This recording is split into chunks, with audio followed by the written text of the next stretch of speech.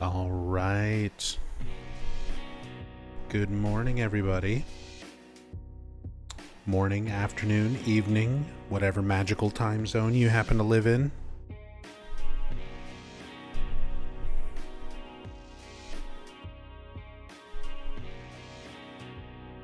Hope you're all doing well today. Hope everyone had a great weekend.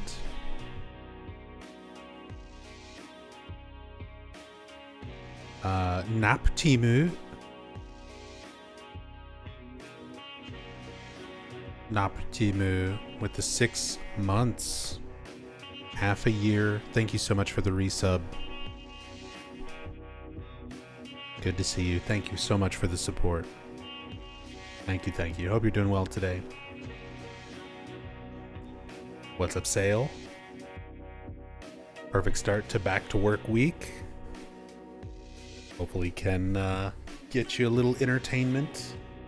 Get through the work week a little easier.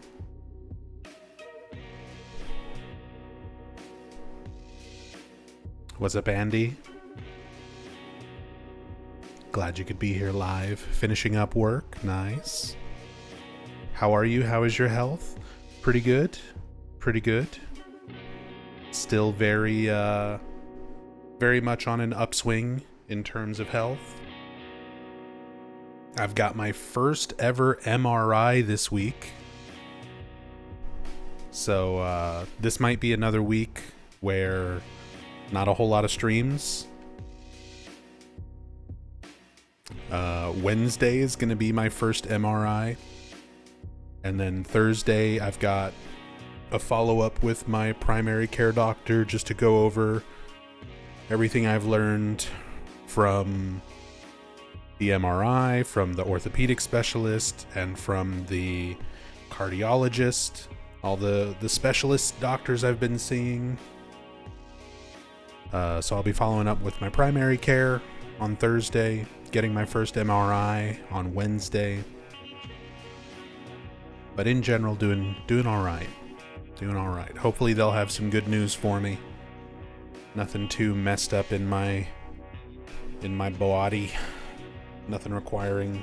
I'm hoping for no surgery. If I can get away with like no surgery or neurological type damage or any permanent nerve damage, that would be awesome. But so far from the way doctors and everybody have been talking, it doesn't seem like it's anything that severe.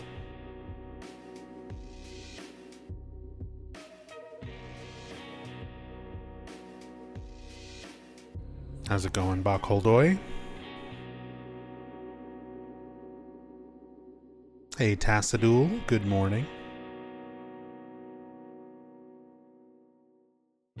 And Mom. My one and only Mom Zombie. With 46 months. Good morning, been up all night, have a package to send you. Then I'm going to bed and sleep all day. I like packages. Sorry you've been up all night. But yeah, get you some sleep as soon as you can. Take it easy, get some good rest. I love you, Mom. Hope you're doing well.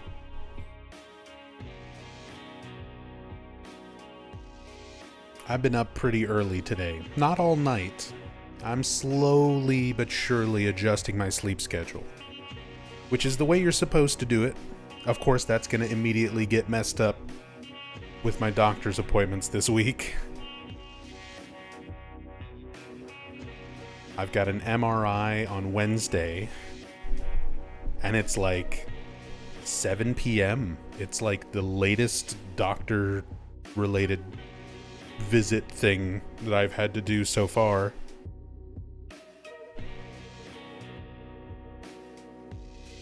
And then the very next day, I've got an early morning appointment with my primary care.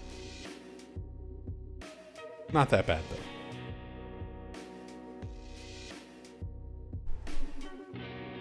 It was meant for Christmas, but you know how it goes? Yeah. It's all good. But love you, Mom.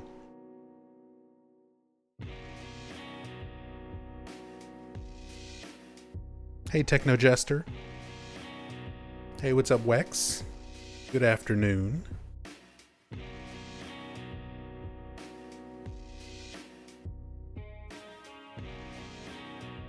What's up, Budgie? This feels like the old days. The good old days. We're slowly but surely getting back to those types of days. A lot of Silent Hill, classic Silent Hill in the rotation. But with the excitement of new Silent Hill games on the horizon, we're less than 60 days away from Silent Hill F.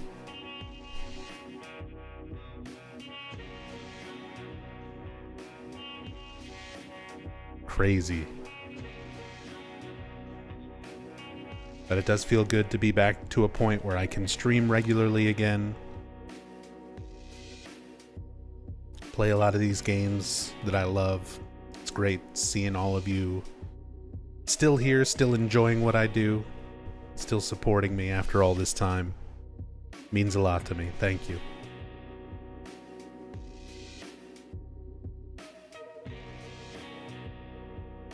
Hey, Valorosa. Good morning, Legate. Good morning, all. Don't forget to grab your chocolate milk. I actually had some, not chocolate milk, but some lactose-free milk as part of my breakfast today. Gotta get that vitamin D without all the, lactose. The intolerance.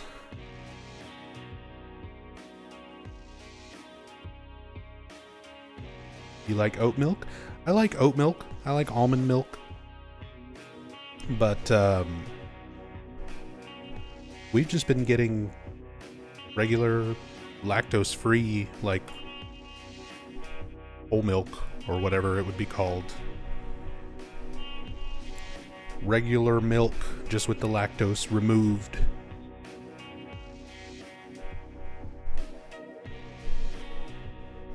Oh boy, I'm gonna have to turn my fan down. My mic is picking it up lately, and my mic has been very weird. Been getting a lot of crackly, staticky moments, kind of randomly. Most of the time, like 99% of the time, the mic is fine. And then every once in a while, weird staticky, crackly stuff. I noticed that was happening on the Silent Hill 3 playthrough last weekend. But only towards the very end.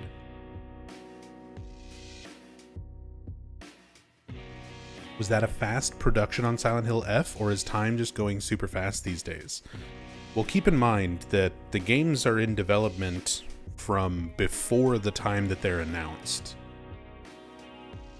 So we don't know exactly when F started development. Probably around 2021, 2022. And we're finally getting it here late 2025. It's pretty average for this kind of game.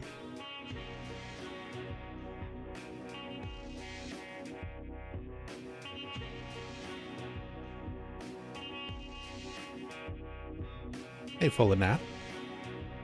Hope you're feeling better. I am feeling better today so far. Got some sleep. Had a nice breakfast. The American classic. Peanut butter and jelly. My low sodium peanut butter.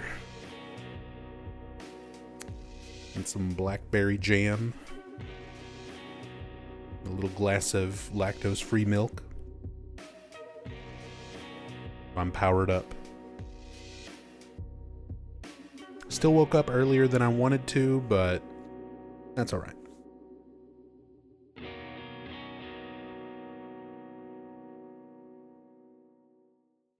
Hey, Dr. Freeman. The intolerance will ignite a fire on your body. Yeah, I'm not trying to wind up like Jasper today.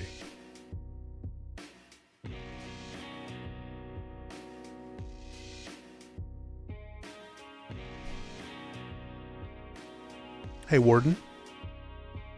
12-hour Silent Hill 2 rain and thunderstorm video is very helpful when sleeping. I'm glad it is legitimately helping people. Because it started off as kind of a joke. But a lot of people have said that it's legitimately helped them with sleeping. And I mean, I noticed how good the rain sounds and everything were on that Brookhaven rooftop.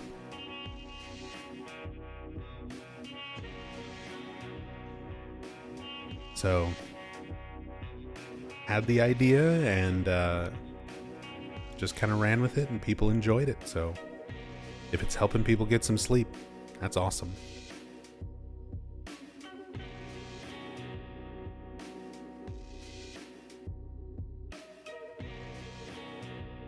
Definitely got to do some more videos like that at some point. We had some sort of jokey ideas about, 12 hours of bubbling toilet in Brookhaven and stuff like that. But I think there's more opportunity for good sleep aid or study aid type of videos that can be made, not just from the remake either, from a lot of the games. So we'll have to do something. Where to find that video? Let me get you a link. 12 hours of Book of Memories, Clown World theme. I like how it's just Clown World at this point. Here you go, Techno Jester. Here's the video. It's on my main channel. No mid-roll ads or anything like that. You might get an ad when you first open the video, but there should be no ads throughout the entire 12-hour duration to interrupt it. So if you need some good background noise, trying to sleep, trying to work, anything like that,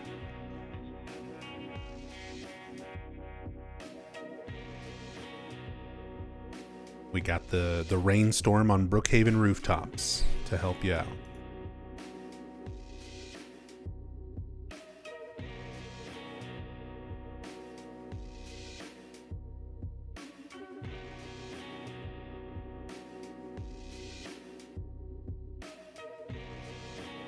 Just finished the Silent Hill 1 playthrough and moving on to the Silent Hill 2 one.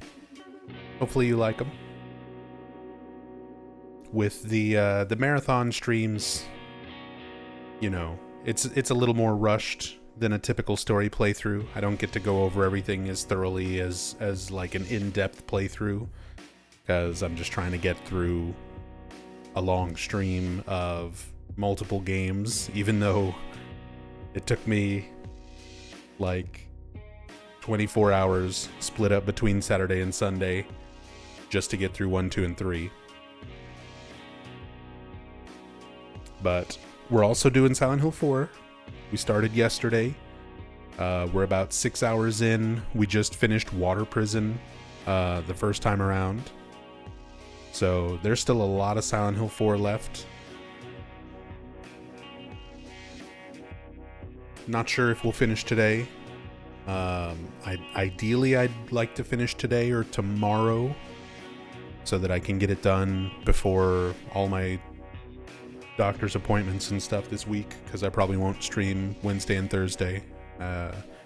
Usually I just kind of focus on doctor's stuff those days.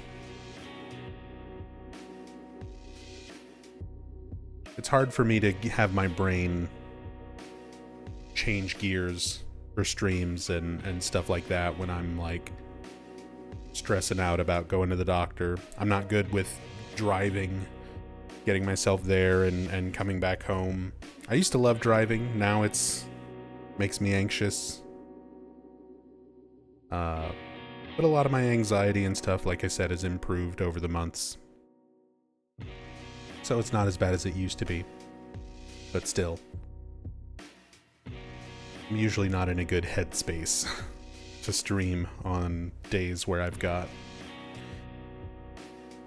doctor's appointments, especially something like the MRI.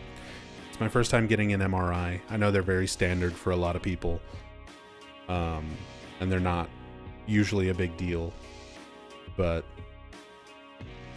I'm still gonna have to lay down mostly motionless in a tube that's making loud noises for almost an hour.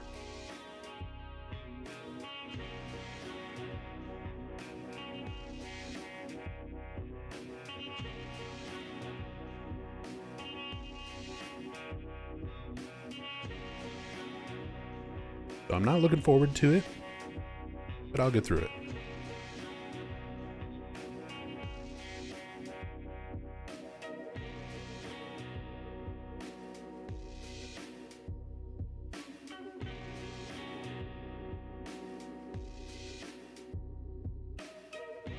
Why not stream on YouTube as well?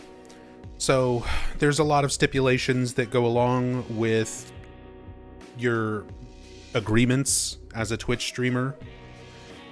If you're also streaming on other platforms, and Twitch has been kind of doing some shady things to people who've been streaming on both platforms. And also, I'm going to be honest, I kind of hate YouTube.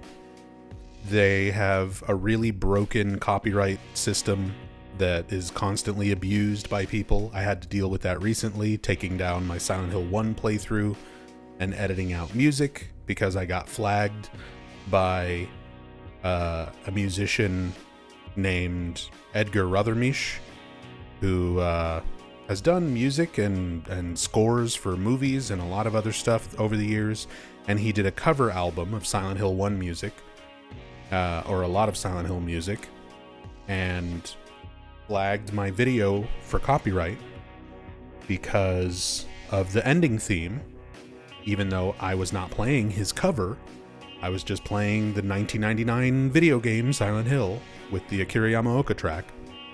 And I provided evidence and everything like that to show that I was just playing the original game and not his cover. And he still, or his copyright representative still maintained the copyright flag, even after providing proof that I was not using anything of his. And that's just how YouTube is. It's very broken.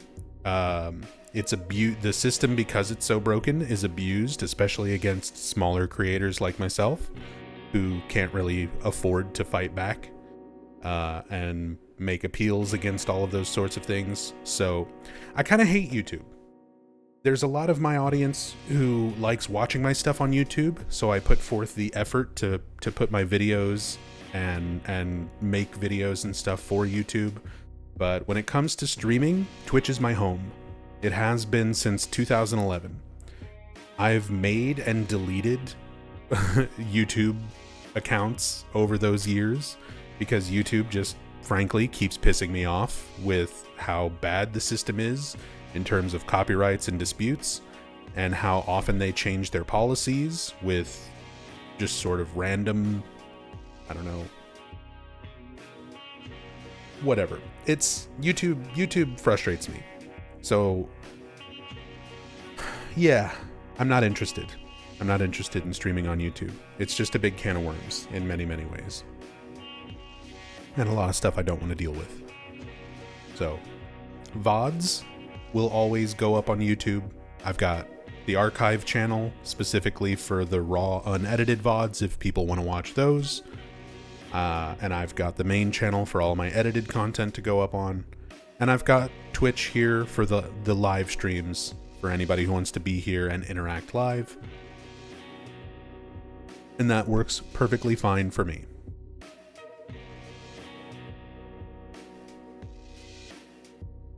Can't please everybody.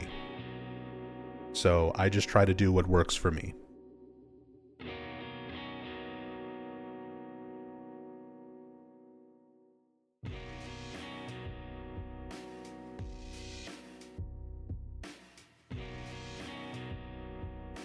Copyright's so broken, it's more profitable to fake claim stuff than actually making videos. Yep, there's an entire industry built around abusing YouTube copyright. There's an entire industry built around it. And it's so much easier now with AI that you don't even have to be a musician or a composer. You can create covers by feeding information and songs into AI models to churn out AI generated songs that utilize samples from commonly used media, most often video games, because video games and video game music, there's a lot of Let's Players out there. There's a lot of people who make walkthroughs. There's a lot of people who do what I do, where they live stream playthroughs and just provide commentary. So it's very, very easy to just AI generate some music and throw in a couple of video game samples and then try to copyright flag anybody who's playing the video game that you took your sample from. And a lot of people will be able to appeal it. A lot of people will go through the trouble of fighting it. But the goal is for them to just cast such a wide net and have so many smaller creators and smaller channels who either can't go through and appeal it, or they try to appeal it like I did and get denied, or who don't know how to appeal it correctly where it gets denied. So it won't work on everybody, but it'll work on enough people that you can just start claiming the revenue off of many, many channels without really putting in a whole lot of effort yourself. YouTube it's a joke. It's a complete joke in terms of copyright enforcement and how easy it is to claim stuff from a channel that's not yours. It's awful. It's awful. And trust me, here's how broken YouTube is, right? When Silent Hill Ascension was happening, there was not a lot of people covering Silent Hill Ascension because it was trash. So for a while, YouTube was actually offering me, like, here's a big list of channels that we suspect are taking your content, taking my videos and using them as their own. And it was just people watching Ascension. Like, I could have been that asshole and just start claiming hundreds and hundreds of videos who are just people playing Silent Hill or watching Silent Hill videos, and claimed them as my own. And yeah, a lot of them would probably fight it and have it removed, but a lot of people probably wouldn't, and that would just be free revenue for me for something that doesn't belong to me. But obviously I don't do that. But some people are not so morally aligned. Like I said, there's an entire industry on YouTube of people who abuse that broken system to profit for themselves with little to no effort. So fuck them, they're leeches. But yeah, YouTube frustrates me to no end. But I will continue putting stuff on YouTube as much as I can because of you guys, the people who are watching this right now on YouTube. In the future, when it, like right now, obviously we're live, but in the future, this VOD will go up on the archive channel. This will be edited down and put up on the main channel. So those are the people who like what I do, who don't want to spend time on Twitch, or who, for whatever reason, can't be on Twitch, or just prefer the ease of having something like YouTube up. There's a lot of people who have, like, you know, put my stuff on when they go to sleep, and it's much easier for them to do that through YouTube than Twitch. I get it. Everybody's got their reasons. And it's for people who support me and enjoy what I do, that prefer the YouTube platform over Twitch. Why I deal with all that bullshit. I deal with all the YouTube bullshit for you guys. Because, yeah, it's a lot to deal with. And it ultimately is a large waste of my time. Because a lot of stuff can't be monetized. A lot of stuff that is monetized, I don't get to claim that revenue because it gets swiped away from people who are like, hey, I did a cover of this song, so now your revenue belongs to me. And I just have to kind of eat shit and say, okay, that's fine.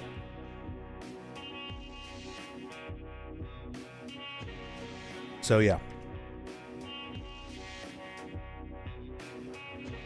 Repoison, thank you so much for gifting a sub to Rebecca. Rebecca, enjoy the sub. Enjoy the emotes. Enjoy the ad-free viewing here on Twitch. That would be the other thing. If I could ultimately have my way, I would love for YouTube to fix its super broken copyright and dispute system. And I would love for Twitch to give streamers, especially partnered streamers like myself, the option to just disable ads. Because, yeah,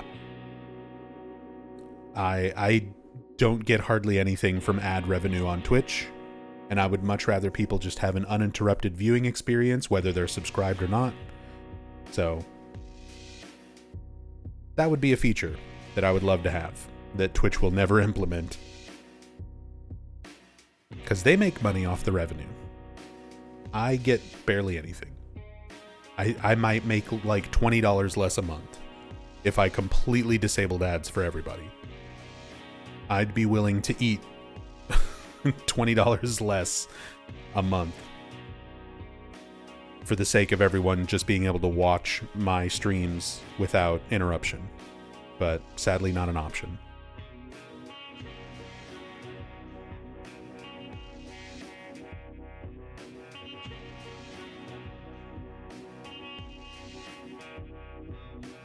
At this point, most just upload non-monetized videos and make people donate by a third party.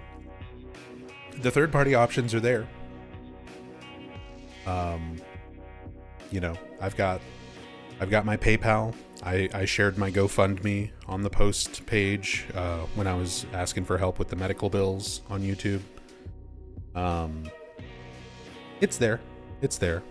But the reality is, for a channel of my size, there's just not that much. There's not that many people who can or are willing to support me that way. They just want to watch the videos, man. They just want to watch the videos. And honestly, that's fine. That's fine. I just want to play the games and talk about them, and you guys enjoy listening to them. And if I can make a living and pay for my doctor's visits and medications while doing that, then awesome. And if not, then I'm gonna do it anyway, you know?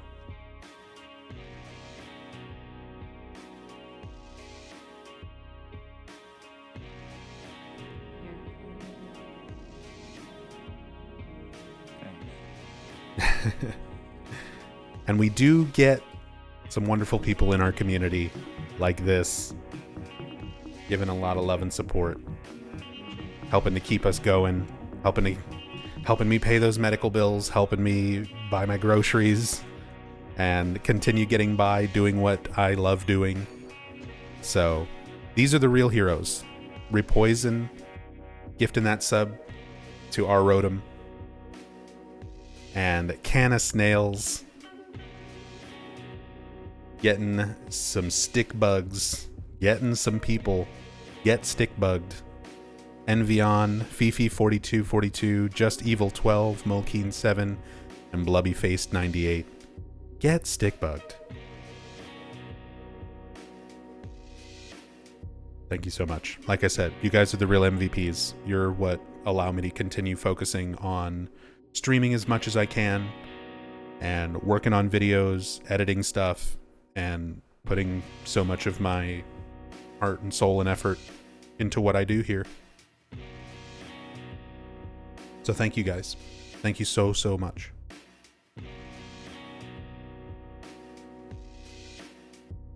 Thank you. Wish Twitch didn't force ads for affiliates and partners. Can become affiliate now, but I really fucking hate ads. Don't even want to earn money from them. Yeah, I agree. Ad revenue on Twitch is also terrible unless you are like in the top maybe 5% of streamers on Twitch. Like, if you're, I don't even know who's a top streamer on Twitch anymore. I don't know who are the like big names on Twitch who have like the highest view counts and the highest sub counts and that kind of stuff. But unless you're one of those guys, probably VTubers at this point, right? I don't know. I'm so far from the pulse. I just kind of stick to my little corner. But unless you're one of those top people, like you're probably making very, very little from ad revenue.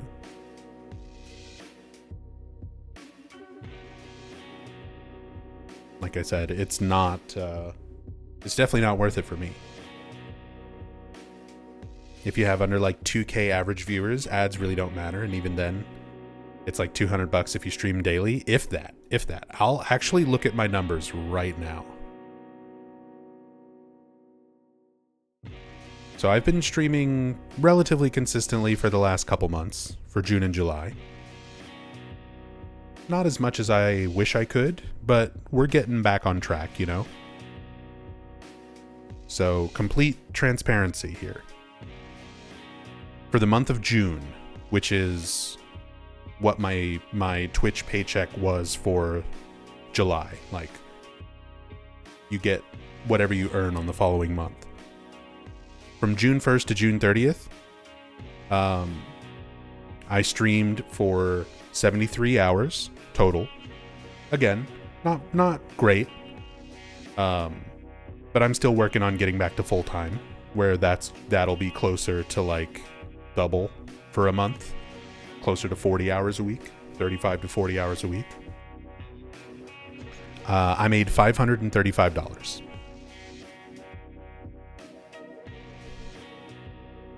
Which is like how much it's going to cost me to get my MRI on Wednesday. For 1 month. And ad revenue should be able to see.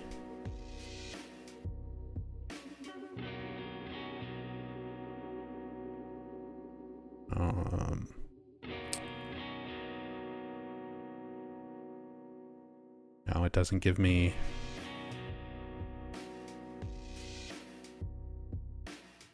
God, they changed up the way all this works, where it's harder to see all that information. There we go. For the month of June, $535 was everything that I made through Twitch. $15 was the ad revenue. I would happily take $15 less a month to just turn off ads for everyone, for all of my viewers, easily. No question.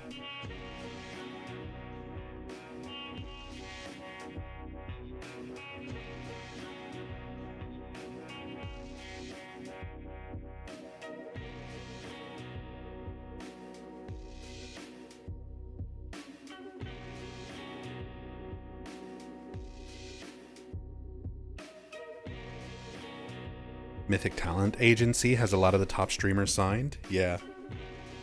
And that's the other thing, like when you get to that level of like streamer or YouTuber or anything like that,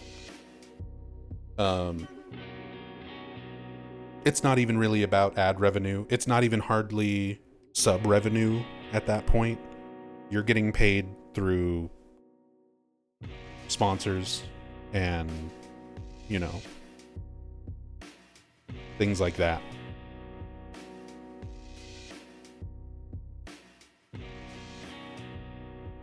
Which I've never had. I've never had a sponsor. I've never had anything like that. And I've been partnered since 2017, and I've been streaming on Twitch since 2011. Never done a sponsored stream, never had a sponsor paying me anything.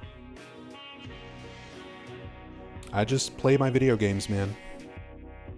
I just play my video games and hope somebody likes what I do.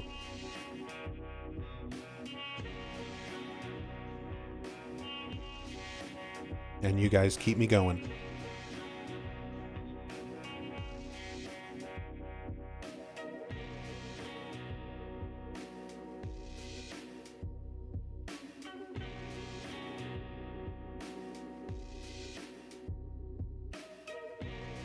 Had some wildly talented devs hang out and appreciate your love and respect for their art, though. True.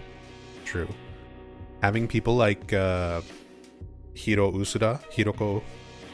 Usuda-san from Team Silent be aware of my streams and watch the cam hack playthroughs of Silent Hill 3 and Silent Hill 2 Remake is like an ultimate joy of mine. Knowing, even if they're not super open about who they are, we know that there's like Bloober Team devs who watch what I do and enjoy what I do.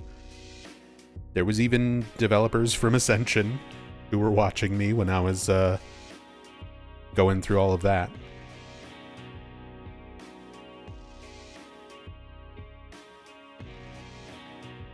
So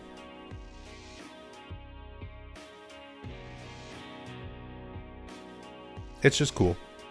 It's nice knowing that the people who make the things that I enjoy so much, or even stuff like Ascension, where I don't enjoy it, but I don't know. It was a thing. It sure was a moment in time where we experienced something with Silent Hill in the title.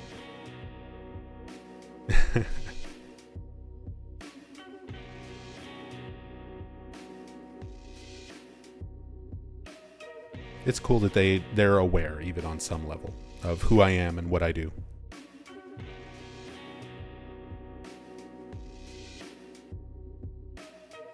Hey, Oleander. Hope you're doing well today.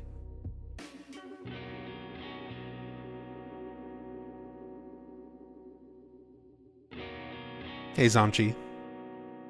Needed this today? Well, let's get into it. I've been sitting here yapping for like 40 minutes already. Yeesh. We've got a lot of Silent Hill 4 still to get to.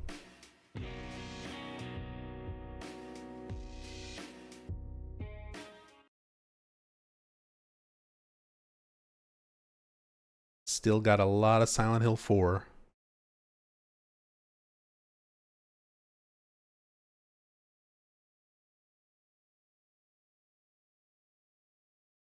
Hearing you yap is why we're here.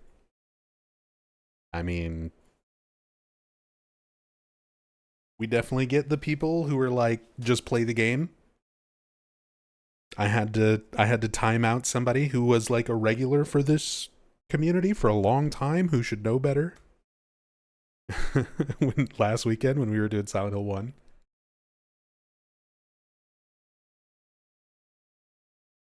It happens.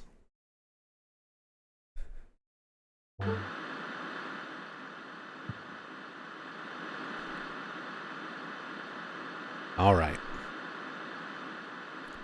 We once again have entered the world of survival horror. Wait. The world of South Ashfield Heights.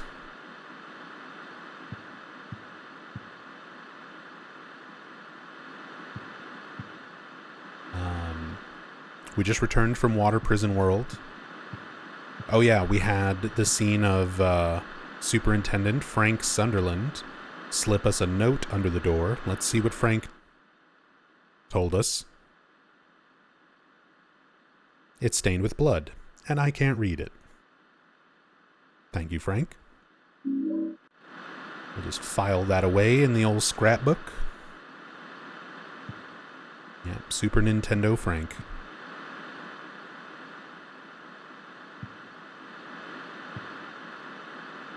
I like how the room is still not haunted. The apartment is still not to the point of being haunted, but Stuff is getting weirder and weirder as we get through each of Walter's worlds.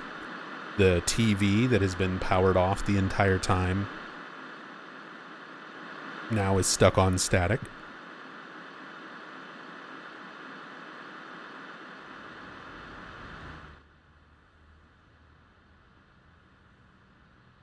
Check in on the neighbors. Oh, there's Richard Braintree catching a nap over there. Potentially, that's Braintree already in Walter's world. Because, you know, your physical body doesn't necessarily go with you. It can be transported by Walter. He can move and displace people and objects through his world.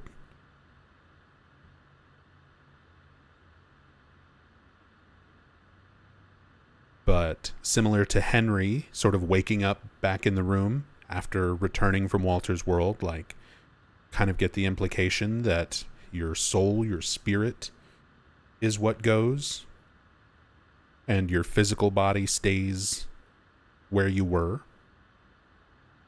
Although a lot of that is not super definitive in this game either. We kind of have a vague understanding of how Walter's powers work, how his world works. But very similar to the powers in Silent Hill, the town itself, a lot of it's not explicitly described.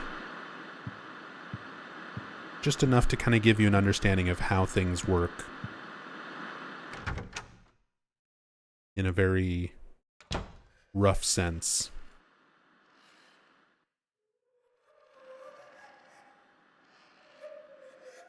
The hole's even bigger now. There's a lot of noise coming from the inside the hole. I love how broken a lot of the subtitles are in this game. A lot of noise coming from the inside the hole. Let's go in.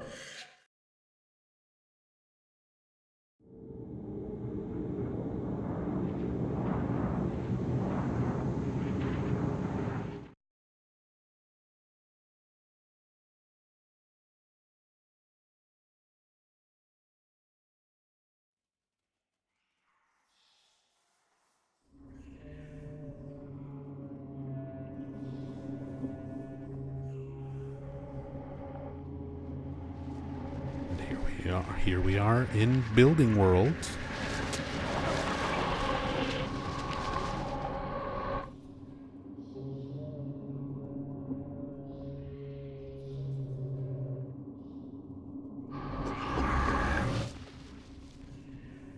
Some of the nearby buildings, shops, the bar across from the street that we can see from our apartment. Walter's recreation of this area. So we're kind of narrowing in on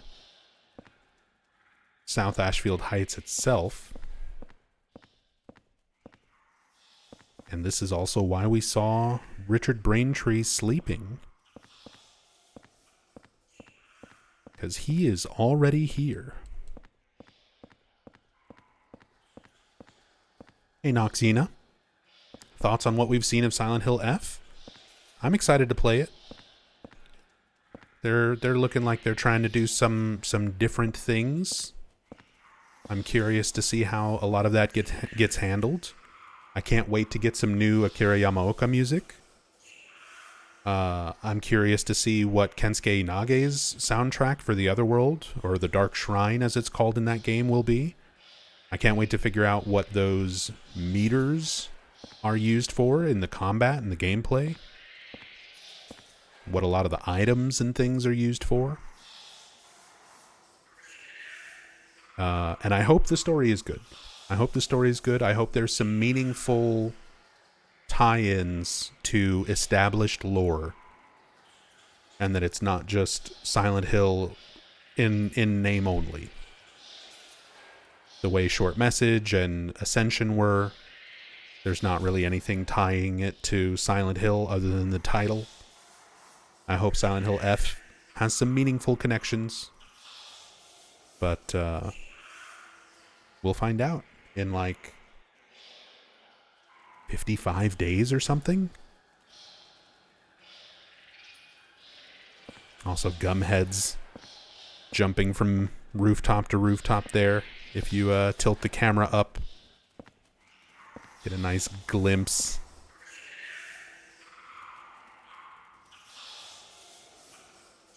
The Gumhead enemies going crazy.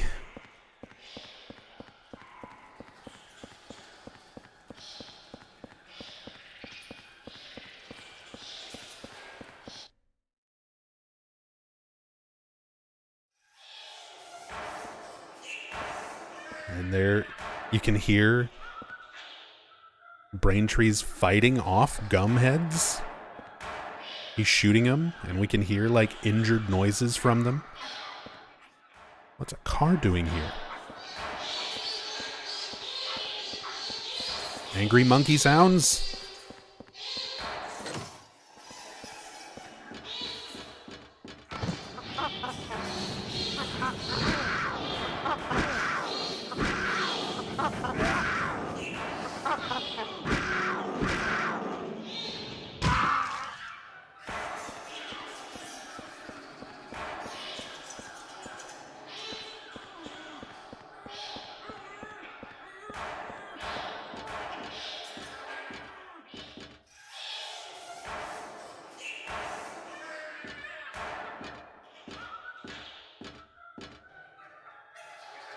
Actually badass, I won't lie. It's cool that he's fighting them.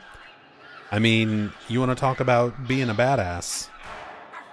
Braintree is about to fall from like 2 stories above us and tank it like an absolute champion.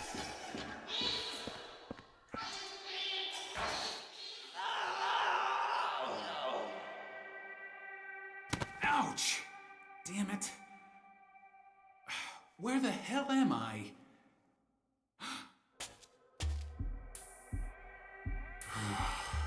You're a real person. Hey, you're the guy that lives across from me. Yeah, my name's Henry. I'm Richard Braintree, from 207. I love he just ignores Henry's handshake. What the hell's happened to us? Braintree's such a good character. In this freaky world. But if you're here too, then there must be something wrong with the whole apartment building. That must explain what happened to that other guy too. What other guy? The guy who lived in 302 before you. A journalist. He disappeared one day. He got pretty crazy towards the end. Shut himself up in his room and wouldn't come out. A little more backstory on Joseph there. Anyway, I'm getting the hell out of here. You should too, if you know what's good for you. Wait.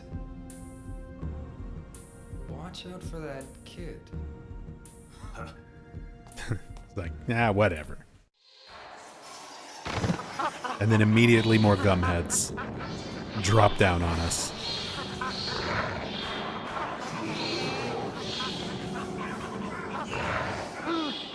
Pardon me, sir.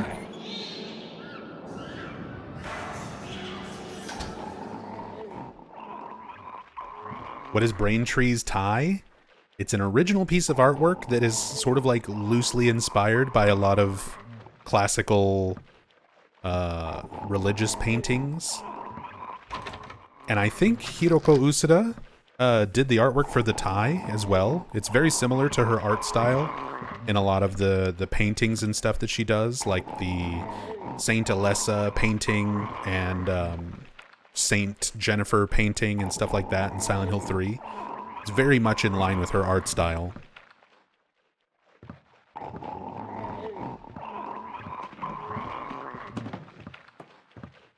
There's a birthday cake and champagne here. And one gurgly ghost, giving us a nice demonstration of how the swords of obedience work. There's a weird sword stuck in his stomach, and he's holding something in his hand. Take the item in his hand.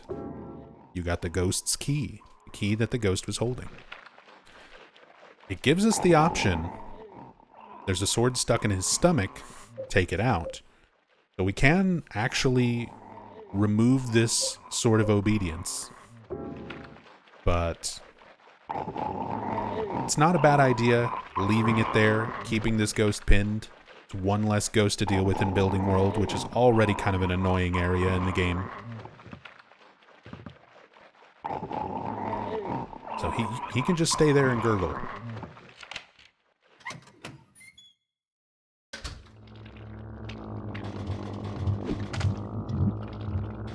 We also get our introduction. Not our introduction, they were in the water prison, but we've got more leech enemies, the tremors.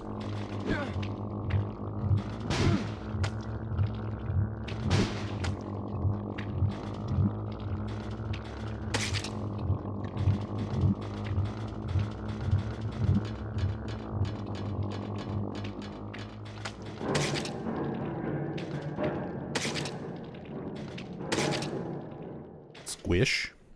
Very satisfying to squish. They're not a huge problem, but if you bump into them, they can still hurt you. If they drop on you like that, they can still hurt you.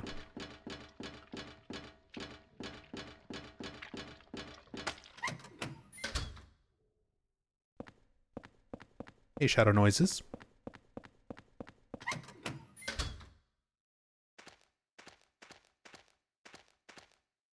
What the hell? Something reeks.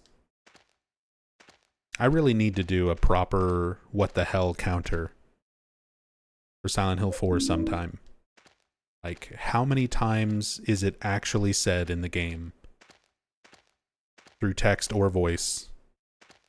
Because it's a lot. It's a lot.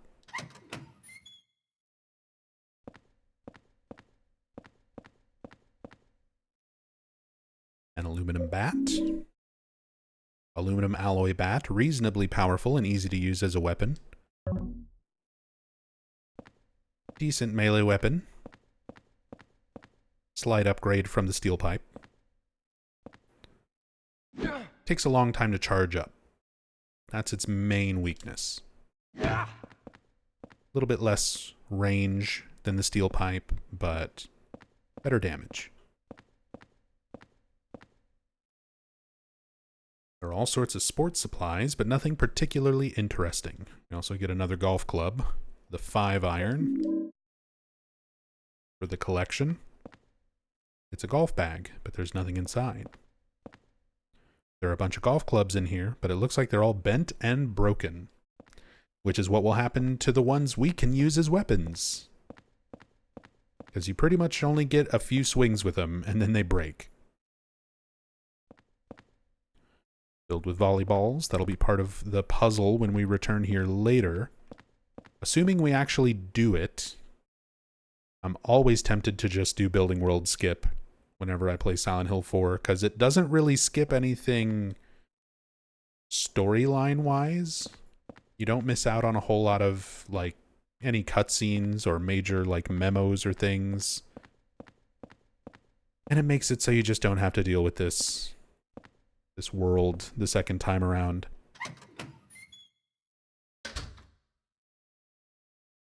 Need a tier list of Silent Hill phrases.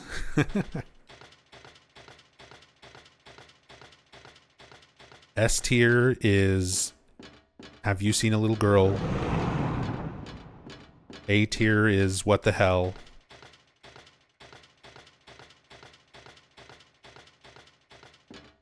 Don't you think blondes have more fun?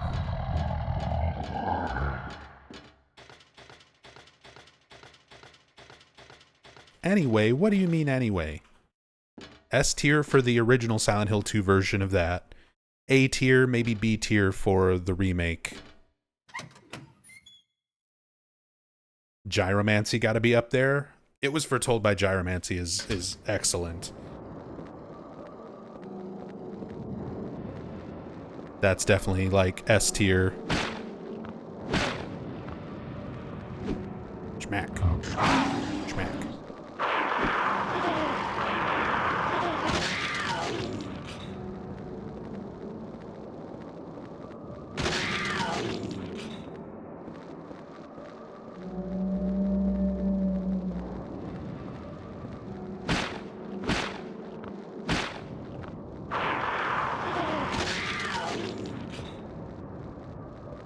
Jaguar sounds. Here's one of my favorite bits of text. It might not be tier list worthy line, but it always strikes me as funny. There's pet food here. Oh, come on. That's not the line.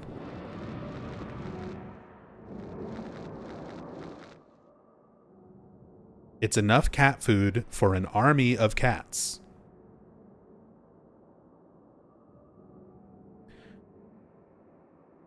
That is 6 boxes, 6 like small boxes of dog food, where there's clearly a beagle on the front.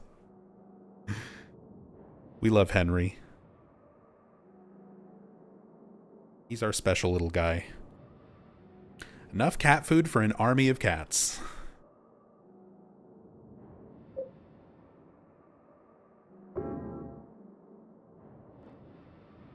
Found in the pet shop. It has Albert's Sports written on it.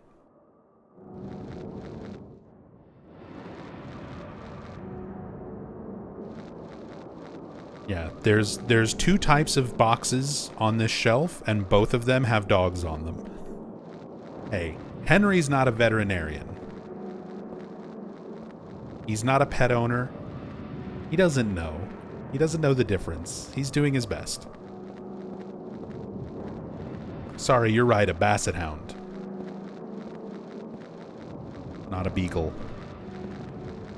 Clearly I'm not a veterinarian or an animal expert either. But I do know a difference between dogs and cats.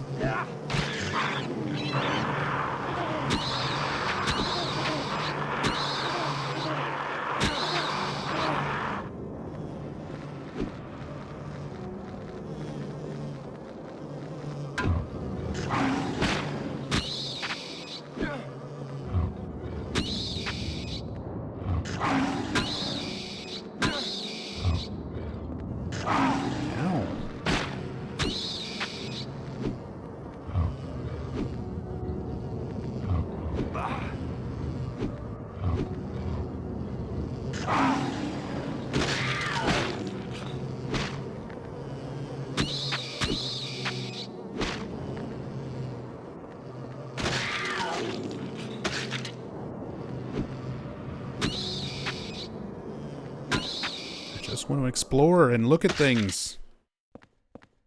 Stay dead. It's the most annoying part about the Hummers, the little flying enemies, is a lot of times they'll be flying over something, so they don't land on the ground where you can finish them off.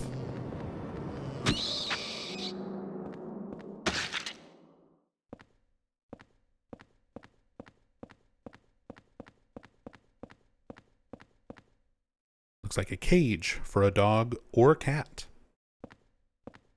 He at least knows that there's a difference. There are all sorts of dog and cat items here.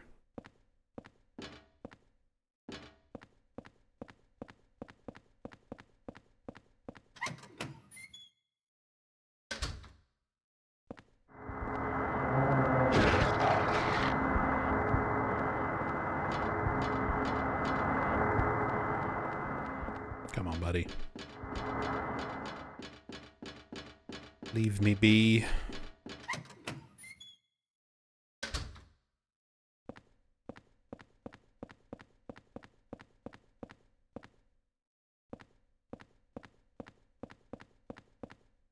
An upside down clock. The hands aren't moving. Doorknob is rusted shut, and I can't get it open. Stuff we thankfully don't have to bother with right now. Not until the second time we come through here.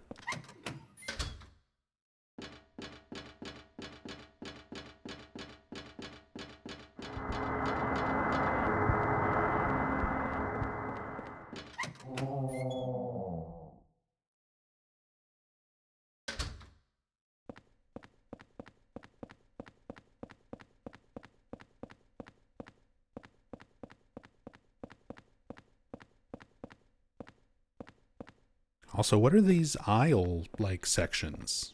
Food and accessory. Mini. And it has like a silhouette of a squirrel.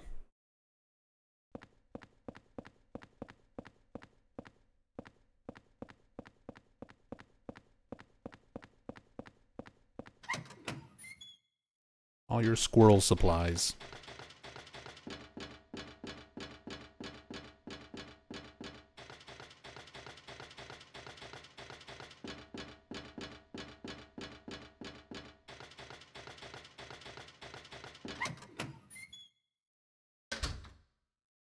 Alright, let's go back, drop some stuff off, heal up. I feel like last time I saw Silent Hill 4 here was when you were one-shotted by mosquitoes during the rando. Yeah. We'll do some more Silent Hill 4 randos at some point. This game is probably one of my favorites out of the series to do randomizer runs.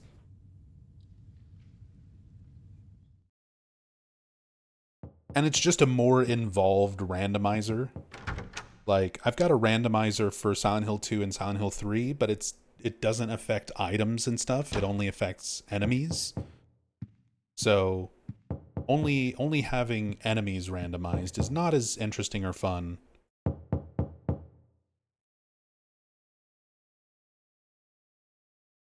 And we get a nice little message from Walter. Better check on your neighbor soon. This is another dead giveaway if you're watching someone play Silent Hill 4 or if you're playing yourself and you're trying to figure out if you're playing the North American release or the PAL version. Even though the spelling of neighbor does not change on the wall, the subtitled text adds a U to the word neighbor. Neighbor.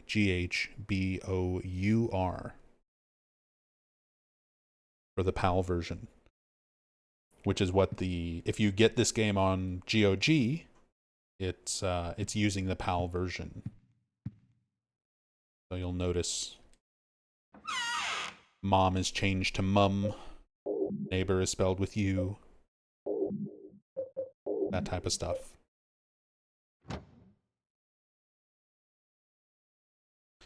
Unsure if I should pick up the PC version of this. I don't know if the port's any good. So for the most part, the GOG port is good. The most recent patch breaks some of the audio though. So if you do get it, and I do recommend getting it, especially because it goes on sale a lot. If you do get it, I suggest down patching to the version of the game, everything except for the most recent update.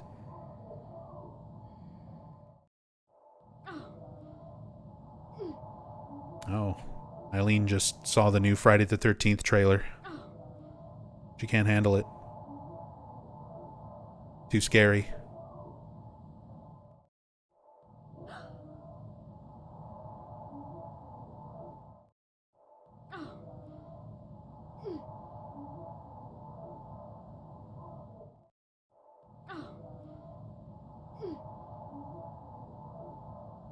There's a new Friday the 13th trailer? There is. Oh, and she's gone.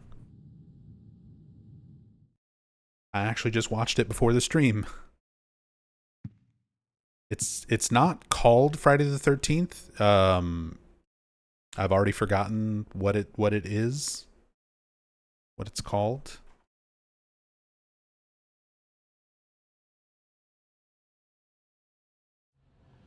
but it's still Jason Voorhees. It's basically Friday the 13th.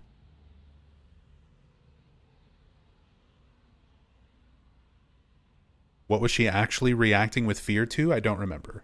Sweet Revenge, that was it. Thank you, Rachel. She's just watching something scary on TV. We don't know exactly. And if you like cam hack and stuff in there, you can't see. There's nothing like rendered that she's watching or anything.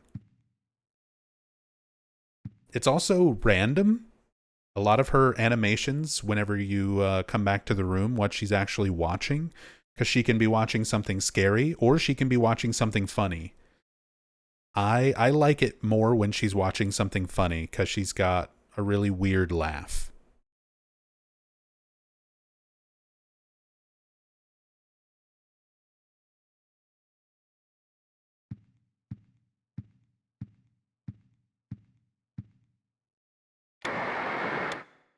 Radio's still broken. Oh yeah, we just saw Braintree in Walter's world, but if you come back to your window, you can see there he is in his apartment, snoozing away. More of that implication that your physical body stays where it is, but your soul, your spirit, your ha and your ka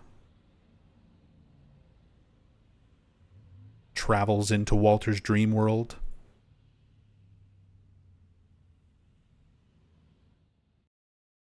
Oh, there goes Andrew's head. Perfect. We got the Andrew DeSalvo head haunting. It's not really a haunting. We're not to the point of hauntings yet, but one of the fun little creepy things you can get after returning from Water Prison World. Andrew DeSalvo's floating head drifting past the window. Oh, there it goes. Back up.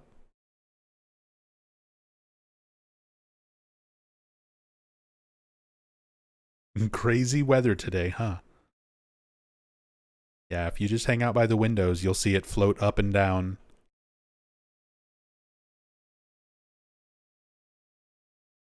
What's that eye sign in the top left? It means that I can interact with something that I'm looking at. There it goes.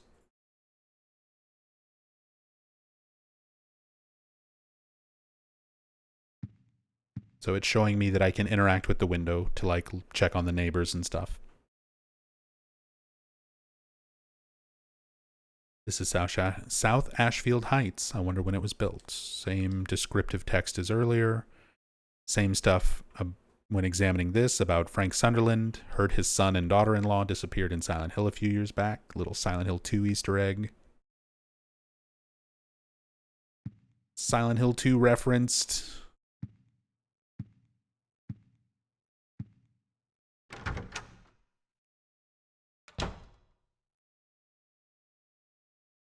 Does this game follow the logic of Silent Hill 2? I mean, did the main character of Silent Hill 4 sin? No.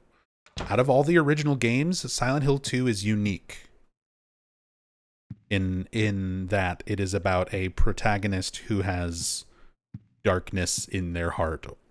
Silent Hill 1, it's not about Harry Mason, it's about Alessa Gillespie. Silent Hill 3, it's not, I mean, it is sort of about Heather, but it's more about her previous life as Alessa, as well as Claudia Wolf. And Silent Hill 4 is all about Walter Sullivan, not Henry. But then by the time you get to the Western games after Silent Hill 4, where everything was being outsourced, everybody just wanted to copy Silent Hill 2 because that was the fan favorite by that point. Once you get to around 2004, 2005, Silent Hill 2 had kind of established itself as the fan favorite of the series. So every game after Silent Hill 4 tries to copy Silent Hill 2. So Silent Hill Origins, you've got protagonist with dark backstory. Homecoming, protagonist with dark backstory. Downpour, so on and so forth. Shattered Memories at least kind of tries to do something a little different. Definitely its own separate little universe, though.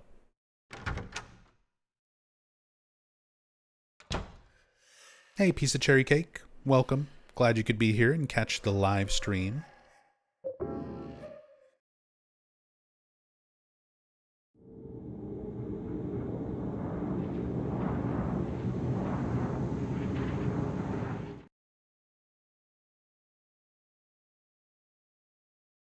Unlimax says, didn't like Silent Hill 2, to be honest. Like Silent Hill 1 and 3 more. That's fair. I love Silent Hill 2, and I love Silent Hill 1 and 3, but for different reasons.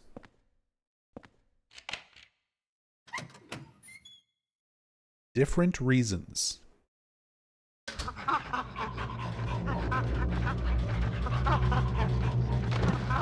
I like this game a lot, too. It's definitely like a noticeable drop in overall quality compared to 1, 2, and 3 when you get to 4. But like the character designs, the story, the main antagonist, Walter Sullivan, is like my favorite antagonist of the series. This game's got a lot of really, really good stuff, but it also has a really rough second half and some kind of rough gameplay.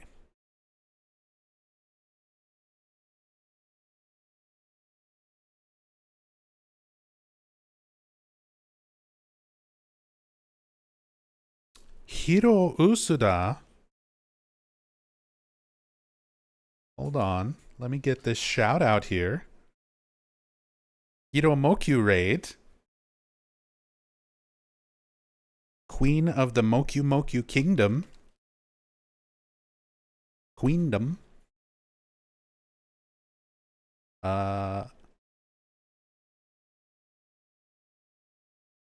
Shout outs. There we go. Shout out to Hiroko Usuda.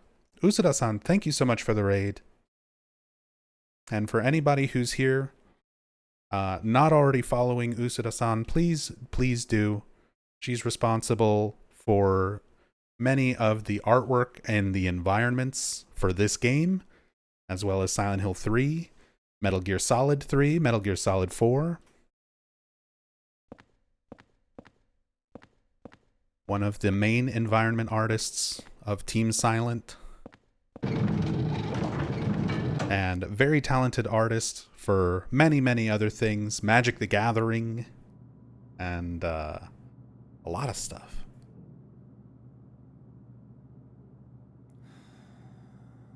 And benevolent ruler of the Mokyu Mokyu Kingdom.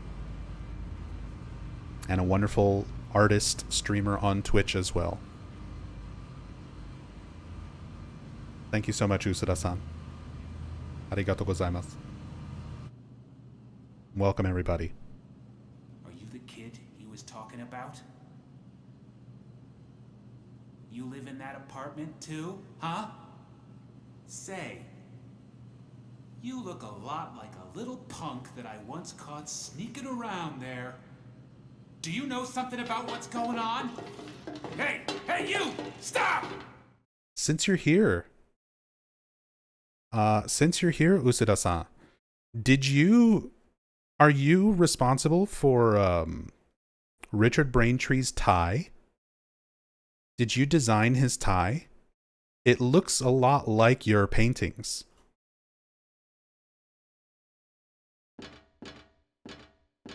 I've always been curious about that.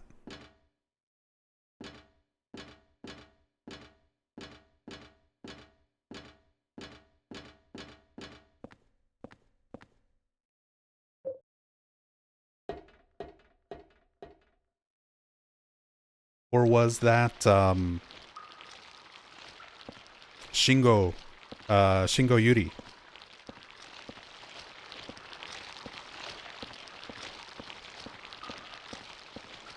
but the tie always stood out to me. It looks so similar to your paintings from Silent Hill 3. Saint Jennifer and Saint Alessa, like those classic religious style paintings. His tie looks so similar.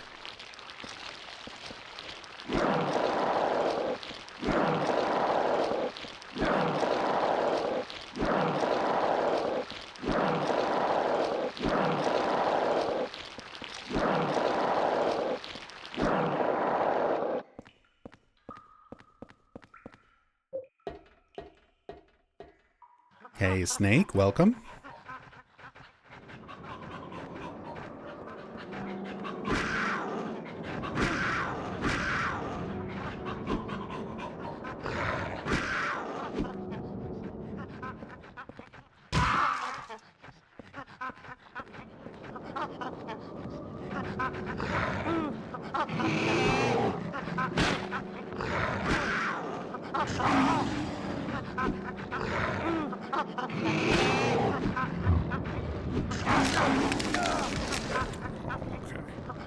I'm just gonna run then. Okay, I'm just gonna die then.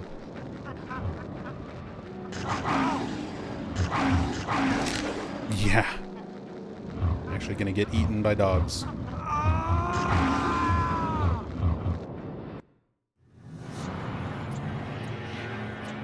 Shingo Yuri has passed away.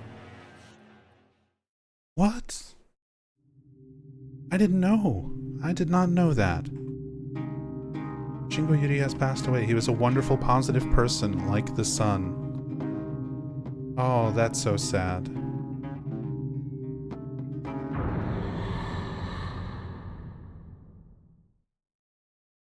Yeah, rest in peace.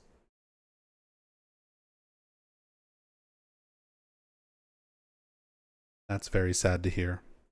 Shingo Yuri, for those who don't know, member of Team Silent who was responsible for a lot of the character designs throughout the series, throughout the original games, especially the character designs for Silent Hill 3, Silent Hill 4.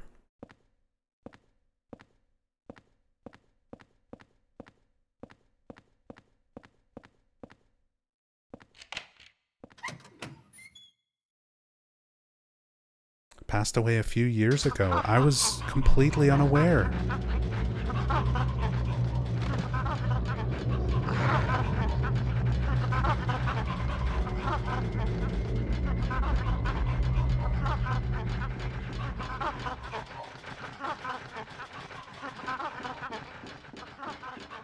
That's very tragic. That's heartbreaking.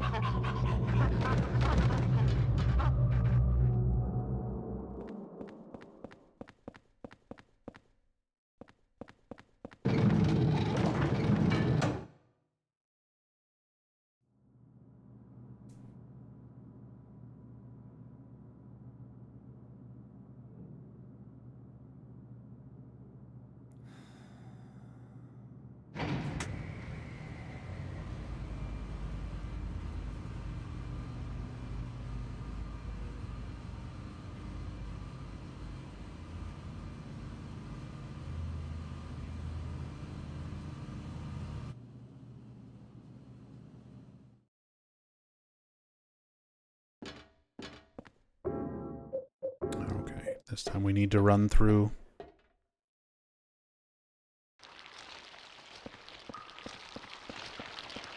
We'll just get our health drinks and run. Still better to get rid of these.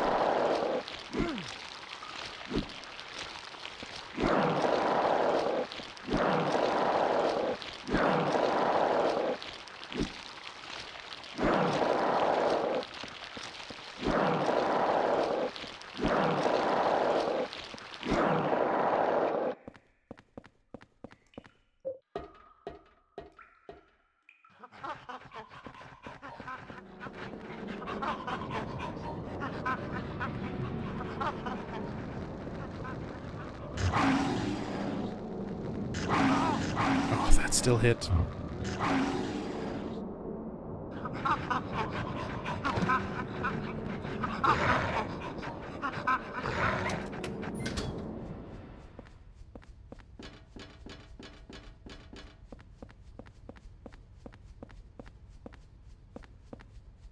I love the visuals in this room. Something just... The fan aesthetic throughout the series.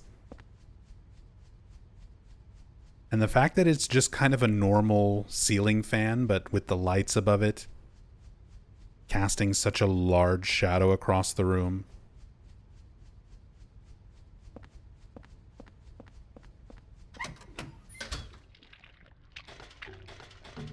The floor looks like melted faces. It really does.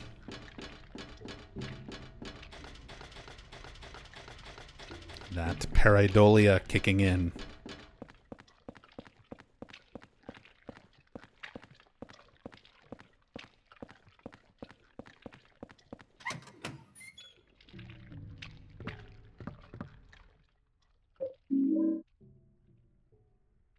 A rusty axe, a one-handed axe, a little short but powerful and easy to handle. Axe is actually one of the best weapons in the game. It's got a decently quick charge time on it, and this animation moves so fast and gives you so many iframes from start to finish. Gives you a lot of range with Henry stepping forward. You can do little short chops with it while you charge it up. Easily one of the best melee weapons.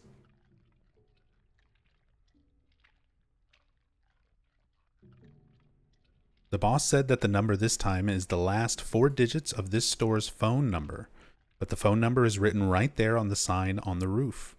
Anybody could see it from South Ashfield Street. Is that really okay?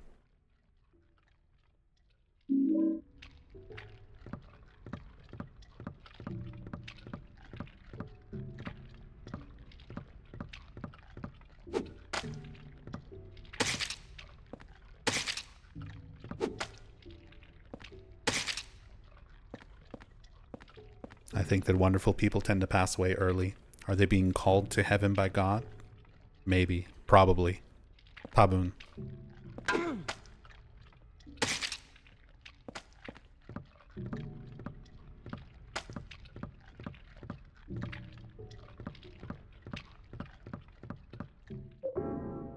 Hey, what's up, techie?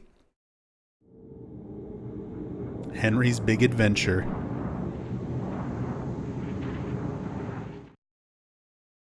So we tried using the phone to call the bar earlier, and we just got monster groans. But let's get back to our room and try calling it again, because it does change once you pick up that memo.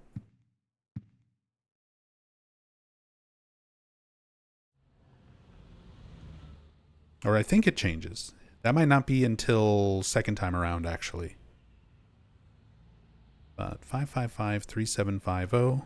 Braintree still in there, sleeping soundly.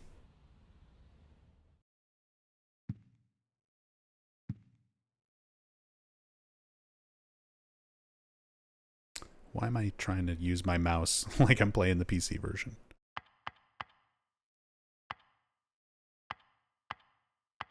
My muscle memory from speedrunning the PC port for so long.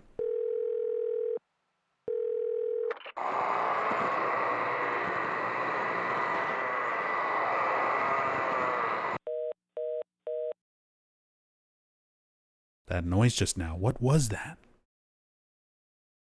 Okay. I thought it changed. It does change, but it's not until later.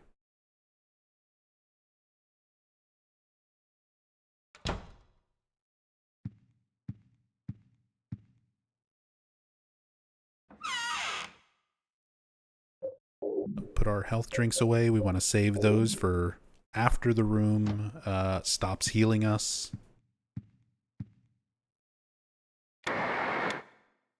If we have anything new, but I don't think we do just yet. Eileen might be doing something new. Oh, there we go.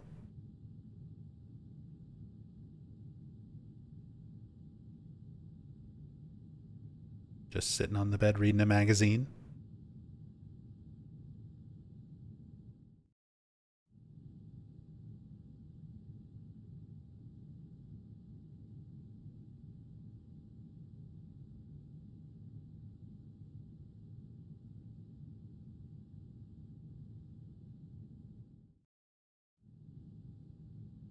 Robbie still hanging out there.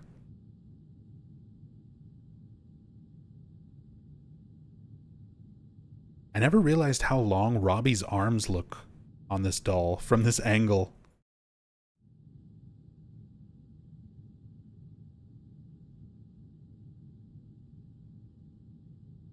Robbie's got some creepy long arms.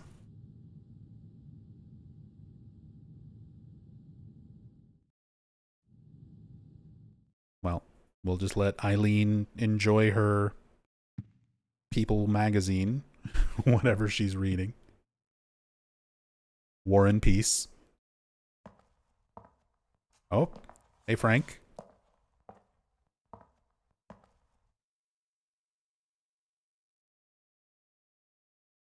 Pretty sure he just paces back and forth, yeah, looking at the door for a while.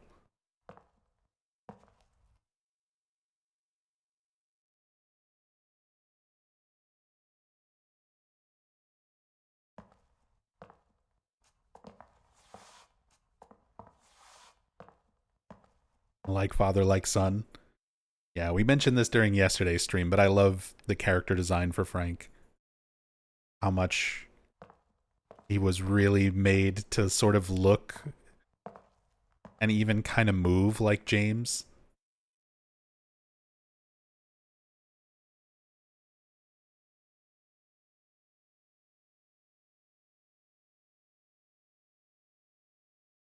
Like, he really does just seem like an older James.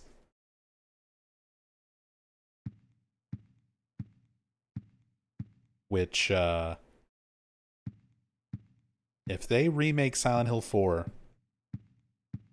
I would love it if they got Guy Seehee to not reprise his role, but take on the role of Frank Sunderland. Or even Luke Roberts, if they go with the remake actors.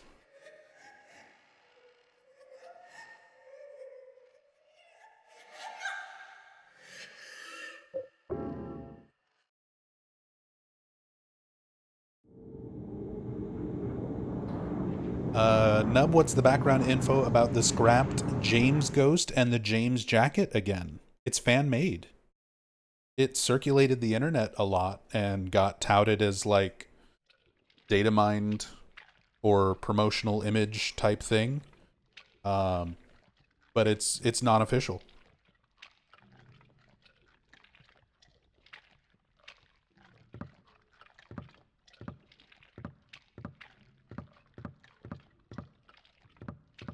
One of those little misinformation things that kind of spread around for a long time.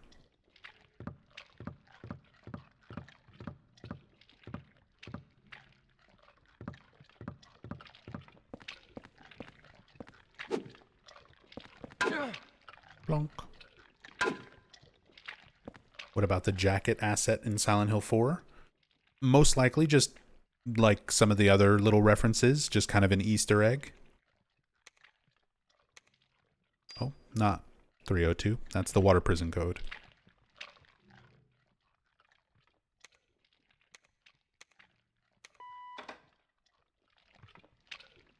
Because a lot of the little mentions of Silent Hill 2 in this game are left intentionally vague because the developers, like Masahiro Ito and some of the other original dev team, have mentioned that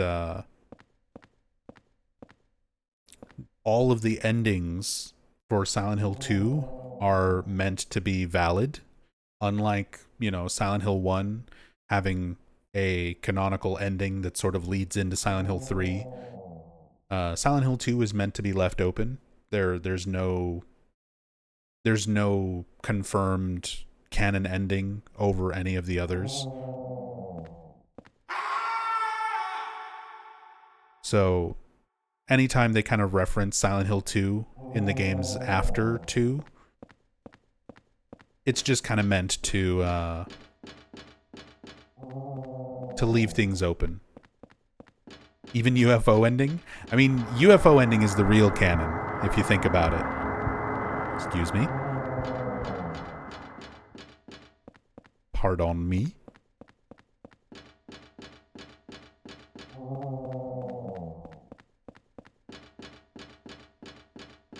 No, there was a James Jacket asset on the floor in Silent Hill 4, though it's very well hidden. Is that even visible in game? And I've seen, like, asset rips, file rips, and things like that.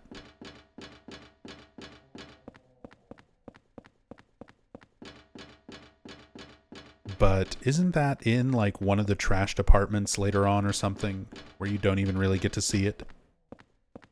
Yeah, it's Otherworld apartment.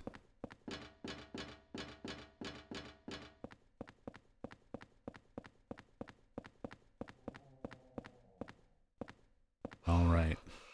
Catch your breath, Henry. Big moment coming up.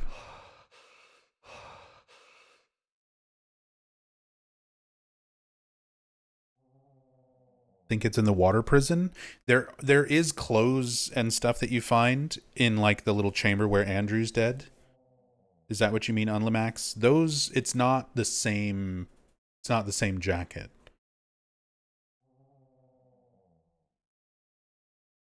Because I know the one Oleander's talking about. The ones that you find in the water prison, I'm pretty sure are some of the guard uniforms, as well as the children's prison uniforms.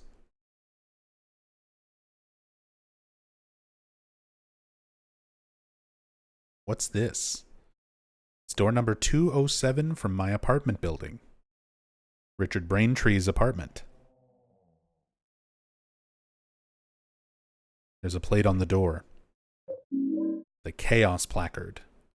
So we now have the Temptation placard that's associated with Cynthia, the Source placard that's associated with Jasper, now the Chaos placard that's associated with Richard Braintree.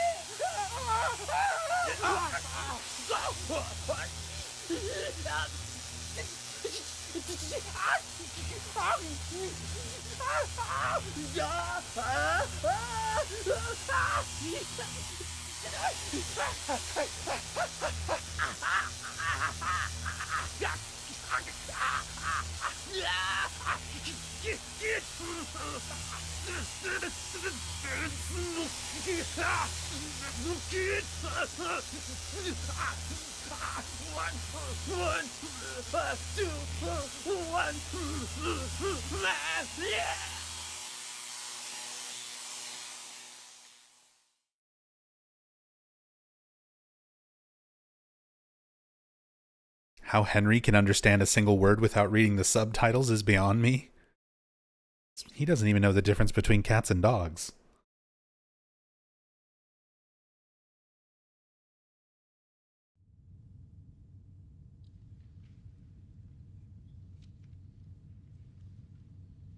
Oleander, that's Rudolfo Nunez on YouTube. Has a lot of really great data mine stuff from the series, viewing the assets, a lot of stuff in game, a lot of really cool mods and things implemented as well.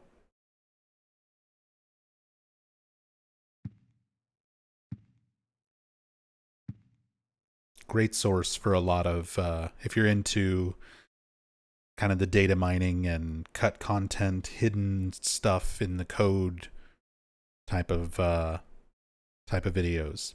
Definitely a great channel. And just has some cool Silent Hill mods and things as well.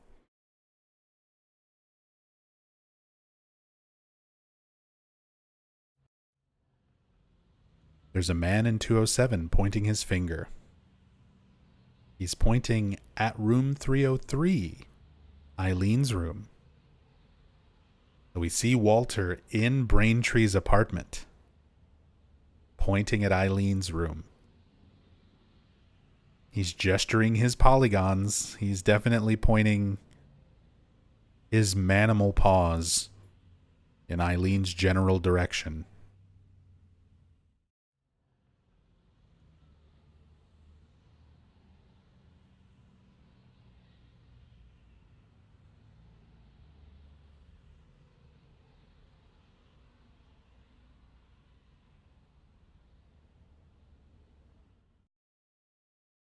Hey, Jarda. Remember watching you a few years back? That makes sense. I've been playing Silent Hill for a long time. Still up to my same old tricks. Looks like another one, Captain. Got 121 on his head. It's just like that case from 10 years ago. Yeah, that Walter Sullivan case. But Sullivan's dead. They even got the body. Must be some crazy copycat. Yeah, but even so...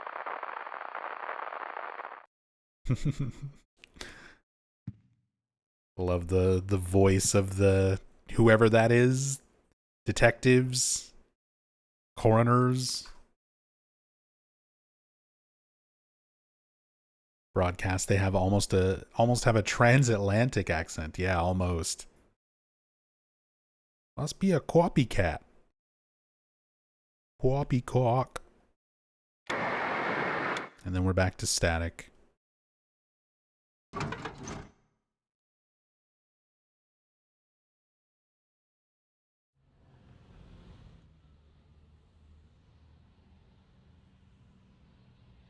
I love low poly Walter.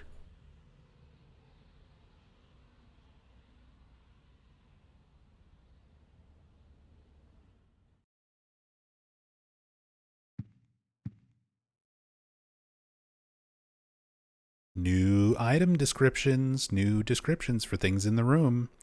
Got this photo from Sunderland. He uses room 105 as the superintendent's room.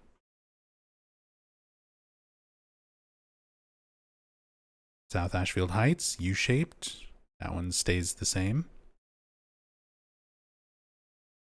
Sunderland, yep. Frank Sunderland, the superintendent of South Ashfield Heights Apartments, James Sunderland's father.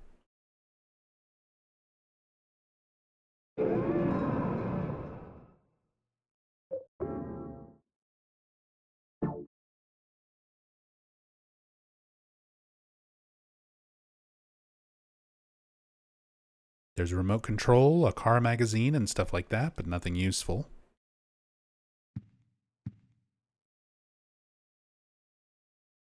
Wonder if this bookshelf belonged to the person who lived here before me.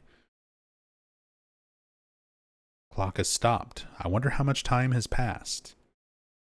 I mean, we have a bit of a vague idea, since we can see the sun going down over the course of the game. Everything kind of happening within less than a day.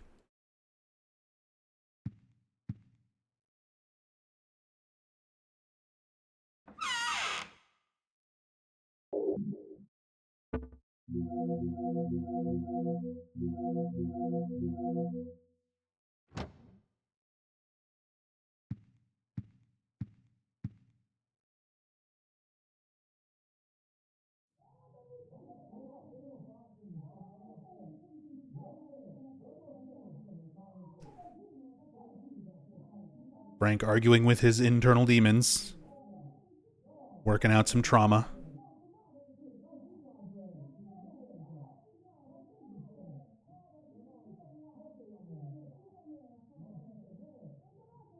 And of course, we've got the 19th handprint representing Braintree.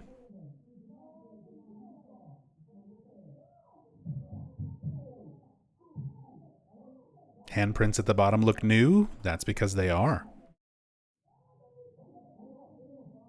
Each handprint represents one of Walter's 21 victims for the 21 Sacraments. The first 15 were killed over the course of the last 10 years, or 11 years.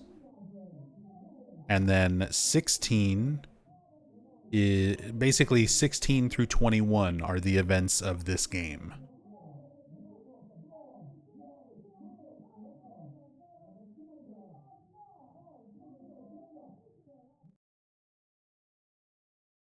Is this PC or PS2? This is the PS2 version of the game. I'm playing it through PCSX2 emulator.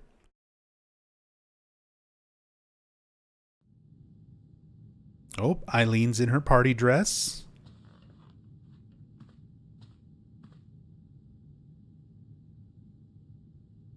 And off she goes.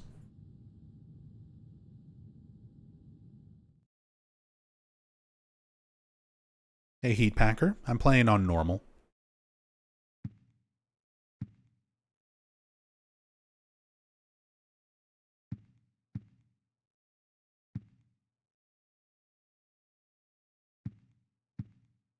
Playing on normal. Playing on hard actually gives you less information. Some of the memos don't tell you as much when you play on hard, like in the water prison world. A lot of those memos are shrunk down to just like a sentence or you know, even just a few words instead of getting a few pages of dialogue kind of explaining stuff.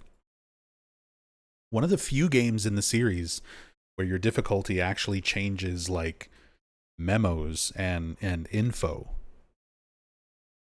Is this the beginning of the game? We're still in the first half of the game. We haven't gotten to the hospital and the room becoming haunted, which kind of marks the halfway point.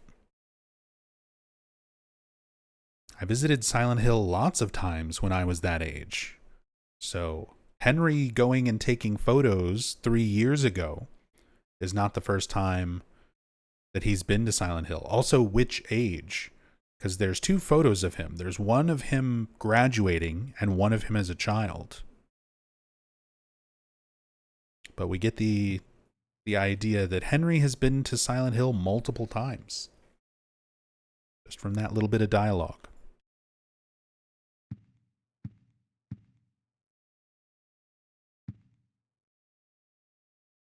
I'll probably lose the water soon, too. Things just getting shut off. I know I should be hungry, but I don't feel a thing.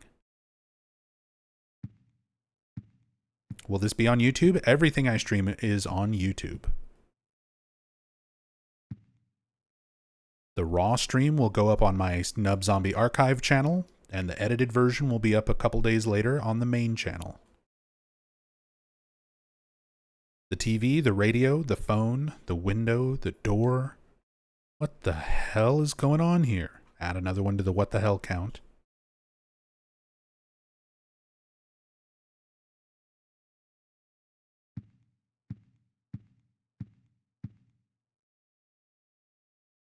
These shoes, I'm pretty sure I bought them in Silent Hill. Well, there it is. There's the connecting factor. That's why everything is so haunted. Got them Silent Hill shoes on.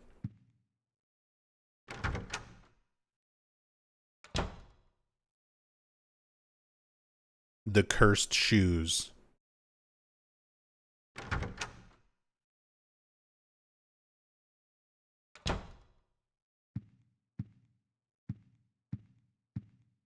See if we get some new descriptions on the stuff in here.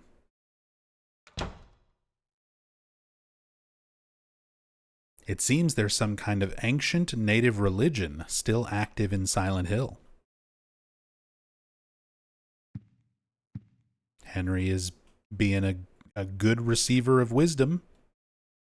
He's knowing things, remembering things. Hear that it's almost never sunny in Silent Hill. People say that when the fog comes out, strange things happen. There was even a rumor that a UFO came flying right by the lighthouse. That's the only time a UFO gets mentioned in this game. That was originally going to be one of the endings.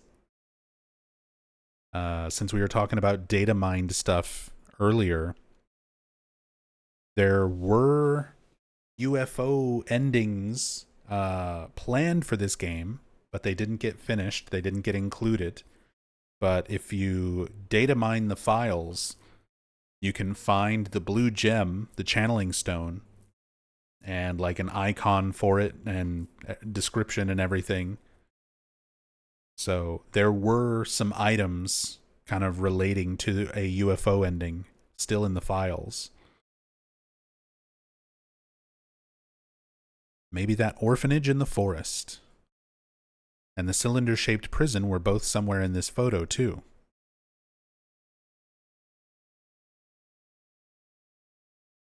Henry even says, "Are these shoes even mine?" after the next part. No, Kabi-sama, you're misremembering. That's in the very beginning. That's in the very beginning when you're not playing as Henry, when you're playing as Joseph. Because Joseph is going around the apartment looking at Henry's things and being like, this isn't mine. He says, I used to have a typewriter here. He says, these shoes aren't mine. Because you're seeing Joseph Schreiber's last moments in the very beginning. Your very first person segment. You're playing as Joseph, not Henry.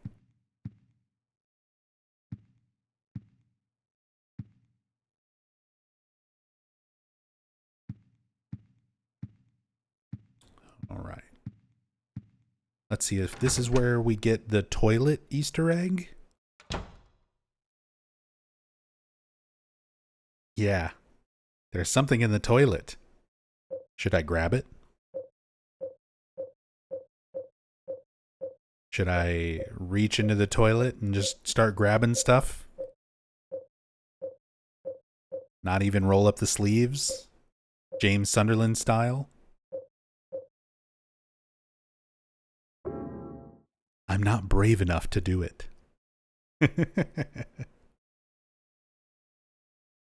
You don't get the full-on, like, Silent Hill 3 version with Heather facing the camera and saying who would do something so disgusting.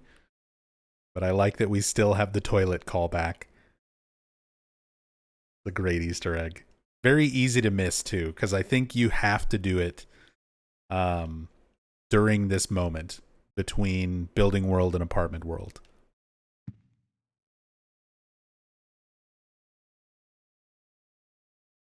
Was blood coming out of here? Blood is sprayed all over. Well, that kind of answers your question. Blood. It's stained with blood. It smells horrible. That's still the same description as it used to be, ever since Water Prison.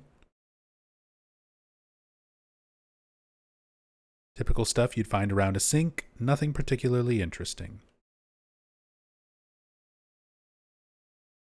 This hole. It doesn't look like a human made it. It's getting bigger and rounder. I think I've seen this pattern before.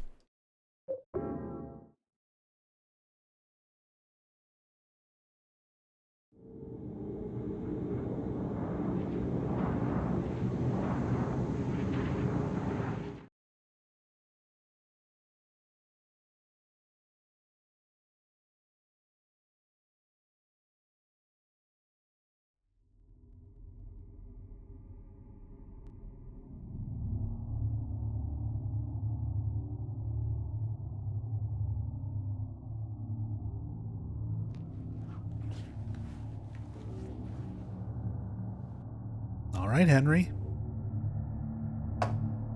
You got out of your apartment. Sort of. Kinda.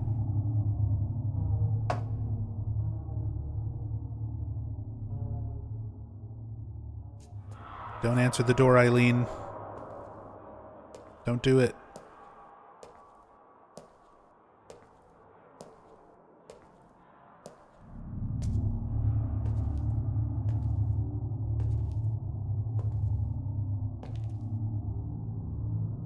looks like my apartment. What the Except hell it's is it? cleaner.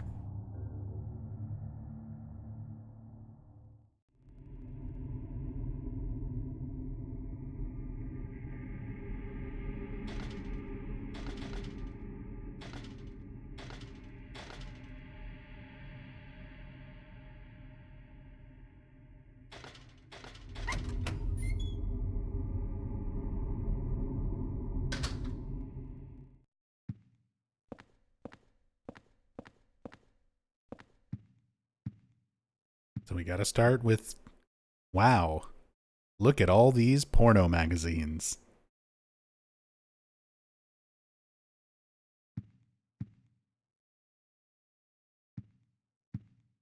Wow.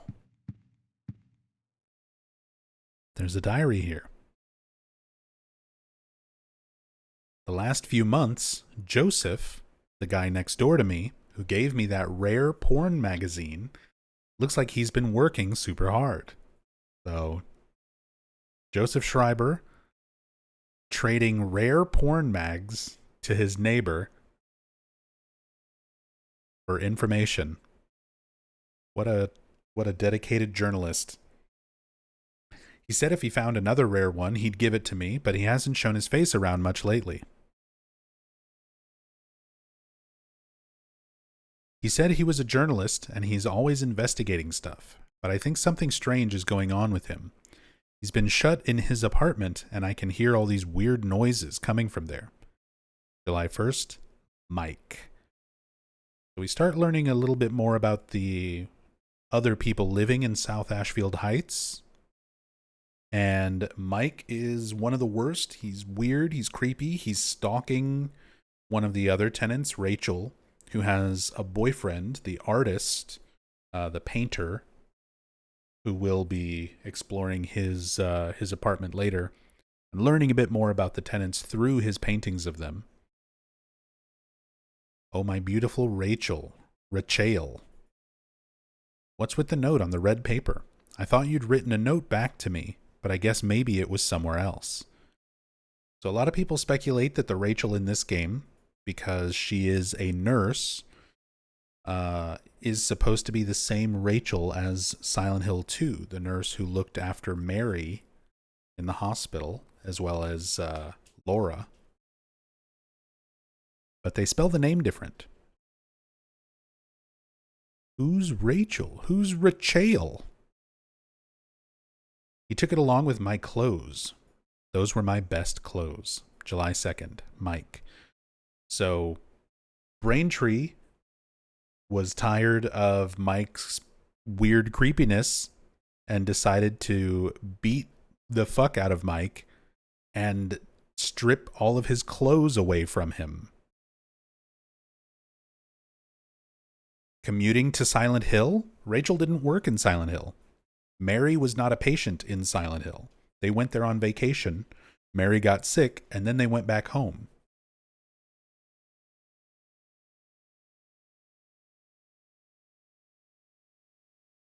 And then James promised to take her there again someday, and never did. Not while she was alive, anyway.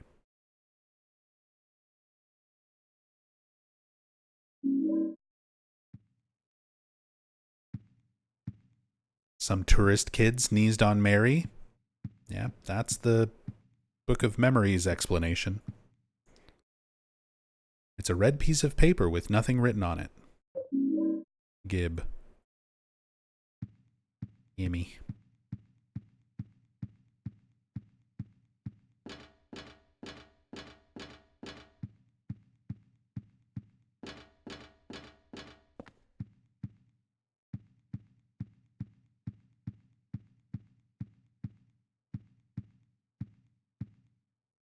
There are porno magazines scattered all over the floor. Mike just can't get enough. Porno magazines everywhere.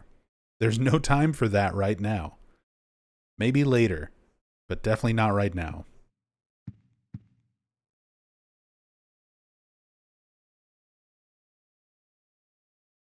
No fucking way. That's what Book of Memories said. Temporal Fry, that is the joke ending from Book of Memories. You get little sequences that have cameos of the characters from the other games. And the James and Mary cameo has them walking down a hallway past some of the Book of Memories characters.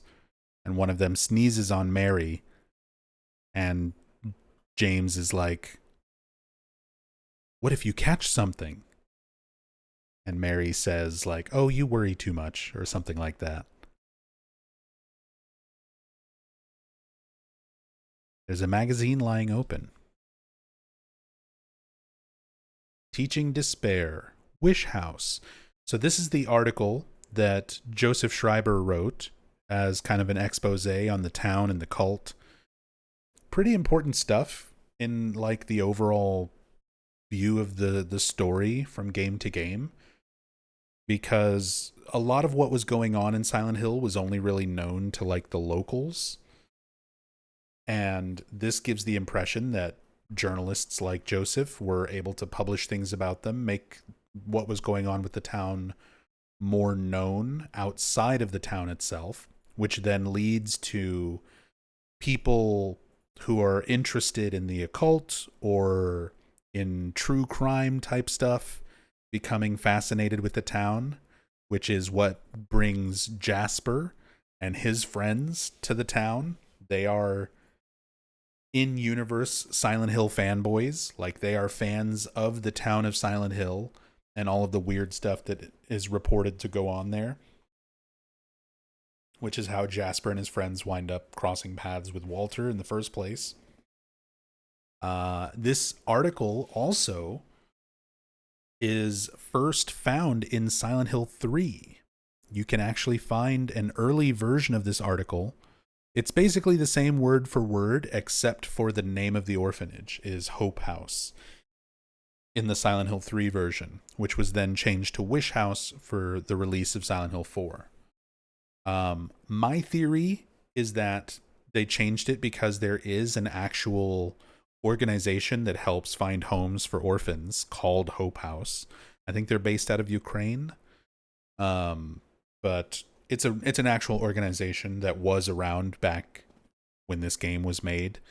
So they probably changed it, did a little more research in between including it at the very end of Silent Hill 3 and then including it for Silent Hill 4 a little bit later.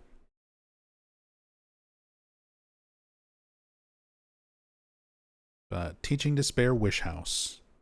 Wish House, an orphanage on the outskirts of Silent Hill, but behind its false image is a place where children are kidnapped and brainwashed. Wish House is managed by the Silent Hill Smile Support Society, a charity organization sometimes called 4S. It's true that 4S is a well-respected charity that takes in poor children without homes and raises them with hope. Or wishes. But at its heart, it is a heathen organization that teaches its own warped dogma in lieu of good religious values. Mr. Smith, temp, who lives near Wish House, had this to say: "Sometimes at night I can hear their weird prayers and the sounds of children crying. I went there to complain one time, but they ran me right out. Since then, it hasn't changed a bit." In fact, this reporter was refused admission when he attempted to take photographs in the facility. What exactly do the folks at Wish House have to hide? During my investigations, I was able to discover, however, a suspicious-looking round concrete tower which appears to be part of their facilities. So this is also your confirmation that the water prison is not just like out in the middle of an ocean, the way that Walter depicts it in his world recreation of it, but that's how it felt to him. It was so isolated being in that prison away from everything else that he just didn't imagine it being part of the facilities, just part of the orphanage property. He thought of it as just being out in the middle of nothing, water, nothing around him. Unfortunately, no one was willing to tell us what the tower was used for, but it seems unlikely that it has anything to do with the business of raising orphans. It may in fact be a prison. or a secret place of worship. The cult religion that operates Wish House is known by the locals simply as the Order. It's a religion that is deeply interwoven with Silent Hill's history, but its worshippers' fervent belief that they are among the elite chosen people has a dark and dangerous side. I intend to continue my investigation of Wish House and the cult behind it. I've always believed that telling the whole truth and showing the children the true path is our most important duty. Joseph Schreiber.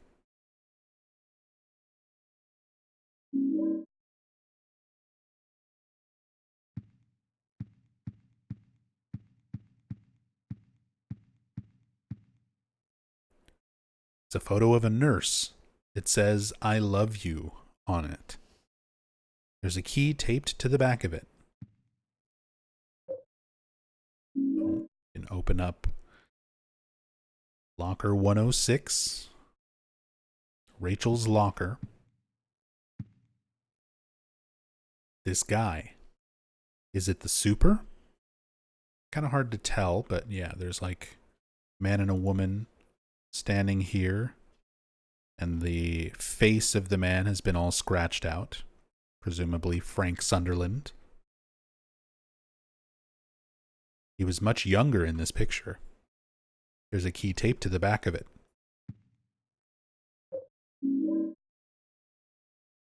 Superintendent's key, South Ashfield Heights, room 105.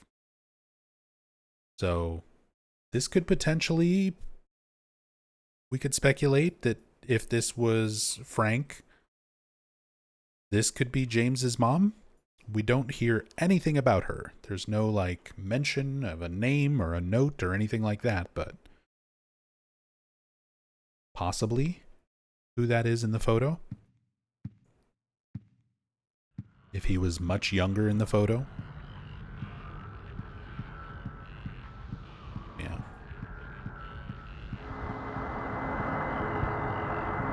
And once we pick up that key,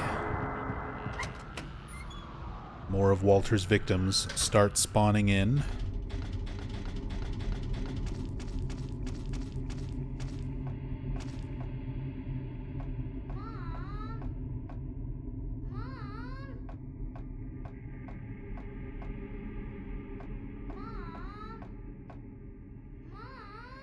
Walter just wants his mom. His mom being room 302 itself. At least to him. Just, that's why I'm team bad ending for Silent Hill 4. Just let Walter have the damn room.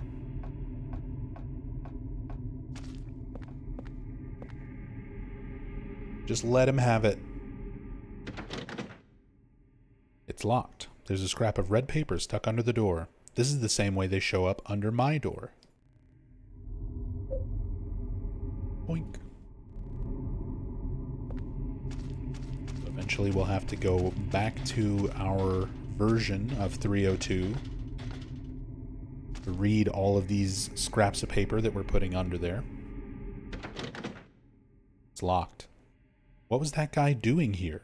Could he be the next victim? Or could it be...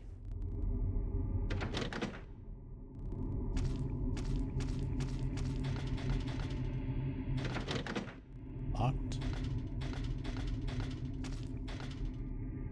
The fact that there's like dead enemies already, dead dogs.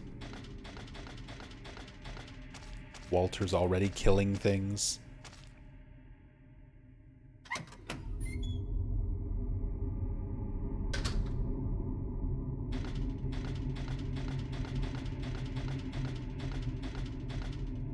There he is.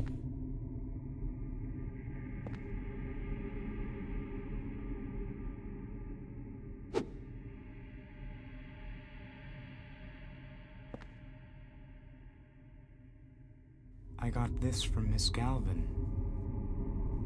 A long, long time ago. She was younger than me back then.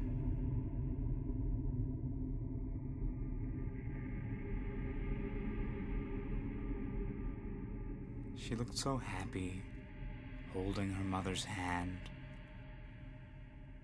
Here. I'll give it to you.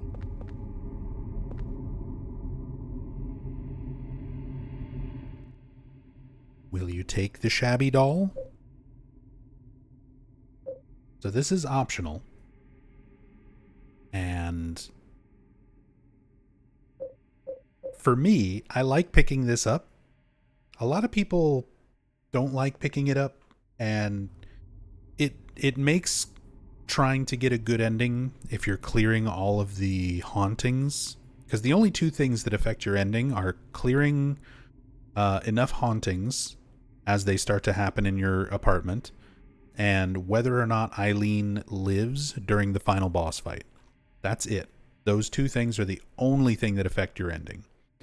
So best ending means you cleared, I think it's 80% or more hauntings. You can afford to miss a few of them, but not many. So you have to clear most of the hauntings, and Eileen has to live. The good ending, you don't clear enough hauntings, but Eileen still lives. The bad ending, Eileen dies, but you clear enough hauntings in your room. And then the worst ending, you don't clear enough hauntings and Eileen dies. So picking up the shabby doll adds a new haunting. It adds a new recurring haunting to the room. But it's also kind of cool and creepy, and I like to show it, so we're going to take it. Old doll given by the man sitting on the apartment stairway.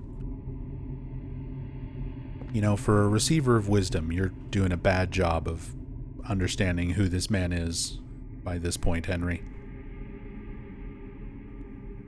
She was so young then. So happy with life. Just holding on to her mother's hand. Walter just sort of happy, but almost like envious that Eileen was happy with her mother, holding her hand, able to have that relationship. Something that he is obsessed with. She was so young then. Okay. So happy with life. Just holding on to her mother's hand. Yeah, temporal fry. I agree. Says, man, his voice is perfect. Calm, creepy, subtle. Yeah, Dennis Fault is the voice actor. Does a wonderful, wonderful job as Walter.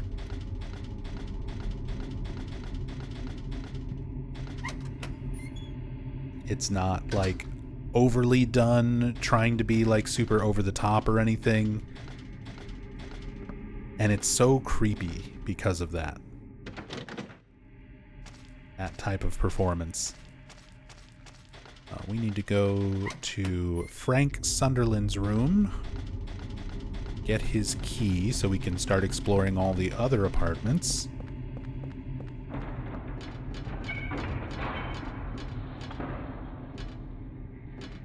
We can also open up Rachel's locker here.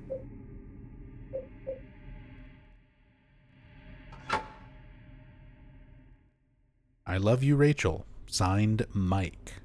It's filled with love letters from Mike to Rachel. So all these things sort of showing that Mike was this creepy stalker, pervert, weirdo who was obsessed with his neighbor Rachel. So much that Frank Sunderland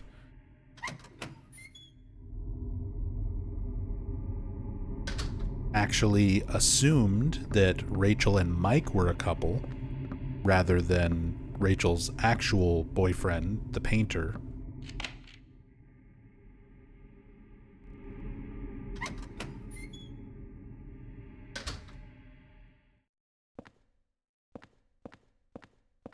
Yeah, user 11 says happy for her, sad for himself.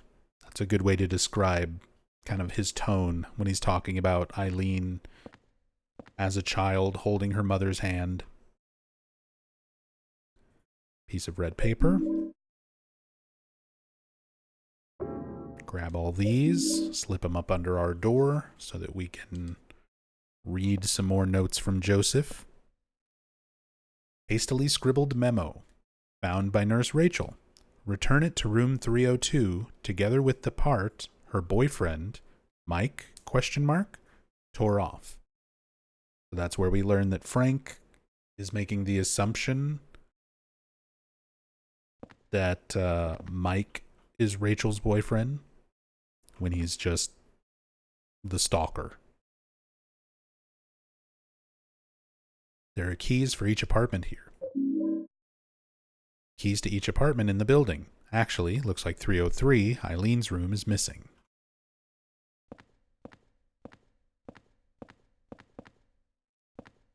Alright, let's look around Frank's room.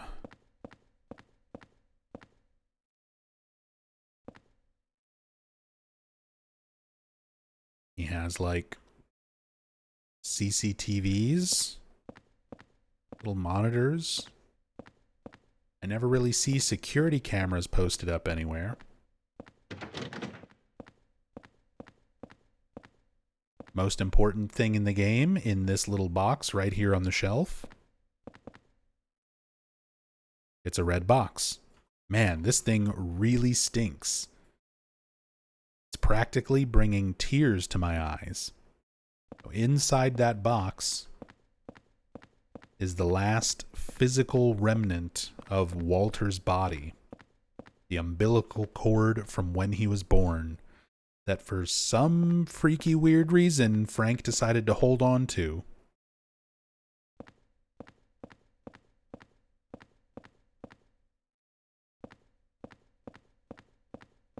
And it's a good thing he did. Without that, Walter would be practically unstoppable.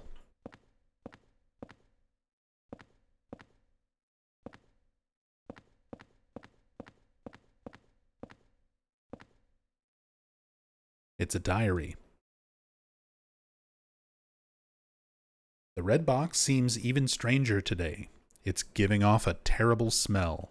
It's disgusting, but I just can't throw it away. It must have been around 30 years ago. That young couple was living in the apartment, but one day they just suddenly disappeared. Ran off just like thieves in the night. I don't know why. It must have been money troubles, or maybe they got themselves into some kind of danger. The problem came after that. They left their newborn baby when they took off. I even found the umbilical cord. I called the ambulance right away, and I heard the baby survived, but I don't know what happened to him. Although a few years later, I often saw a young kid hanging around the apartment. One day he just stopped coming by, but now that I think of it, I'll bet he was that abandoned baby. It's a horrible story, abandoning a newborn baby. That all happened in room 302, and the umbilical cord I found there, well, I still can't get myself to throw it away.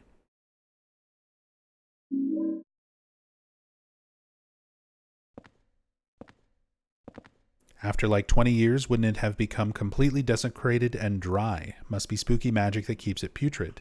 Yeah, Deus Ex. So it was completely dry for a long time. Only now that Walter is active and finishing or coming close to finishing the 21 Sacraments has it started to give off a smell. He mentions that in an earlier cutscene with Eileen outside your door.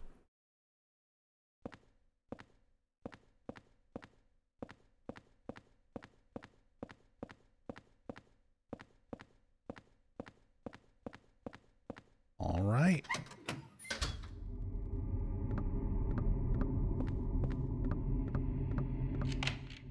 Time to go in all the apartments.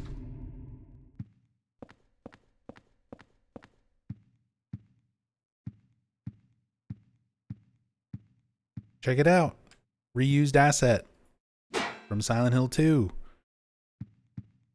When you're standing on one side of a gate in the hallway and a pyramid head is on the other side in the Woodside Apartments, it's this exact fence. It always sticks out in my head because it's not like a proper fence or a gate. It's just like bars kind of strewn together. But little Silent Hill 2 asset here. Lazy devs. Hey, they were making Silent Hill 3 and Silent Hill 4 at the same time. Their team was split up between the two games. They had to definitely cut some corners, and they cut most of those corners with Silent Hill 4 rather than Silent Hill 3. So, it kind of shows. This room's wallpaper is nuts.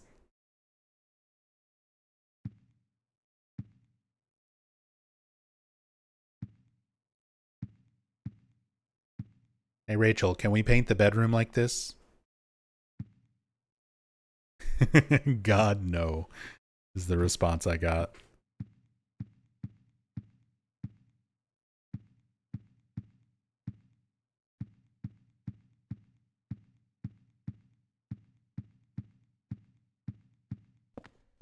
So this is still a Team Silent game. Yes, the first 4 games are what are kind of considered the Team Silent era. Team Silent itself changes a lot from game to game, but there are still a lot of the like core developers who stuck around throughout the first 4.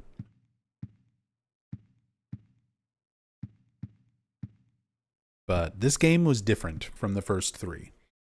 It started off as a spin-off. It was just going to be called Room 302. It was going to be a spin-off game kind of set in the same universe, but not really directly involved with Silent Hill. And very early on in its development, the team decided to make it a full-fledged Silent Hill 4, like numbered entry, and give it a much more fleshed out story involving Silent Hill and the cult and stuff like that.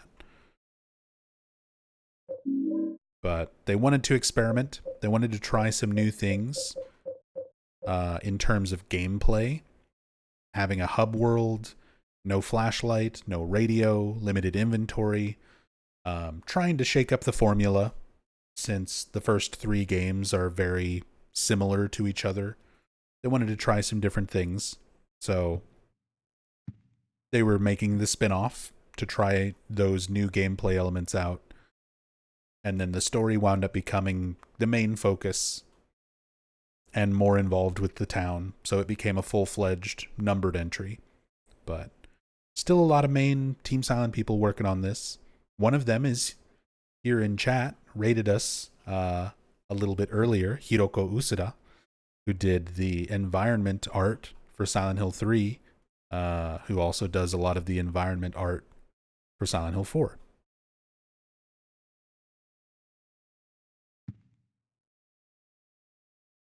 The nurse's uniform. The name on it says Rachel. Rachel.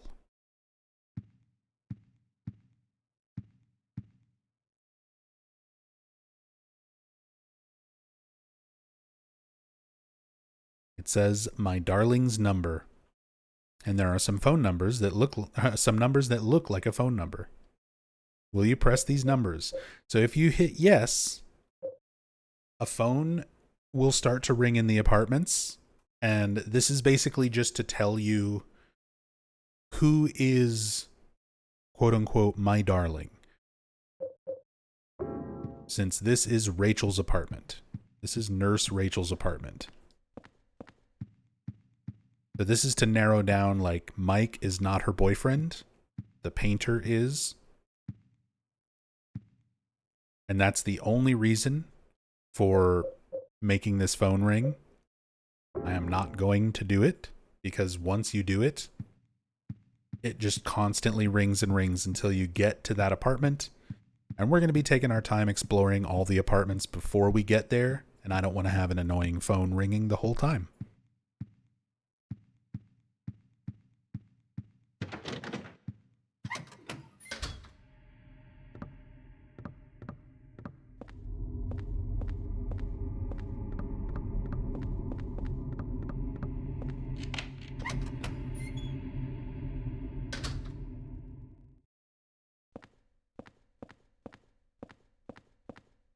The environment art of Silent Hill 4 is phenomenal. Wish I was here when that happened. Let me go ahead and do another shout out. I think I can do another shout out. I found out Twitch does like a time limit.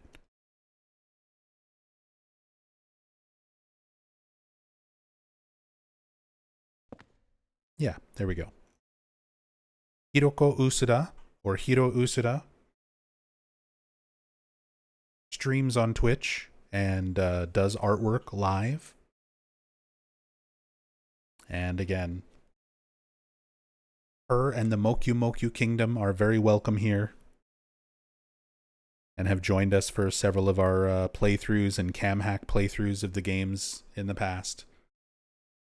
She was kind enough to raid earlier, so definitely go and give her a follow. Especially if you appreciate the environment of Silent Hill 3, Silent Hill 4. She also worked on Metal Gear Solid 3 and Metal Gear Solid 4 and a ton of other amazing, amazing games. She's an incredible artist, so definitely go and give her a follow. What's her Twitch at again? It should be right there in chat above you, Supreme GXP. Hiro Usuda. Hirousuda.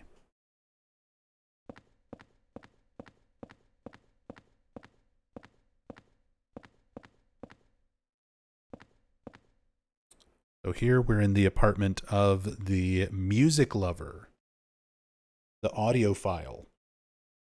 There are a lot of records and music magazines on the shelves. It's a turntable.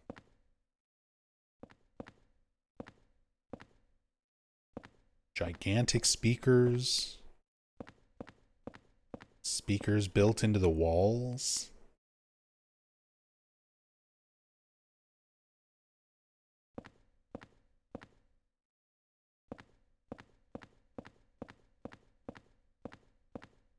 Hey, Burakauto. Favorite area from each Silent Hill? That's way too much to get into while trying to also do a playthrough of Silent Hill 4. We'll have to save that for like a tier list video or something.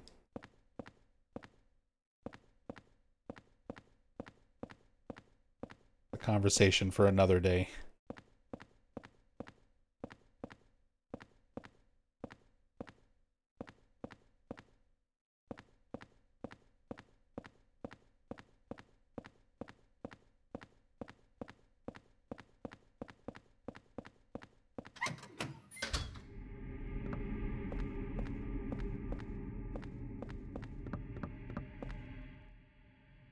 There's a lot of garbage. All right.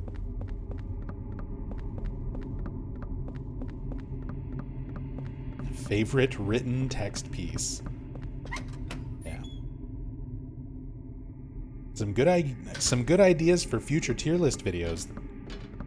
But that's a bit much to get into. Although favorite text piece I might actually have an answer for, because I've given an answer for that in previous streams and videos and stuff. It's the doctor's memo in Silent Hill 2.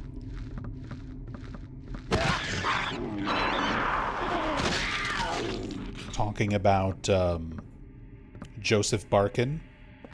If he's happy in his delusion, like why must we drag him painfully into the world of our own reality? I love that note. I love the way that it describes a normal person, a doctor, trying to sort of logically explain the other world, essentially, and just sort of the moral implications of like not everybody's other world or delusion is necessarily bad. For some people, they're happier in their delusion. And if they are, like, is it really healing them to drag them painfully into reality? You know? I love that note. I love that memo.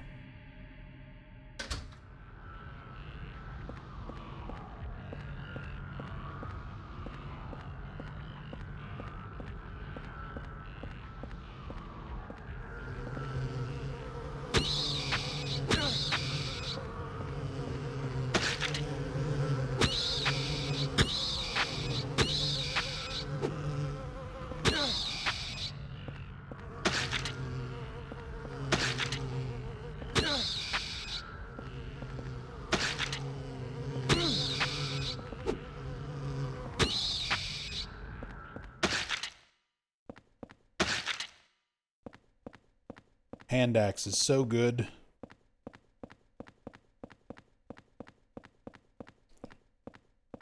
My favorite melee weapon in this game.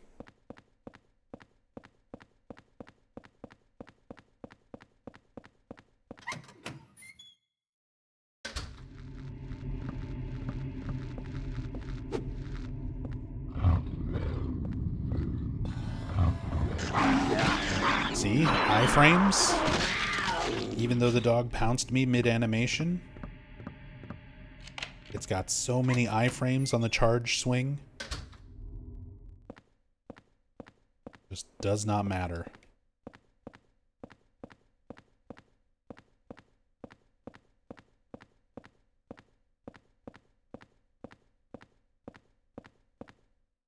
The cordless fluorescent is giving off an eerie glow. Hey, what's up, Vaughn? Hope you're doing well. What makes it the hand axe your favorite? When I played through, I thought it wasn't as good as the pipe. Bucking Devil. So you can do very quick, small, like quick strikes with it while also charging up the fully charged version of the weapon attack. The fully charged version has iframes from the start of the animation all the way to the finish of the animation. So this whole animation here, you're completely invulnerable. And because Henry actually steps forward into the swing, it's got more range than the pipe. Like even some of the longer weapons like the pipe or the golf clubs or anything like that, this has a lot of forward movement. The swing going from top to bottom and sort of at an angle has just a really nice hitbox on it where you're almost always going to hit what you're trying to hit. If anything is trying to hit you, you're almost going to pretty much always be either hitting and stun locking them while charging it up, or you're going to be invulnerable with the iframes. Iframes last until it's 100% completed. The moment you let go of the button, right here, all the way to here, you're completely invulnerable. It's such a good weapon.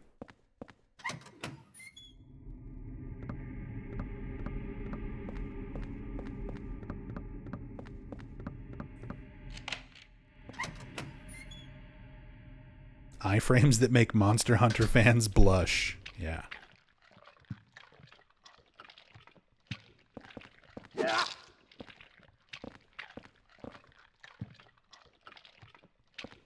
But see, like, the downward arc of it, you can hit stuff all the way down on the ground, hitting multiple slugs at once, multiple tremors.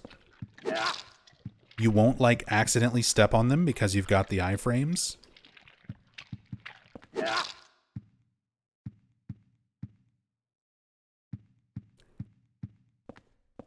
It's very, very good.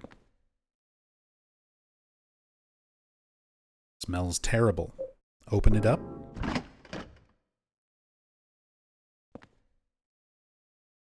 It's wrapped up in these torn, bloody jeans.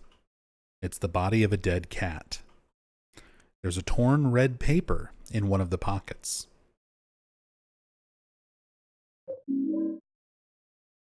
Torn red paper. So, yeah. Poor kitty cat. And that also tells us the apartment that we're in belongs to a woman who had many cats. One of her cats was killed by another person who lives in the apartments who collects model guns and had modified one of their model guns to shoot pellets, BBs essentially, and used it to kill one of this poor lady's cats. And when Braintree beat up Mike, the porno mag collector, the Rachel stalker, he also forced Mike to strip down all of his clothes. And this woman takes his bloody pants to wrap up her poor dead cat.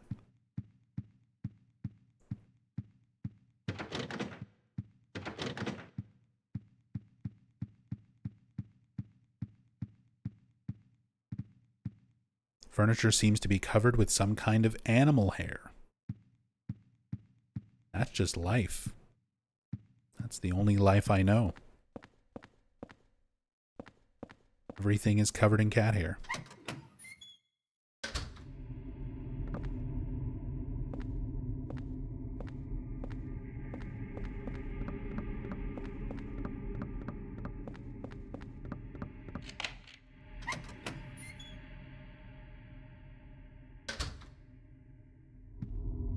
And here, right next door, is the model gun collector who killed the cat. It's a model gun, totally useless as a weapon. That's also the Silent Hill 2 shotgun. We get some Silent Hill model weapons here.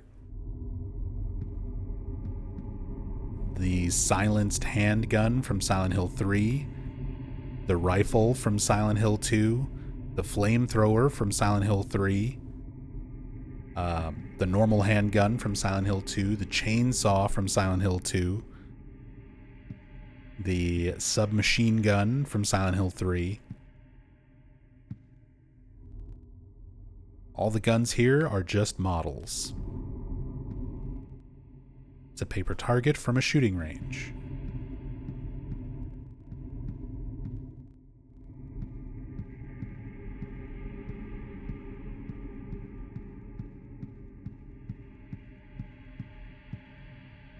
Supreme GXP asks, which do you think is the scariest Silent Hill from the first 4? Somebody else actually asked me about that just last night or this morning, very recently, on our Discord. Out of the first 4 games, for me, it goes 3, I consider the scariest, then 1, then 4, then 2. That's my order. And then everything after that doesn't really matter.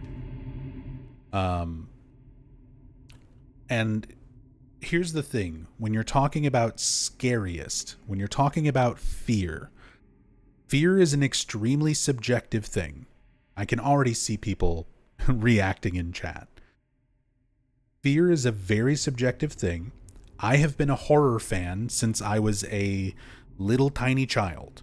Like, when I was learning to read, I was reading Stephen King books around the age of like 4 or 5. So I've been a horror fan for basically my entire life. And here's the thing. When you expose yourself to a lot of horror media, books, movies, games, fear is not so much a thing. Like, things don't scare you the same that they might scare other people who don't expose themselves to horror at such a young age or as often. So it also changes as you get older, as you view things differently. So my ranking for how scary I consider those games is based on my first experience with them. So that would be me playing Silent Hill 1 in 1999. You know, me playing Silent Hill 2 in 2001. Me playing Silent Hill 3 in 2003. That point of being a horror fan and playing those games and still feeling how creepy, how scary certain elements of them are. Because now, like, I've played these games a million times over. Like, nothing scares me when it comes to horror games and media and stuff like that. which is also why I say everything after Silent Hill 4 doesn't really matter, because by that point, like, I was graduated from high school. I was very well-seasoned horror fan. So by that point, stuff didn't really scare me in games. And those were not very scary games after 4 anyway. So that's kind of my reasoning by it. When people ask me what I consider the scariest, I go by how I felt about these games when I first played them, because that's really how fear works most effectively. The first time you're exposed to something is going to be the scariest. Every time after that, you're familiar with it. It changes. Didn't expect 2 to be last. 2's not a very scary game. 2 is depressing. There's a lot of emotion behind 2, but 2 is not a very scary game. Not in the sense of 1 or 3, where those games to me are just so oppressive and in your face. The soundtrack is so loud. The creature designs are so terrifying. The way those things are presented to me are very, very scary. 4 has a lot of that with the atmosphere, and 4 is the scariest. 4 has patients who burp when you hit them. It has dogs that make jaguar or cheetah noises when you step on them. Like, really? 4 is the scariest? It's got some scary things in it. But to me, there are also things that feel rushed, that feel silly. It has scary moments. It's got really good atmosphere at times, but I don't consider it the scariest. But it's all opinions. We're just talking opinions here. For you, it might be the scariest because it was your first horror game or your first Silent Hill game. Or maybe you played it when you were like 10 or 11, the same way I was when I played, Silent Hill 1 when I was like 11, 12. Those things change your opinion and affect how much fear you felt personally when you experienced these games. 4 was very scary because of the hauntings and ghosts you couldn't kill. A lot of the room haunting stuff is very well done. Ghosts that you can't kill, like the ghost designs, for example. Cynthia's pretty scary. Braintree's pretty scary. The rest are kind of generic. They're just dudes floating around. And not being able to kill them. It's more annoying than scary for me.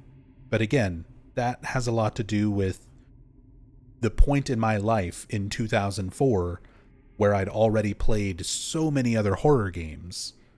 I'd already seen so many horror movies and kind of had a familiarity with things by that point that maybe a lot of you didn't have. So you experience stuff personally. Like, fear is extremely, extremely subjective. Anyway, one of these magazines has something written on the back cover. My eyes and skin are so itchy. That stupid cat next door made my allergy go crazy. I was so pissed off I took my converted model gun and blasted away at the thing. At point blank range. It was way cool. The thing just dropped like a stone. By the way, that revolver that Richard in 207 carries, it's the real thing. That guy's dangerous.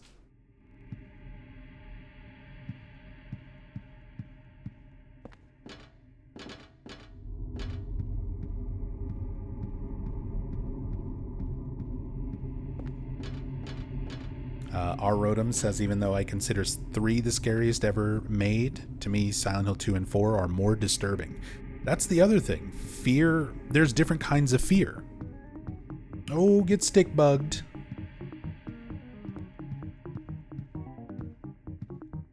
Get stick bugged.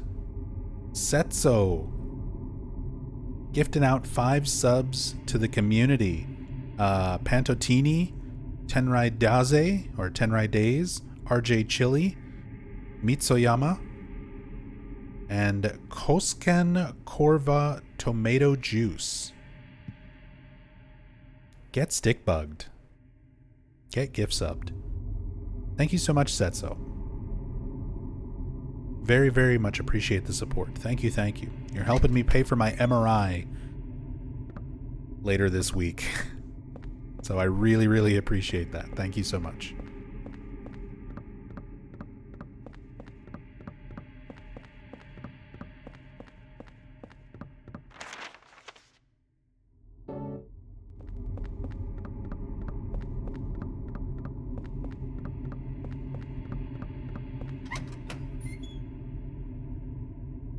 How costly MRI, by the way?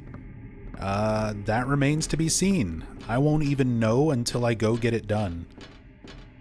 They sent it into my insurance. My insurance approved it, but that doesn't mean that they're going to cover all of it. So I don't know. I don't know.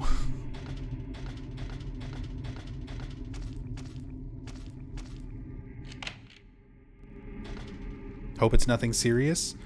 So I've been dealing with health issues for a long time now, and it kind of culminated back in March of this year, where I had to go to the emergency room. I legitimately thought I was having a stroke or a heart attack. Turned out to be a very severe panic attack.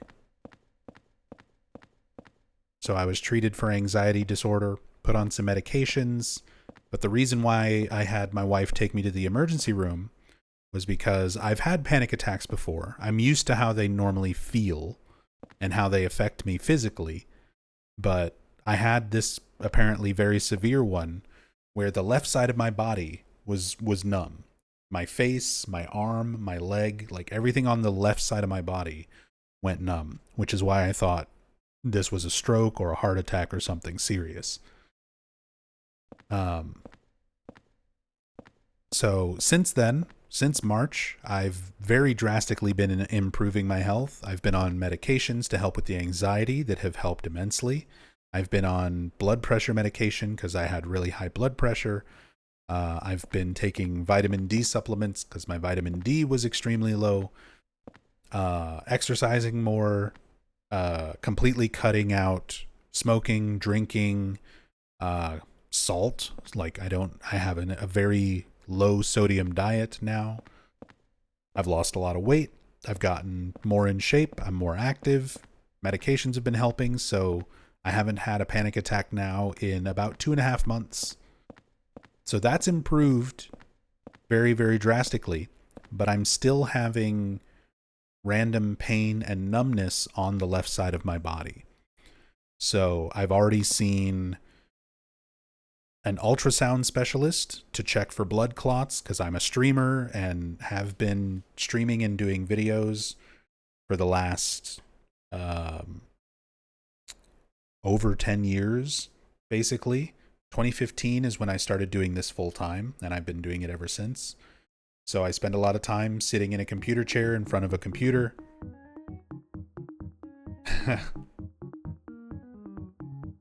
Setso, thank you so much for another 5 stick bugs going out to the community. Get stick bugged again. Wanksy, Berserk Fanigas, Cheese, Bo Rizzle. We've got a Silent Hill legend there. Bo Rizzle, one of the best Silent Hill speedrunners in the business. And Shosa. Enjoy those gift subs. Courtesy of Setso. Thank you so much, Setso. Very, very much appreciate it. Yeah, and shoutouts to Bo Rizzle. Glad to see you're here. Lurking. Hanging out in the shadows.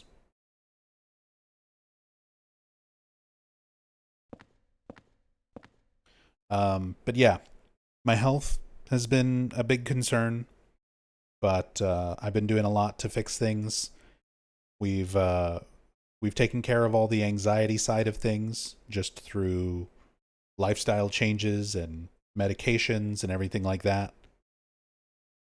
and now I'm still dealing with the physical effects, whatever's messing with the left side of my body. So like I said, I've seen an ultrasound specialist to check for blood clots and deep vein thrombosis. All that was clear. I had nerve conductivity tests done to see if there was any, major nerve damage. There were some like minor things, but nothing crazy that would be causing what I'm experiencing. So now I'm seeing, I saw a cardiologist check out my heart. All of that came back good. So I'm seeing an orthopedic specialist now, and they're the ones who scheduled the MRI for me. Out of curiosity, how long did it take you to get your MRI appointment? I mean, once I saw the orthopedic specialist, also we're getting a cassette here, skinned mic. I could listen to it on the stereo in my room. At this point, we need to go back to our room, so we'll come back here, though. We'll come back to this apartment, because I do want to talk about it.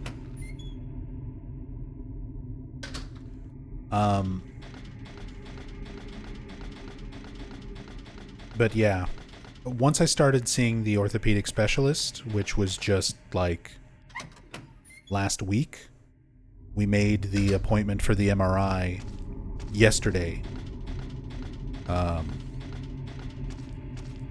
Or like 2 days ago, they called me to verify if my insurance would cover it or not. And then this morning, we scheduled it for Wednesday this week. Comparing it to the UK healthcare model, yeah, the big difference is the cost. That's the trade-off. A lot of times you can get treated sooner, but I'm going to be paying off medical bills for the foreseeable future. For something relatively minor compared to a lot of things out there. Anxiety disorder, high blood pressure, the stuff that I've been dealing with, it feels very serious when you're going through it, but it's not life-threatening or debilitating the way a lot of other things are out there. And I already owe thousands and thousands of dollars. Just the emergency room visit alone, when I went to the ER back in March, was almost $3,000.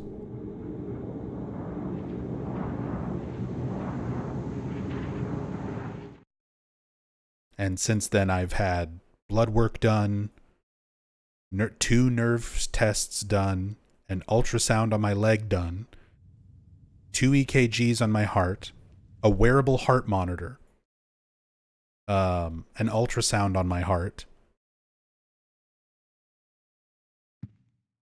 seeing all of these specialists, the MRI later this week, another follow-up with my primary care doctor after that. It's all just adding up. Even with insurance.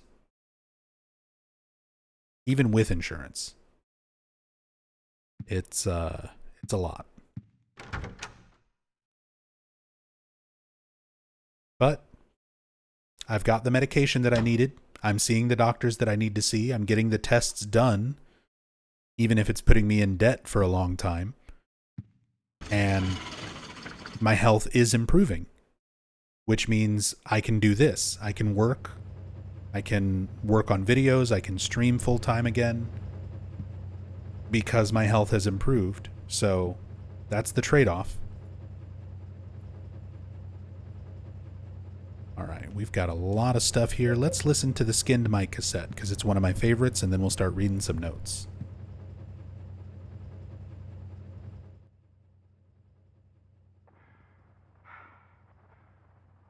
How do you like that, you sick little freak? You had it coming to you. These clothes are disgusting. Get him out of my sight. I know. It'll be perfect to wrap his body in. Hold it. You! Hold it. I think You I'll keep snooping that around for again? myself. Get your ass out of here before you Hold really it. piss me off. Hold it. Hold it. I think I'll keep that one for myself. Hold it. I think I'll keep that one for myself. There's just so much going on that recording. So they're essentially recording kind of the aftermath of Richard Braintree beating up the porno mag collector, Mike. And the woman saying, you know, that'll be perfect to wrap his body in. That's the cat lady whose cat was killed by the model gun nut. So she's like, oh, I'll take the some of the clothes. There's another person who lives in South Ashfield Heights who is an alcoholic, a drunk. So he's the one who's saying, hold it, I think I'll keep that one for myself. That's the alcoholic who lives in the building, who apparently just wants to keep some of Mike's clothes. You have Braintree yelling at someone. He's like, you snooping around again. Which is most likely Walter. Fussing at Walter. Little Walter.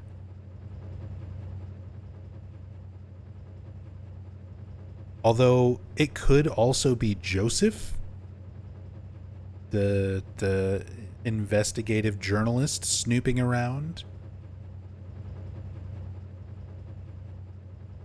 We don't know exactly who he's fussing at, who he's yelling at. Braintree's kind of an asshole towards everyone, so it can be hard to tell. Also, here's the shabby doll that Walter gave us that used to belong to Eileen. Now that is in our inventory box, that's going to trigger an extra haunting that can happen in the room.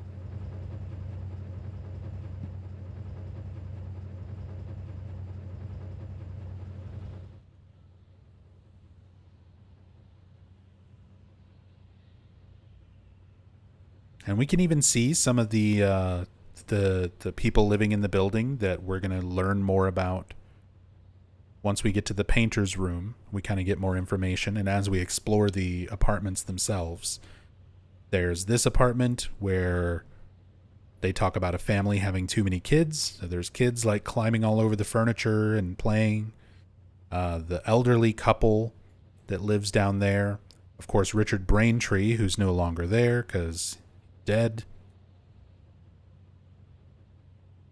The person living in the apartment below Richard Braintree, which I think is the music guy, the music fan.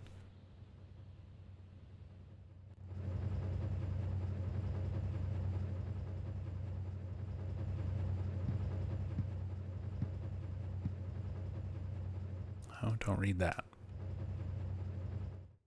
Let's check on Eileen. Not even visible.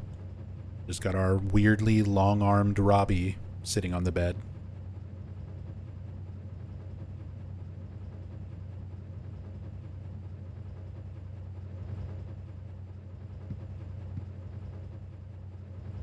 Setso. I appreciate the support, but I still have my dignity. I have my morals. I'll say Homecoming is my favorite Silent Hill game to speedrun. That is true. It's a really good speedrun game. Because it's broken in all the best ways.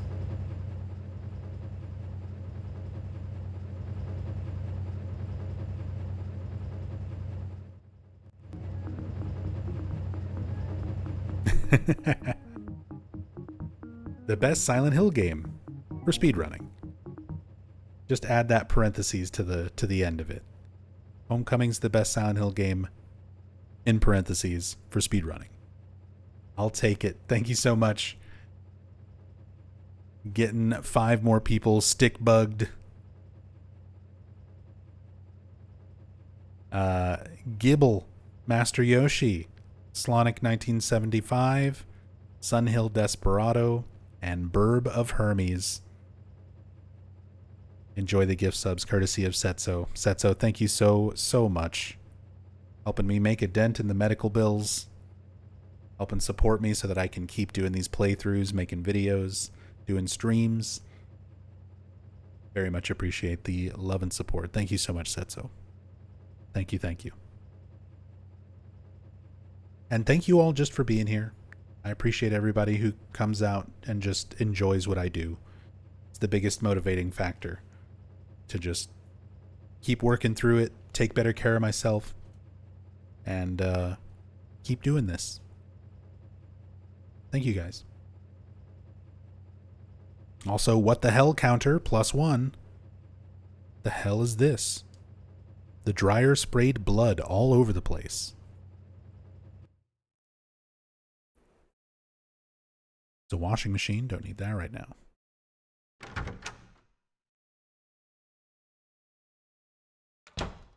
Meanwhile, in an alternate universe, hi, I'm Lockpicking Lawyer, and I'm lockpicking my way out of room 302. We have here a standard Master Lock 1700 series. This lock can easily be broken with another. We just take this shoe and whack the lock. It's actually not a very good lock. Those are my favorites. Where you just like slam something on the lock and it just opens. Doesn't even need to be picked.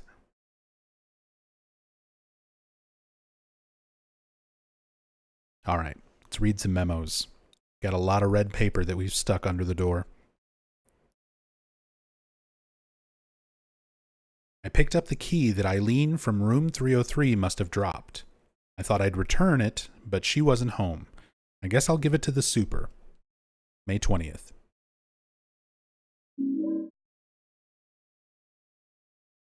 Torn red paper. Oh yeah, I had a really wicked headache that day. I can't help but think Joseph, like we hear him talking later when he's an untextured shadow man coming out of our ceiling, but he doesn't really have much of an accent. But the way this note is written, I feel like he should have a really thick, like New England, Boston accent. Had a really wicked headache that day. And just collapsed on the bed. Maybe if I look near the bed in my room, 302's bedroom, I'll find it. I get headaches every day now. It's terrible. What am I going to do?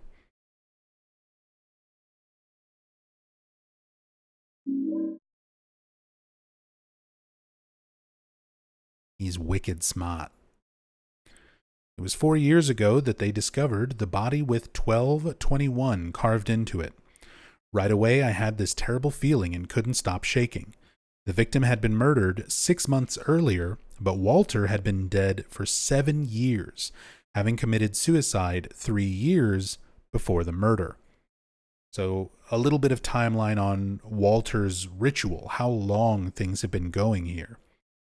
So Walter was victim number 11. He killed his first 10 victims as the first half of the ritual, and then takes his own life, which is part of the ritual. It's described in one of the texts that we found earlier that he basically sheds his physical form, his flesh, his body, and becomes a ghost with the powers of a god, essentially the powers of Silent Hill. It's how he continues to complete the ritual or attempt to complete it even after his own death. It's why he's this powerful ghost who's creating worlds and pulling victims into it and still continuing with his murders. So at this point, Joseph is still investigating it, but trying to like figure it out logically. But 1221, so the next victim after Walter died, Victim had been murdered 6 months earlier, but Walter had been dead for 7 years, having committed suicide 3 years before the murder. So he killed himself. Then the next victim after his own death was 3 years later. And 4 years after that, the body was found. The police think it's a copycat crime and are calling it the Sullivan case round 2, but something about it bothered me. So again, the police were trying to figure it out logically. They don't believe in rituals. They don't believe in magic ghosts that have powers, even though we as the player are piecing that together and we kind of know that's what's going on. And Joseph himself is even starting to figure that out. They're still trying to figure all of this case out through kind of a logical sense. So they try to say it's a copycat, that somebody's just mimicking the way that Walter was murdering people. And then there's also other notes that where they theorize that the Walter who killed himself in the prison cell was not the real Walter.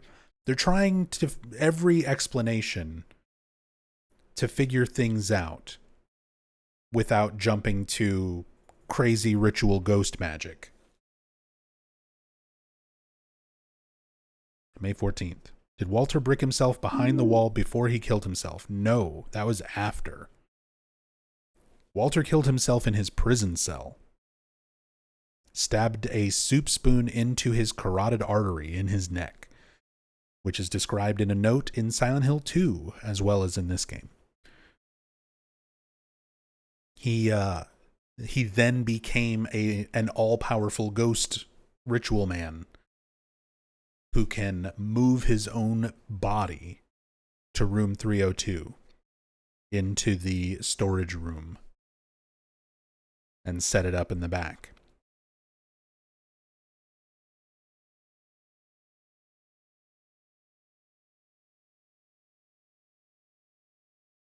Given the density of this story, was this Team Silent's magnum opus that got gutted due to budget cuts? Asks Red Clot. I don't think so. The story is definitely fairly dense, and there's a lot to it. There's a lot of things that they're trying to tie into it, but this game started as a spin-off. It wasn't even going to be a mainline entry. It was going to be a standalone game that was like in the Silent Hill universe, but not even like a proper Silent Hill title until fairly early on in development. Then the team that was split up to work on both Silent Hill 3 and 4, because they were being developed side by side. 3 was in development first, and then 4 started development, and they split the team. More resources and care kind of went into Silent Hill 3 than Silent Hill 4. So, no, I don't really think this was the magnum opus, as you put it. It came out pretty good, all things considered. I like it a lot. But, no, definitely not the ultimate end-all be-all game for them. Although they were probably anticipating on making more. The team themselves probably were not anticipating being disbanded after, working so hard on the first 4 games and then having everything get outsourced to Western devs after that. They probably figured they were going to get to keep making more games.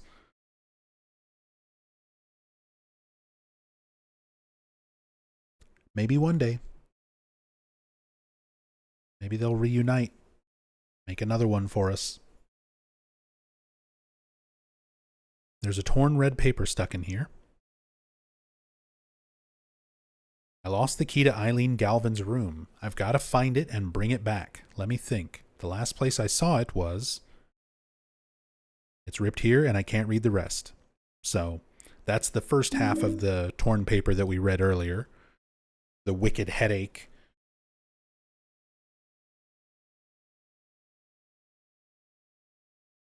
Worst decision made to disband Team Silent? Yep. I agree. But Konami only looks at sales numbers. They don't really care too much about fan reception or how much of a cult classic games turn out to be. They look at hard, cold numbers, and that's what matters the most to them. And Silent Hill was on a downward trend. Every game starting from Silent Hill 1, which Silent Hill 1 sold very well. It sold like over 1 million copies, which was very good for that time period, especially.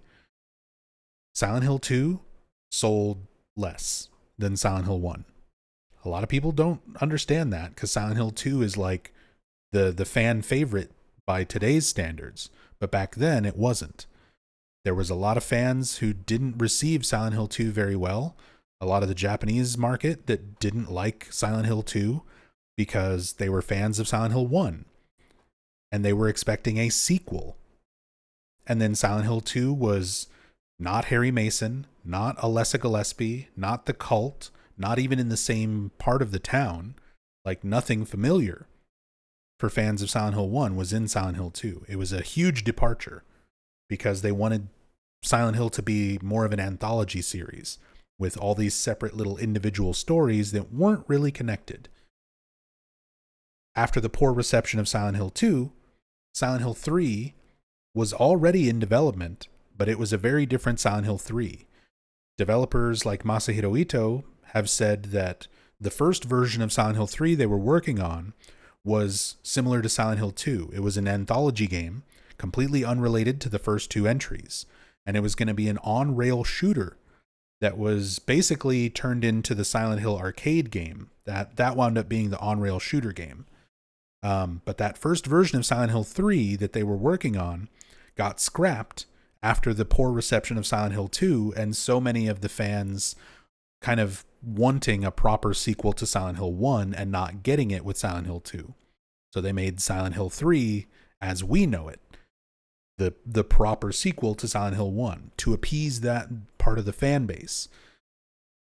Silent Hill 3 sold even less than Silent Hill 2. So then Silent Hill 4, they were trying again with the anthology thing. Make something kind of separate, start off as a spin-off, make it into a full-fledged game, tried a bunch of new things to shake up the formula. No flashlight, no radio, limited item inventory, new mechanics, different gameplay, different pacing. And Silent Hill 4 sold even less than Silent Hill 3. So each game was a downward trend from the previous one in terms of just raw sales numbers at the time of release. So by that point, Konami was like, all right, it's still profitable enough to keep making games, but not worth making them internally. So they started outsourcing to cheaper Western developers. So after that was Origins that got outsourced to Climax LA. Origins in Climax LA was going to be a dark comedy based on the TV show Scrubs and be an over-the-shoulder action game like Resident Evil 4. That version of Silent Hill got scrapped from Origins, and they closed down Climax LA. The project got sent to Climax UK, where Sam Barlow took over the direction of it, which is where we found out it was going to be an action game based on Scrubs. That's the director who said that. That's not like fan speculation. That's the director of Origins who shared that information. And he basically said this version of Silent Hill would be terrible. Like, we cannot release this. It would be embarrassing. And he went to Konami to ask for more time and budget to make a proper Silent Hill for Origins. And Konami was like, you can start over, but we're not giving you any extra budget or any extra time. You still have to finish it within the same time and budget that's left over from Climax LA. Which is why Origins is also very corner-cutty and not that great. Because Sam Barlow basically had to rewrite the entire game in a week. And they had to start completely over, from what they had from Climax LA. And then so on and so forth. Yeah. Sorry, ranting. Everybody's like, just read the note. Just play Silent Hill 4. I'm sorry. Talking about history. I figured out the riddle behind the numbers. 01121 is actually 01/21. In other words, 1 out of 21. So Walter was planning on killing 21 people, but he never finished the job. He was convicted for the murders of Billy and Miriam Locane, the 7th and 8th victims. Afterwards, he committed suicide in his jail cell.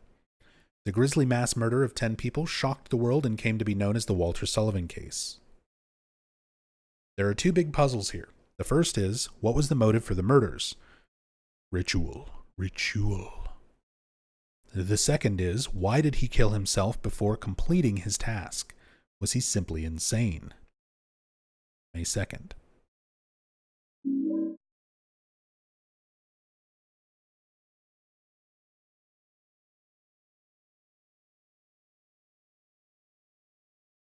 Honestly thought Silent Hill was quite popular, but I guess it wasn't as much as it is now. Even now.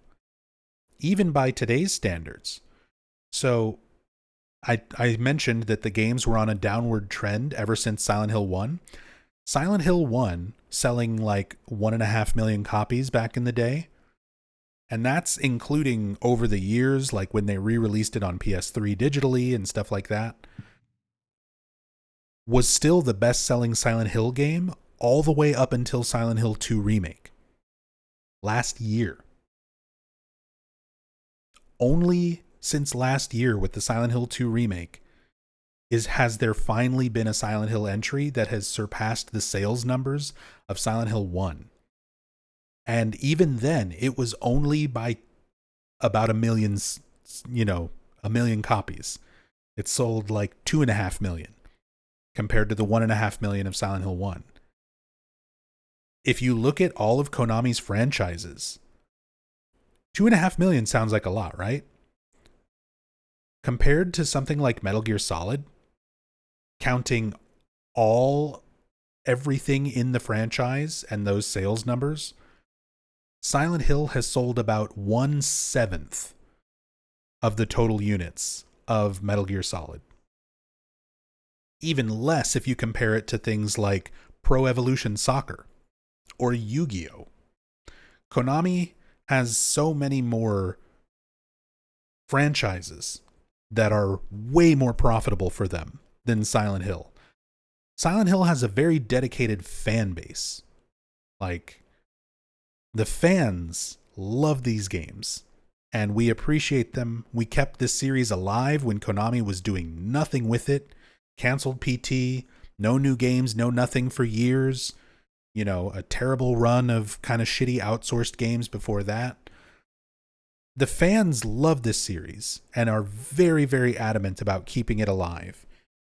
But in terms of just sheer overall worldwide popularity compared to other series, even within Konami's publishing range, Silent Hill is kind of small. It's kind of niche.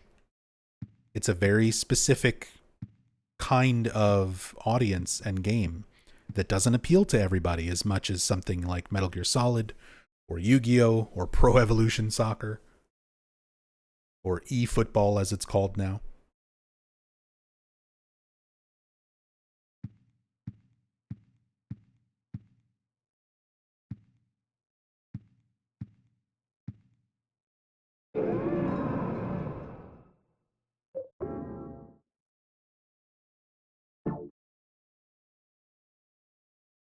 Which is why it's up to us to keep this ball rolling.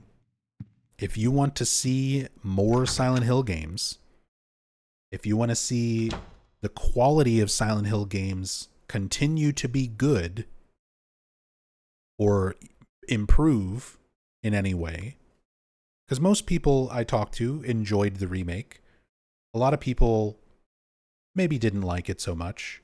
But if you want there to be new entries of good quality, we gotta buy these fucking Silent Hill games. It's the only thing Konami looks at is the sales numbers. And I'm kind of worried because things like Silent Hill 2 Remake do pretty well. I have no doubt that the Silent Hill 1 remake will similarly do well, but a lot of the stuff in between, like Silent Hill F, Silent Hill Townfall, probably not. I think they'll do okay in terms of the franchise overall. But there's a lot of fans who are not going to bother with Silent Hill F because they're like, it's in Japan and I don't like that. And that's enough of a reason for them. There's also a lot of fans who, like, they know. They've done their research. They're fans of the original games. They're harder to please. They have higher standards. And they've been burned too many times by Konami with a lot of the subpar stuff that we've gotten. Even recently, stuff like Ascension, was terrible. So rightfully, they're like, no, I'm not going to support this anymore. But that subsequently also really damages the chance of things improving going forward.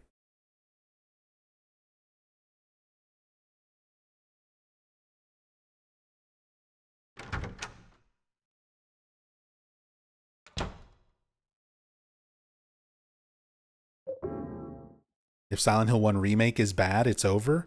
If somehow Silent Hill 1 Remake winds up bad and does not sell very well, then that could very well be it for this this new run of Silent Hill being revived.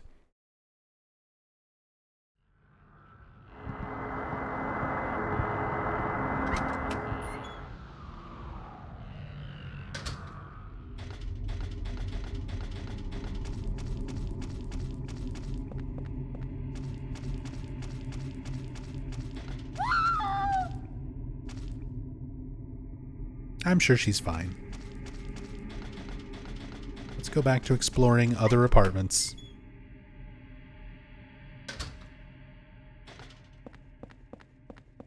I'm sure Eileen is just watching something scary on TV.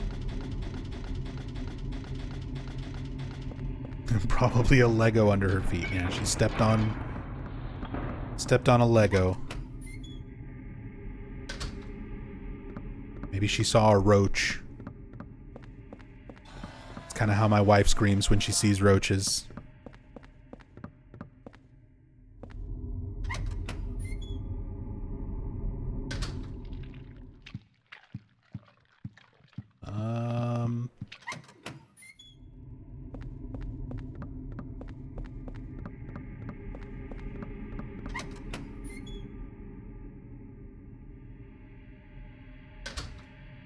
Let it die camp for the win, says Valtiel. There's definitely a lot of the fan base who's like that as well.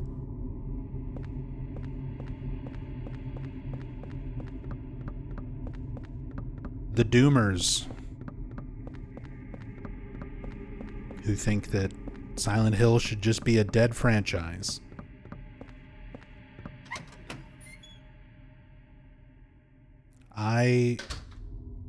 I am not in the camp that says more equals better. See, I see things that give me hope. Team Silent, a lot of the core members of Team Silent reunited earlier this year just to meet up for like dinner and drinks. The prospect of getting all of them together to make a new Silent Hill game is the type of thing that makes me not join that side of the fan base. The haters. As Valtiel dubs it.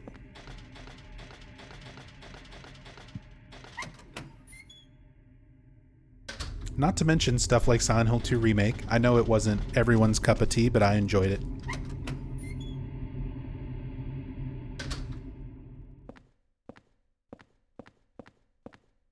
And I would like to see more. I don't want this franchise that I love to just be dead. I think there can be new entries, I don't think it's a case of more equals better. I think it's a case of more games is more opportunities for there to be another masterpiece. Like, there's something special about these games that still has yet to be reached with other horror games, other series, other franchises. And yeah, there might be some shitty things along the way. There might be some subpar games. You get your Silent Hill Ascensions and crap like that. But there's also the potential that we could get a game that's better than any other Silent Hill game. I hold out that hope. I'm on Team Copium.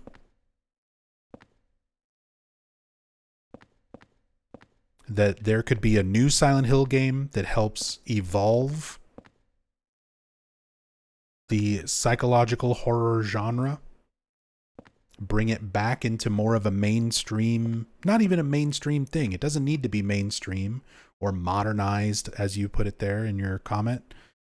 Like, we could potentially still get something very good, even better than any of the existing Silent Hill games.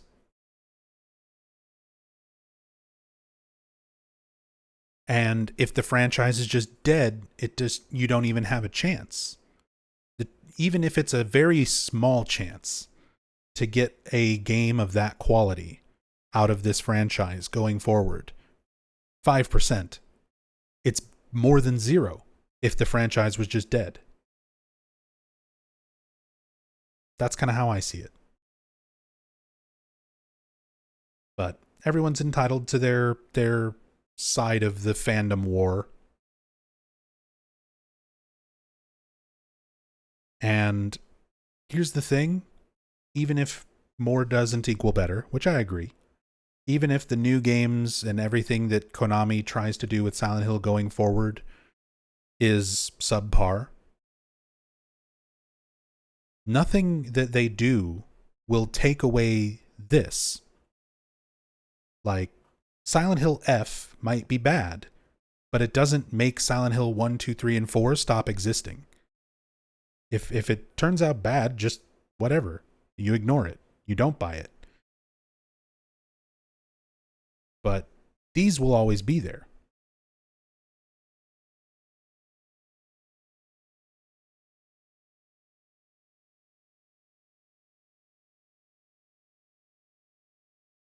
A lot of old video game machines lying around. Someone's a gamer. The most relatable person in the apartment complex. Everyone's always like, oh, I relate to Henry. He never leaves his house and has only chocolate milk in his fridge. But no. I'm this guy. I'm this guy with all the retro video games and cassette tapes and VHS.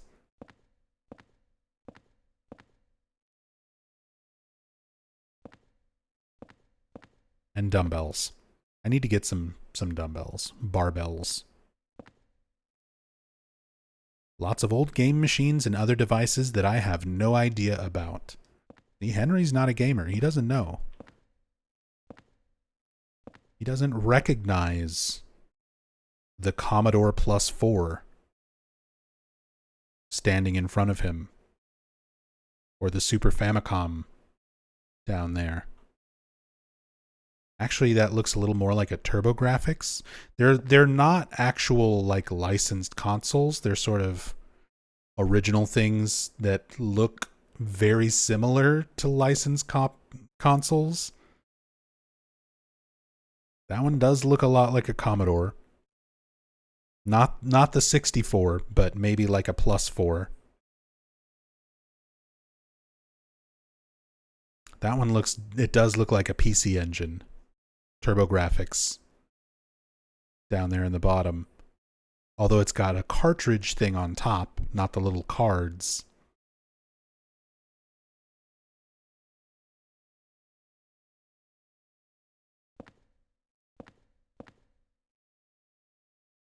They're all books about computers and electronics. I guess they're books.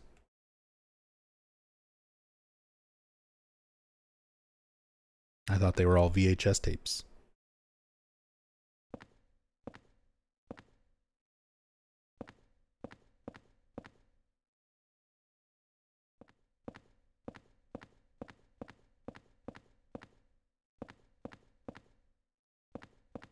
Valtiel.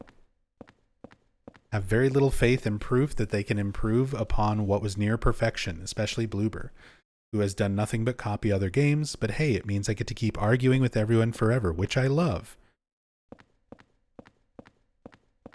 What are you going to argue about if everything dies? You think the franchise would be better off dead? You remember what the subreddit was like when before all the new stuff was announced? Just people asking about how to set up emulators and asking if the HD collection is actually that bad over and over and over and over. Even for somebody who loves arguments, like, that's got to get stale. At least now there's new shit to argue about.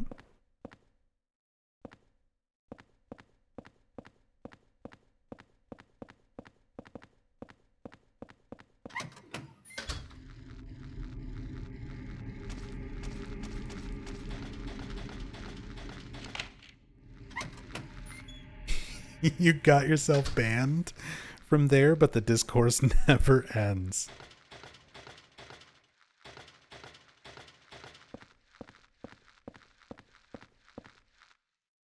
It's a baby bed. Oh, this is the family that has too many children.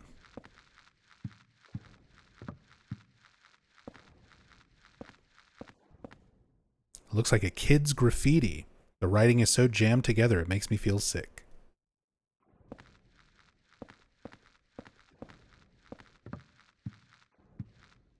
There are lots of kids' toys lying around. Hi, puppies.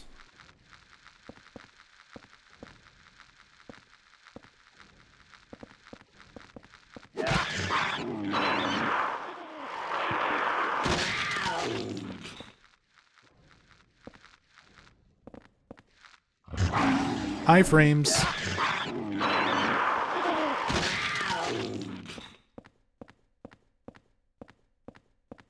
Saw a post the other day asking if Silent Hill was purgatory. I made the mistake of going on and actually posting something on the subreddit once, because there were people who were like posting their YouTube channels and they had like, you know, less than 10 subscribers, and streamers who were like trying to talk about doing streams and stuff, and they were just kind of not getting a whole lot of attention. So I went on there and was like, hey, I've been a streamer, YouTube / Silent Hill fan since 2015. I do a lot of informative videos on the series. Ask me anything. And I figured it would be a fun, like, help people out, ask questions about streaming and making videos and sources for lore and stuff like that. I figured it would be a cool thing. And I immediately got shit on, where everybody was like, fuck you, I don't know who you are, you're not Ragnaroks or whatever other more well-known content creators. You're just trying to promote your streams and your channel, blah blah blah. So that was like, okay, never doing that again. I still go through and look over the subreddit because there is every once in a while actual meaningful information.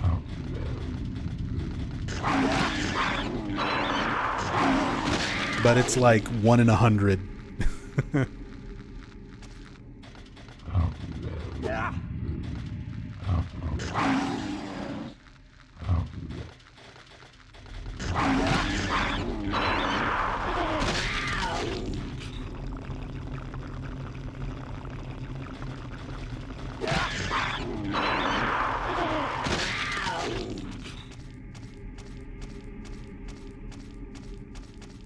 Reddit's just a god-awful platform for substantial discussion. Upvoting and downvoting thing. Yeah. It's not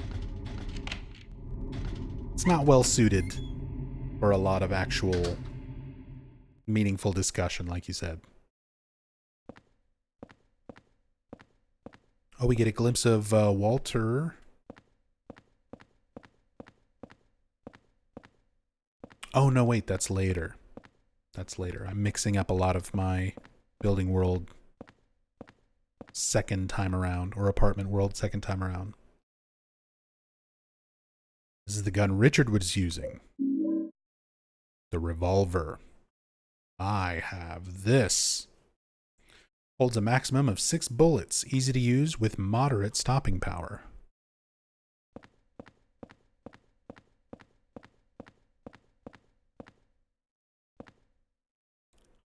There's men's bloody underwear and a torn shirt sleeve in the garbage.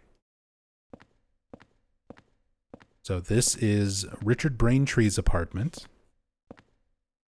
All the blood and torn up clothing from when he beat up Mike.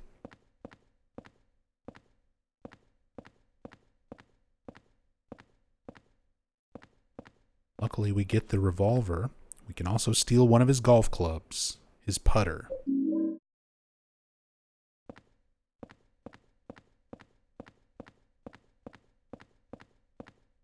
Reddit's design has always been anti-discussion. It literally buries it. Yeah, unfortunately. Total shithole, if you ask me. That's the thing, Reezy Pizzy. It's not completely devoid of it. There are some legitimate people there who, especially on like the Silent Hill subreddit, there's a lot of people who spend a good amount of time researching stuff, making thoughtful, informative posts, sharing new information. Like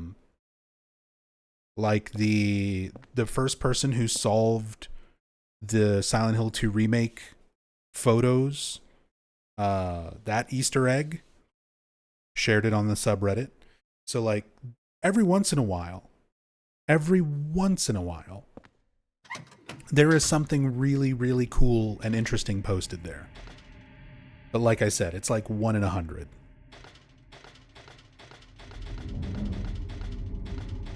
For every one actual substantial, interesting post, there's 100 posts of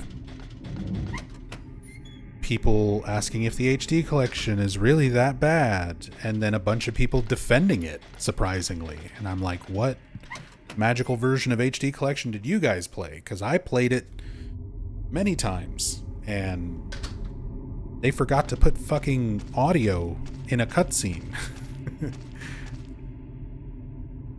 Heather turned blue.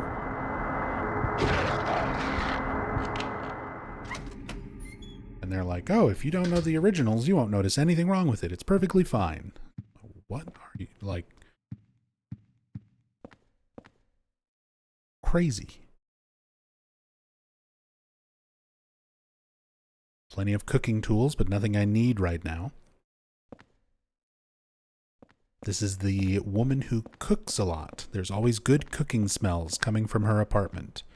I'm trying to remember the painter's description of all of the people who live here. I think it's the younger generation being introduced through the HD collection. I mean, that is the inherent problem, is that these original games are not as accessible for a lot of people. You can't just like buy them on a modern console and play them. You have to put in some effort to like set up PC ports or emulators, or spend really stupid amounts of money trying to get original copies. So most people are not going to want to do that. And when those are your only options, and then you're like, oh, here's this HD collection. It's 2 games. It's relatively cheap.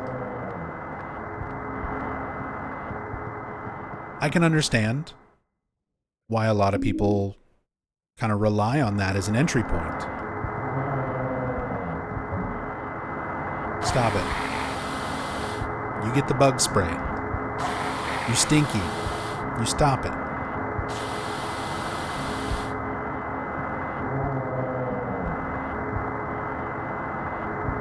Go be stinky somewhere else.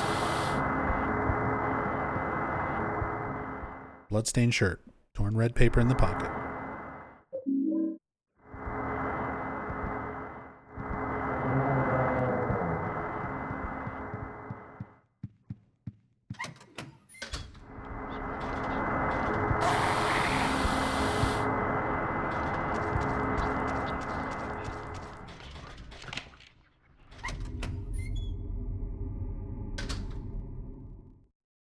Here we go. So we finally made it to the painters. So this is Rachel's actual boyfriend, who has done portraits of all the other people who live in the apartments. So we kind of get little glimpses, little ideas of who all of these sort of side characters are.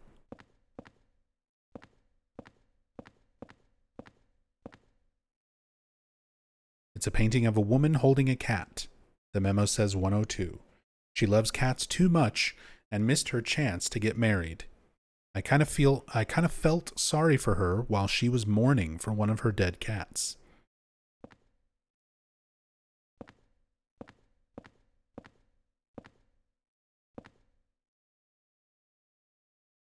It's a painting of an old couple.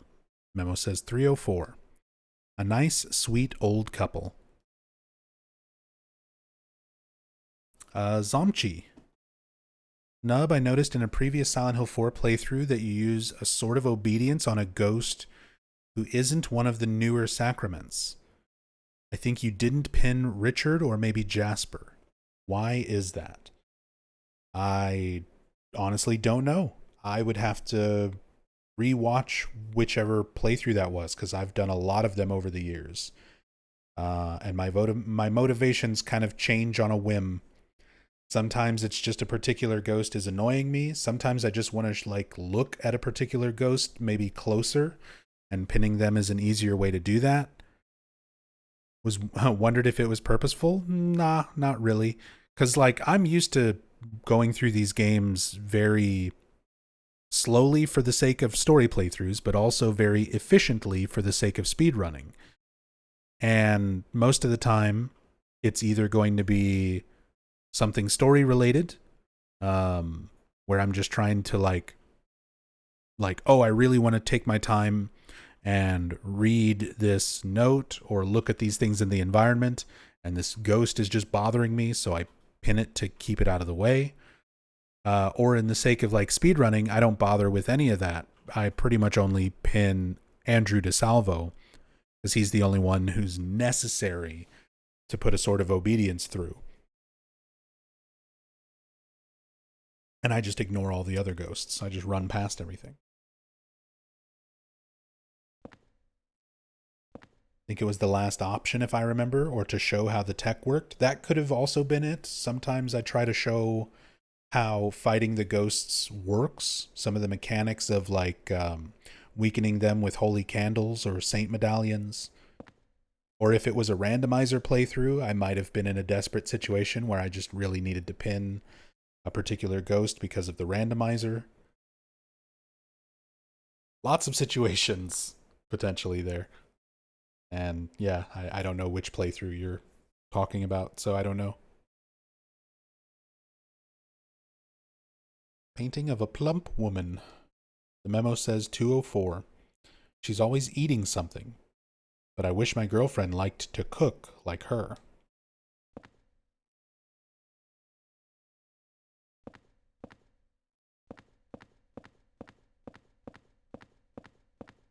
It's a painting of a nurse. On the memo it says 106. My beautiful darling. Lately, she's been bothered by a stalker. So that's how you know Rachel and the painter are a couple. She was being stalked by Mike, their neighbor. And she's a nurse. It's a painting of a man holding a brush. The memo says 202, self-portrait. Painter himself. It's a painting of 2 adults and a lot of children. The memo says 206.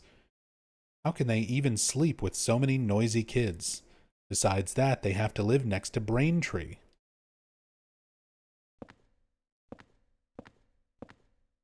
Painting of a young man. Memo says 107. He listens to great music, but I feel sorry for him having to live under Braintree. Anybody who has to be in proximity to Richard is going to feel bad for him.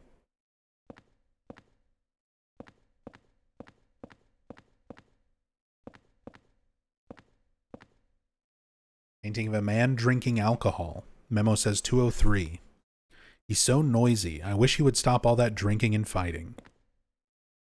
So that's the guy that you hear on the Skinned Mike cassette going, hold it, hold it. Think I'll keep that one for myself.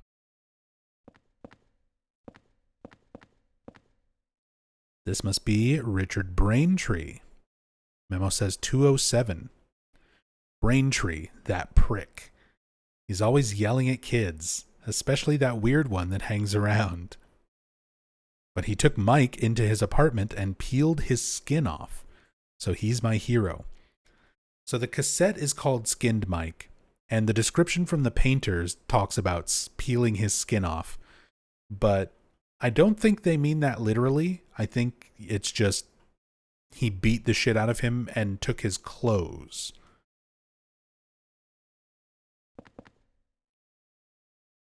It's a painting of a man with a gun. Memo says 101. A gun maniac. He's always coughing from his cat allergy.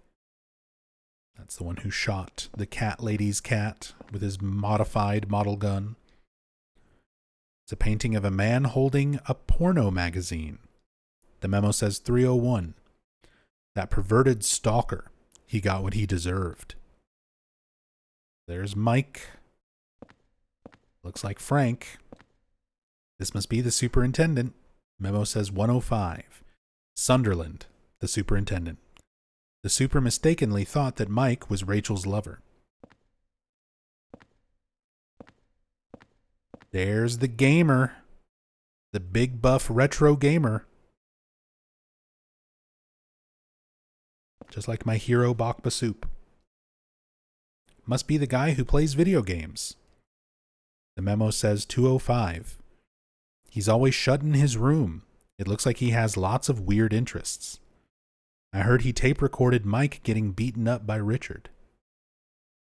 So he's the one responsible for that Skinned Mike cassette. Recorded that whole thing.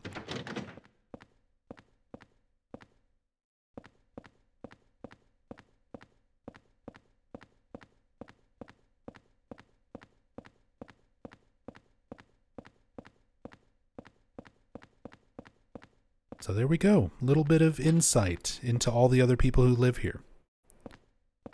I love this kind of stuff. I love the world building stuff.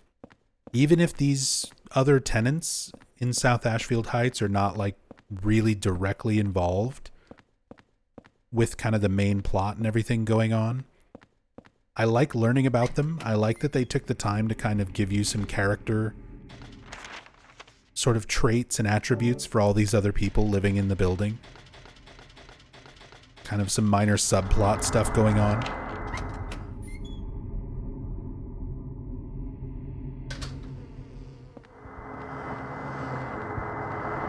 Lady, I'm gonna get the spray. Quit being stinky.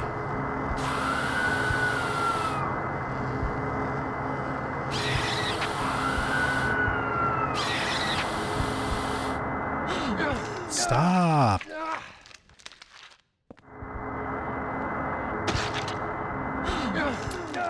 Those are my internal organs. Quit it.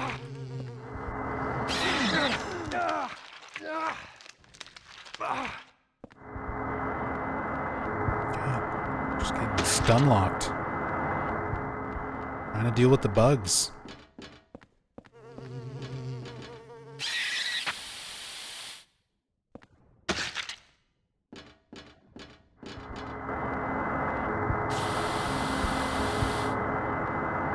No, stinky.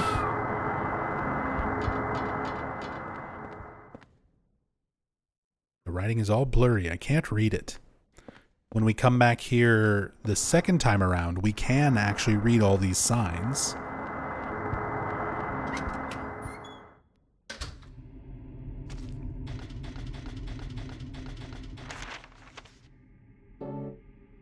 Alright, that's everything for the second floor.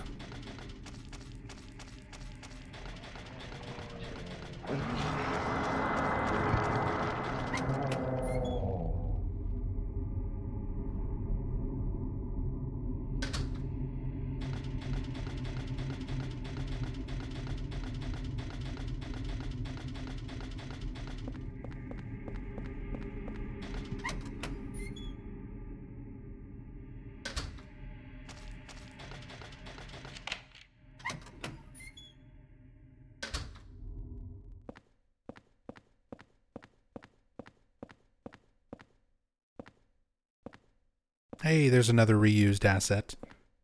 The Dalmatian statues. This is the elderly couple's apartment. Grandma's house. But yeah, the Dalmatian statues are in Hilltop Center in Silent Hill 3.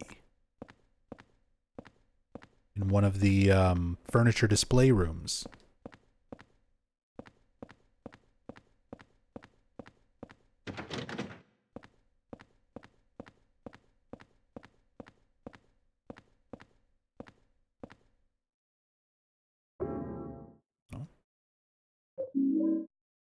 Bullets.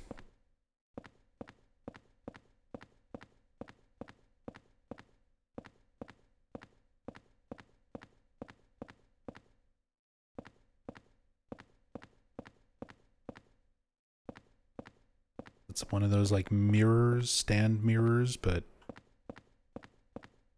it's all rusted and creepy, weird looking. Also imprints that sort of look like people on or under the comforter.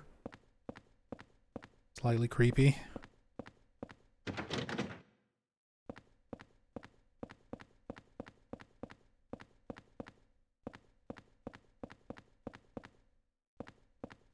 Everything there.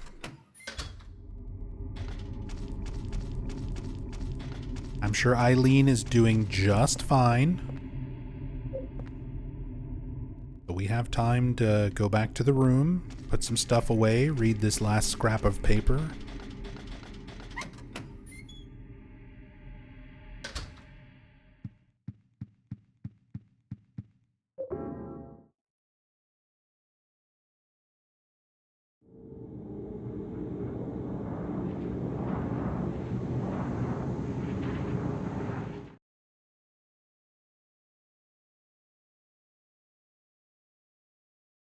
That Lego might have killed her? No, she's fine, Random Ivy. I'm sure she's fine. She's building her Lego Star Destroyer right now.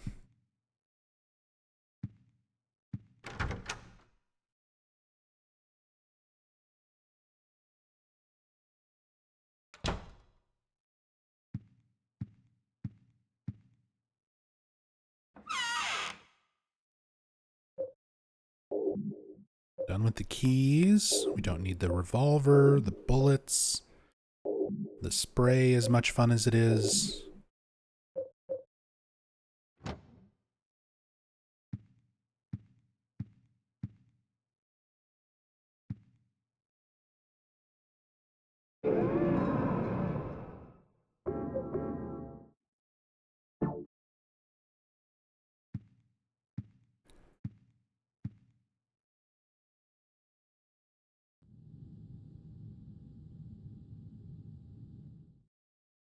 She's fine.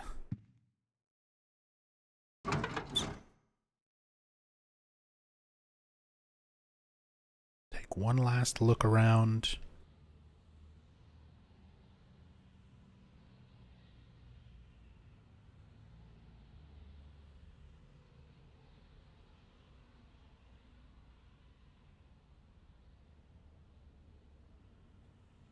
Yeah, so now we have a little more context at the people that we're looking at. People with all the kids, the elderly couple.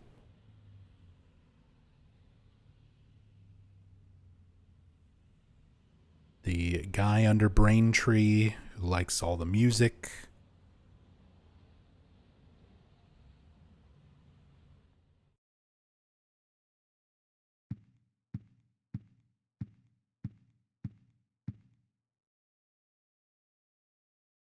So bloody it's hard to read. Rachel, love you, always watching. Window, protect you, with love, Mike.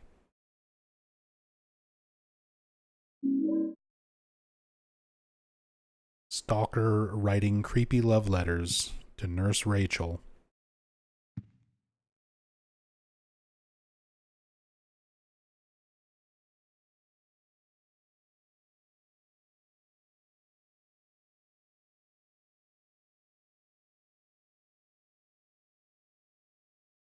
See, there's no new handprint. Eileen must be fine.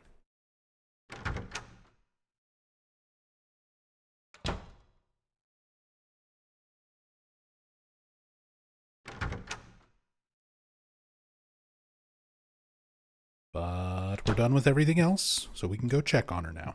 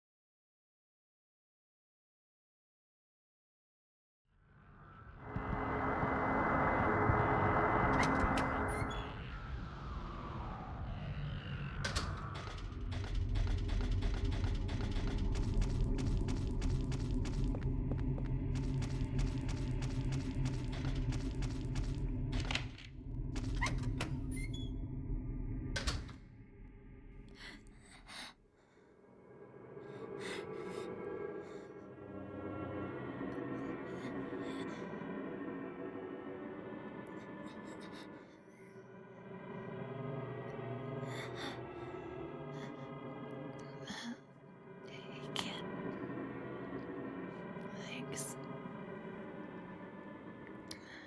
Did you find your mommy? This place? It's dangerous. You need to hurry. Get out of here.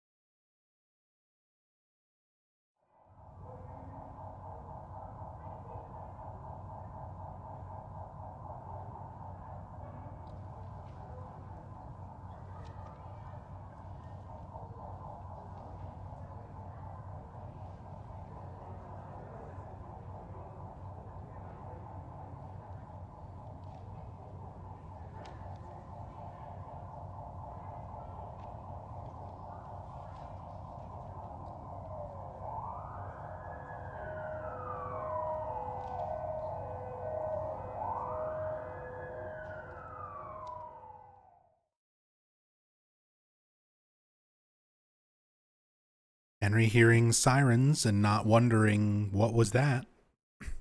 Like when they showed up for Cynthia.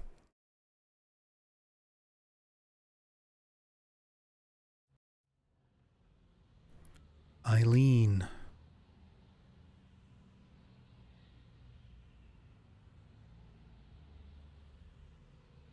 There goes the ambulance. Taking her to St. Jerome's Hospital.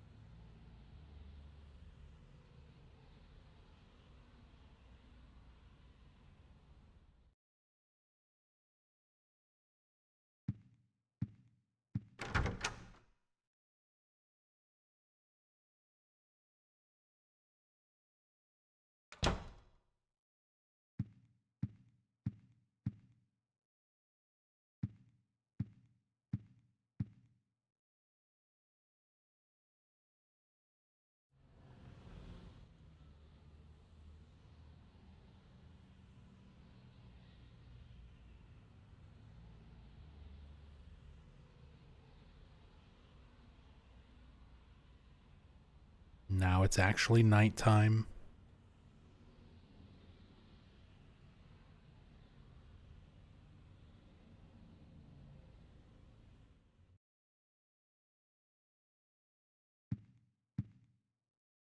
Take a look around, see if we get some new descriptions.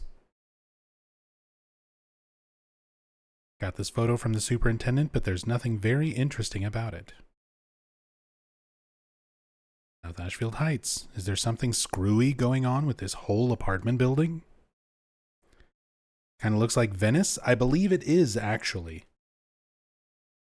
I remember... Hold on. I might have the reference photo on my hard drive still.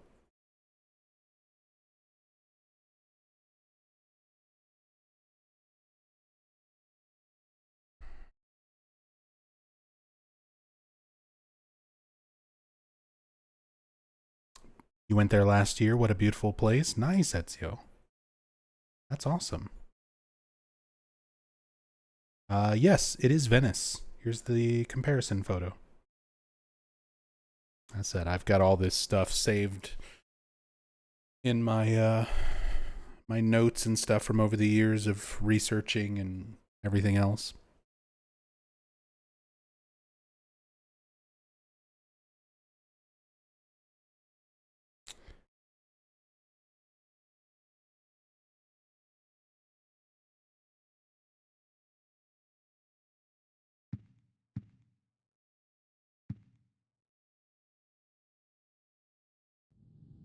So they took the victim to St. Jerome's, huh? Yeah, she's not gonna make it. She had numbers in her back, too. Walter Sullivan copycat. Round 3, huh? Well, they never got the scumbag behind round 2 a few years back. Maybe it's the same guy. What if 1, 2, and 3? What if they're all the same guy? What the hell are you talking about? You know Sullivan killed himself. The weird thing is, there were no clues. Crime scenes were always spotless. No fingerprints, no fibers, nothing. Just the numbers. 20121. I've been a cop for a long time, but I never seen a case like this one. It's almost like they were killed by a ghost or something.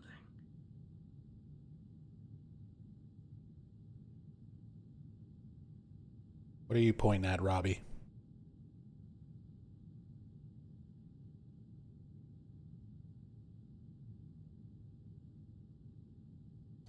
But yeah, I like that we get some insight kind of from the detective's perspective. Detective Perspective. Good band name. But the idea that they're trying to figure out Walter Sullivan's murders, they've split it up into like round 1, 2, and 3. Round 1 being the first 10 victims. Walter himself was the 11th victim, so that kind of ended what they consider round 1. Round 2 being victims 12 through 15. That happened a few years before the events of this game. And then at the start of this game, going forward, 16 through 21, starting with Cynthia as 16, like everybody who you actually encounter. So they're trying to figure it out from like a logical standpoint. What if it's a copycat? What if it's the same guy? What if it's the person who killed himself wasn't actually Walter? They're running through all the more logical solutions to how this could be happening, rather than Walter is a ghost with godlike powers and rituals are actually real and having an effect on reality.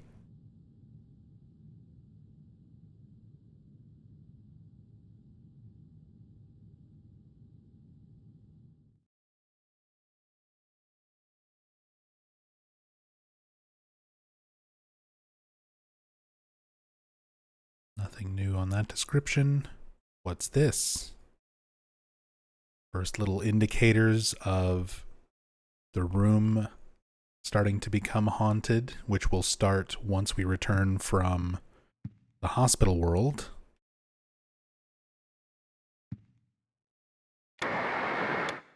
Still nothing on the radio. Bunch of cheap novels, nothing interesting here. Clock has stopped. How much time has passed? That's still the same description from earlier.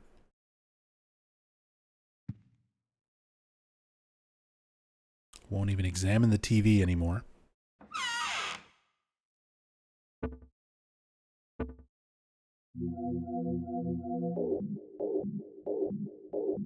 We're gonna need these.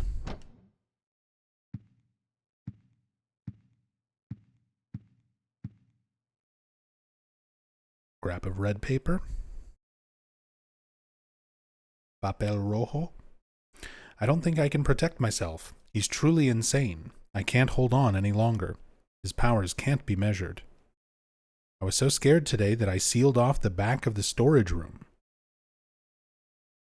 I wonder if Eileen Galvin is okay. She had no idea what's going on. But she's in danger nevertheless. July 13th. So Joseph is the one who, all of a sudden, Walter's body was just in his storage room. And he was like, fuck that. I'm walling it off. I'm not going to touch anything. I'm not going to mess with it. I'm just going to wall the whole damn room off. Some kind of strange paper stuck in here. The succubus talisman. Card with some kind of frightening demon on it.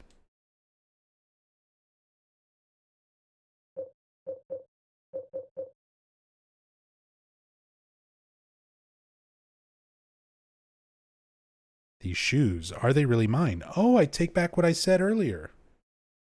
I thought that only happens during the intro sequence when you're playing as Joseph. But now you do get this dialogue. I stand corrected. I mentioned that earlier. Someone brought that up in chat about questioning if the shoes are really his. Which is weird, because he specifically talks about, like, oh, I bought these in Silent Hill. But now we're getting the intro dialogue, questioning if the shoes are his.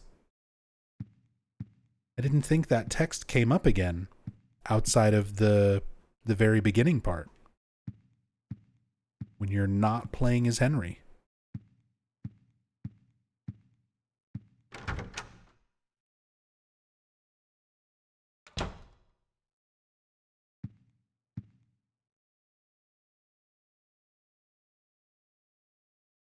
Maybe it's just my nerves playing tricks on me, but this photo gives me a weird feeling.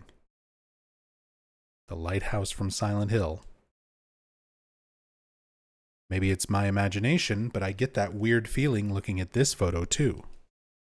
All of his photos of Silent Hill are now starting to make him feel weird. Scraps from magazine articles, but I don't remember cutting them out. It's my scrapbook. Everything in here is also in another copy I carry all the time, so I don't have to worry. This man has 2 copies of all of his memos, all of his maps. One for leaving in the room and one to carry around all the time. Maybe it's just my imagination, but I feel something like fear coming from this photo.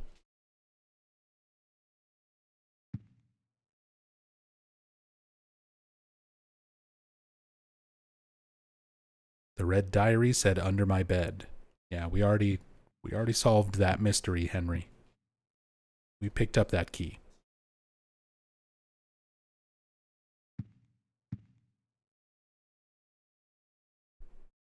I didn't think anything of it when I took the picture, but now it gives me a seriously creepy feeling.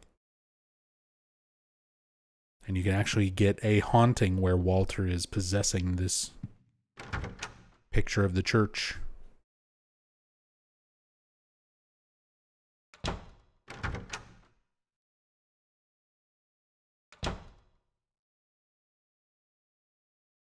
The hole is blocked.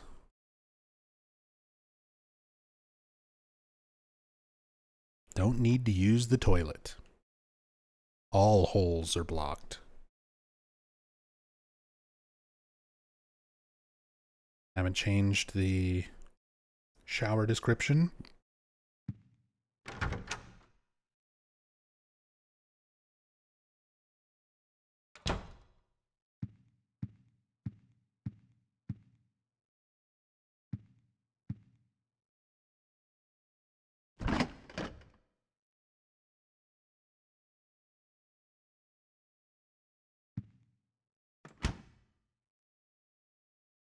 The water works, but I've got nothing to wash.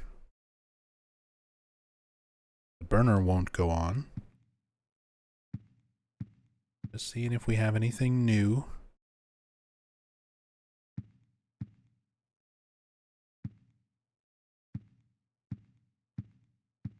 Okay. The notepad on the worktop, is that from Silent Hill 1? Not quite.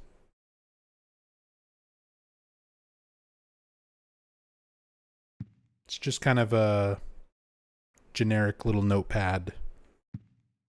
It's not quite the blue on the red clipboard from Silent Hill 1.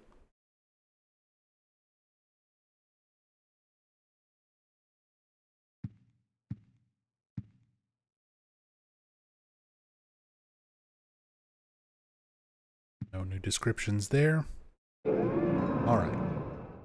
So I'm gonna save. We're about to go, basically hit the halfway point. We're about to go to the hospital. But before that, I need to take a break. Get up, stretch my legs, refresh my beverage. Use the bathroom, which hopefully doesn't have a creepy hole to another world in it. So I'm going to take a few minutes here. And then we will continue on with some more Silent Hill 4. Hospital time. But yeah, back in a bit.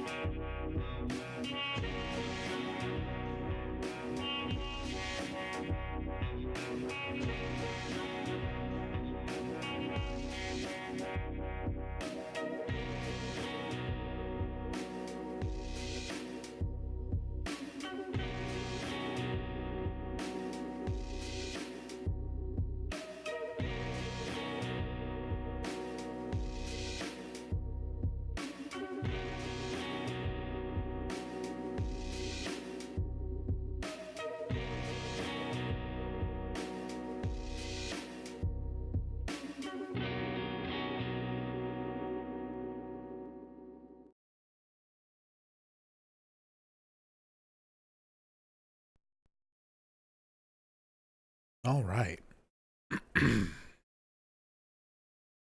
Legs are stretched. Water bottle is refilled.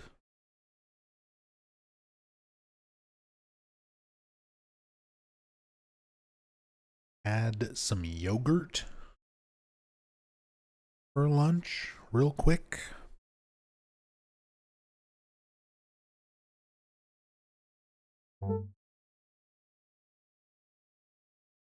Ready to go check up on Eileen at the hospital.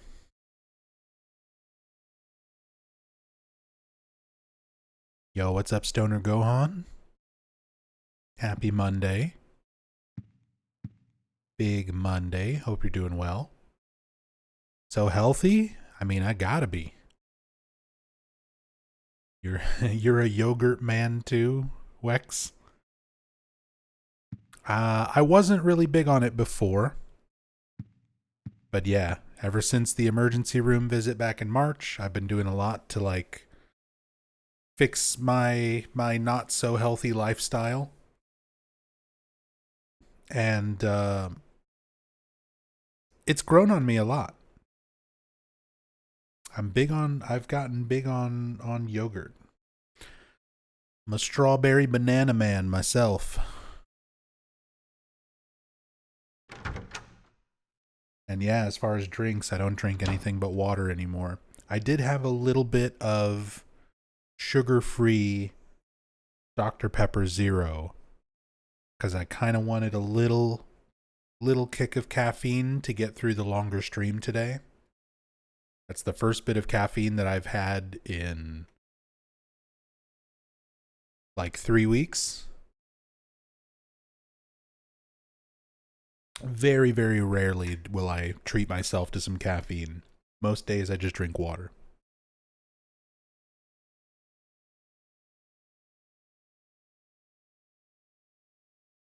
It's some kind of stain. Come to think of it, it also looks like an evil demon.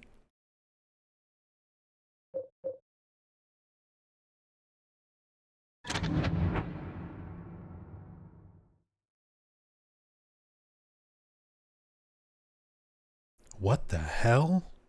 What the hell counter +1?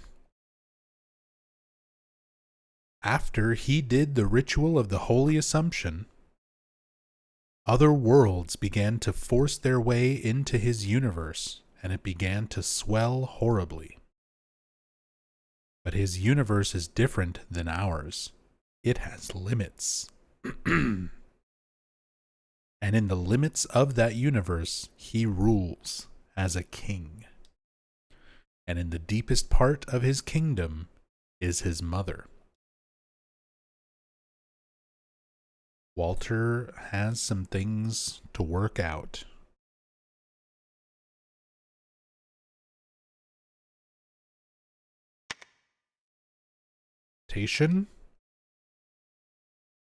Source, watchfulness,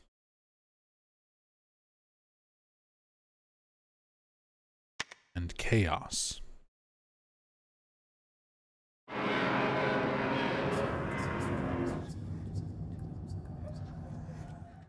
The hole.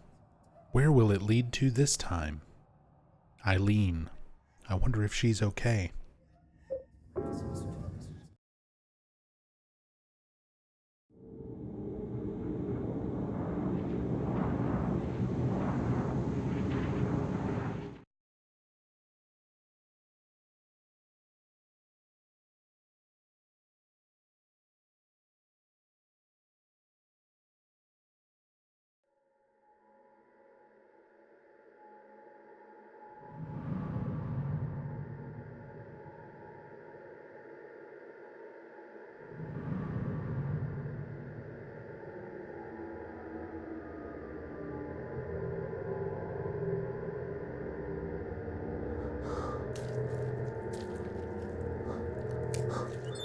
Oh, we're about to get a cameo appearance from Claudia Wolf. There she is. With her untextured shoes.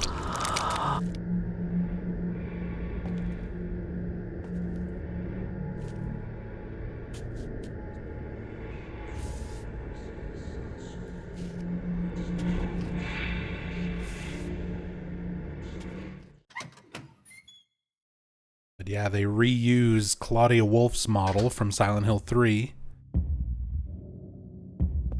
as Walter's patient there.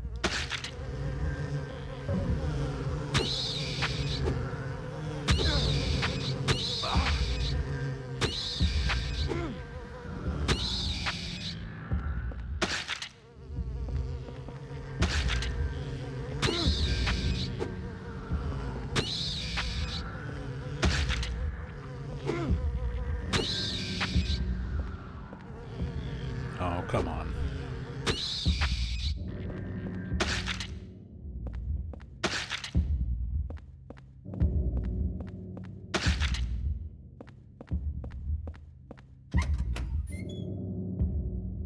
And we can go back in there, and now we have the actual patient enemy.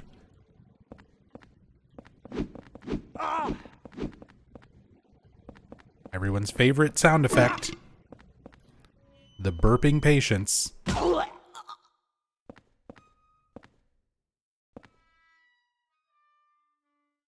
The operating table. There's a blood-stained cover on top of something.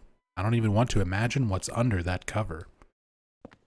Getting a little bit too much under that patient's cover. There's a strange human-shaped object.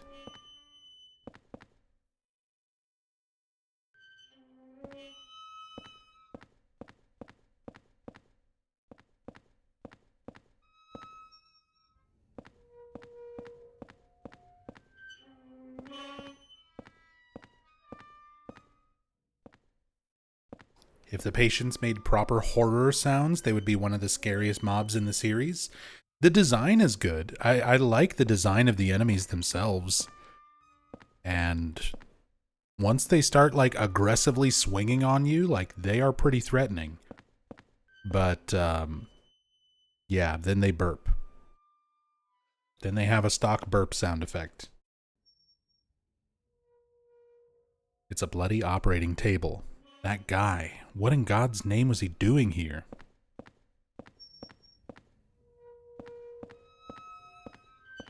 A remake of this game would be better for one reason alone, and that would be appropriate sound design. I agree, Appalling Snowman.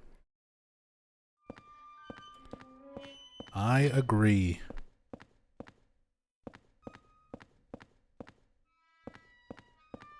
Because this is already a very strong game in terms of characters and story. Not a lot of that needs to change. But replacing a lot of the stock sounds, the generic, unedited, out-of-place stock noises with some better sound effects. And personally, I'd want a lot of the memos, a lot of the Joseph stuff to be shown through like scenes. For me, if it was me in charge of it, whenever you come back to the room and you have the little scene of Henry like waking up from his bed, rather than just immediately waking up, have just like a few seconds of Henry's dream when he's waking up basically be a glimpse of Joseph's perspective, where you see Joseph investigating things, talking with people, and basically giving that same information that you get from a lot of his notes and memos, but rather than him writing down the memos and then you reading it off of the paper, you're experiencing it the same time as Joseph discovering it through like little dream visions whenever Henry is waking up. I'd like to see that information kind of conveyed a little bit better and not just like thrown into a bunch of memos, especially when you consider the supplementary memos, the extra notes about Walter's victims that were on the Konami website, and the Crimson Tome, the Another Crimson Tome. There was a lot of extra information about the cult and about the victims and about Walter that was just on the Konami website. It was info that didn't even make it into the game. And it's like, a lot of that stuff could be incorporated into the game through some little flashback scenes, some little extra bits of dialogue with Joseph, even when he's like ghost mode in your room. Some little minor tweaks and fixes to bring out the better parts of this game and then polish up some of the rougher parts of the gameplay. The second half of the game isn't even that bad. A little more distinction for the sort of like otherworld, more distorted versions of all of the places that you've been to, all of Walter's worlds kind of deteriorating would be interesting. And more control over Eileen as the escort mission stuff. Being able to tell her, stay here, follow me, go fight this thing, run away from it. Having some basic issue command type stuff, similar to Ashley in Resident Evil 4, would be nice. It would make the escort stuff not nearly as painful. There are all sorts of medical things, but I wouldn't know what to do with any of them.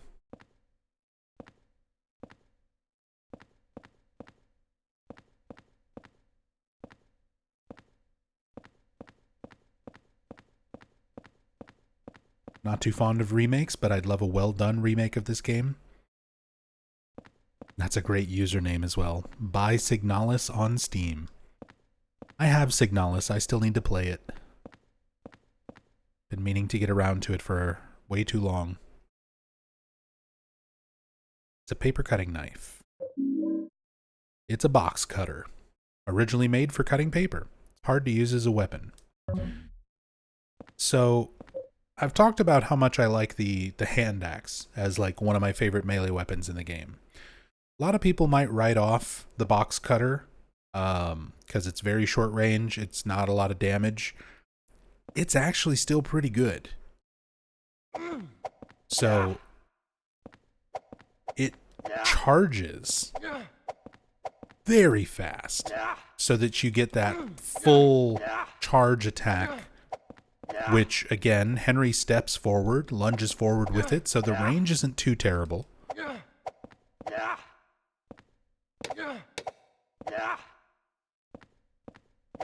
And every time you're in that stabbing animation, you've got invulnerability. It's not as much as the axe, but it's still not bad. So it's not that bad of a weapon. It's actually pretty good.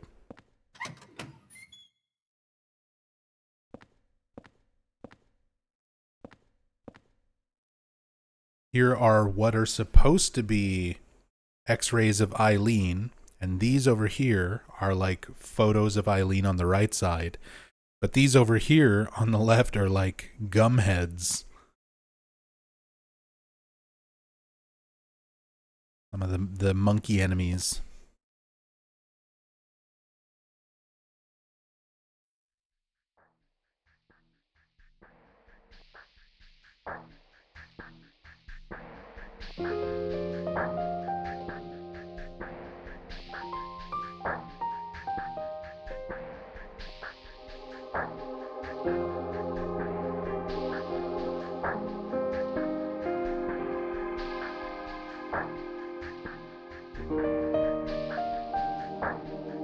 Eileen, are you still alive?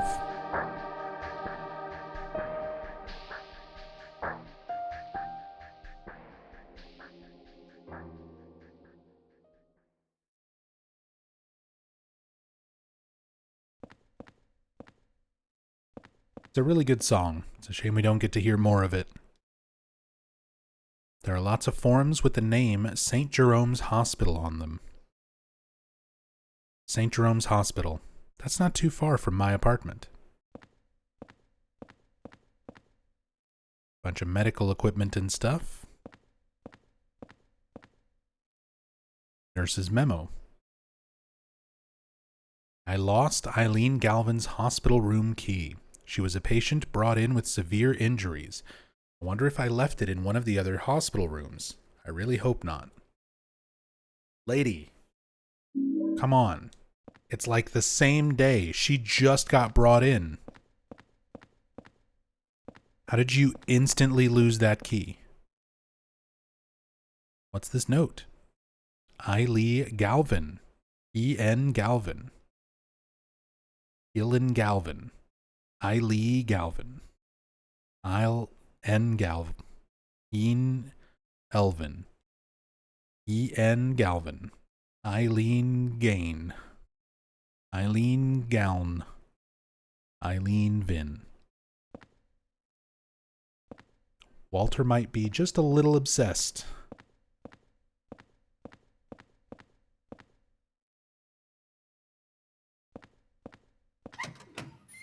Long Dong Johnson.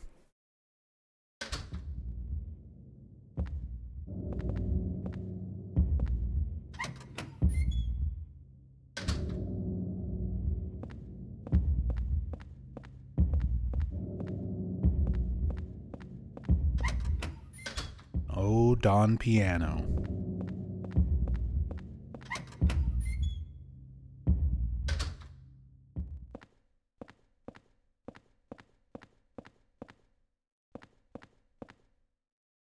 It's a bed with wheels. They must move patients with this.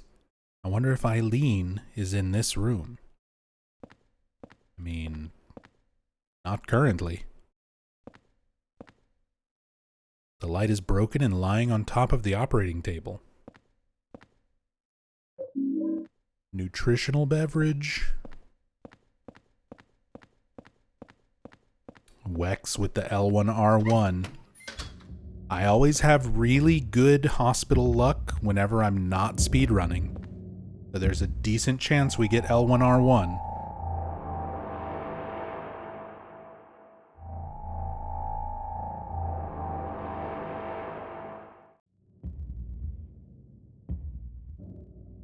What's a woman's handbag doing here? It must be Eileen's. Eileen's bag. Eileen-only weapon. Eileen's handbag. Looks like it could cause a little bit of damage. Hit the monsters with your purse. That's my purse. I don't know you.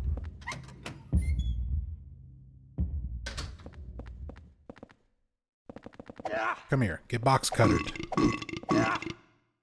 Box cutter, box cutter, box cutter.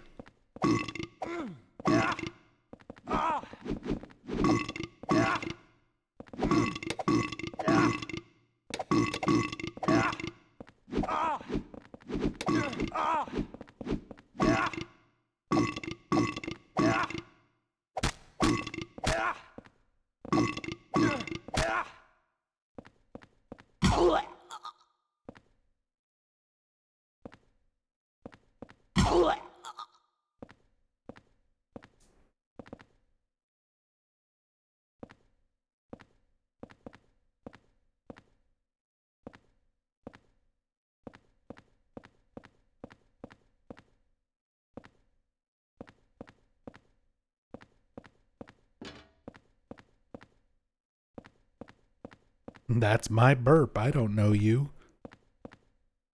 Now we get our first ampule. Restores a fairly large amount of health. Continues to restore health for a time.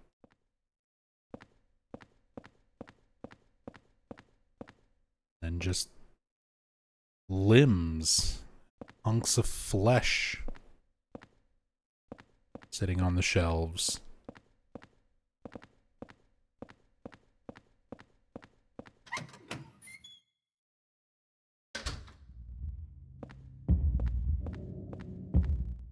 It's an elevator, but the door or button is broken and it's not responding. All right.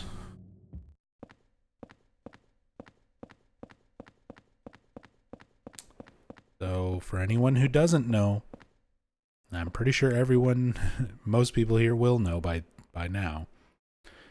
This hallway is randomized every time you play the game. It is the speedrunner's nightmare.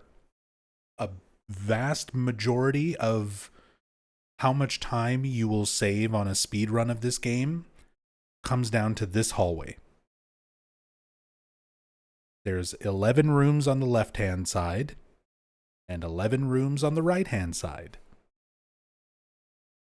In one of those rooms is a key that goes to Eileen's room. And one of those rooms is Eileen's room. So you need to find the key room and you need to find Eileen's room.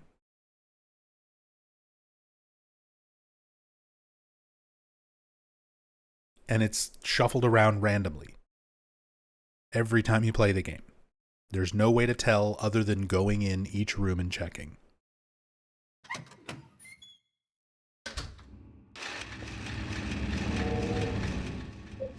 Probably for calling the elevator. Should I press the button?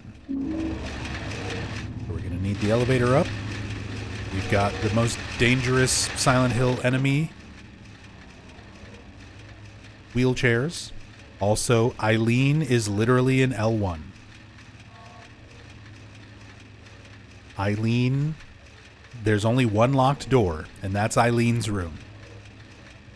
So she's in the first door. Will the key be in R1 right across the hallway? Will we get the perfect speedrunner RNG?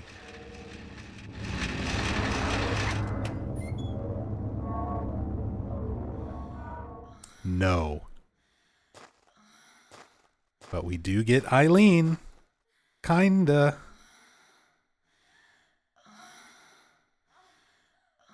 Speaking of Walter being obsessed with Eileen, remember, he's created these worlds. He's responsible for this. Just sounds of Eileen breathing heavily and moaning in the background.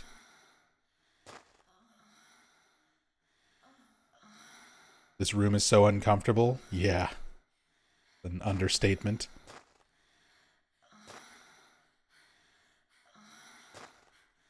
Those eyes just following and watching you. Giant, scary Eileen face.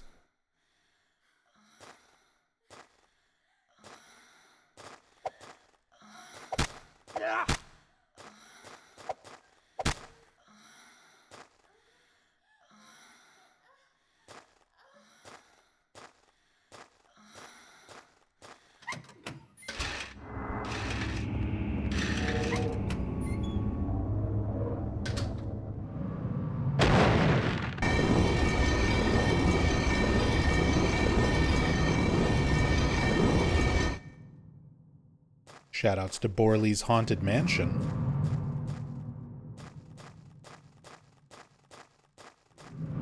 They do a similar thing in Silent Hill 3.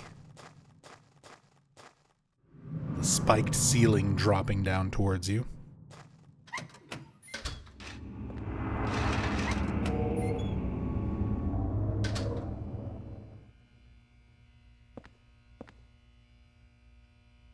In what sense Walter is obsessed with Eileen? So there's a few different layers to it. Walter himself is, the way Temporal Fry says, envy. He's envious of people who have, like, a relationship with their parents, their mothers, who are happy and have parents. It's something that he did not have. It's something that he's obsessed about trying to reclaim. He thinks he's so messed up, he believes that room 302 is his mother. And he's performing this ritual, killing these people, doing everything to try and reunite with his quote-unquote mother, room 302. The ritual, of course, is not actually doing that. He's been deceived by Dahlia Gillespie because she recognized that desperation and obsession with his mother in Walter. So she basically just said, oh, that's what this ritual is. The descent of the Holy Mother. The 21 Sacraments. If you do this, you'll be reunited with your mom. So he has this sort of obsession through that idea of reuniting with his mother. He's envious. He knew Eileen when she was a child. She gave Walter her shabby doll. But then there's also a lot of other stuff going on with Walter. He's never been able to know love or intimacy of any kind. So he's projecting aspects of that onto other people. Eileen, every person who's part of the 21 Sacraments also has sort of specific roles in the 21 Sacraments that they're meant to play. So like if you go through the scrapbook, read the Holy Scripture, blood of the 10 sinners in the white oil, that's the first 10 victims that he had to kill. And then from the darkness and void, bring forth gloom, gird thyself with despair. So those were the 12th through 15th victims. And then we get all of the victims from the starting events of this game. Source through temptation. Source is Jasper. Temptation is Cynthia. Watchful Eye. The watchfulness is Andrew DeSalvo. Chaos is Richard Braintree.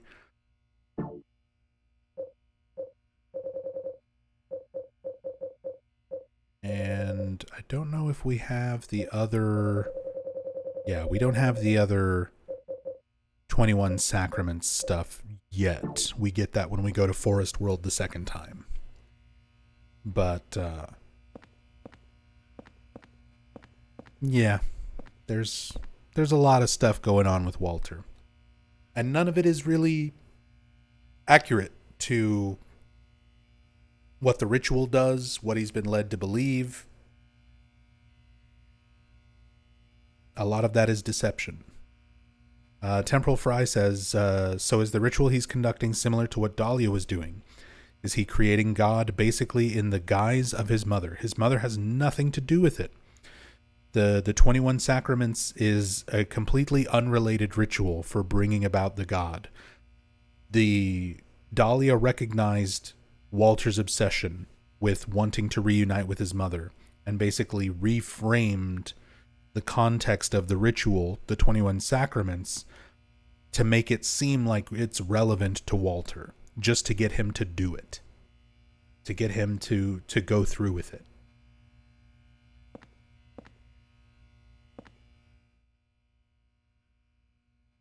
This long thing, what the hell is it? Some kind of umbilical cord. More umbilical cord symbolism, representing that connection between Walter and his mother. This long thing, what the hell is it? It's all umbilical cords, the whole way down.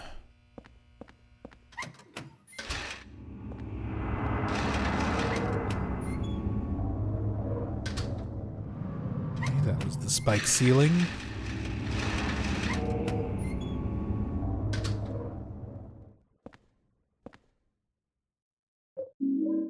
We're going to get a lot of supplies and things. This bed looks like someone broke it.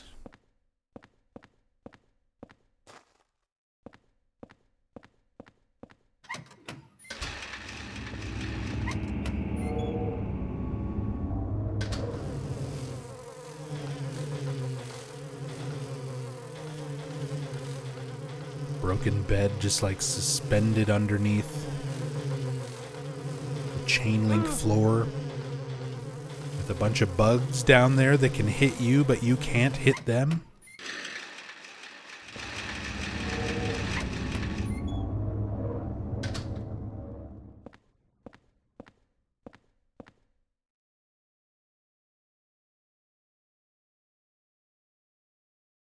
What the hell?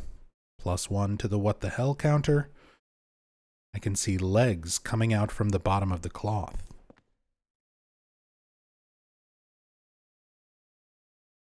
And we're just getting grotesque, disturbing imagery. Room after room. Implications of suicide, murder. Whatever's going on with the giant Eileen head. Obviously, like, heavy sexual implications.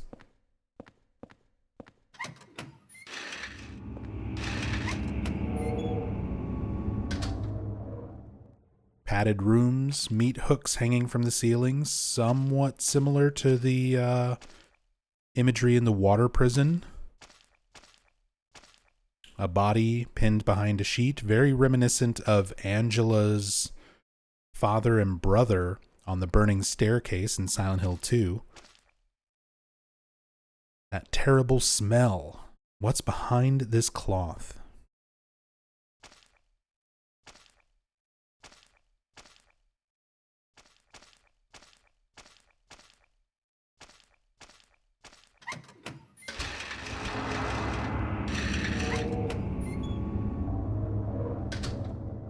And here's our key.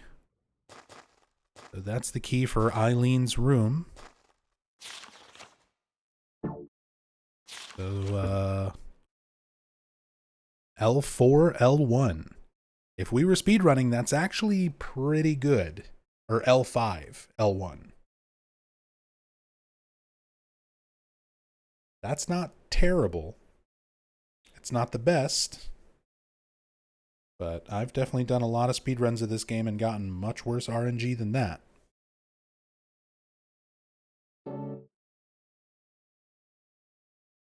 It's a key. Take the hospital room key. Key found in the hospital, probably the key to Eileen's hospital room. What are the chances of getting the correct RNG here for a good room? So, the absolute most perfect RNG that you can get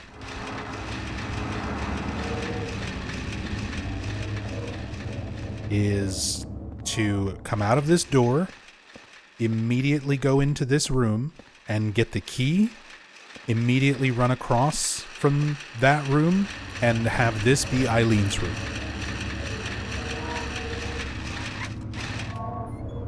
There's 22 rooms total. I'm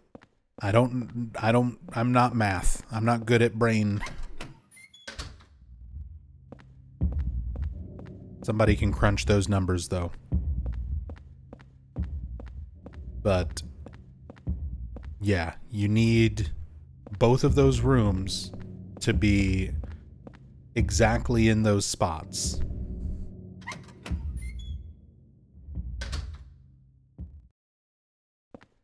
And it's just completely random.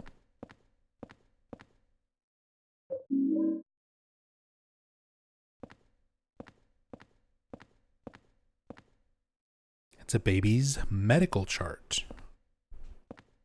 Presumably, Walter, after he was discovered by Frank Sunderland, who was brought to St. Jerome's Hospital before being put in the orphanage. So his own medical chart.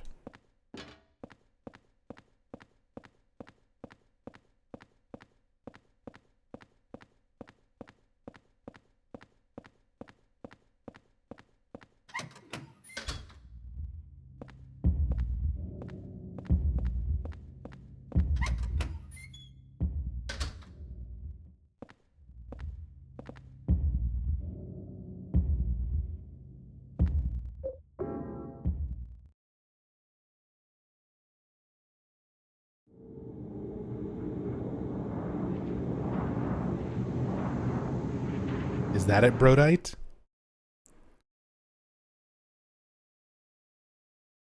One in 462?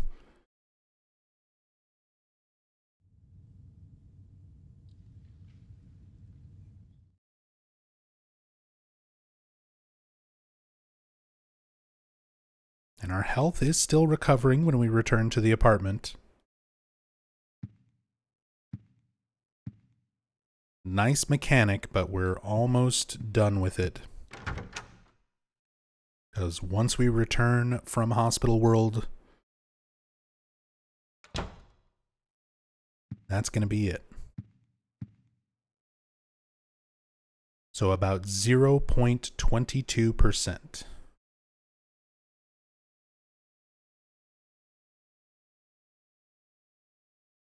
Yeah, that sounds about right.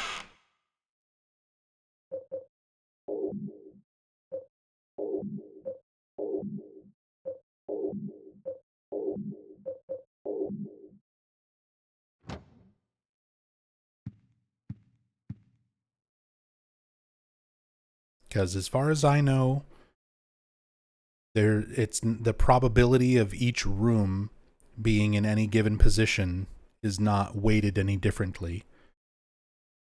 Every one of the 22 rooms has a chance of being the key room and the Eileen room.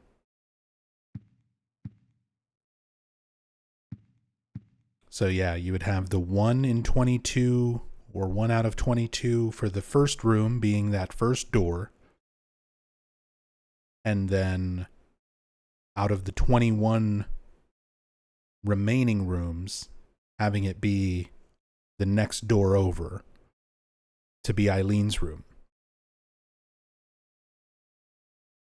And specifically in that order.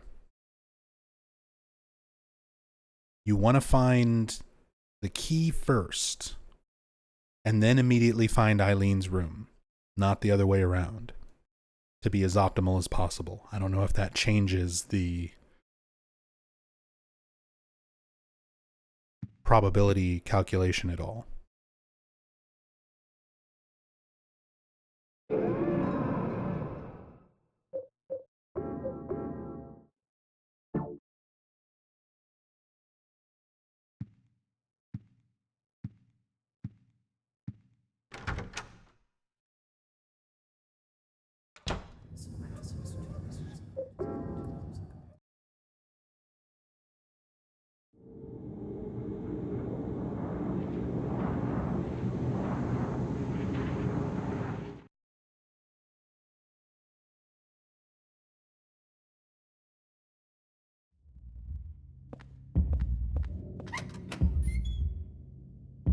But we found the key, we found Eileen, but we're not going to go to Eileen right away. We're going to go in every single room. It's a good chance, good opportunity to get a lot of supplies and to just see some creepy, weird rooms.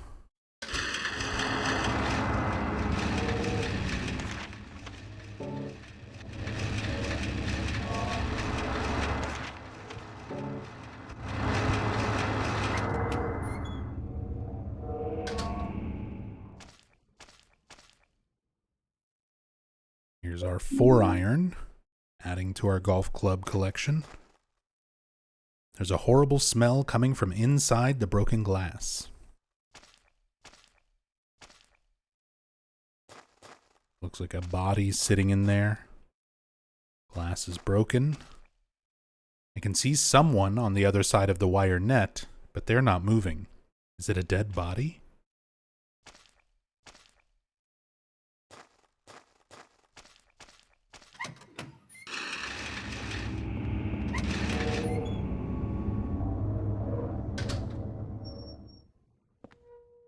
Oh man, that stinks like hell.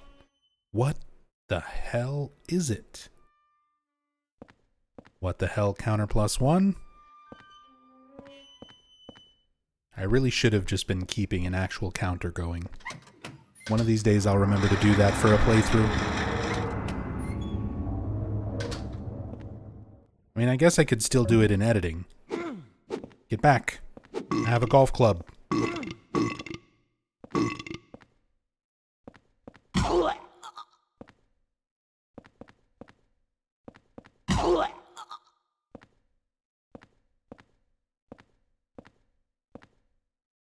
It's some kind of skin. It smells so bad.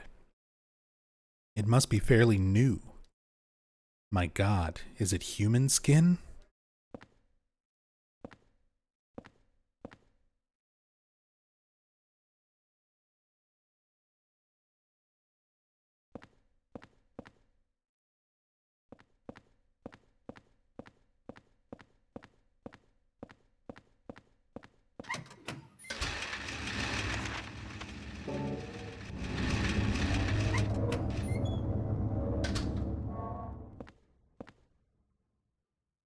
Dried up flowers. And our first holy candle, anti-spirit, special candle with anti-spirit effects, begins working shortly after being lit and placed down. We're going to start getting our things for cleansing the hauntings that are going to start appearing in the apartment.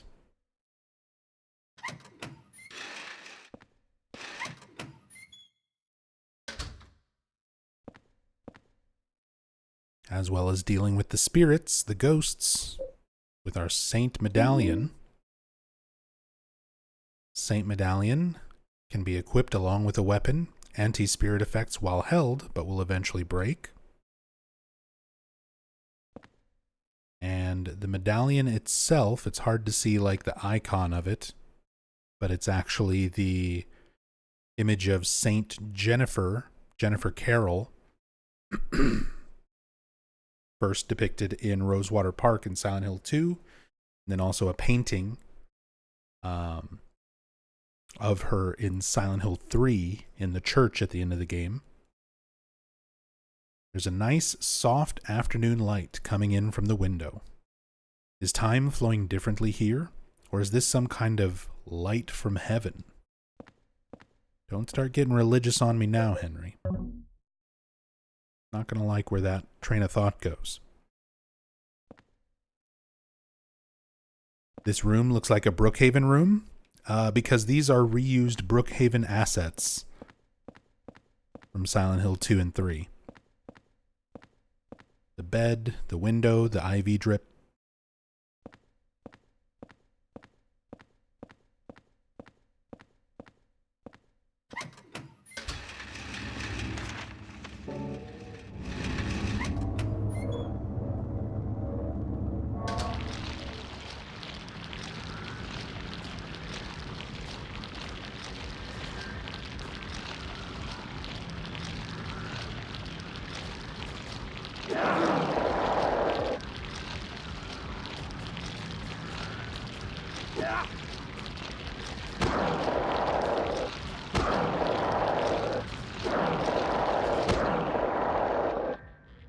Body with mushrooms growing out of it.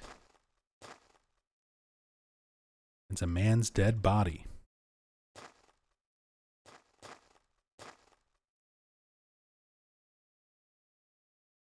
Not sure what man exactly. Just a man.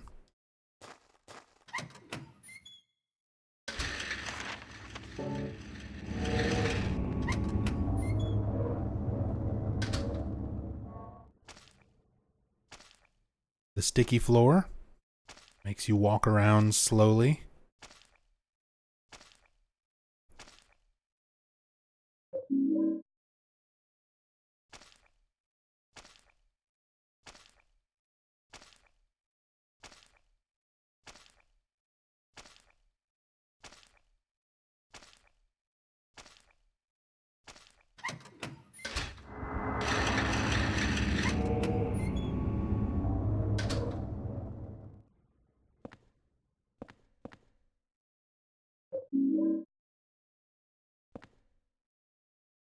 It's some kind of skin.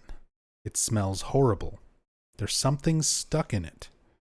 Around the middle of the skin, there's still some meat attached on the inside.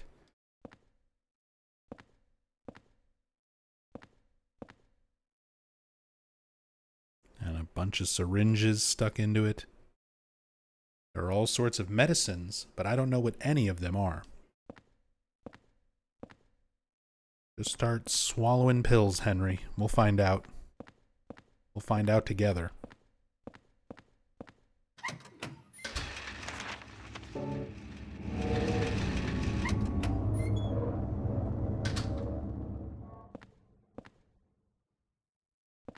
The X-ray room.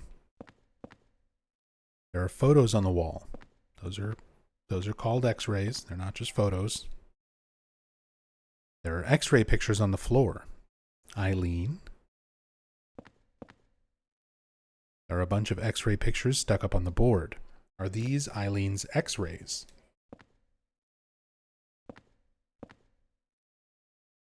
Again, they resemble the gum heads and like the dogs. Looks like X-rays of the enemy creatures.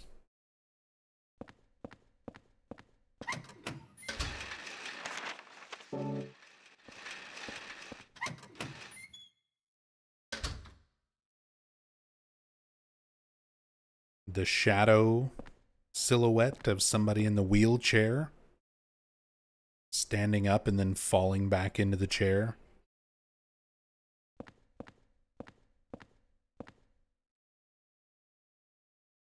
Rubber Johnny. Looks like they got kind of a giant head. Weird shape to the silhouette.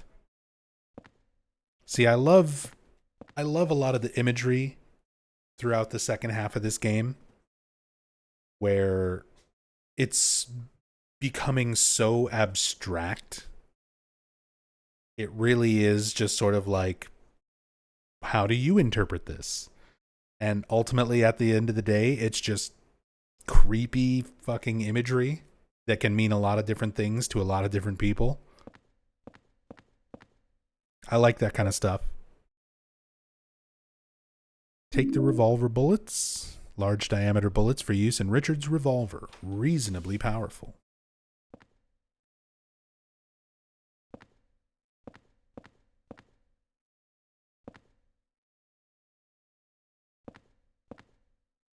Looks like a kid from this angle.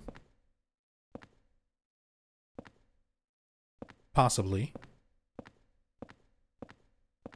Doesn't really look like a kid-sized wheelchair. And you can see how distorted it is based on the handles of the wheelchair being as the silhouette of them like stretched and larger the way it is here. It's hard to tell. Hard to tell. It's just creepy. Creepy, disturbing imagery. It's just raining in this room. More of the toadstools. Little tiny distorted fetuses on umbilical cords wiggling around like fungus, mushrooms.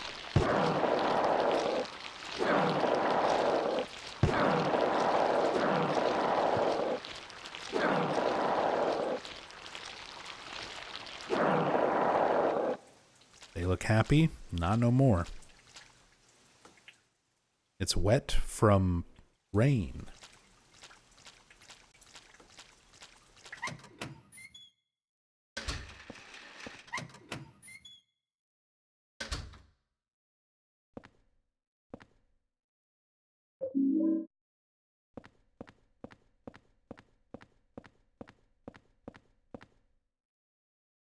It's a sterile room.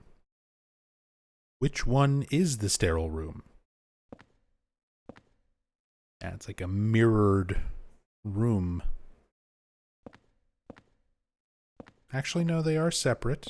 This one's got a clock, that one's got a sink.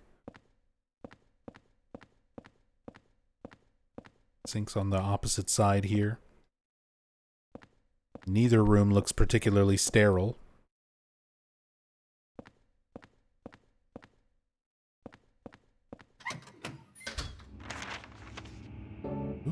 And I missed this room here. Oh, of course, wheelchair. Of course, wheelchair.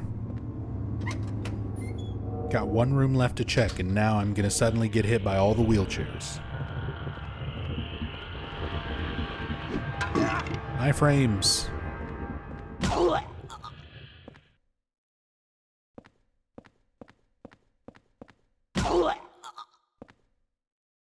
Another sterile room.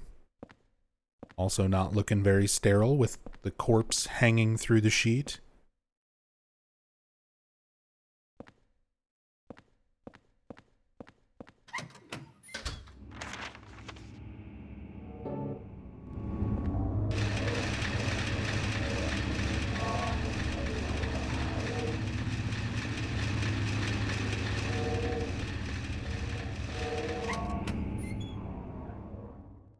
All right, let's do one more trip back to the apartment, drop off these supplies, and then we'll go say hi to Eileen.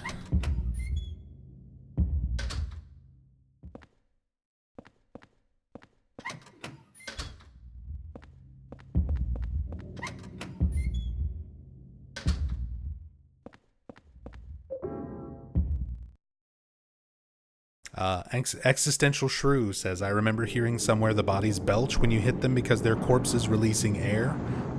Yeah, that's the, like, fan theory. I forget where that originated from and got, like, regurgitated and popularized over the years. Nothing that was ever confirmed in anything official or any kind of capacity like that.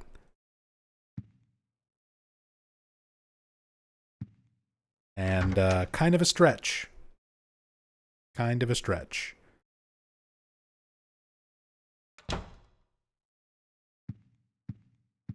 Does any manifestations in the game have to do with Henry, or is it all Walter? It's all Walter.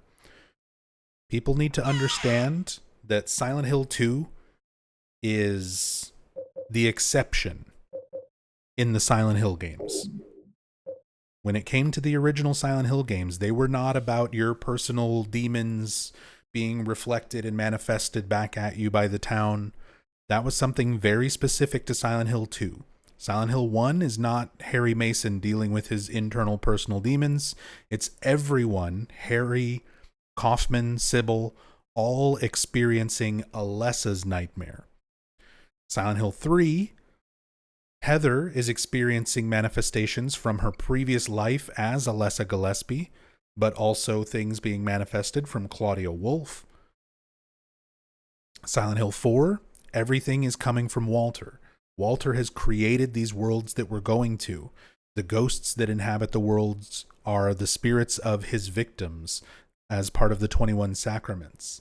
The creatures are all being manifested by Walter. Everything is coming from Walter. And then after Silent Hill 4, when the games started getting outsourced to Western developers, everything was trying to copy Silent Hill 2 at that point.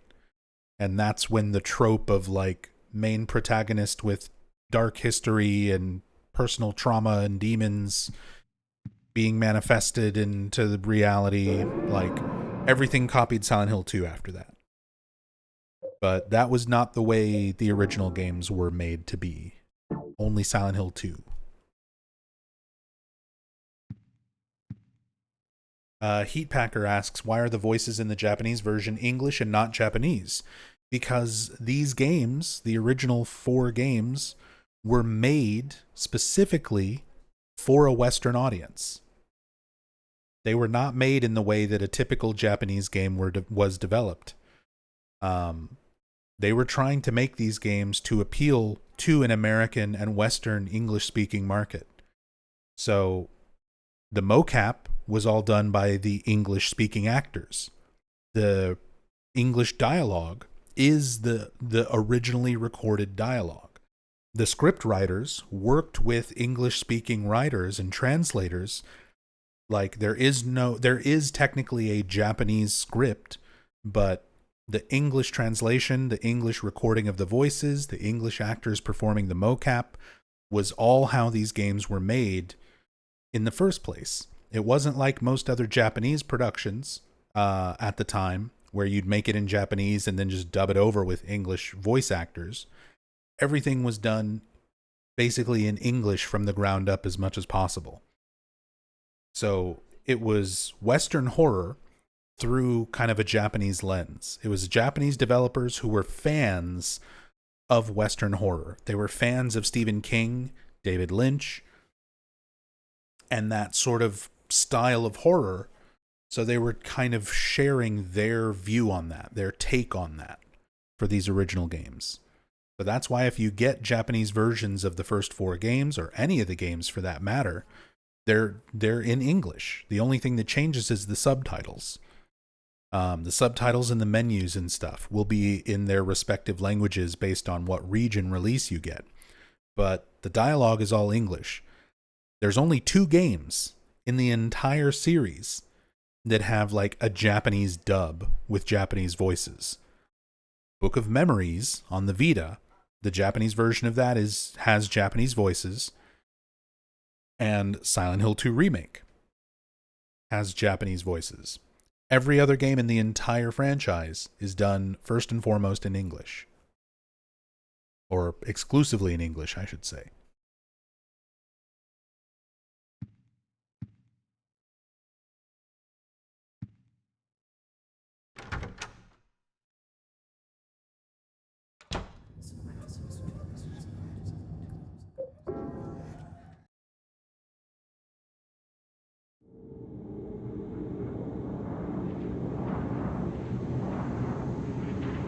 The new Silent Hill is completely Japanese. Silent Hill F is going to be completely Japanese.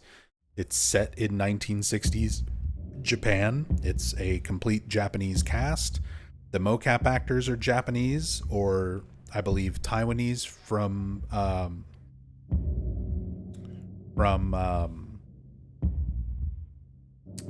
that development team.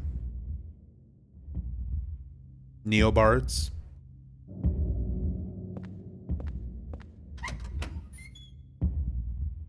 I believe it will have an English dub.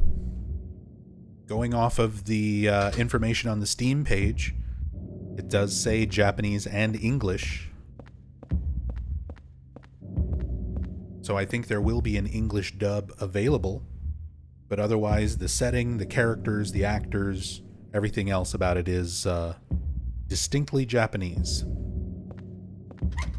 First game in the series to be that way.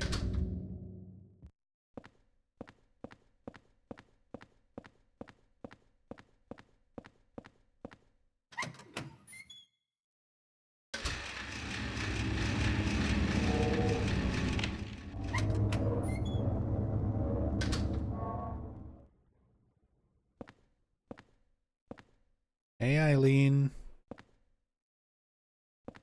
Glad you're still alive. So she's going to wake up and start freaking out. And Henry knows exactly what to do to calm her down.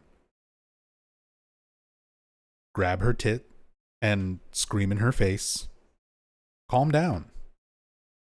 It works every time.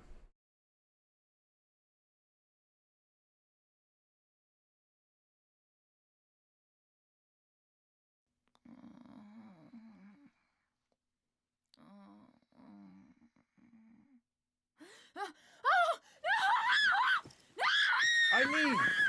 Eileen, relax!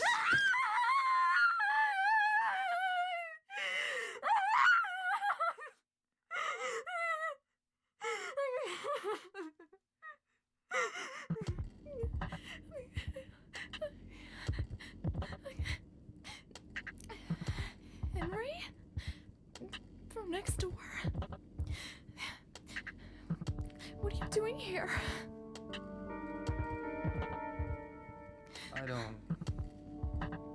I don't know where to start.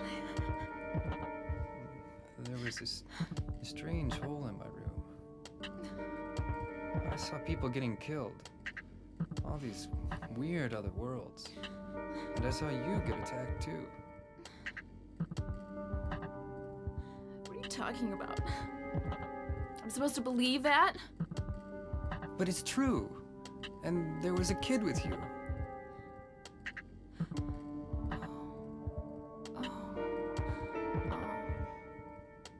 I remember now. I was getting ready to go to my friend's party. The boy protected me from the man with the coat.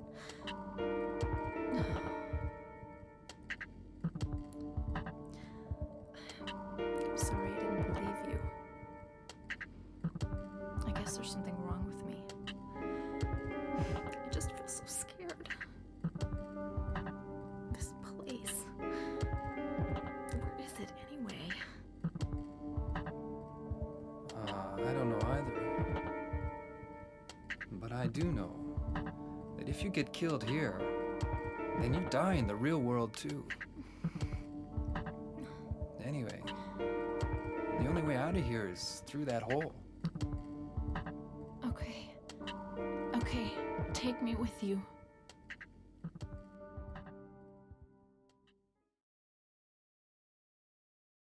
I mean, I guess Eileen doesn't have a whole lot of options, but still goes along with it pretty quickly. Easily. There's a scalpel, scissors, and other surgical instruments here. What are they doing here? Surgical instruments in a hospital? Who would have thought?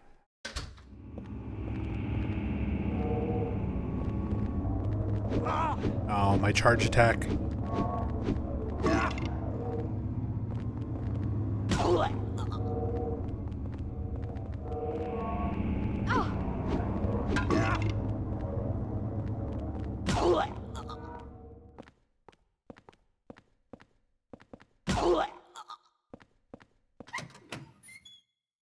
Didn't mean to go in there.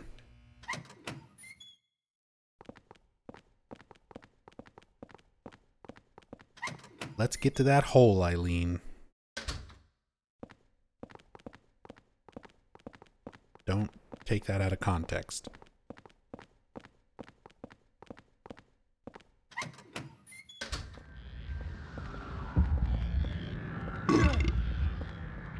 Ow. Oh no!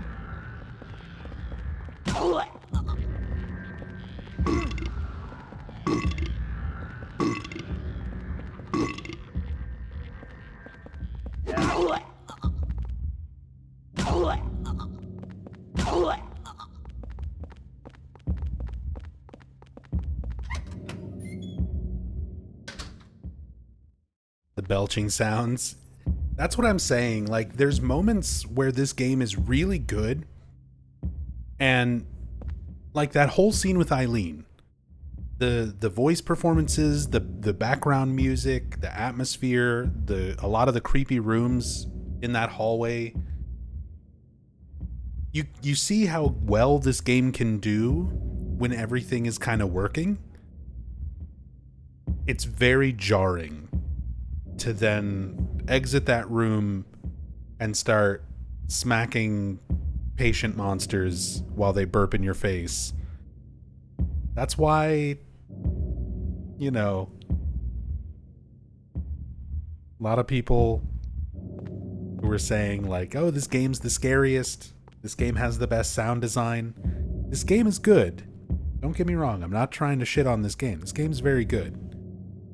But compared to like 1 through 3, stuff like that, you recognize like, okay, they took some stock burping noises and just kind of dropped them in. They didn't have time to really make this stuff better. It's got the high moments of this game are very good. They're very high. But the low moments are low enough that it takes away a lot of the atmosphere and the scariness of it, because things feel just kind of cheap or kind of silly.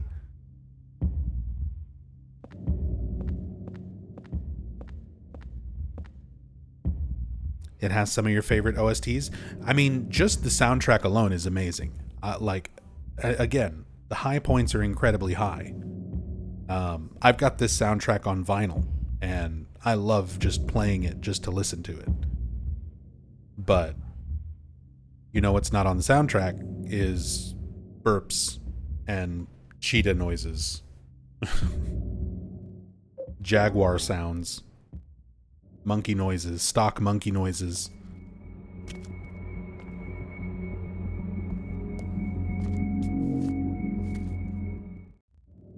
I always wonder what that looks like from Eileen's perspective.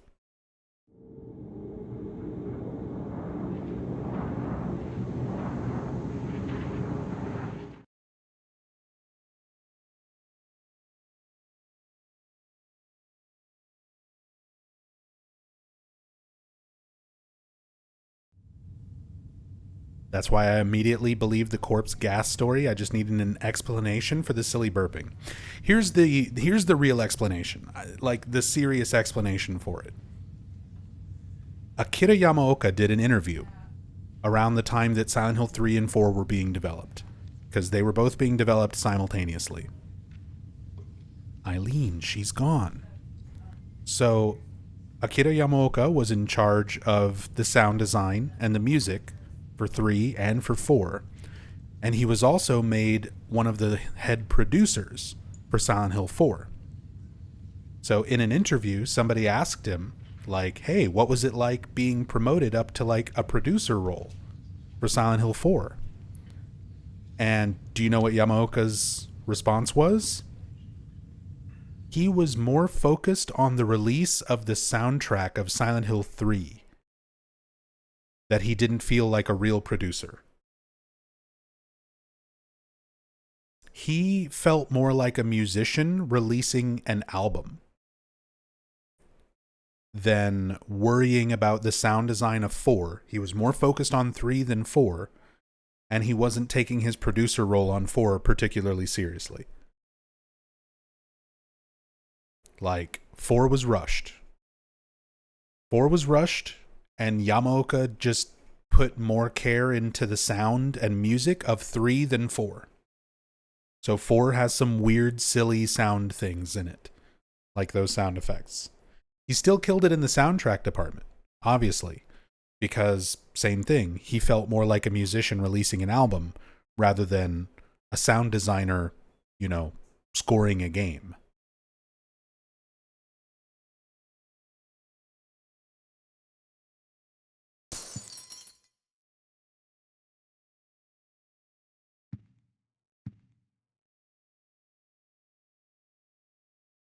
Same descriptions on stuff here.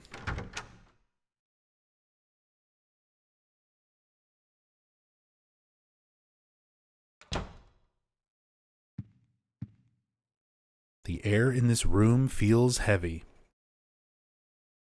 Goodbye, free healing. You can see our health bar is no longer increasing.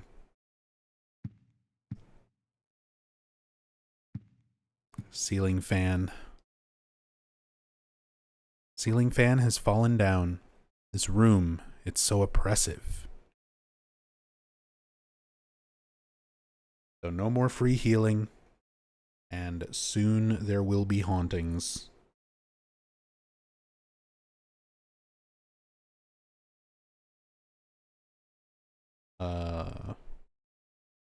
I was actually going to pull up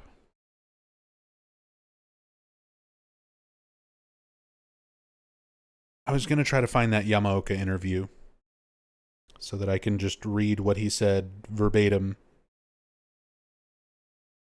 And as I opened up my phone to start searching things, the very first email I have is from YouTube. Hi, Nub Zombie Stream Archives. Copyrighted content has been detected in your video. As a result, your video can no longer be monetized and has been blocked in 2 territories. Wonderful. Great. Sorry, everyone in those 2 territories who suddenly can't see that video. YouTube's awesome. God. Fucking pain in the ass, man. You just can't win. Existential Shrew, welcome back. Thank you so much for the 2 months. Appreciate the support.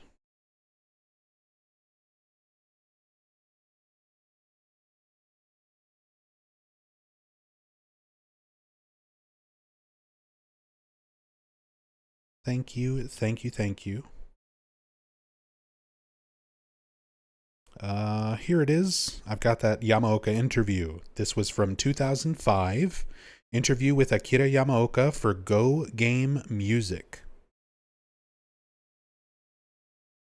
Go Game Music, GGM, asked, how did you make the jump to game producer with Silent Hill 3 and 4? Akira Yamaoka answers, I never had any ambitions, but somehow I was named producer. It seems my strong passion for Silent Hill was the reason of the promotion. He didn't even want the job. He didn't have ambitions for that. But somehow, they gave him a producer role. How was the change from going to just composer sound person to being that and producer? Yamaoka, the responsibilities are bigger. Being just a creator creating music, you have the freedom to do what you feel like without really thinking about the title as a global product. But when you become a producer, you have to always keep this in mind. On the other hand, to give a bigger influence to the fans, you have to become a producer, so I enjoy the challenge that comes with the responsibility. Let me find the specific answer I'm looking for.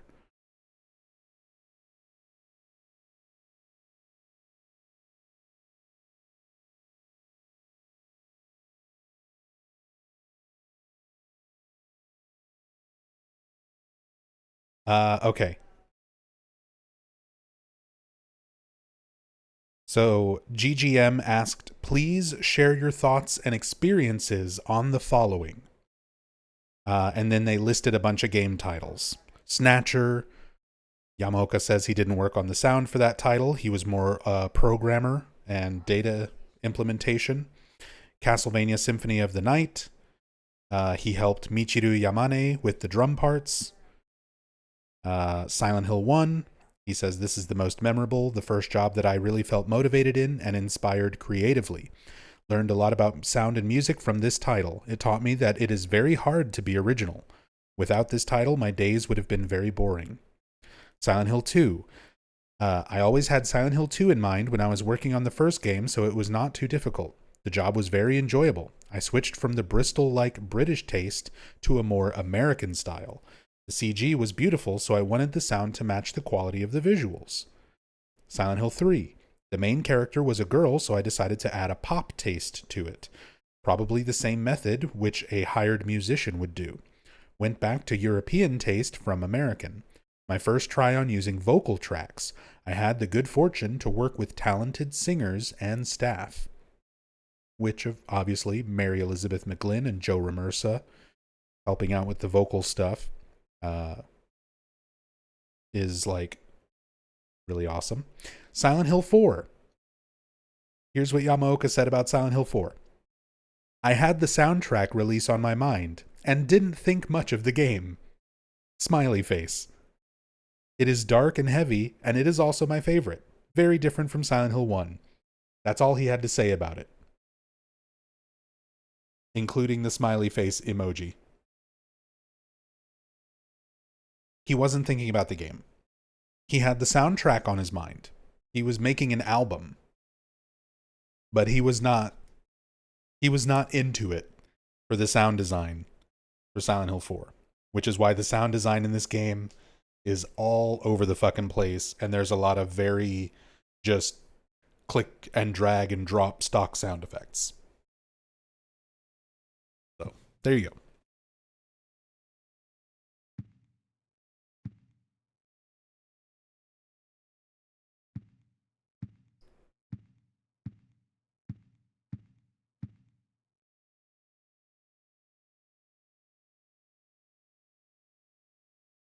It's a red envelope. There's a letter and a small key inside.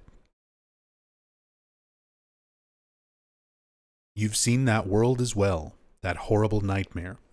But if you get sucked into it, it's not just a nightmare. Don't get lost in there. If you get pulled in, you'll be killed. But there's still hope. Maybe this small key will guide you. If you've seen the door with the placard set in it, look on the other side of the door.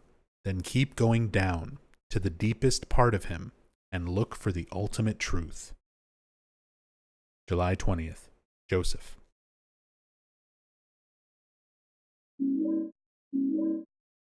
Telling us we gotta go fight the one truth. Another completely random element of this game that frustrates a lot of speedrunners.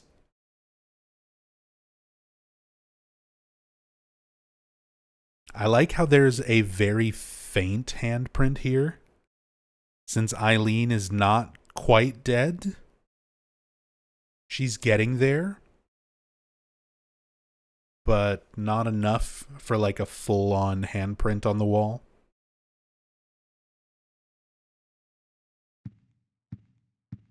And we also have some book pages over here. Gives us a little bit more insight into the rituals. Or no, this is also still more stuff from Joseph. The weather that day was very strange. Even though I avoided the earlier storm, there was still a thick fog clinging to everything. Fortunately, that allowed me to avoid being seen and get right to work. The police are still stubbornly acting as if it's just a copycat case, so I figured things probably hadn't been touched here, but I was wrong. I should have come sooner. The cemetery was in such bad condition that it was almost sad. The storm must have raised the sea level. Anyway, that's how it was when I found Walter Sullivan's grave. This diary is pretty damaged around this point and I can't read anymore. I'm still in shock. There was no body in the grave. And on top of that, written on the coffin were the numbers 11 out of 21. We saw that when we went to Forest World in the cemetery next to the orphanage. June 14th.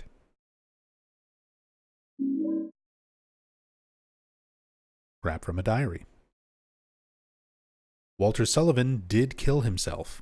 He died in his prison cell of blood loss after he stabbed himself in the neck with his spoon. His body was buried in a cemetery just outside his hometown of Silent Hill in an unmarked grave. After that, his name became famous all over the world, and it looked like his string of mass murders was finished at 10 out of 21. But 3 years later, they found a corpse that had 1221 carved into it. The corpse was from 6 months earlier. In other words, the person was killed 2.5 years after Sullivan committed suicide. The MO was exactly the same as Sullivan's, except for one thing. All 10 of Sullivan's victims were found with their hearts cut out and their chest wounds sewn together expertly with thread. On the other hand, the 1221 victim still had their heart. Naturally, the police think that it's a copycat and are proceeding on that basis, but they haven't made any progress and recently discovered victim number 13. This corpse also had their heart intact. The police still haven't even identified a suspect. I've got a working hypothesis. Very few people knew the details of the original crimes and would be able to copy Sullivan's MO so precisely. First, I'll head to Silent Hill, to that graveyard near the beautiful little lake. Maybe I'll find the answer there. June 11th. So Joseph was starting to piece all of this stuff together. He was sort of calling out the idea that the police, the detectives, were trying to say it's a copycat case, or that it's, wasn't actually Walter in the prison cell. But Joseph knew better. He was still discovering things. He was still investigating. But he had his hunches. He figured there was something more than that going on. And then when he goes to the grave, finds that there's no body, finds the numbers in the coffin, realizes that Walter himself was victim number 11, and that all of the victims before him had their hearts removed, and all of the victims after him had their hearts intact, showing that there are essentially two different rituals kind of combined into one. The 10 heart ritual, the Holy Assumption, the first 10 victims and Walter's suicide, which lets him become kind of an all-powerful spirit, and the victims after his suicide, which round out the 21 Sacraments, the birth of the cult's god.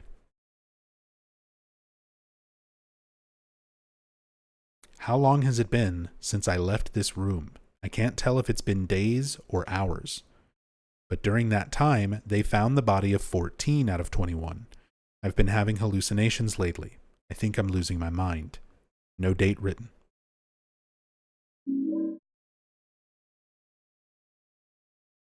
So Joseph was also trapped in the room as Walter started finishing off those particular rounds of victims.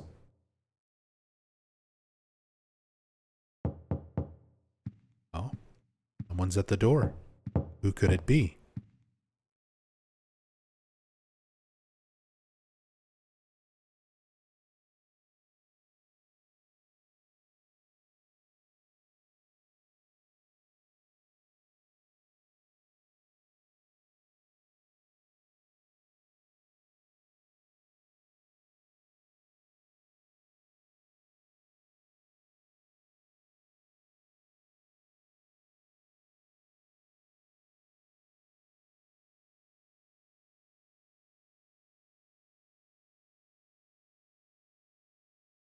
I love stuff like that in this game.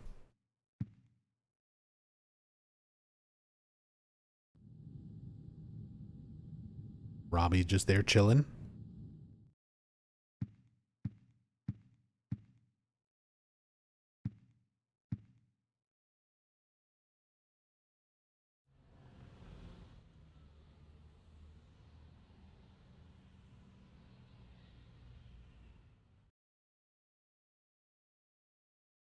Do we understand how exactly the ritual births God? So, you can't really try to think about the fundamental mechanics of it too deeply, because it's entirely just based on faith. It's based on belief. The town's power takes whatever you believe in and makes it real. That's how the power works. In Silent Hill 1, the ritual is completely different because Dahlia believes in something completely different. She believes her daughter will be the mother of God. She believes that the God requires pain and suffering to be able to grow. Because she believes those things, the town makes them real, and that's how that ritual functions. For the 21 Sacraments, it's the same thing. Walter's belief and the cult's belief is so strong, the town is making the ritual real. If you kill these 21 people in these specific ways, take the 10 hearts from the first 10, kill yourself as the 11th victim, become an all-powerful ghost, if you believe that, The town makes it real, and it works. Finish out the 21 sacraments, and it will birth a god. Like, mechanically, you know, there is nothing actually working to make these things function in like a realistic sense. It's entirely faith-based. The town is just reflecting what is in people's subconscious, their faith, their beliefs, and putting it out into reality, making it real.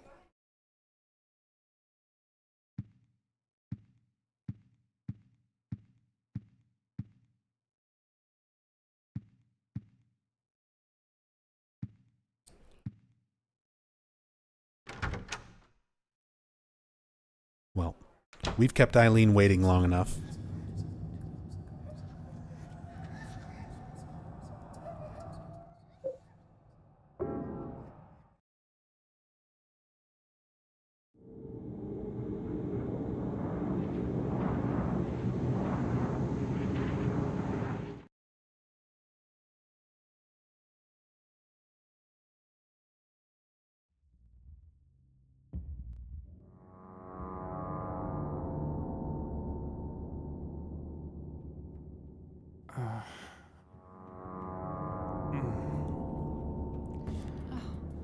Henry.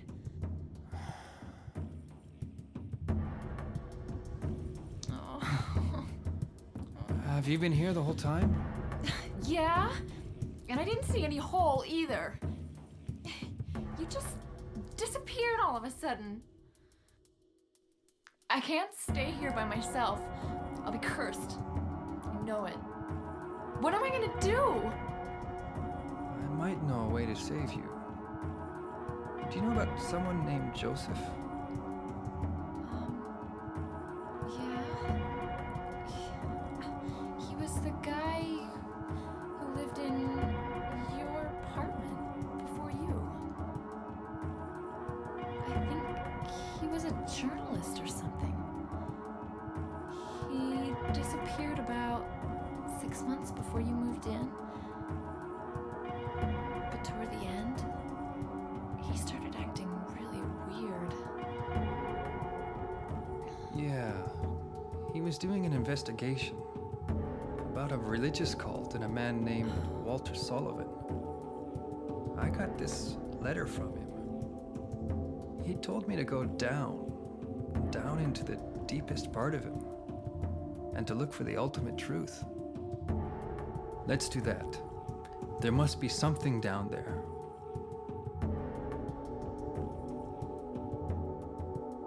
Okay. I'll do it. You're the only chance I've got. I'll stick with you. Again, I love Eileen just going along with it so easily. Like, Henry saying all of that stuff makes a little bit more sense because he's been reading Joseph's notes and kind of piecing things together. Eileen has like no context. Everything that Henry just said, it might as well just be nonsense to her. Like, let's go down to the deepest part of him. What does that mean? What does that actually entail? And Eileen's just like, all right, sounds like a plan. What else am I gonna do?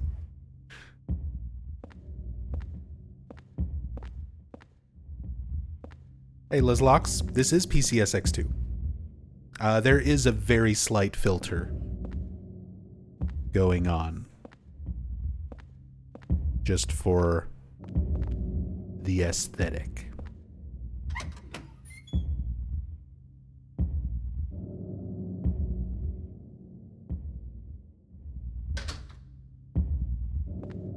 Little bit of dithering.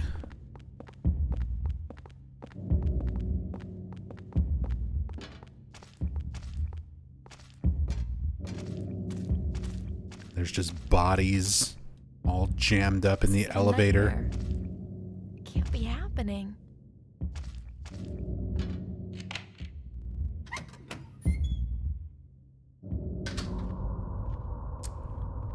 And if If you thought the burps were silly before, it's time for stairs.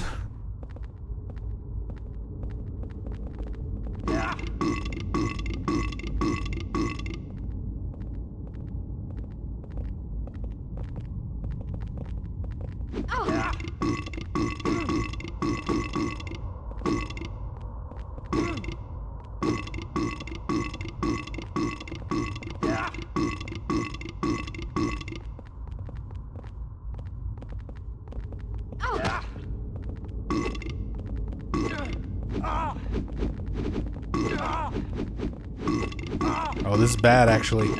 This is real bad.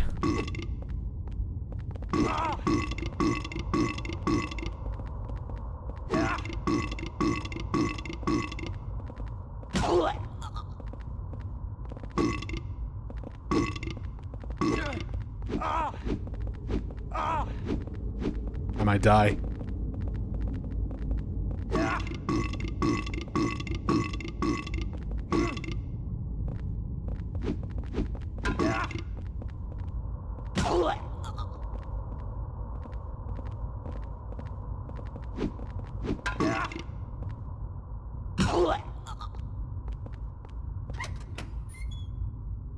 And this is what we get for mocking the burpers.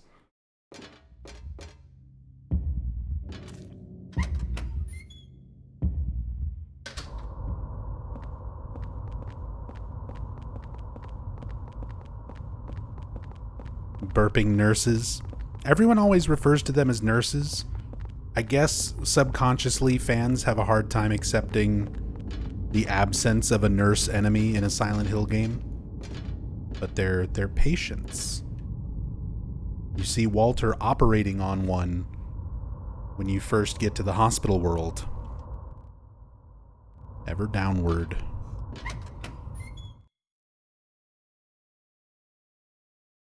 But that's a very common thing among the fan base. A lot of people refer to them as burping nurses. But they are not nurses.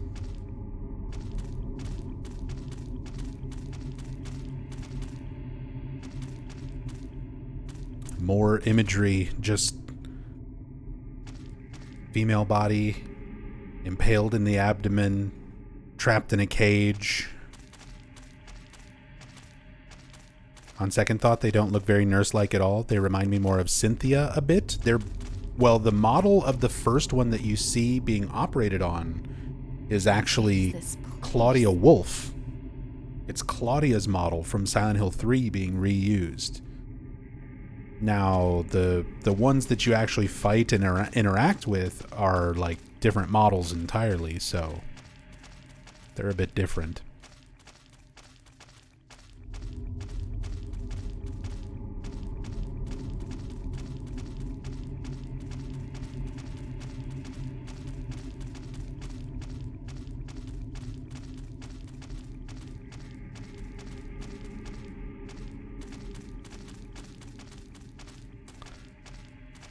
All right, Eileen. I'll be back. I need healings.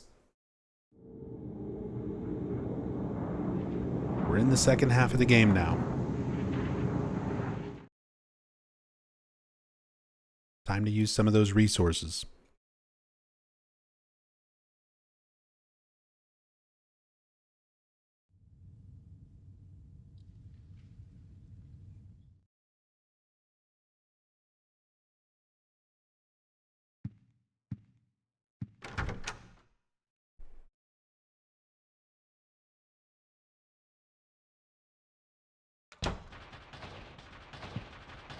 As well as our first haunting.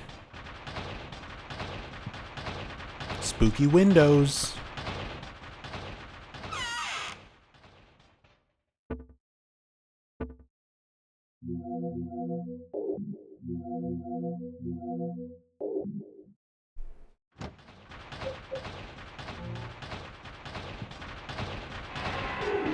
Getting a very bad feeling all over.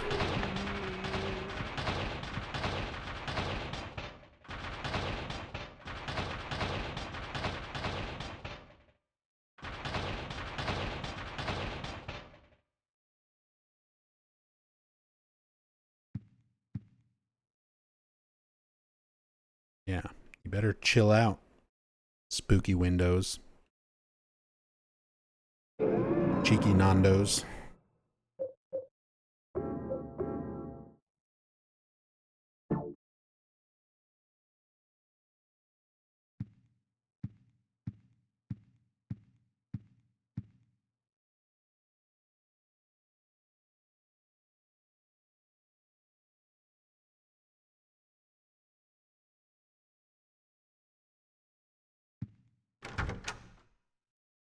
Still not sure about the shoes.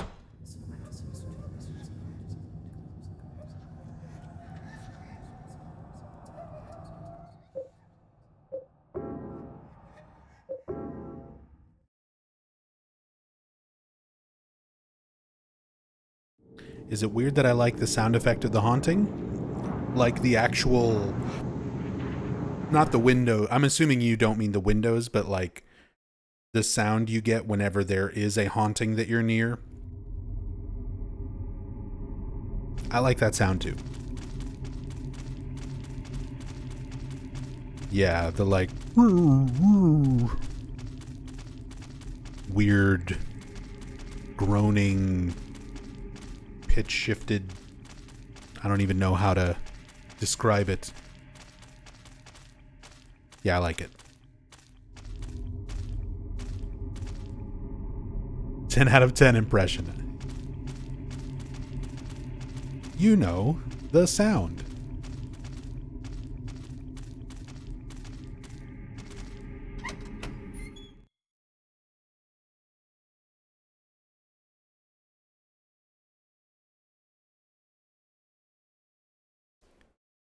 It's funny because as somebody who has been a like professional or at least semi-professional sound technician and studio musician, you would be surprised at how often musicians and engineers communicate that way, where you're like trying to convey a sound or a noise or a tone that you want or that you like, that you want to get out of a song or a recording, and you just do as good of an impression of it like that as you can, and they're like, oh yeah, I know what you mean. We just need this synthesizer and these effects and this pedal. We can make that happen. Yeah, I got you. I got you.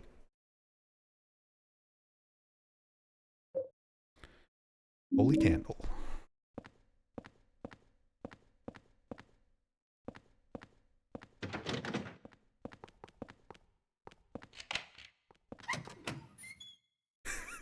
Please make that a sub sound. I'll have to work on it.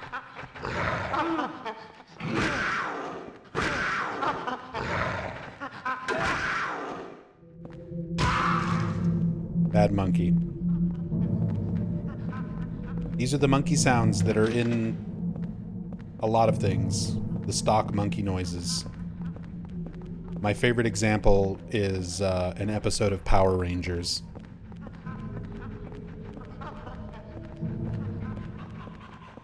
Bulk and Skull befriend a monkey. And they use the exact same sound effect for the gum heads in Power Rangers for that monkey. Because it's all just stock sounds from a CD. Oh no.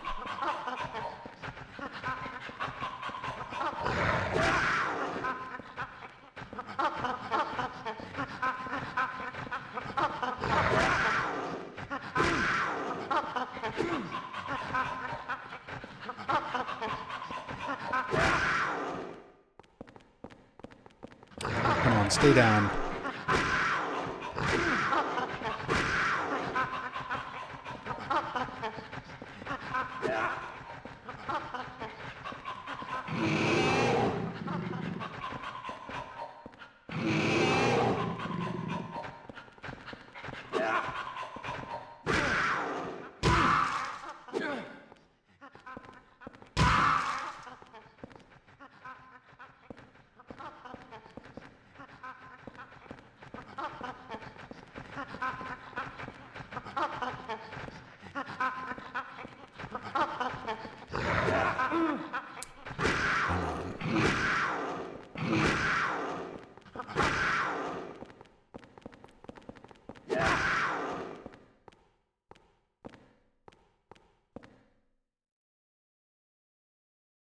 South Ashfield Station.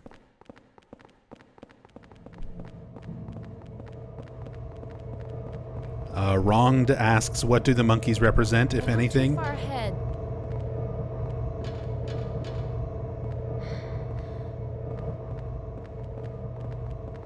Comrade Marv. The monkeys are a representation about Henry's childhood trauma watching Planet of the Apes.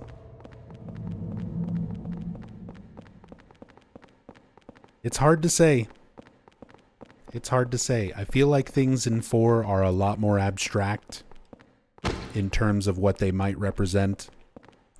The gumheads, like, okay, they're monkeys. Maybe it's how Walter views humanity, people being simple, primitive. They've got 2 heads. They have their main head and then like a smaller head kind of emerging from their chest. Almost the way a lot of species of ape will carry their young, or their young will like hold on to their chest when they walk around. So it could be a mother-child analogy. There's a lot of that in this game.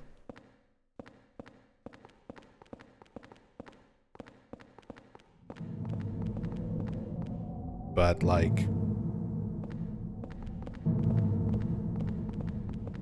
that's me really stretching.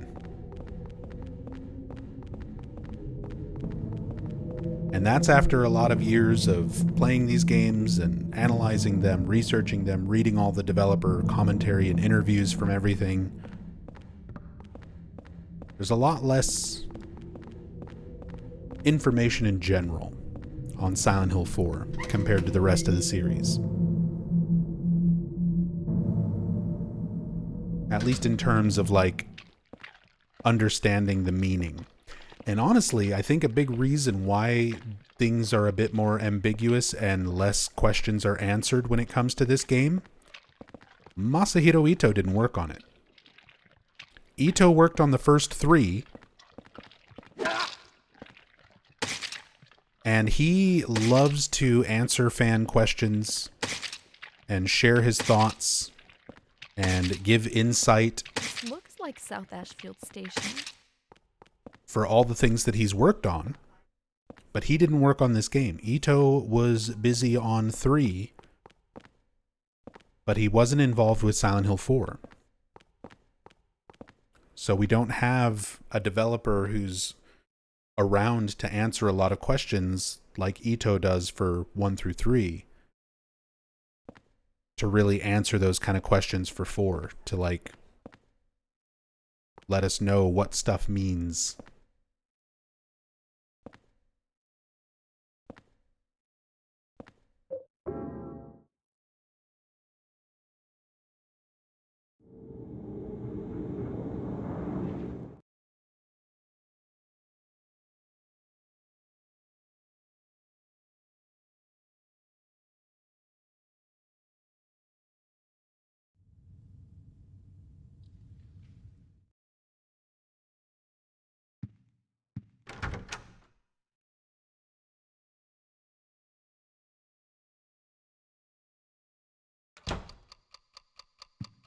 Haunted clock.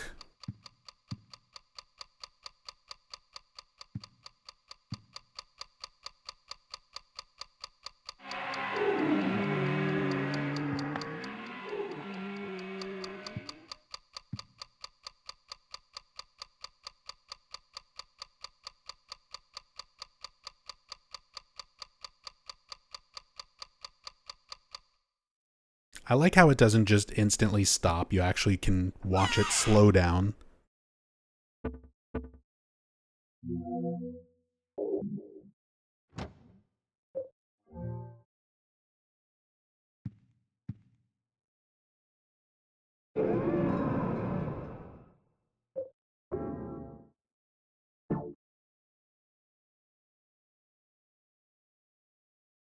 Feel like an even bolder move for Bloober after Silent Hill 2 Remake would be to redeem Silent Hill 4.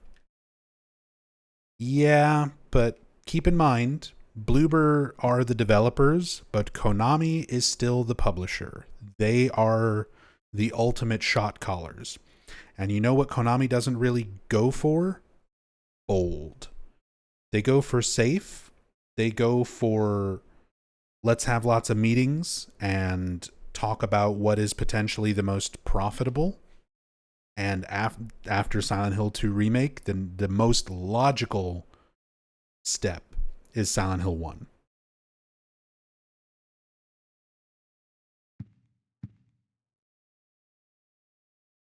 What happens if you don't cleanse the hauntings? You get a bad ending. You get a worse ending, I suppose. Depending on... Basically, your ending is determined by two things.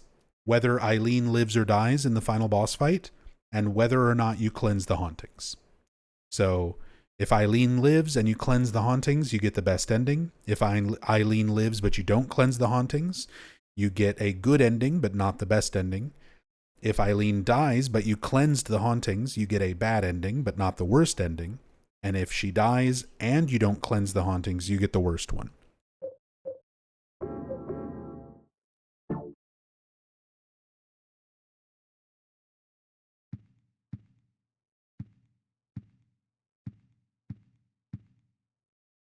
Also, the hauntings do damage. The hauntings do damage.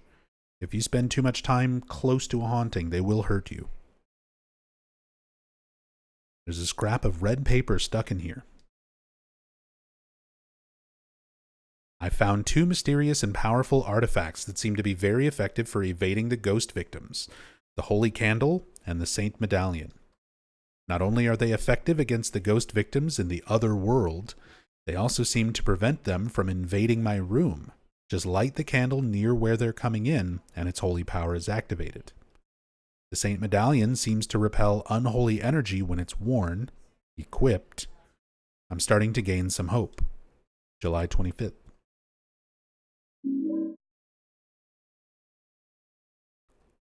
Filthy envelope with a letter and a toy key inside. Mommy, I'll give you this, so please wake up soon. It's inside my toy train. This is another one of those slight subtitle changes if you're playing the PAL region release, the European release of this, which is what they use for the GOG PC port. Instead of mommy, it'll say mummy.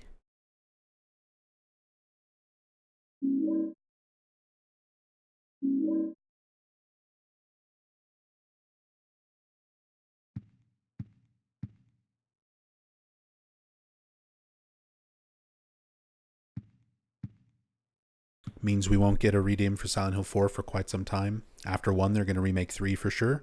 Most likely. And a lot of this was already known, or at the very least speculated on, because of some internal documents from Bloober's projected list of projects that they released a few years ago. I actually did a video on it back in February. But let me see if I can pull up that information just to show you.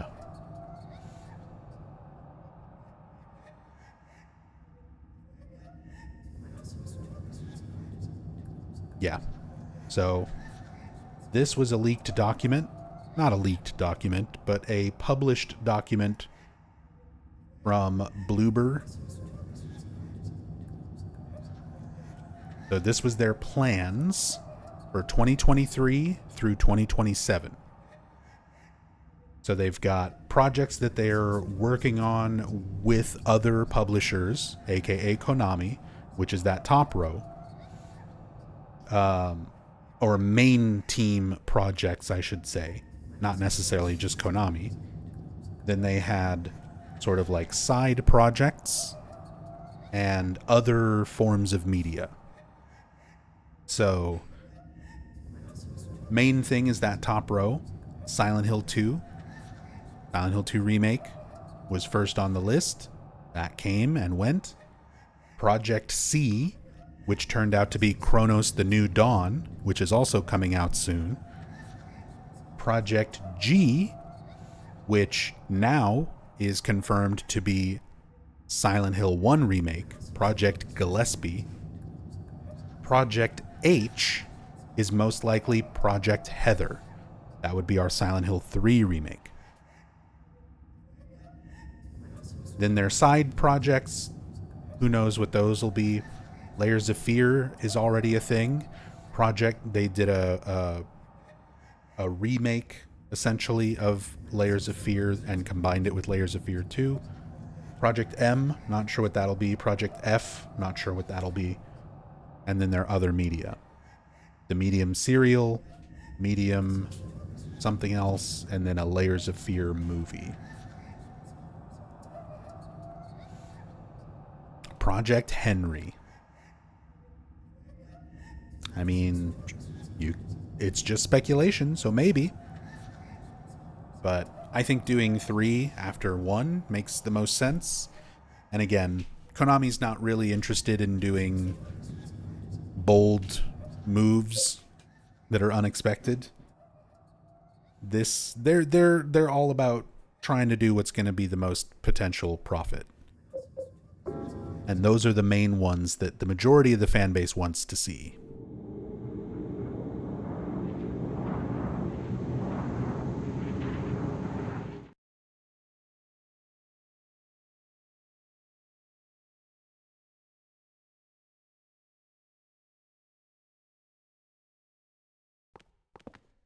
Heather better be delightfully sassy in the remake, all I gotta say. You know, they did a good job with the casting of Silent Hill 2 remake. Even though I never would have, just looking at like Luke Roberts and Salome Gunnersdottir on their own without knowing anything, like before we knew any other information about Silent Hill 2 remake, I'm like, if I would just look at the actors, I'd be like, I don't see it. I don't see this man as James. I don't see this woman as Mary Maria. But they pulled it off pretty well. But that's also something that people are going to have to really come to terms with the Silent Hill 1 remake and potential Silent Hill 3 remake. They're going to be recast. It's going to be new actors. And the character models are going to basically be scans of those actors. They're going to look like very different people compared to the character models from the originals that we're kind of used to seeing.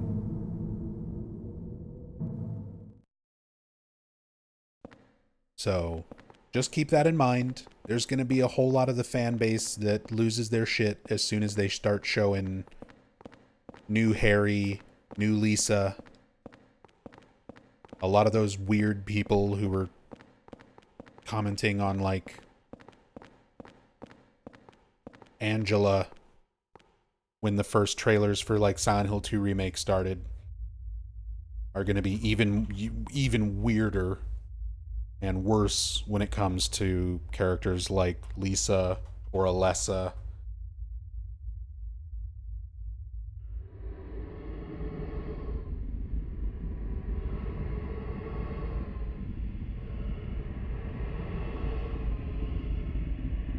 Let alone Heather or Douglas.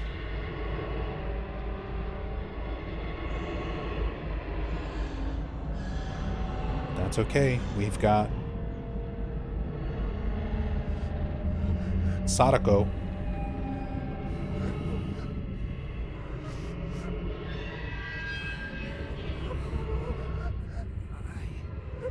Sadako Cynthia.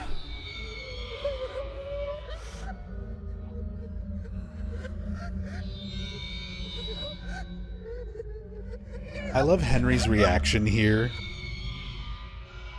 as she phases through the bars as though this is the first ghost he's ever seen. Even though we've been dealing with ghosts. I guess it's a little more traumatic since he knew Cynthia while she was alive. This is the first ghost of someone who he knew before they were a victim.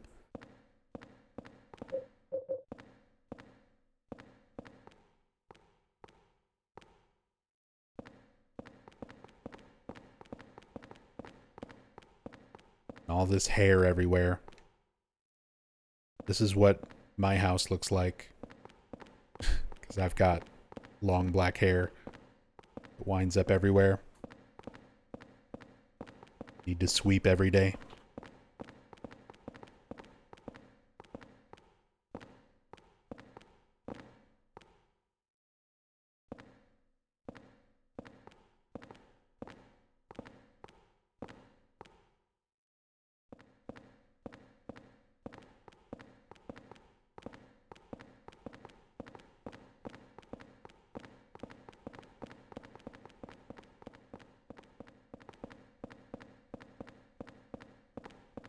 Who in the house gets more hair everywhere? I mean, besides the cats? Oh, me. 100%.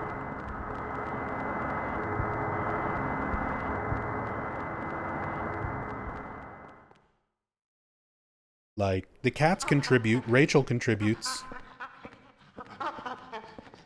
But I've got very long black and gray hair.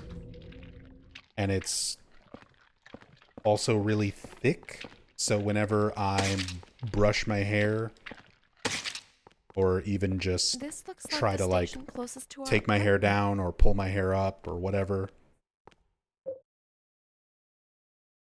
I shed a lot of it. And it's not like I'm losing my hair, it just grows really fast, and as it grows, like, new hair comes in, old hair gets shedded. So we have little, like, Cynthia hair trails in the hallways after a couple days.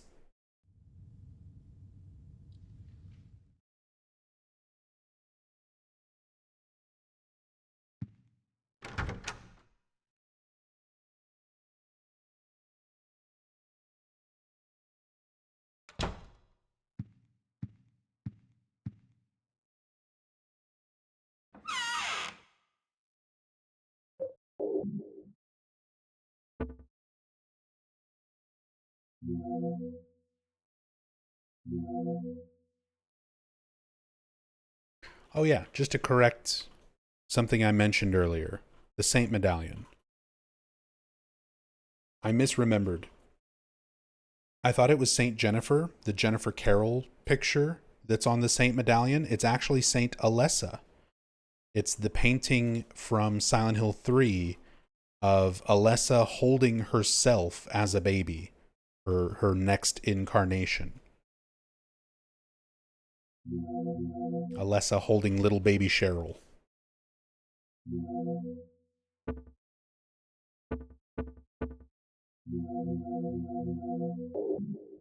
Our tokens.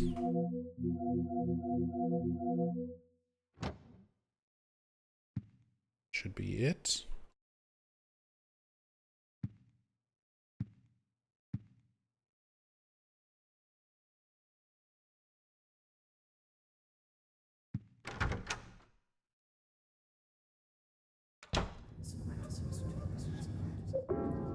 God help us if they give Heather shorts or even pants. The internet will go thermonuclear.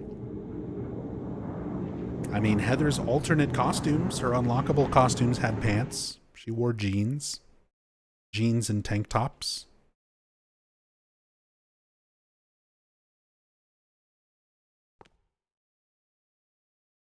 But yeah, you're right. Yeah, but you're being logical about it.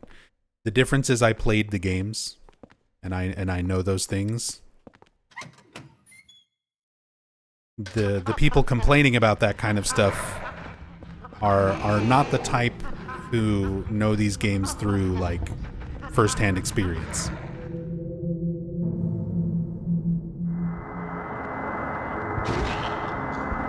Leave me alone.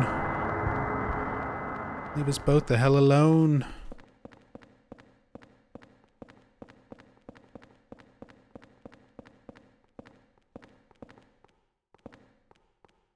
Come on, Eileen. At this moment, you mean everything to me. Is there a crime scene across the bars? There is. That is where Cynthia was murdered at the first time we came through here. And now she a ghost.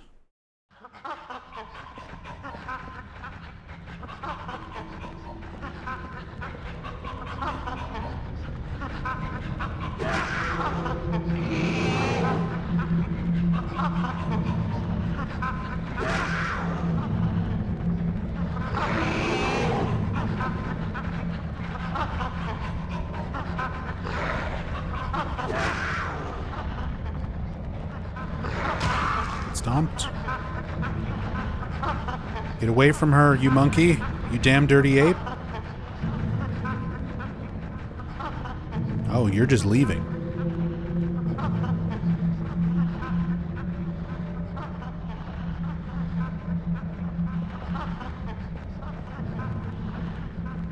Eileen, move.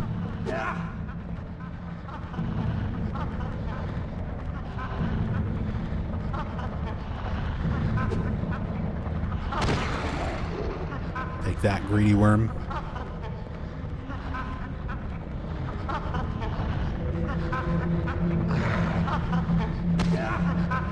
Oh, come on.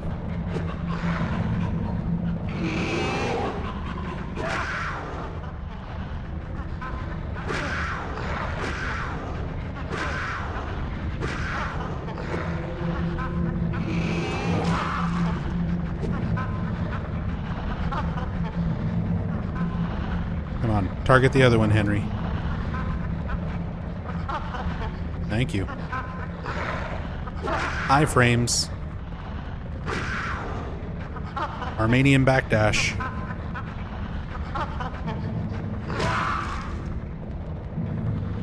We got all the skills.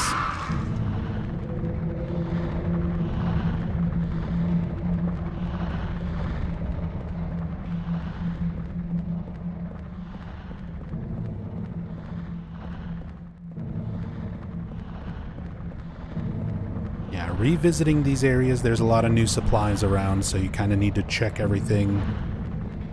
Yep. Check everything again.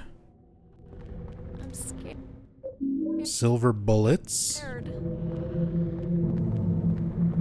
Very important resource if you want to start getting rid of ghosts without too much trouble.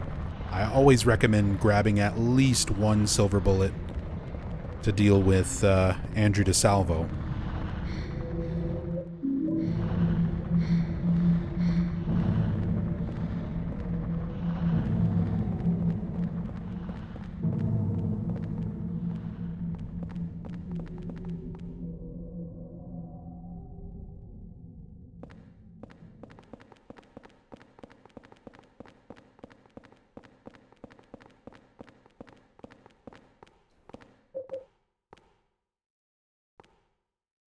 Use it, Henry.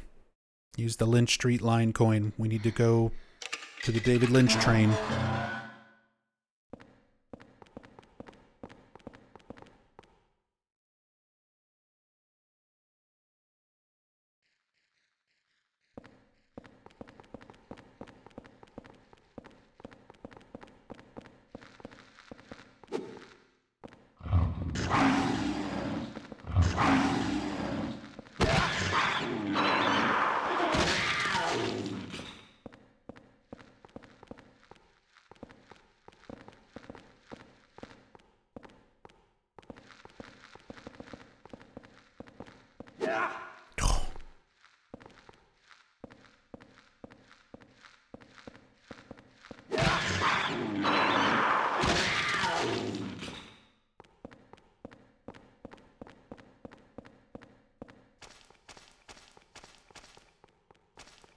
We looked at these the first time around, but I can't help but draw attention to them every time I see them. Again, just creepy imagery, but very phallic looking, to say the least. And I still feel like these were originally something more important. There's like a note stuck to it and an open book on its lap.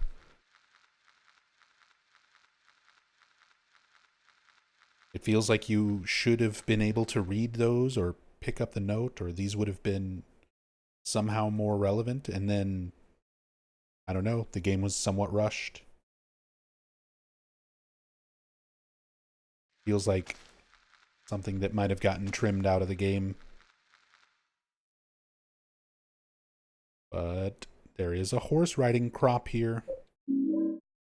An Eileen only weapon, light and easy to use with good reach. Looks like it would be very painful. Here you go, Eileen. Now you can play Uma Musume.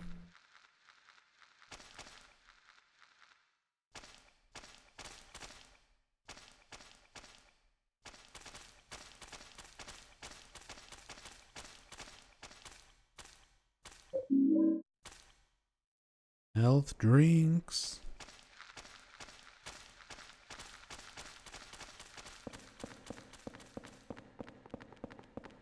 Please, don't leave me alone. I'm not trying to. I just like to press the run button.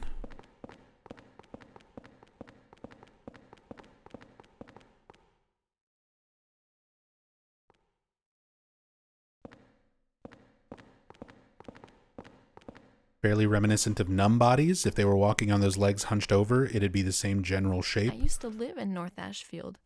I used the subway all the time when I was younger. Definitely a more phallic version.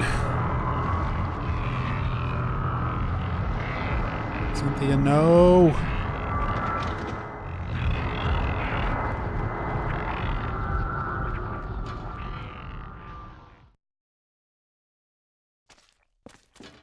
Wait.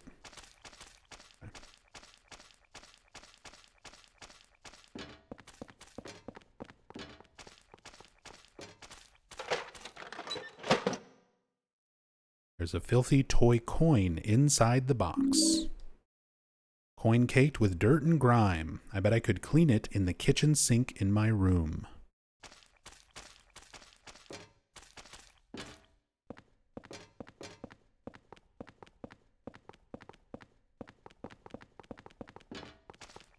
Good thing the sink still works in your freaky deaky haunted apartment.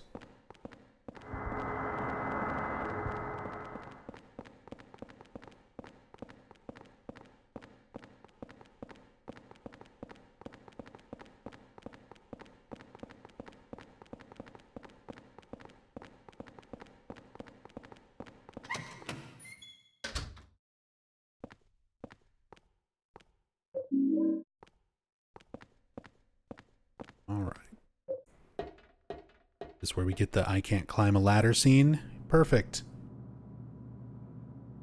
I can't use a ladder with my arm like this. Not with that attitude.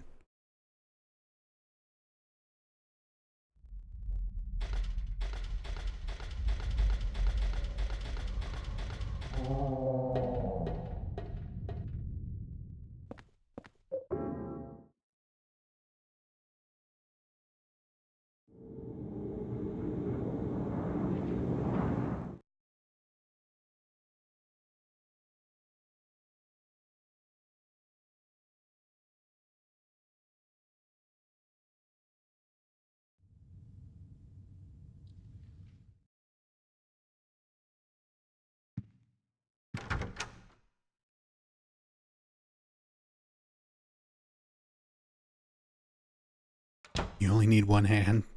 Her legs work. She's got the one working arm. I think you could make a ladder happen. Henry's there.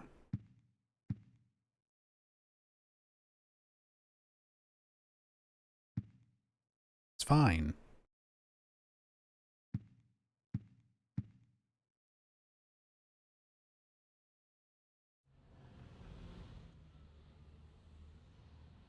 Hey, there we go. Nighttime Robbie balloon.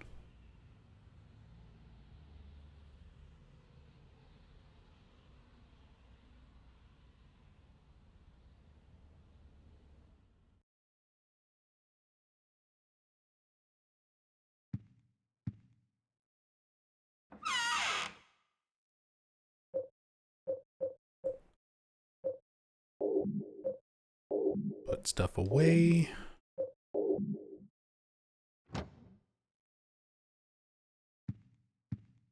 If it was struggle ladder or horrible death, I'd make the ladder work. Yeah, exactly, Neckbro. It beats staying behind alone with monsters roaming around. That's what I'm saying. If you're having to deal with Walter chasing you, trying to kill you, manifested monster things, and ghosts, At least try. At least attempt the ladder.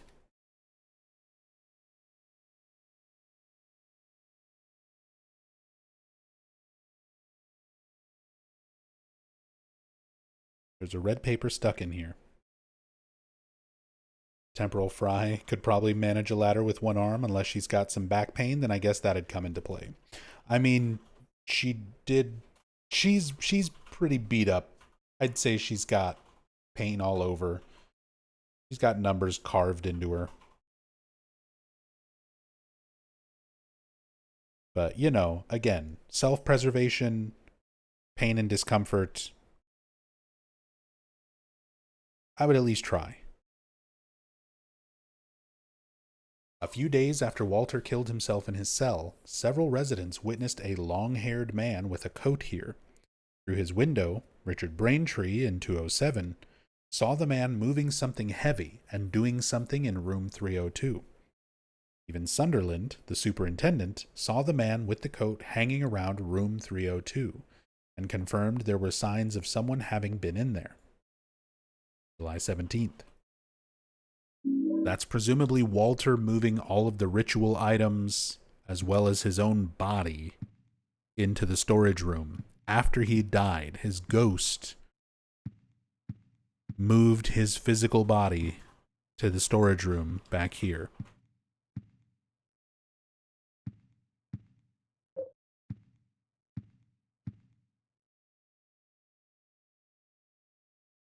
That's before Joseph moved in, right? I think it's while Joseph was living here.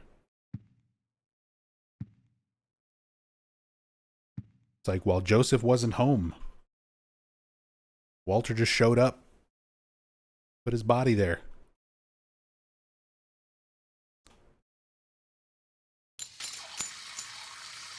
It was before Joseph would have been trapped in the room.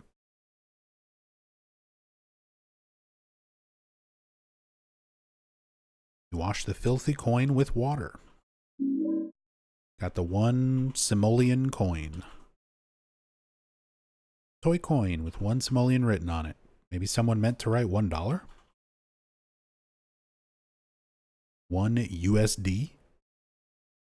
Joseph didn't notice the loss of storage room. Joseph is the one who patched it up. It's in one of his memos.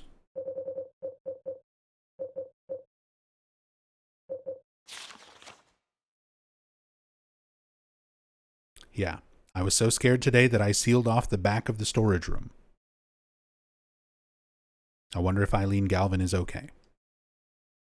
That was July 13th. So, like, he discovered it at some point and then sealed it up.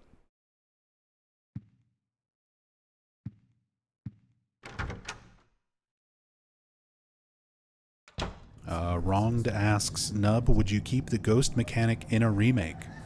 Yeah, absolutely.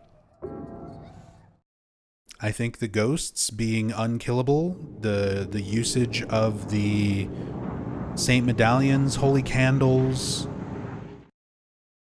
swords of obedience are all key components to this game that I would not want to see removed. Maybe reworked slightly, but definitely not, like, omitted.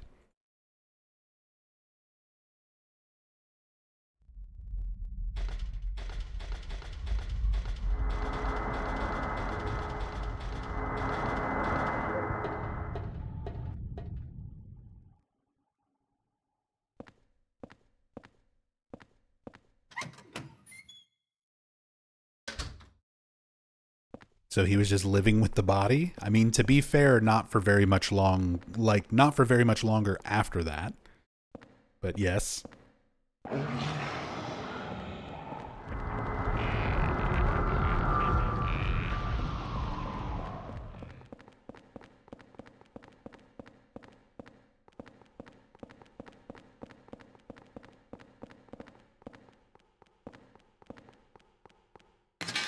Remember back when it launched, this was considered the worst part of the game, gameplay-wise. I mean, I played it on launch, and I'm playing it right now, and I still agree.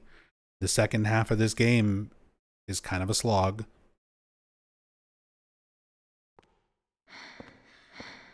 You're dealing with all these enemies, all these ghosts, all these repeated areas that I've already been through. The only caveat is now I have to slowly make my way through with Eileen and change up the route that I get through these areas to account for her not using ladders. You know.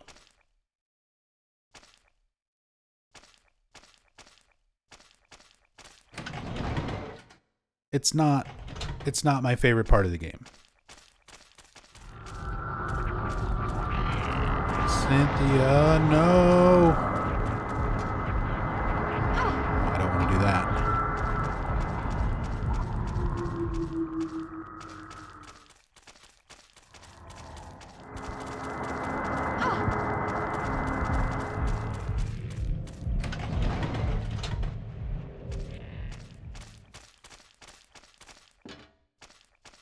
Do feel like they could benefit from making the ghosts stay down for a bit if they take enough damage. More than just the second or two they get stunned anyway.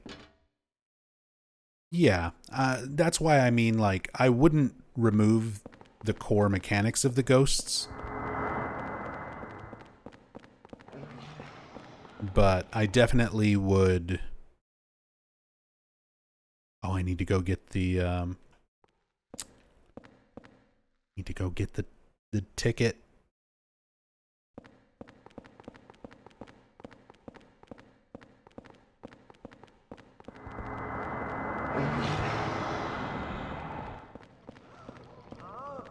But yeah, I do feel like the amount of damage necessary, like,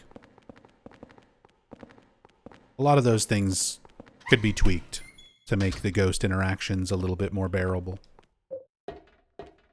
But in that same regard, I would like it to be something related to your difficulty setting. I like having as much variety in a game as possible. So multiple difficulty settings. Have a hard mode or a very hard mode or a classic mode. Whatever you want to call it. Where things are still more or less as difficult as they are in the original.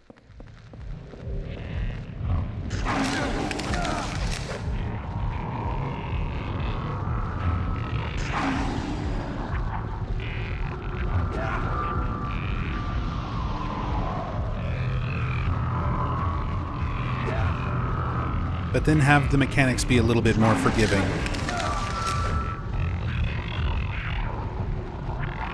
For a normal or easy mode.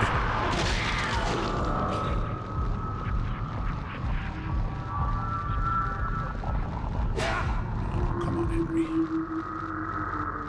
What are you doing, dog? What that dog doing?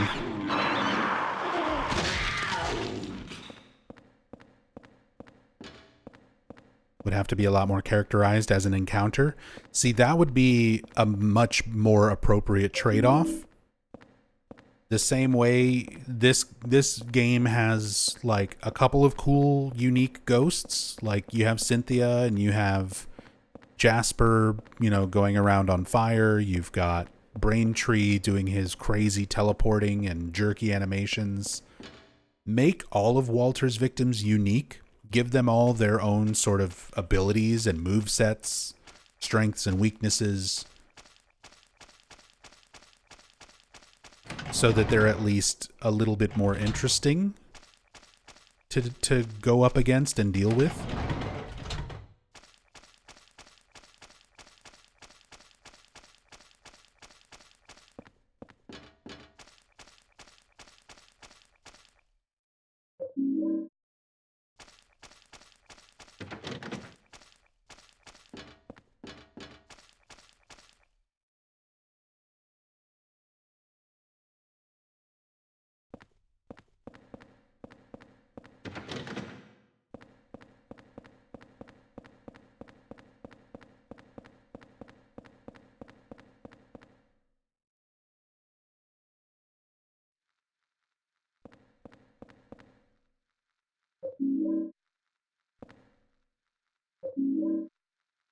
Trying to grab all the optional stuff. Go ahead and use that.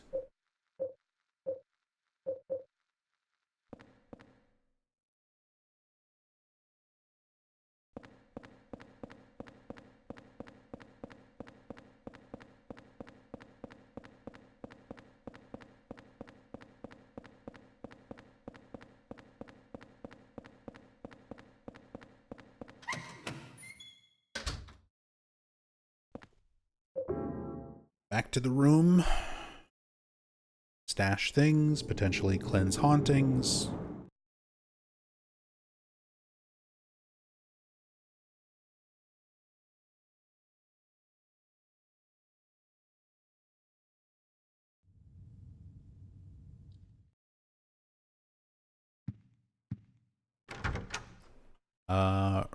Wrong says, I would also make them tied to single specific areas that are relevant to the story of the ghost, in which the ghost actually hunts you.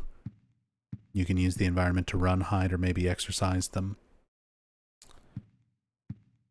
Maybe. Oh, we've got haunted shoes. I still like the ghosts kind of showing up even outside of their respective, like, world.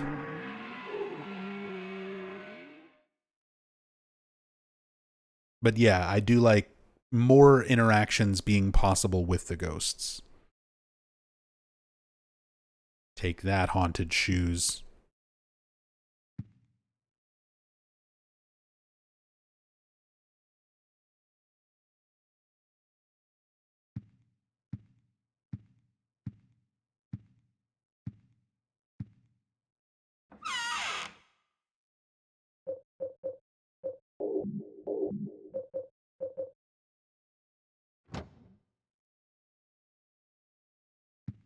Okay, doing all right on health and supplies. Just a lot of trips back and forth, stocking stuff up for the early parts of the second half of this game. Hey, Joker McDouble. No, I'm doing this on PS2 emulation. The latest update for this game on GOG broke a lot of stuff in the audio, and I didn't feel like going through the task of down patching. So we're just playing the PS2 version.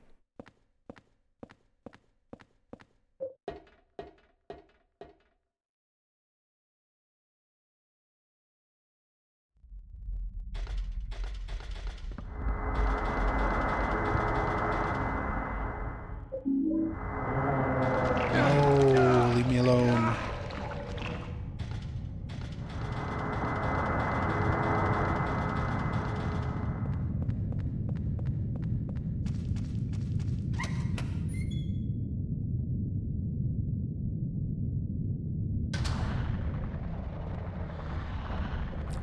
Looks pretty good. PCSX2 emulator is a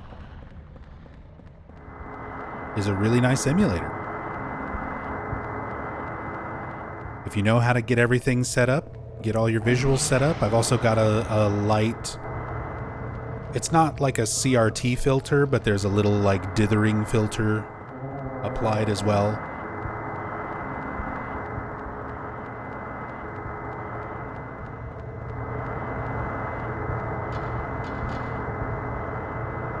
Can make it look pretty good.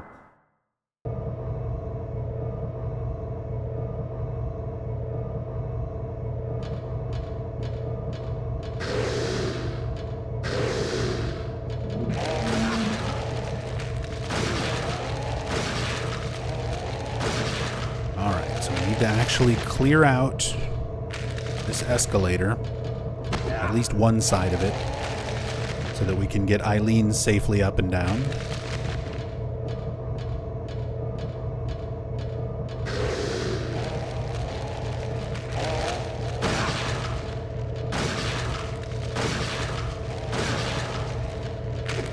Another segment that I really like having the axe for, so that you can utilize the iframes.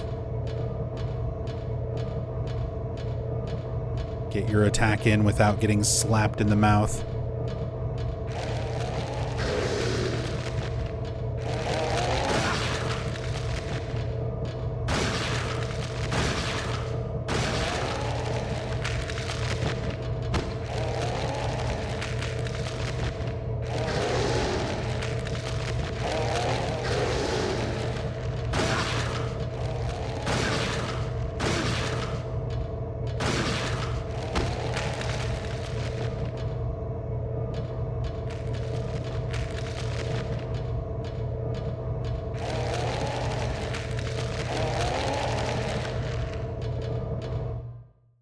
isn't it a bit counterproductive story-wise that the ghosts of previous victims hunt Henry, not Harry, but Henry is supposed to be killed by Walter as part of the ritual?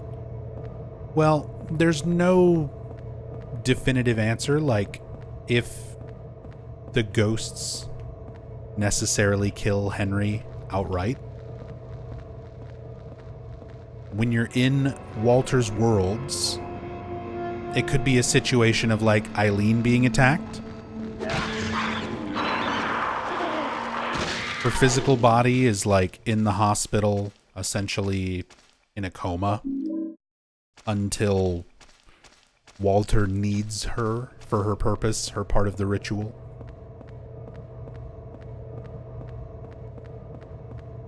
And ultimately, the way the worlds are described, Walter's in control of all of it. Presumably also in control of if you live or die.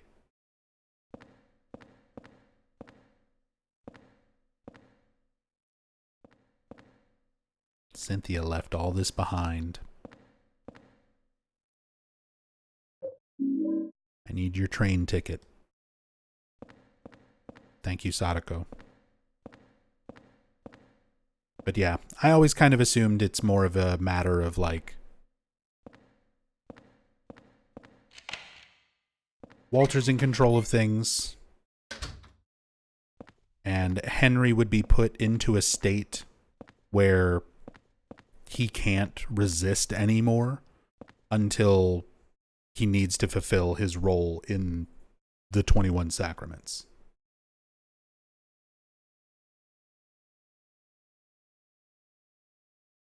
Yeah, Kabi-sama, I don't think they're questioning that like, if the ghosts or monsters or manifestations kill Henry while they're in Walter's world, that it counts as Walter's kill. It's more about the order of everyone involved in the ritual. Like, it is supposed to end with Henry being the 21st sacrament, the receiver of wisdom.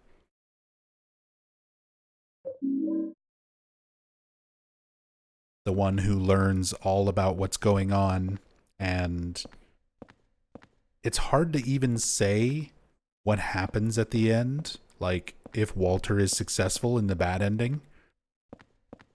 Henry just kind of says, "My head hurts," and then we cut to Walter enjoying room 302. I kind of take that as like Henry is ultimately the new vessel for Walter, or the cult's god. He is the receiver of wisdom in a very literal sense. Walter and his knowledge and his power sort of overtakes Henry.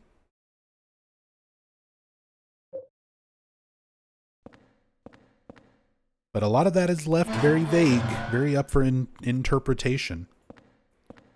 Possession? I mean, the whole time Eileen is succumbing to Walter, she's becoming more and more possessed. Why not also Henry?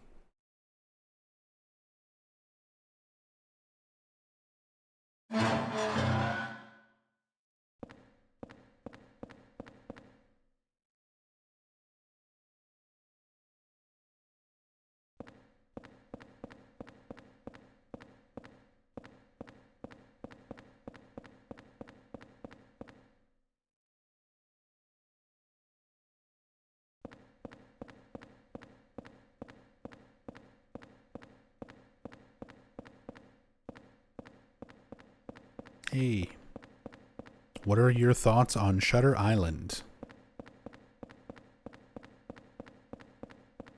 I'd have to rewatch it.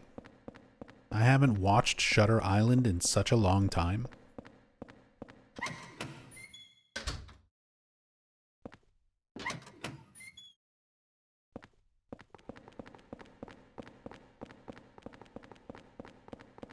And I mean, it was alright. I didn't hate it. but it's not one of those like movies that I go back to and rewatch a lot or anything.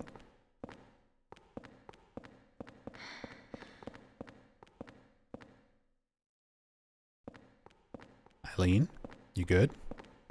Come on.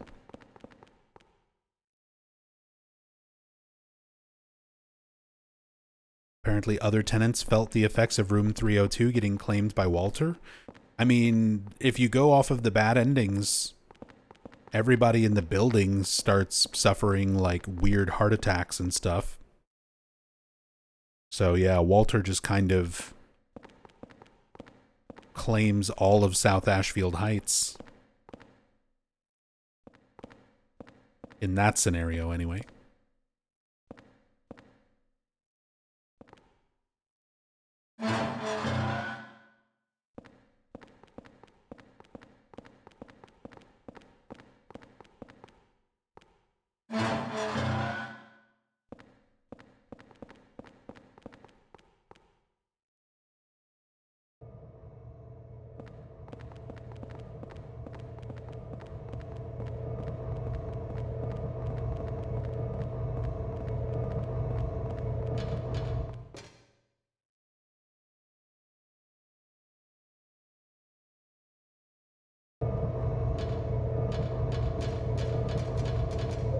Go ahead and top off my health, clear up another spot of inventory.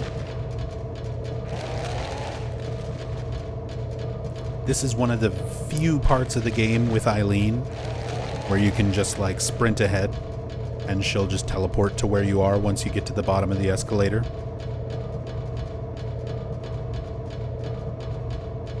Basically nowhere else in the game works like this. If you run too far ahead and go to a different screen, Eileen will just like fall behind. But here you can actually just zoom down and she'll just be there. There she is.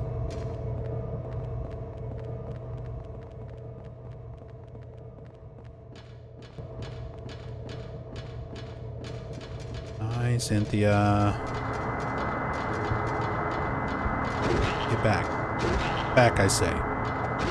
Yeah, get her. Get her with the riding crop. Get her.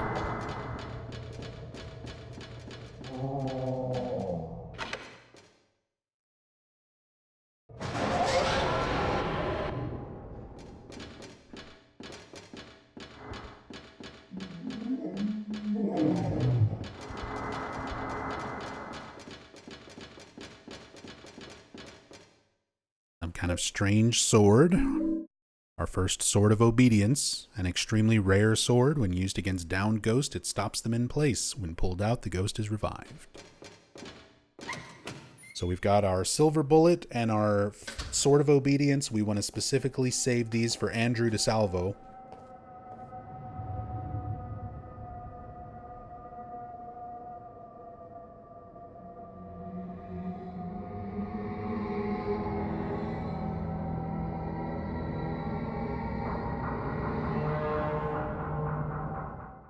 And at this point, I think with the manifestations getting more aggressive and Walter himself now chasing us and shooting us. Oh god, he just shot Eileen a lot.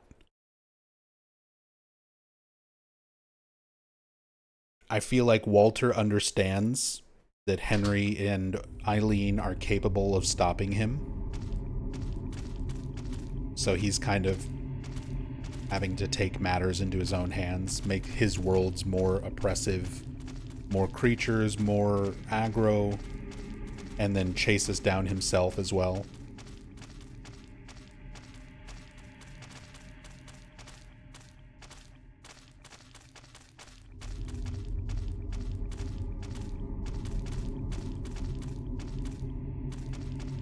This is just horrible.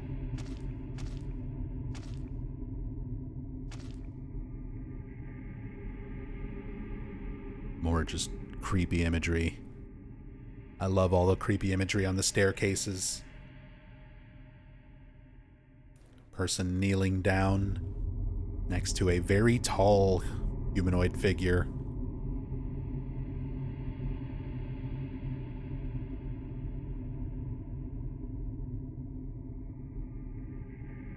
Person worshipping a deity.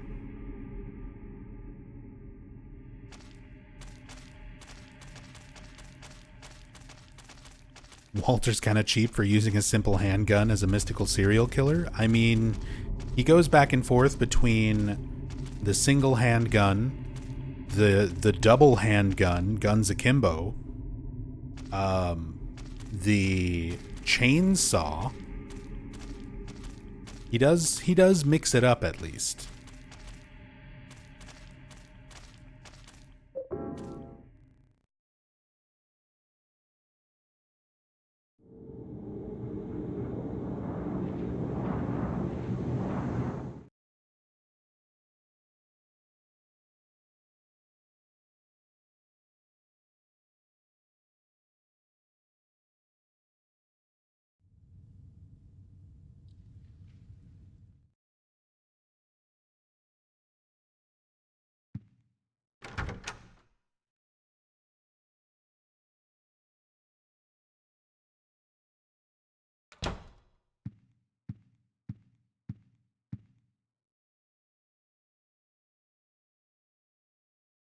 Hauntings? No hauntings?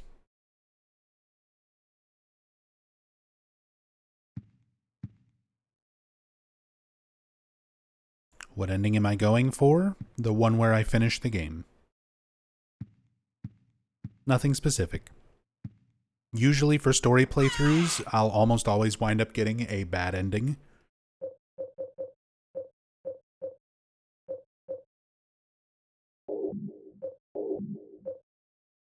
Inherently, it just sort of happens when I'm trying to take my time, talk about story, because you sort of need to speed run through stuff to keep Eileen healthy and safe, and I don't really play that way for story playthroughs, so almost always she's going to be very possessed by the end of the game. Not to mention you get more lore the more possessed she is. So I kind of want her to be possessed for like Forest World to be able to read Walter's writing. But we'll see. We'll see what winds up happening.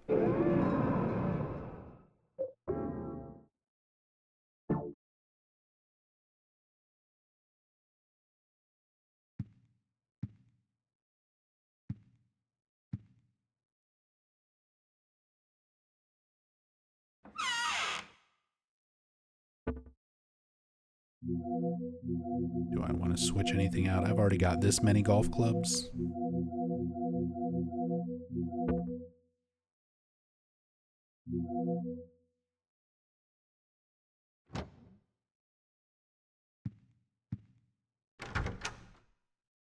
Recall you saying in a video of a story playthrough for Silent Hill 4 you prefer the bad ending where Walter gets what he wants in the end.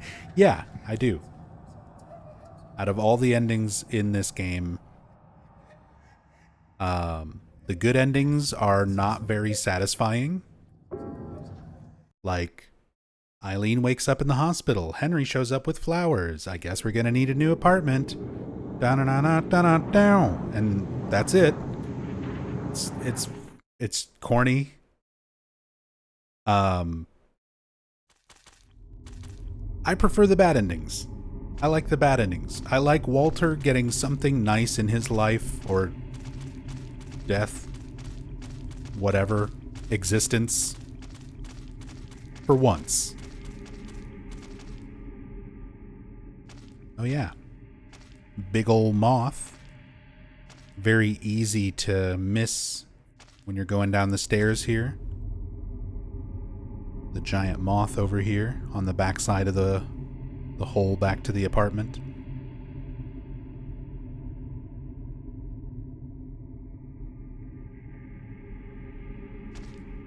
Which, if you're playing this game, the original PS2 or original Xbox version unmodded, where it's like 4:3 screen ratio, the only reason you can see it right now is because I've got the widescreen mod on PCSX2 going.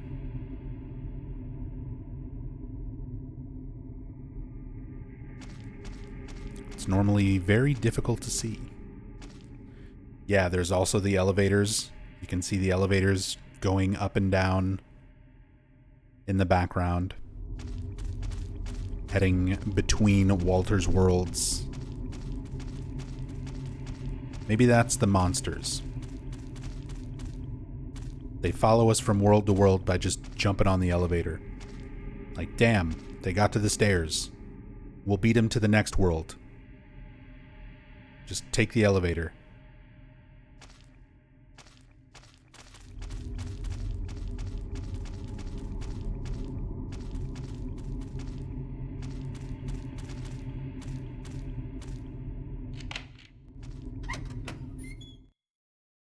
Speaking of sitcoms, have you ever seen Lynch's sitcom Rabbits? It's on YouTube. I watched a bit of it. I've seen little bits of it, little clips and things, but I've never sat down and watched it like properly.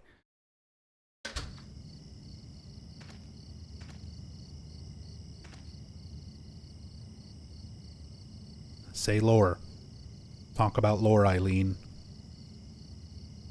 I'm surprised she's not showing more possession after Subway World. Because she definitely got hit. She got slapped around by Cynthia a little bit. She got shot by Walter like 3 times.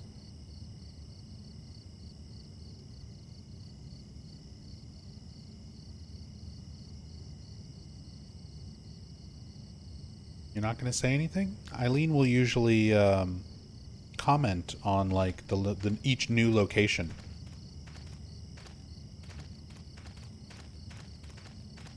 Walter is going to pop out through that doorway to get over here.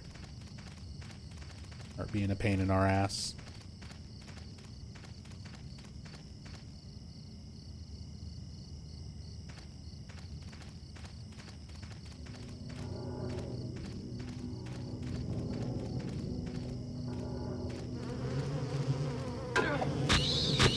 Yeah, get him. Good shot, Eileen.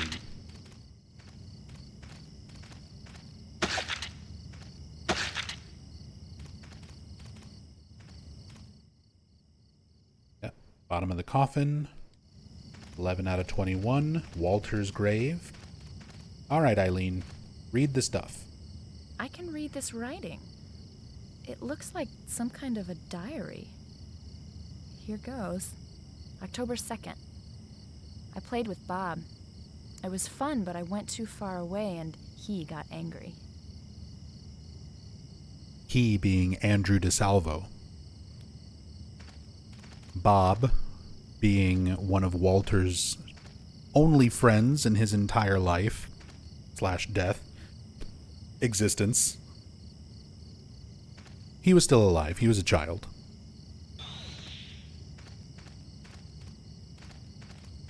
Hey, Punchy. Thank you so much for the raid. October 3rd. I played with Bob again. I went even further this time. The writing fades out after that. There we go. Shoutouts for Punchy. Speedrunning legend. Very masterful speedrunner of many Silent Hill games, along with a lot of other stuff out there.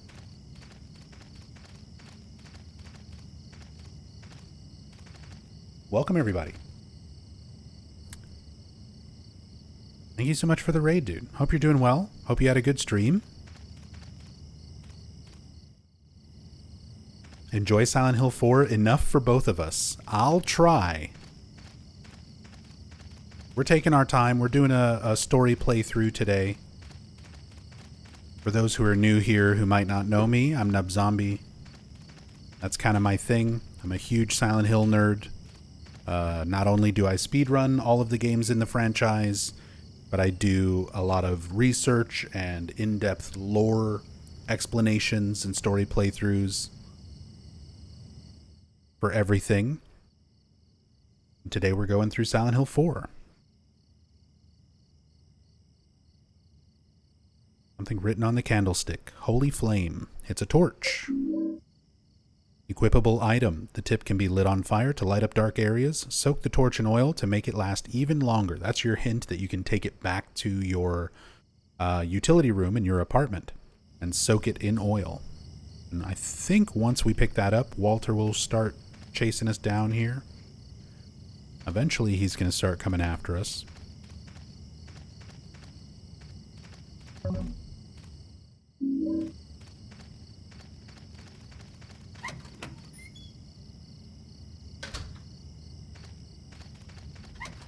Now, it's after we go through that door. He comes out right behind us. The person's head is looking this way.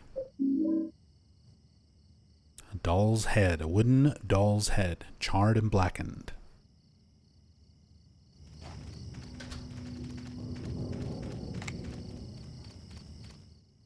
Please don't shoot. Please don't shoot us, Walter.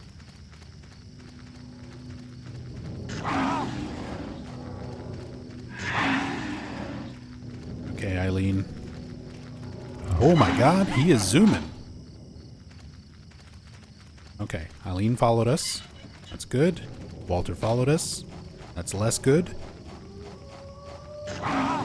Dog, please. Dog, please.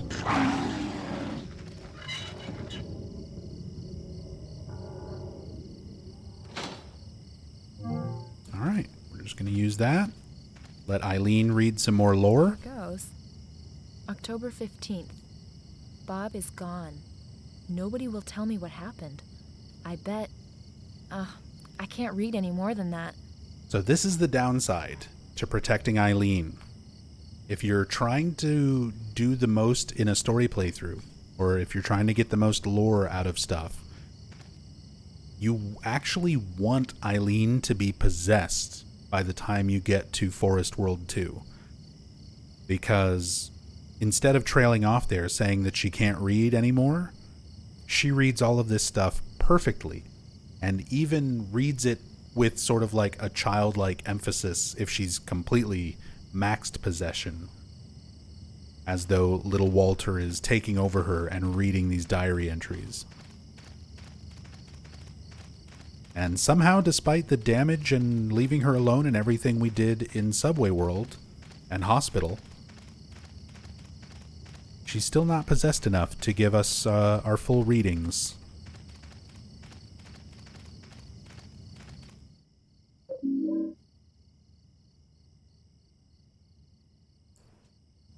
Well, here's a weapon upgrade for you.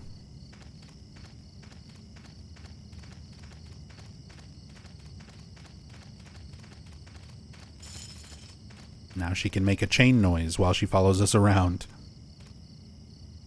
Here goes. October 18th. I have to stay in the round cell even if I read well tomorrow. If I do it, God will be happy, so I will do it. He comes into the round cell a lot to visit, but it's okay, I guess.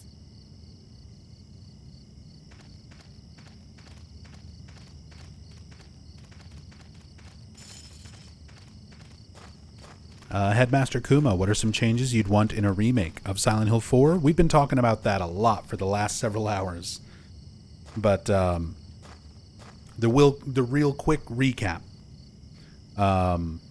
Better ghost interactions, more fleshed out, no pun intended, ghost mechanics. Better incorporation of info rather than all of the just diary scrap after memo from Joseph. You have all these wonderful opportunities whenever Henry goes back to your apartment and he's waking up from his bed as though like the world he was in was a dream or a nightmare. Add some little flashback scenes during those moments where you're looking at things through Joseph Schreiber's perspective, or even playing briefly as Joseph Schreiber, so that you experience the things that he's investigating, not just read about them in a memo. More information and involvement for all of Walter's victims. There's a lot of information in this game that was supplementary material put on the Konami website that just All that should be included in the game. More info about Walter's victims. Give us the ability to tell Eileen to do things. Tell her to wait. Tell her to follow. Tell her to stay put. Tell her to hide. Tell her to fight. Something to make these escort missions a little bit more manageable, more in your control.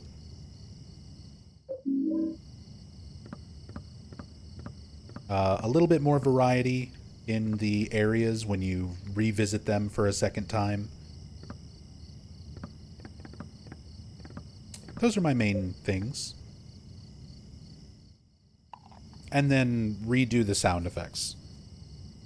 Redo the sound effects. No stock dog, cheetah, jaguar noises, stock monkey noises, burping patient monsters.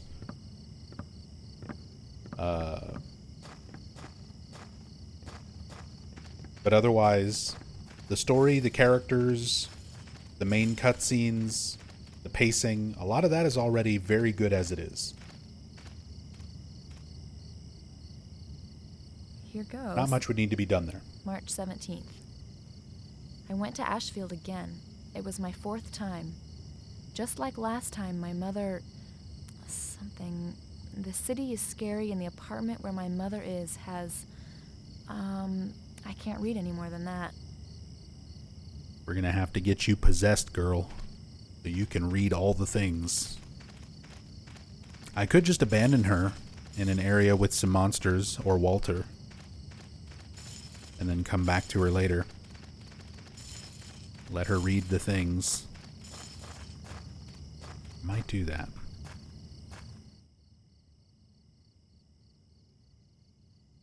Note on the ground. Oh yeah, the wonderful Jasper note. Something's here, but nothing's here. I feel something from the well. Something's missing. It has begun. Mortal Kombat. Jasper. Jasper took the time to write down, as he was burning. I love it.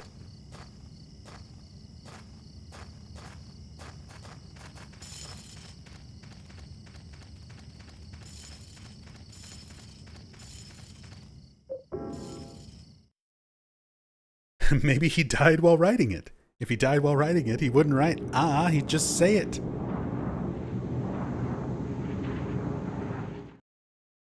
It's literally the Monty Python bit.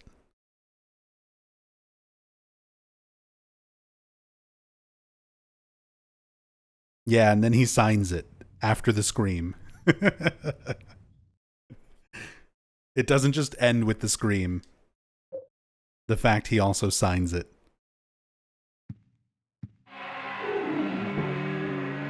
Oh, get out of here. You believe how much they charge you for apartments with ghost mold?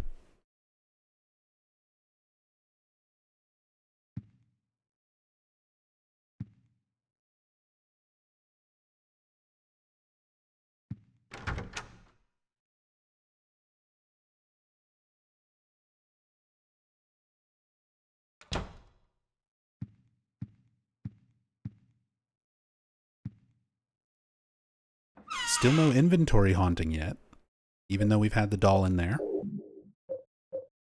It'll happen. I'm surprised not yet.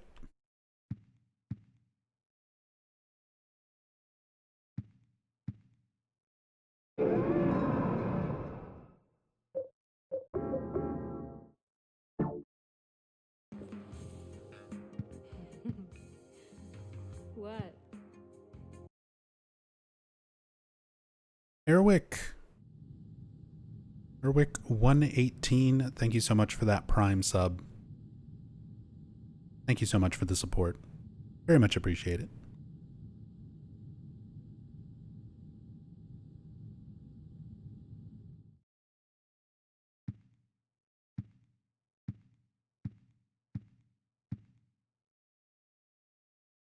There's a red paper stuck in here.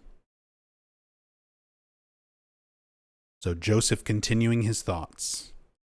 My theory is that Walter never died at the prison. It may have been someone else who committed suicide. Either that or the person the police arrested was not the real Walter Sullivan. So at this point, he's still trying to like rationalize how Walter could kill all these people, then get arrested, kill himself while he's in prison, and then continue murdering people after he's already committed suicide. Joseph, along with the detectives, are like trying to think of the normal logical explanations for how something like that could happen. Copycat killer, or the person who was arrested was not actually Walter. Because it's hard for people in the real world to accept that there's like a crazy ghost with magical powers trying to complete an occult ritual that actually is working. I'm in no position to investigate what really happened at the prison, but in any case, Walter didn't die at the prison. The man with the coat that showed up here was the real Walter. Both can be true, Joseph. 7 years ago, he did something in that apartment. I'm certain there's a link between that and the bizarre things that have been happening here. Just a little bit more and I'll have this whole thing figured out. I may even find that the real Walter is somewhere nearby. So now we got an answer to a question from earlier. When did Walter put his body into room 302, which apparently was 7 years previous to Joseph writing this note? And then later, Joseph discovers Walter's body in the back of the storage room and then seals the whole thing off. July 18th.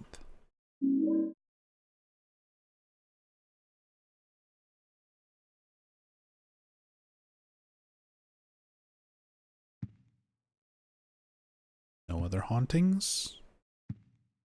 No other spooky scaries. Check the bathroom.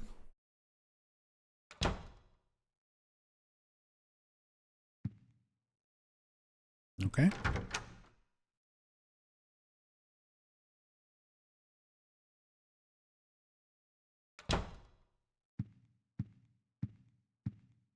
While we're here,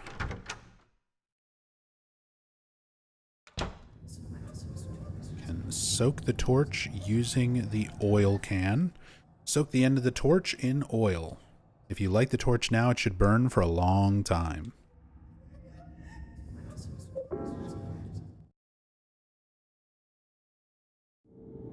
Makes this part a little bit more doable. If you know what you're doing, where all of the points where you can light the torch are, and you just kind of beeline from doll part to doll part, you don't need to do this,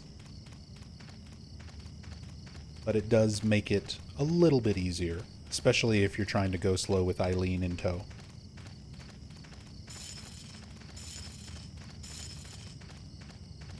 Although I do kind of want to leave Eileen here.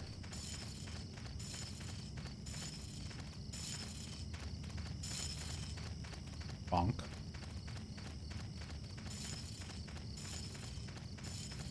If you ever need to keep Eileen in a place and you've got a little bit of distance, just kind of pull her away from the door you're going to go through, and then bump into her so she doesn't immediately follow right behind.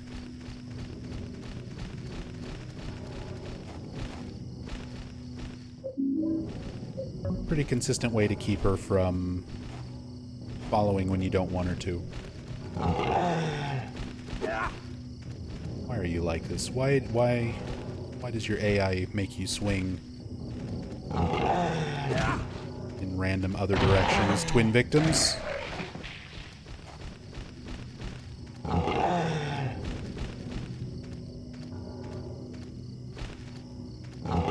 Iframes. Popped up into the air.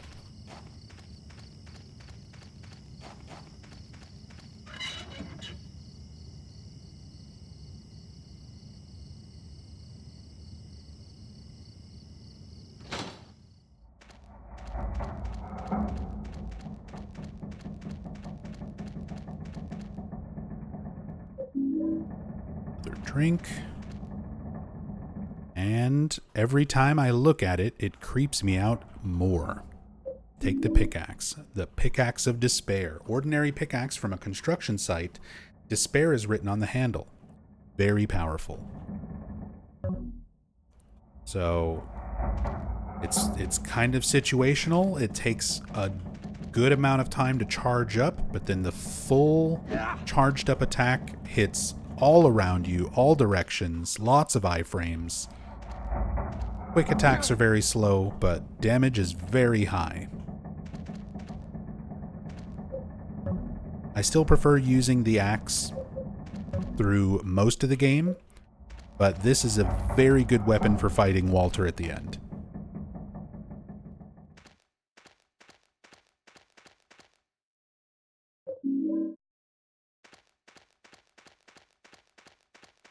Alright, now that we've cleared stuff out... Oh.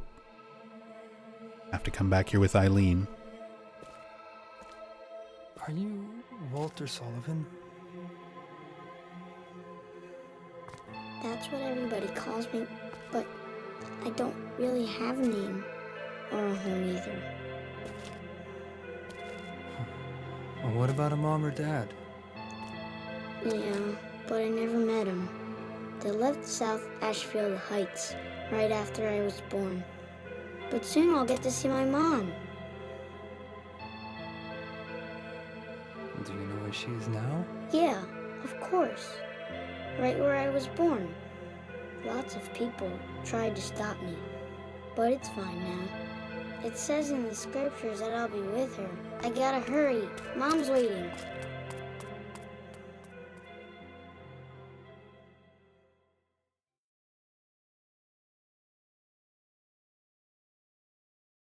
Alright, I actually kind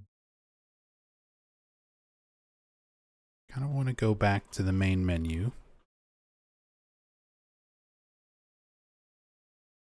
I don't mind redoing this last little bit of progress.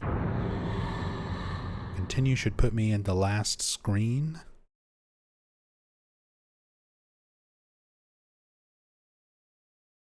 Big halo of the sun.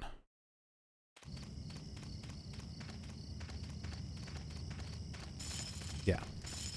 I want to bring Eileen along. There's stuff to read over there. And I think that cutscene's a little bit different if we have Eileen with us.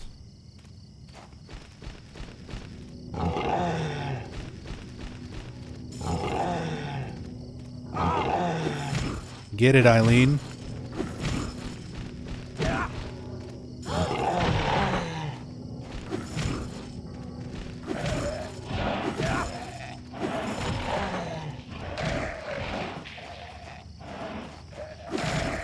Does reading add to her possession? No. She reads more if she's more possessed. But the only things that add to her possession are leaving her alone and her taking damage from enemies.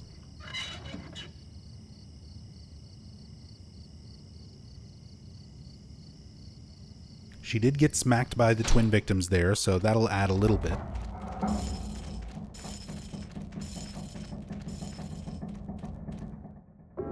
Oops.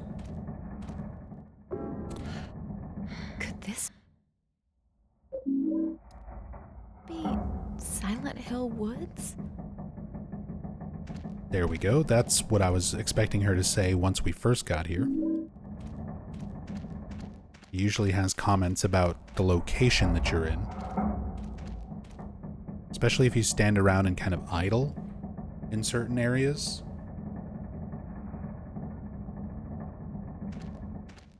That's about all she'll say here. Writing on this sign, she should read that.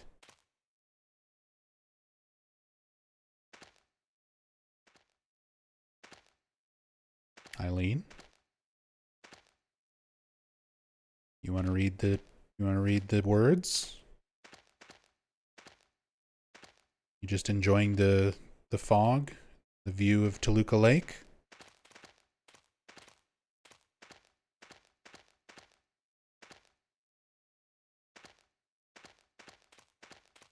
You're right next to it. Right next to it. Okay. So maybe she doesn't do that until we get the little Walter cutscene. Kind of weird.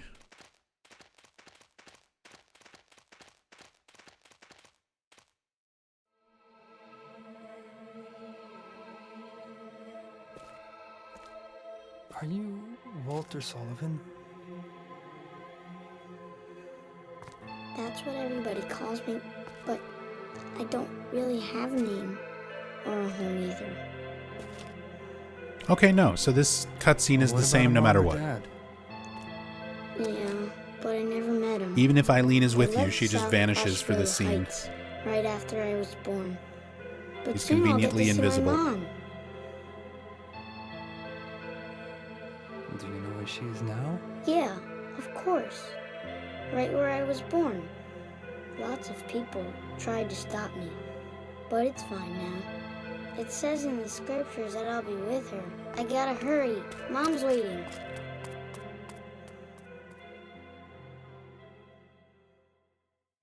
Kabi-sama asks, did anyone data mine the game to figure out exactly how much different enemies' attacks add to her possession level, or the rate at which her being solo adds to it? I believe so, but I don't have that information, like, on hand. Because I do know somebody who used, like, a hex editor to view, like, a lot of the values in the game, specifically to check her possession level, like how much it's recovered by holy candles, if you can recover her health or possession level with holy candles before the final boss fight, to test a long-standing bit of misinformation, a myth, if you will, that you can just heal Eileen up with holy candles before the boss fight at the end, which has been completely disproven, by the way, in all versions of the game. PS2, Xbox, PC. Her possession level will always revert back to what it was when you reunite on the first floor of the apartments. So, doesn't matter if you stick a bunch of holy candles around her, they'll heal her up temporarily, but once you get to the Walter boss fight, she reverts back to what her possession level was before using the candles. And putting candles down during the boss fight has no effect. So, it's one of those bits of misinformation that still floats around the Silent Hill fandom to this day. A lot of people, I see it recommended on like the subreddit and stuff. People will be like, oh, I'm struggling to get a good ending in Silent Hill 4. What do I do? And people will still be like, just heal her up with candles. Like, does not work. Literally does not work. It's been thoroughly tested. So I know people have looked into the possession levels and the values and things like that.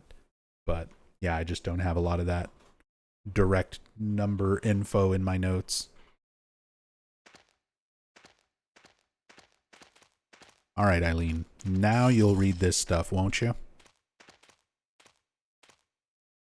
Here goes. Perfect. October 21st. Sunday is the day I leave the round cell to read the book. I read very well today. If I can do a good job reading the 21 Sacraments for the descent of the Holy Mother, I can meet my mother. The important lady told me that, but tomorrow I'm going to the round cell again.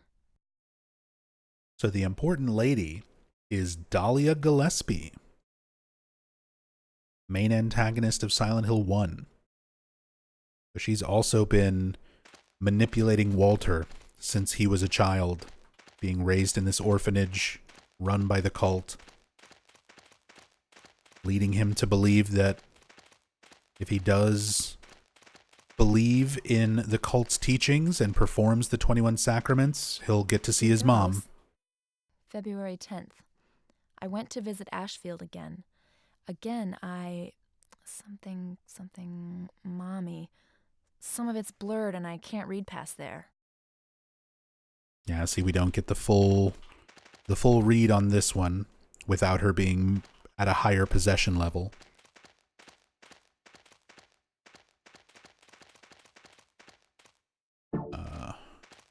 One more here, and then I'll go drop stuff off. Here goes. October 28th. I have to take a train or something to get to Ashfield. Everyone says Ashfield is a scary place, but I really want to see my mommy.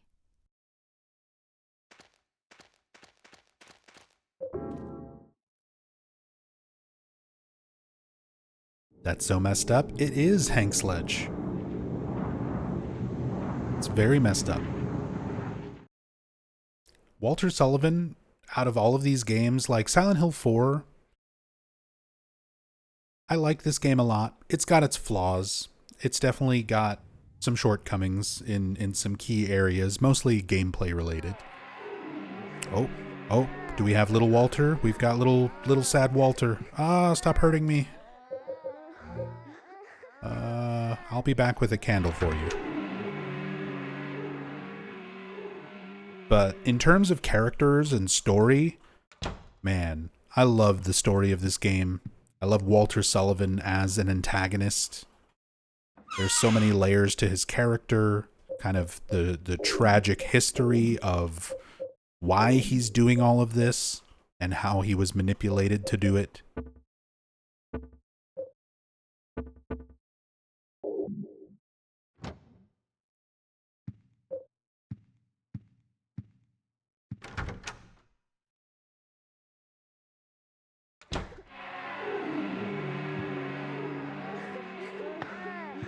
There you go. Stop hurting me.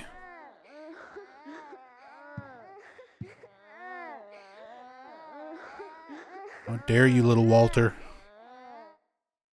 You and your egg-shaped head. Necromancer. I still think a game following the rest of the Orphans at Wish House would be legit as fuck for a sequel. Set somewhere other than Silent Hill. All fucked up on PTV in Seattle or something, running from their problems.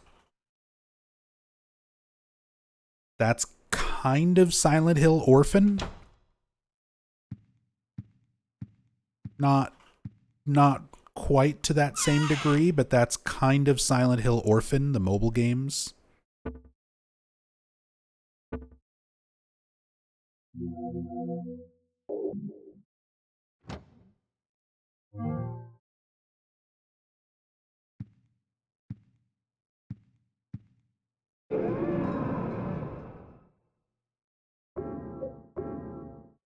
Techno Jester, you never seen that ghost? Little Walter in the closet?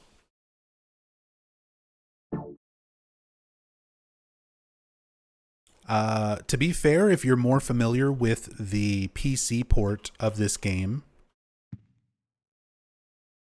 there's a lot of the hauntings that you might have missed out on, because for the longest time, there was actually a bug in the code for the PC port that prevented a lot of hauntings from occurring.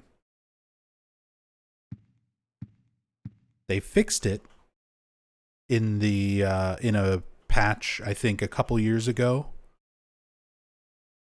for GOG, last year, 2 years ago, something like that. And there were fan fixes for it before the GOG patch. But if you were playing like the vanilla PC port or an early build of the GOG port, you might have missed out on a lot of the hauntings you can get.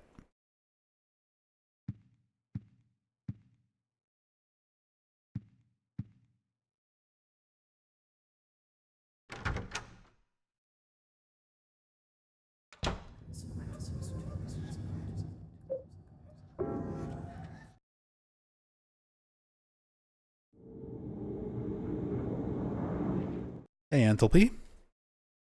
Hope you're having a good day as well.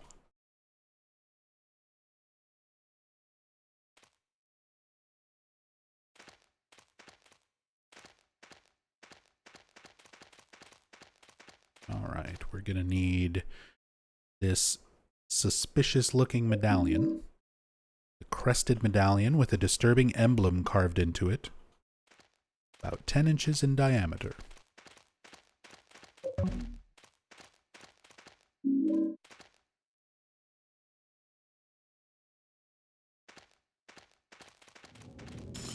Leave me alone, ghosts.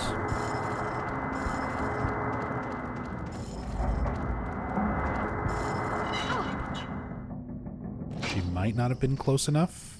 She was close enough. Good stuff.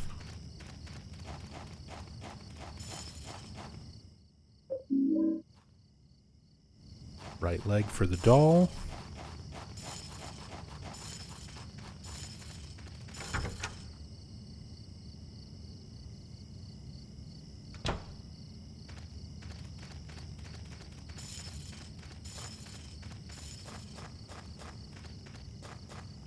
Drop off these doll parts as we collect them. That way they're not eating up inventory space.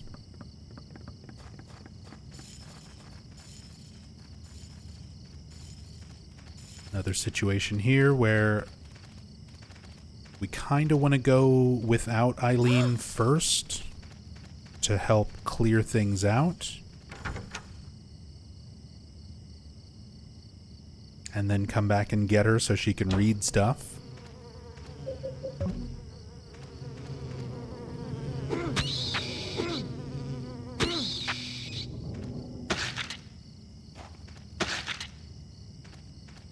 Although I guess it's fine. I kind of want her to take some damage here, maybe read a little bit more. And she can help smack things with the chain.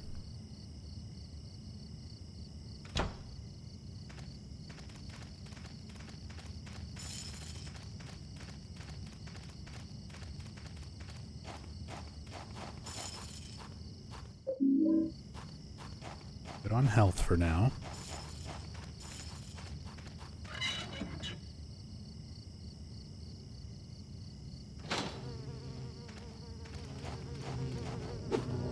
Walter's got the gun. Chainsaw combo.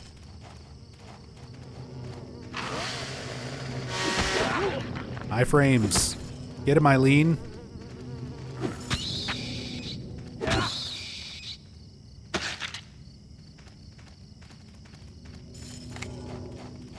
Not the bullets. Bullets are cheating.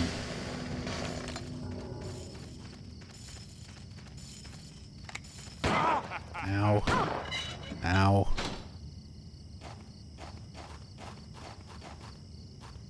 Okay. Read stuff. Here goes. October 13th. I finally got outside. John is still stuck in that round cell. I hope I read well tomorrow. I'm pretty sure that somewhere in these woods is an orphanage called Wish House. That would be the burned down building with the creepy doll.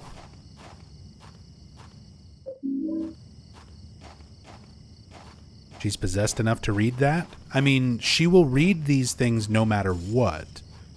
But certain ones, she needs to be extra possessed to read all of it. And the voice, the tone, the way she reads it changes depending on how possessed she is. If she's completely possessed, she reads these as though she were little Walter. Like, she has a childlike tone to her voice.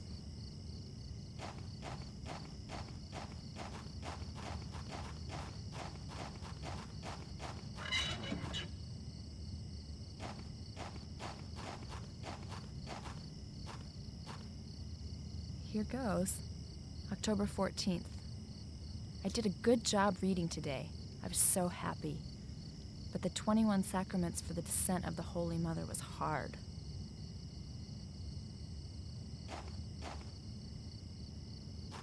Here goes. October 16th. Some important people came today. One of them, it's cut off. I can't read anymore. There's your hint about Dahlia Gillespie. We don't get the full read of it, because she's not possessed enough. But you still get enough.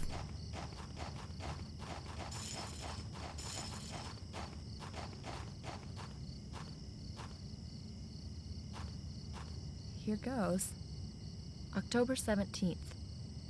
The important lady told me my mother was asleep in Ashfield. I have a mother too. I'm so happy. I want to see my mother. Where is Ashfield anyway? So again, just kind of enforcing the idea of Dahlia Gillespie manipulating little Walter, convincing him to follow the cult's teachings, perform 21 sacraments, basically brainwashing him into believing that his mother is in Ashfield, which little Walter heavily misinterprets that as room 302 literally being his mother, the apartment itself, and that he'll be reunited if he follows these teachings, performs this ritual.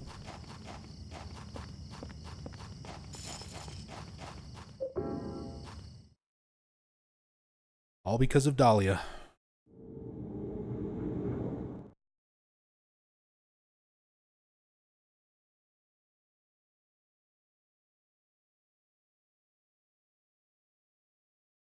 Very cool detail that they did that. Yeah, Asura.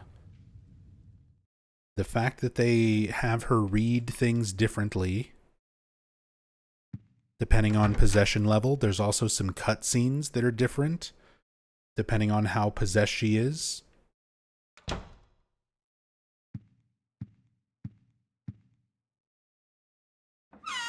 So Henry lived inside Walter's mother. That's how Walter sees it.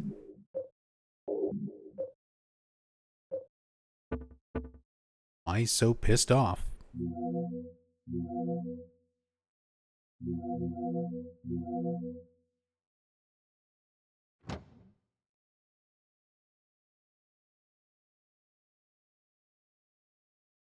We got more demon mold, ghost mold going on.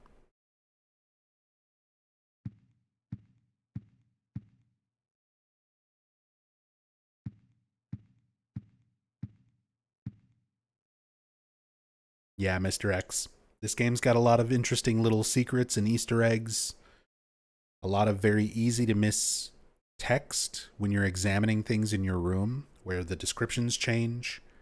Yeah, stuff like using the taser on the giant head of Eileen or using the bug spray on ghosts. You get some unique visual effects or unique sound effects for things like that. 4 endings. There was going to be a 5th UFO ending, but it wound up getting cut before the game released. But it's in the data files, not the ending itself, but the items necessary for it.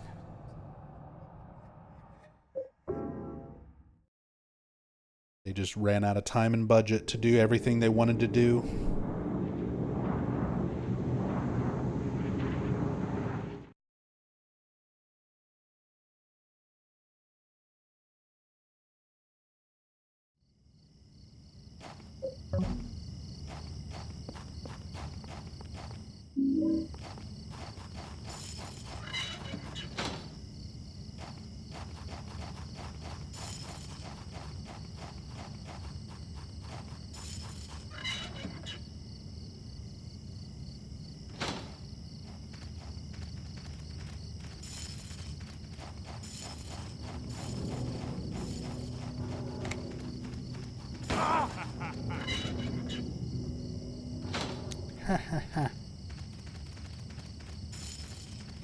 That's you, Walter. That's what you sound like.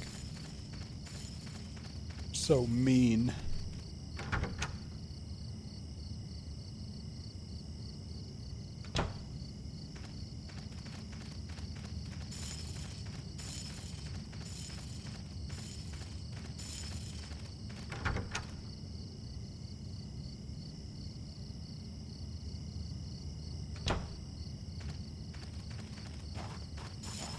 Walter, you gotta shoot Eileen, not Henry.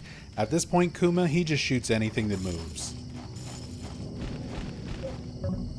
He shoots Henry, he shoots Eileen, he shoots the monsters.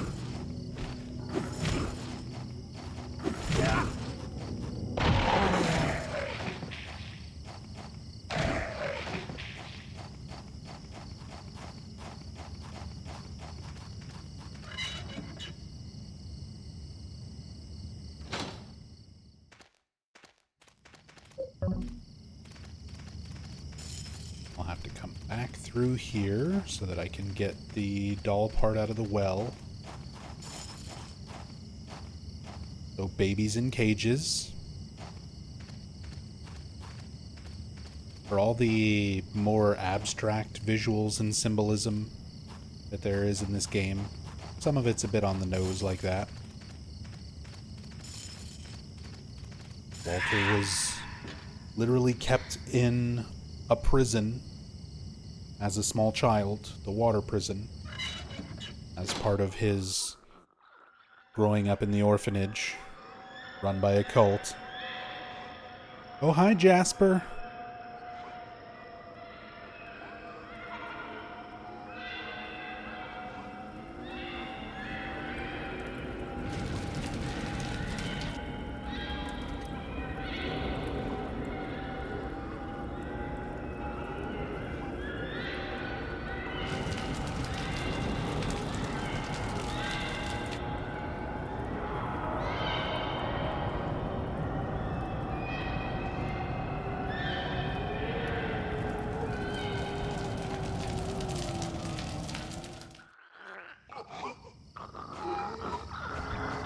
Come on, man.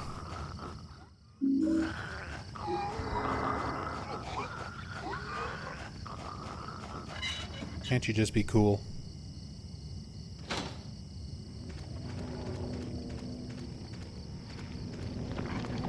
Okay.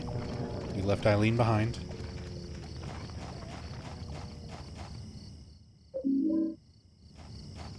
It's fine. Grabbing the doll arm. See you later, bud.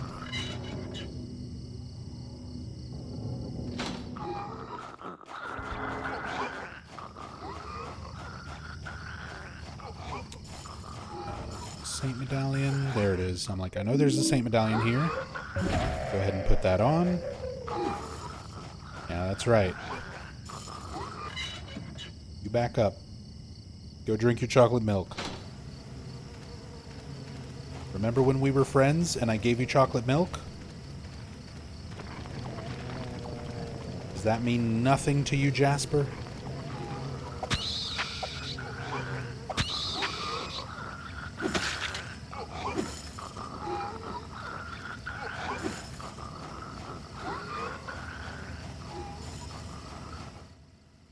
Stop with the brake pedal engaged. There's all sorts of things scattered on the seat.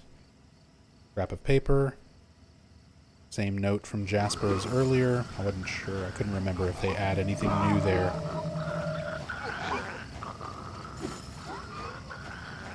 And unfortunately, we have to actually go deal with Jasper in order for Eileen to read what's written on that stump there.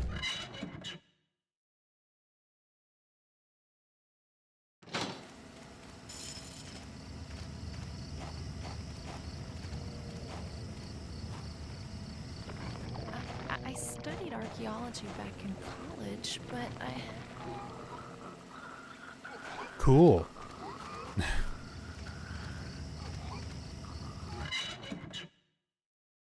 Archaeology major. Thanks for sharing. Very, very relevant. She's just trying to help. She's doing her best.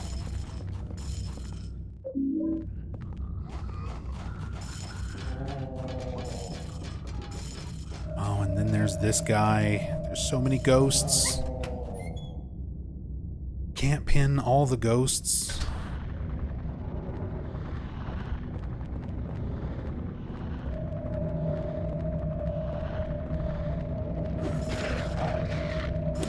No, Eileen.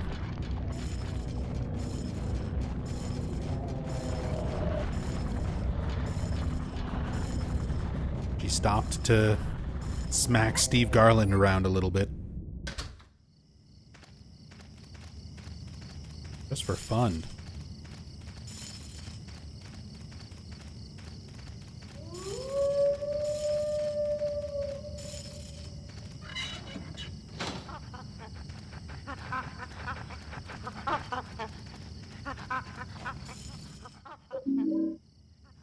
This.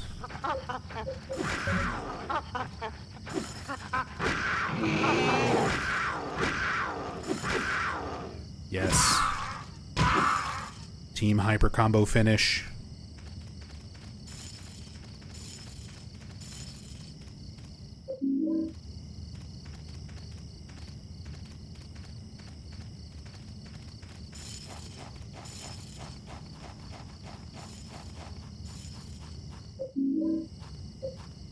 Go ahead and burn one of these.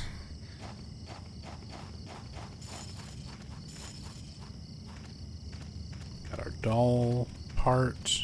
Things for her to read now. Can you read? Can you read? Eileen?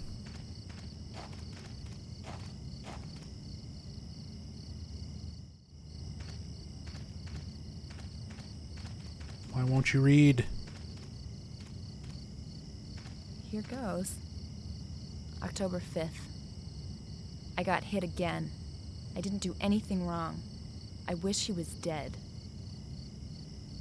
So little Walter writing about the abuse that he endured from Andrew DeSalvo. Here goes. October 4th. My cheek hurts. I hate him.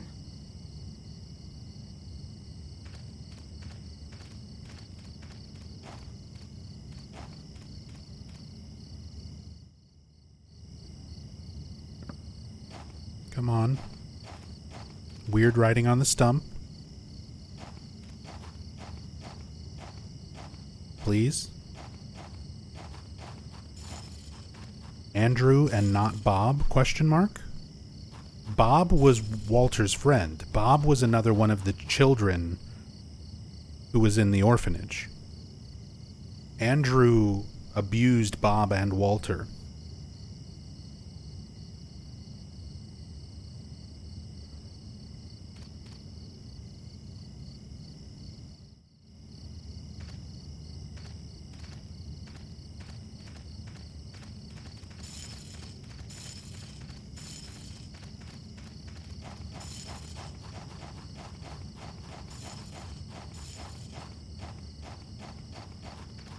Don't know why she won't read this one.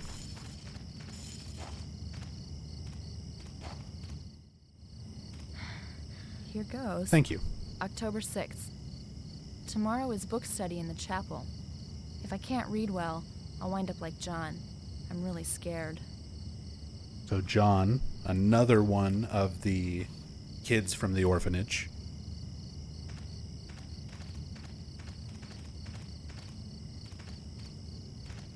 John, I think, is one of the first ones who dies, who was like left in their cell to rot, essentially, based on the notes that you find in the water prison the first time around.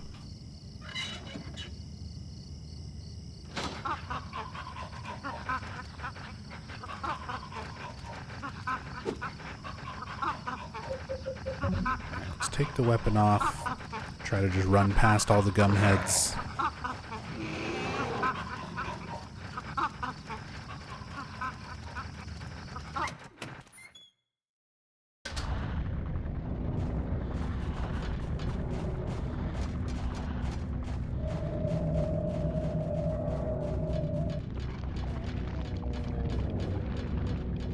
Leave me alone, Steve.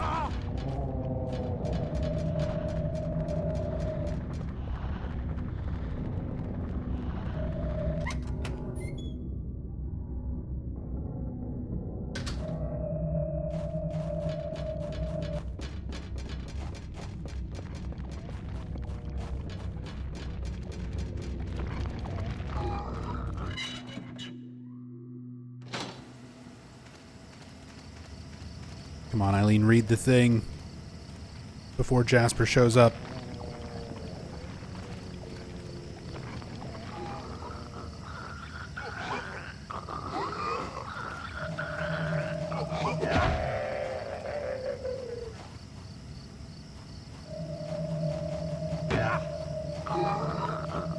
The iframes. The iframes.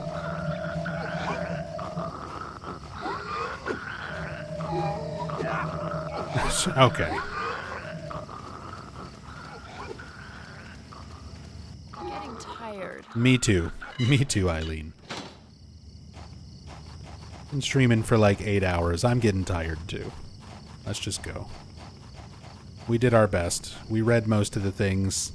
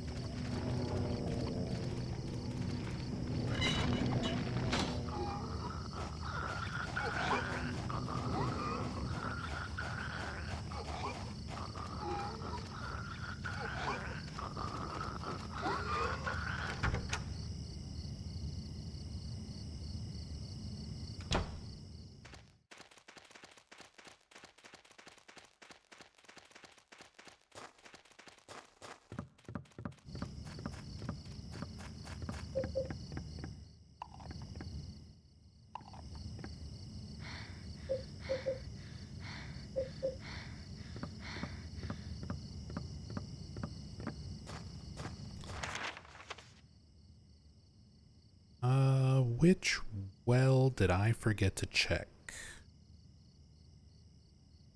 Got the head.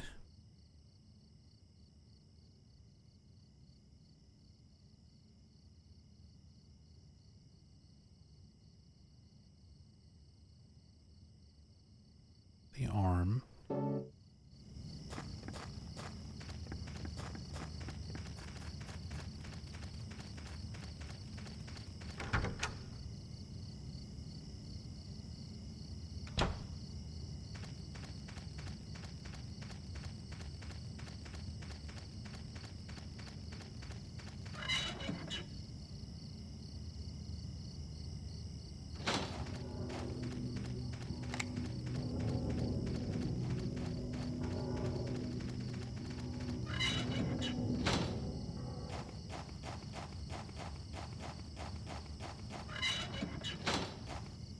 Is it this one?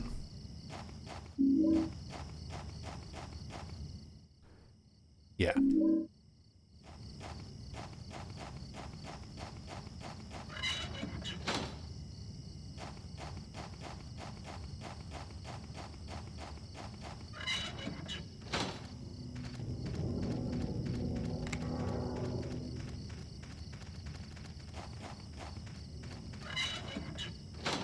Hey, Lucy Strikes. Remember reading that they based Walter's face on Brendan Fraser's. I remember reading something about that too. I don't remember how accurate that was. But they did use a lot of actual actors and actresses around kind of the basis for their character designs.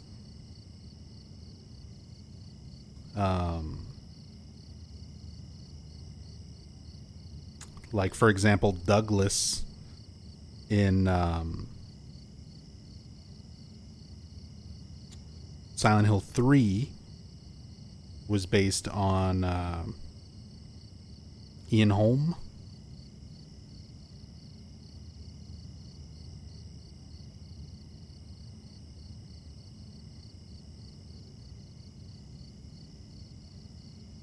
But let me see. Hang on. Hank's got the Brendan emote. I'm checking my notes.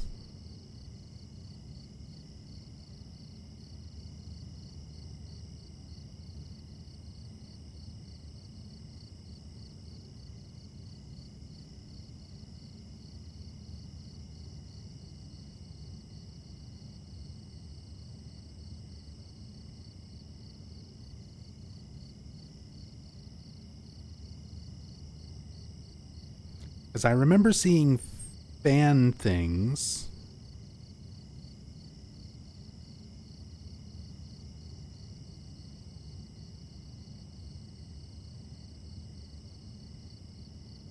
Mentioning the Brendan Fraser thing. But I don't remember if there's like an official interview. Yeah.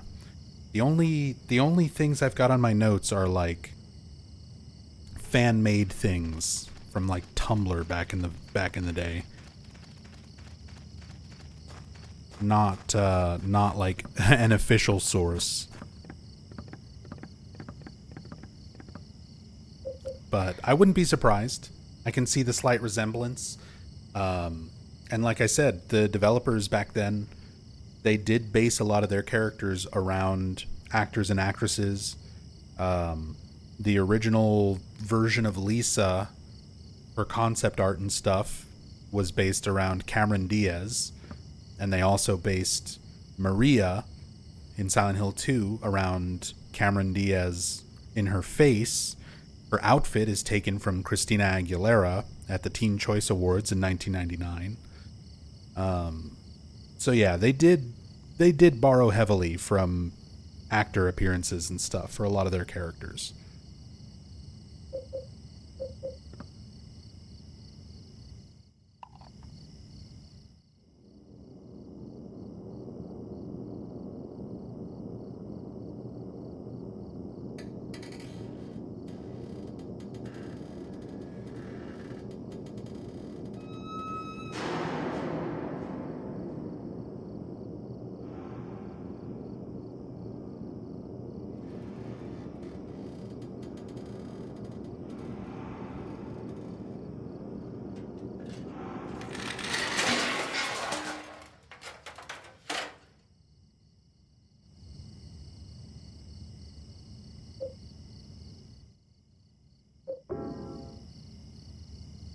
Get out of here, wheelchair mannequin man.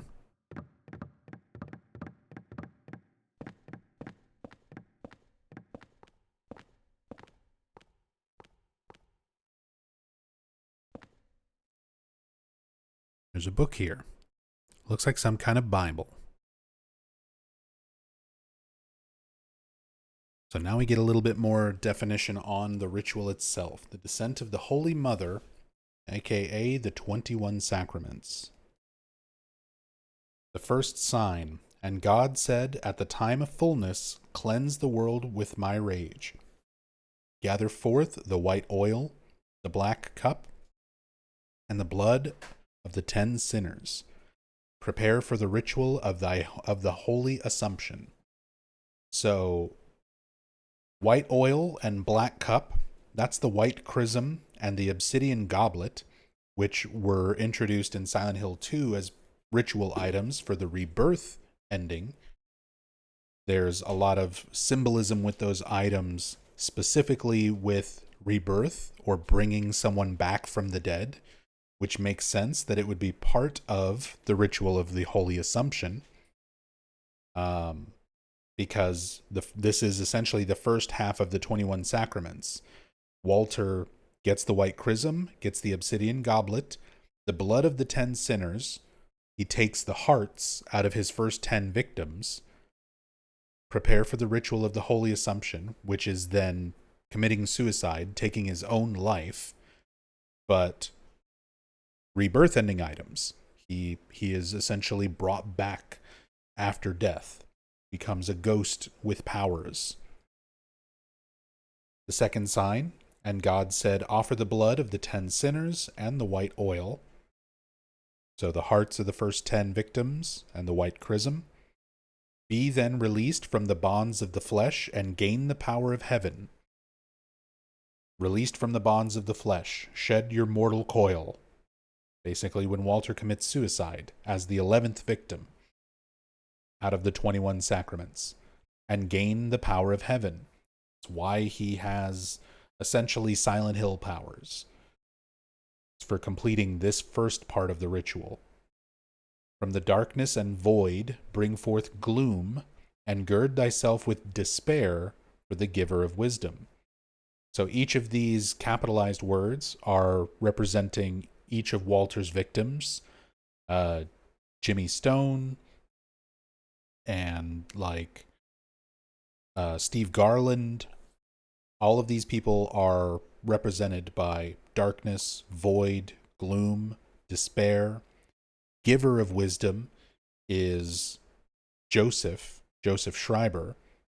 The investigative journalist who was living in 302 before Henry, was investigating the cult and Walter and the ritual and everything that was going on.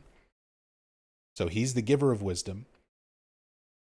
Henry is referred to as the receiver of wisdom, somebody who's been receiving all of the knowledge of what's been going on, thanks to all the notes and insight from Joseph. The third sign, and God said, return to the source through sin's temptation.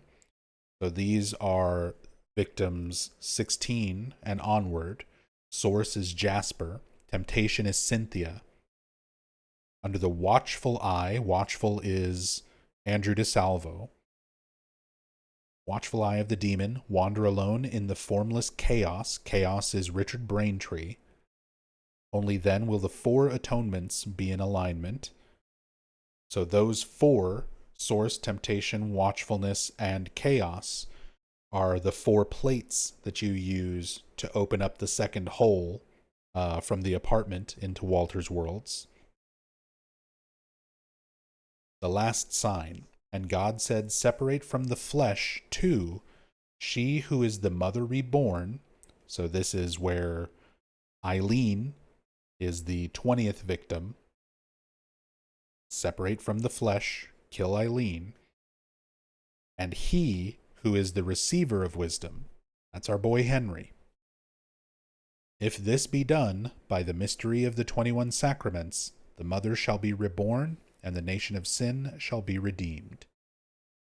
Basically, the cult's God will be born as long as Walter completes all of these steps, and he's done everything successfully so far, except for the last 2, Mother Reborn and Receiver of Wisdom, Eileen and Henry. Tassadul, thank you for the raid. Welcome back.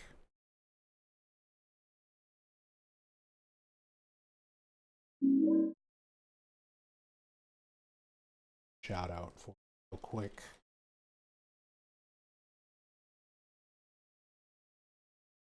Go follow Tassadul.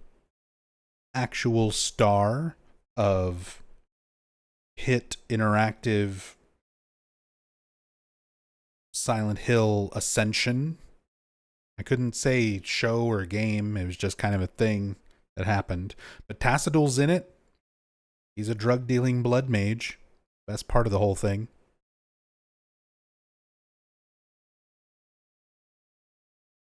Put the Descent of the Holy Mother in my scrapbook.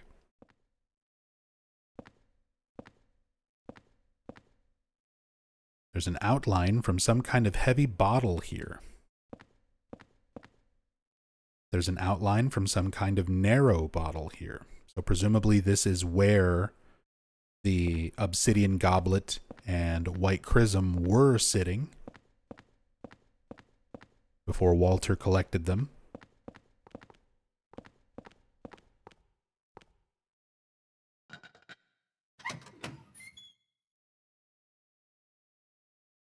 Going from Crash Bandicoot to this seems kind of wrong. That just reminded me, I got Crash Bandicoot, one of the new ones that was on, I forget what the most recent one was called. But I bought it on Steam specifically because there was a mod to change Crash Bandicoot into Heather Mason from Silent Hill 3. And I could never get the mod to work. Otherwise, I would have streamed it by now.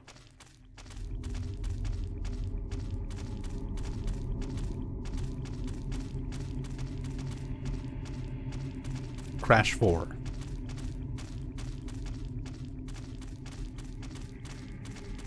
I'll have to mess with that again someday and see if I can get it working. But there is a mod where you play as Heather in Crash Bandicoot, and it was amazing. I wonder what could be down there. Probably more sheeps? Llamas? It's sheep.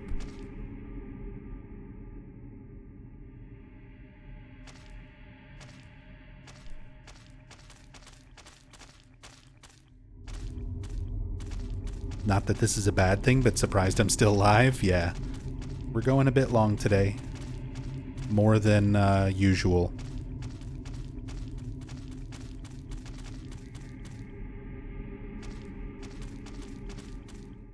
Last weekend I did a Silent Hill marathon where I wanted to get through 1 through 4, and I was only able to do 1 through 3. So yesterday and today I wanted to make up for that with a nice proper Silent Hill 4 playthrough. And I've got doctor's appointments this week. I've got an MRI on Wednesday, and then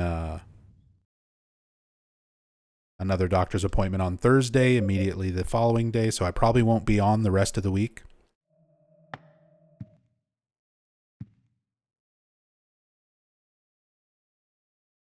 So we're going a bit long today just to try and finish this off.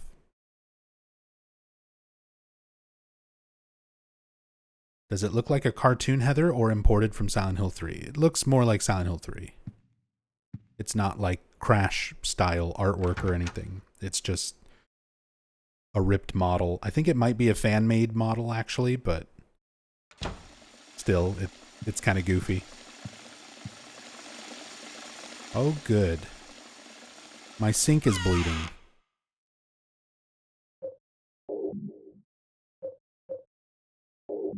Put that away.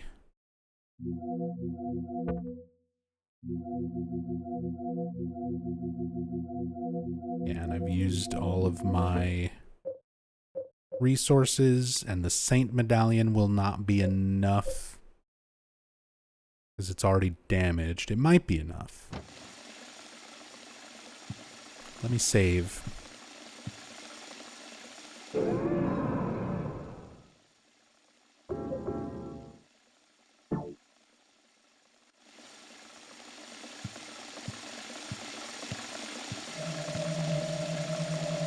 For those who don't know, you can just equip a Saint Medallion and stand next to a haunting to clear it if you're out of candles.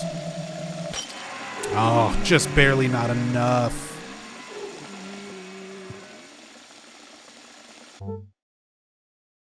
Well, let's not waste it.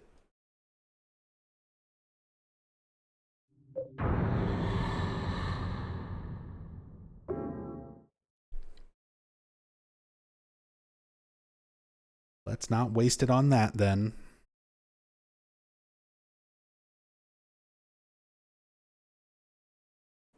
Tassadul, thank you for gifting a sub to Sky Sinners. Thank you, thank you. I don't know why the alert has not been playing. It'll just randomly not work.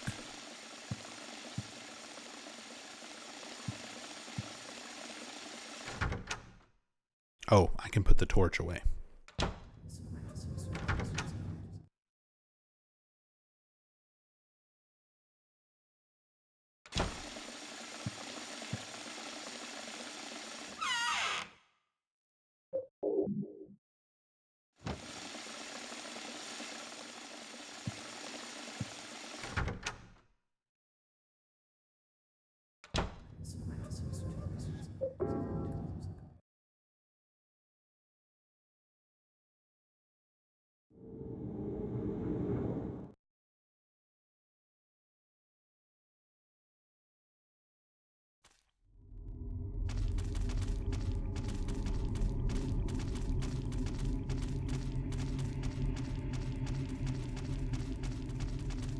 Eileen's still looking okay in terms of possession.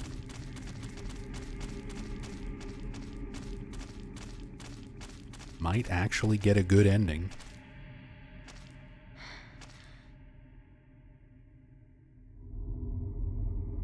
Yeah.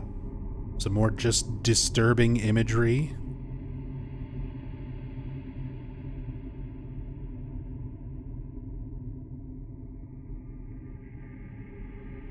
You've heard of Pyramid Head. Now here's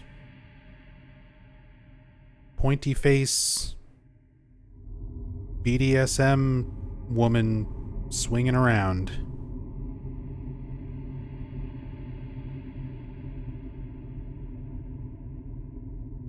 Yeah, it's not quite a plague mask.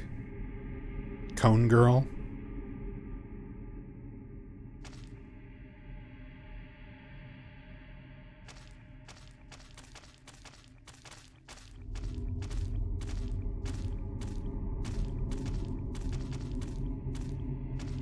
A lot of these are difficult to see in.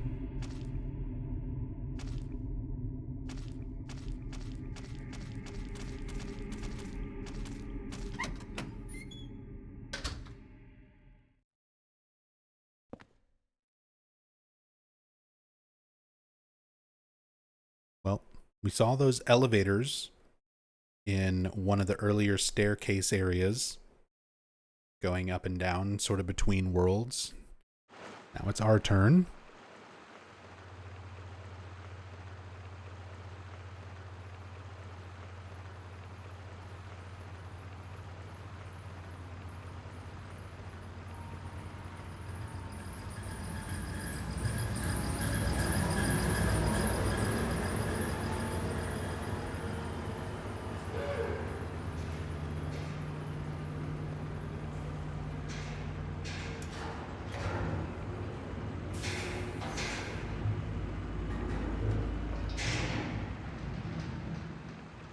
And back to water prison.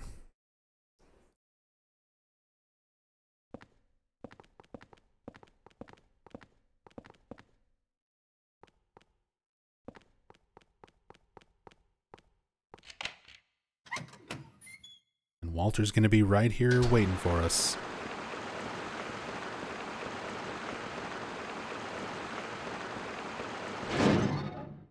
Thankfully, you can kind of manipulate him to just run off and leave you alone. Although he's going to start chasing us down here once we make some distance. There's a few different ways to handle this. Let's try the good old-fashioned, I'll just meet you at the bottom strat.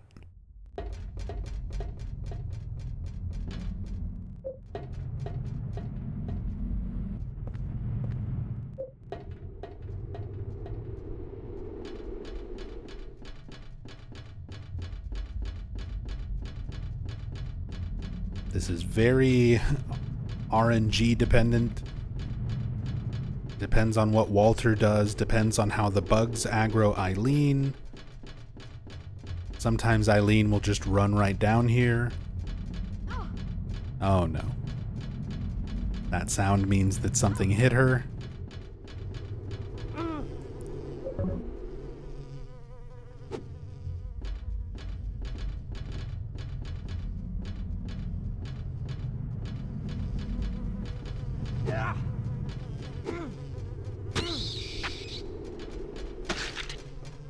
Don't go too fast.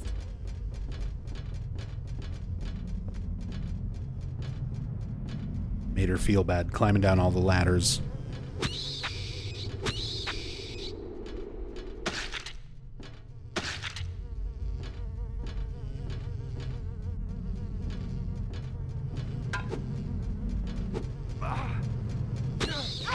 Okay.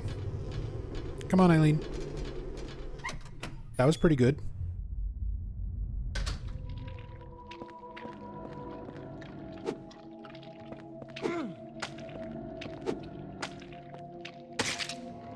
It's so damp and gross here.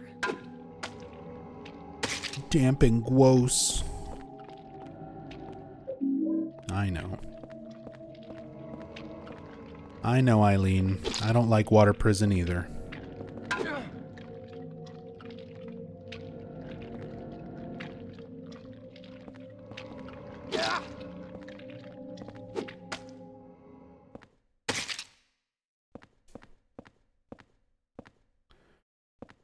Okay, so easiest thing to do for water prison is to back up in this little corner, bump into Eileen, and then run out this door. So now she's in that room with no enemies. Her possession level will not increase very fast. And that gives us all the time we need to go do everything else we need to do here.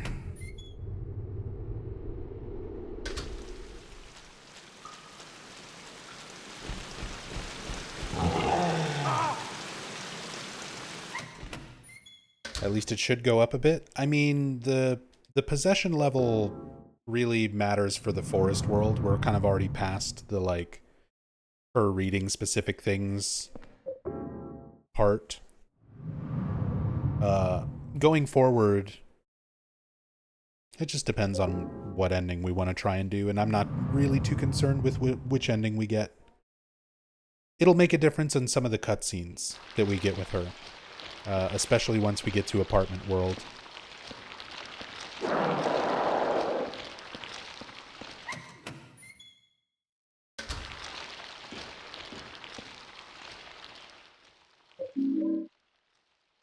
Prisoner's shirt. Something written on it in wax. Maybe if you soak it in some kind of colored liquid. Not any of this red and green and purple liquid, though. That doesn't count.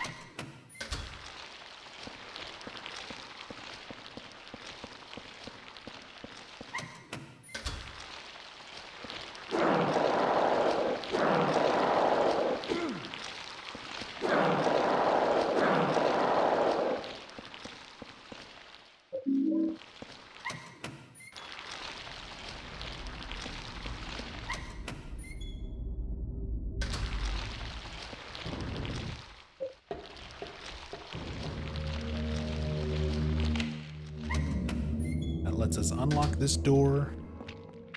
We've got the shirt we need. One of the tremors came back. Now we go back to our room, and we need to prepare for Andrew DeSalvo.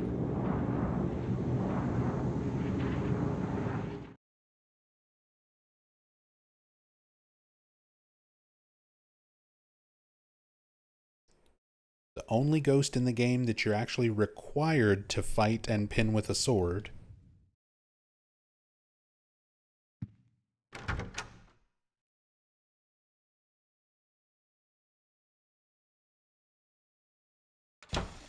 We've been saving some stuff especially for him.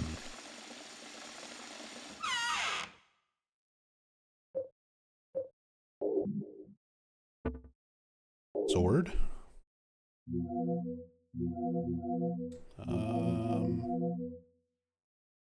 I do have another medallion, so we can get rid of the haunting.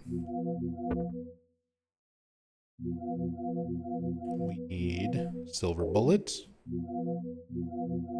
and pistol.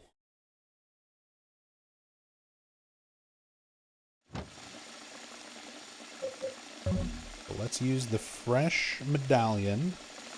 Get rid of the sink.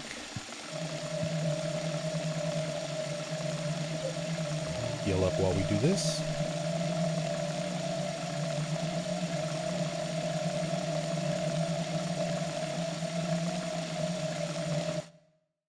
And there you go. That is clearing a haunting without a candle. A lot of people who play this game, even a lot, aren't aware that you can do that. But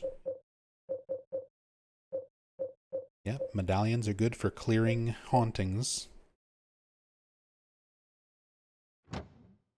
Soak the shirt.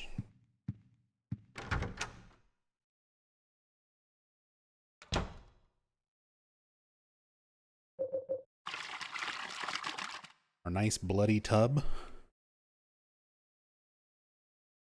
My room is on the second floor, and I had to drink something with black things in it. So Andrew, we know from the writing Walter's diaries and stuff, that Andrew DeSalvo would make the kids drink water with leeches in it, which is where the leech monsters, the tremors, are manifested from.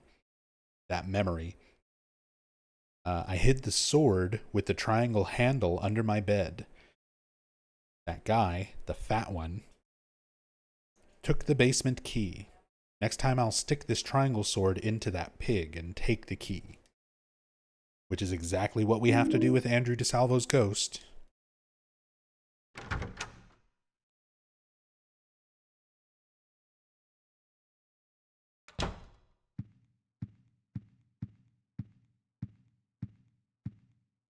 But I'm going to make a save. And before we go deal with Andrew, I need to take a quick break, refresh my drink, hit the restroom, stretch my legs.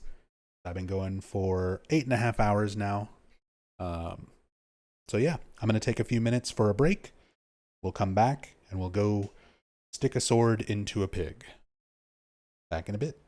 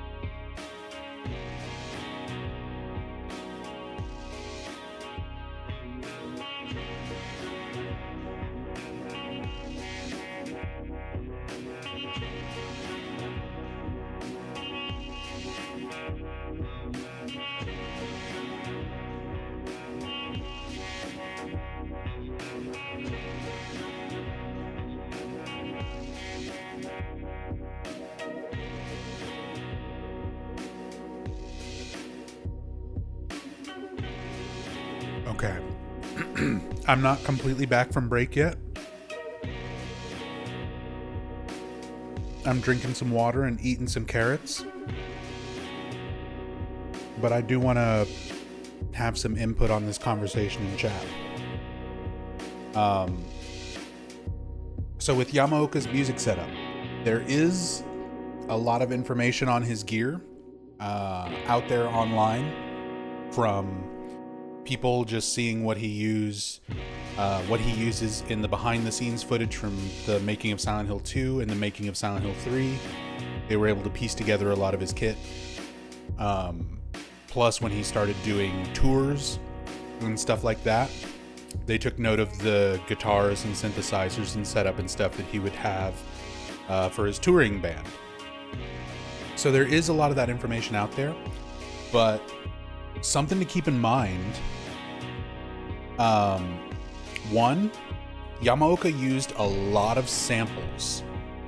A lot of the sounds and a lot of the things that he used, not necessarily like a lot of the guitar stuff in this is probably him. It's his style. It doesn't sound like something that's just a straight up sample. But some elements of it are probably not him playing.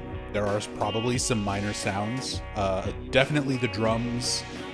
Possibly the tremolo guitar. That might not be him playing and using like a pedal or an effect or a plugin. That might be a sample that's been tweaked and used while he does the actual strumming portion. But yeah, he uses a lot of samples. He does a lot of stuff through synth. And a lot of his kit, especially when he was recording for the first 3 games,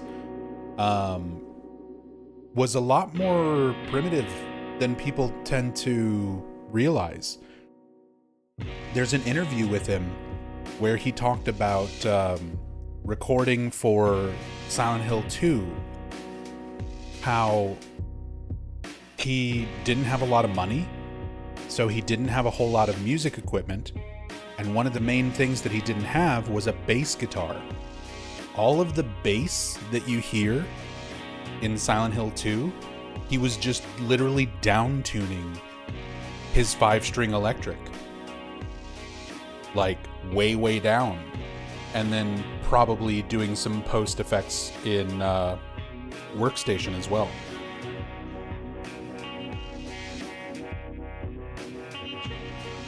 Now, by the time Silent Hill 3 came around, he was a lot more focused on doing the soundtracks. He basically treated it, doing the soundtrack for 3 and 4, like releasing albums. And he used a lot of his money that he earned from Silent Hill 1 and 2 to really upgrade and get a lot more kit. So by that point, he had bass guitars, not to mention he had other musicians helping him. Joe Ramersa was on board for Silent Hill 3 and Silent Hill 4. So Joe Ramersa probably came in and provided a lot of his equipment, not to mention a lot of his expertise with rhythm and percussion, because he's a really great drummer, but he's also a guitar player, bass player, pianist, composer, singer, everything.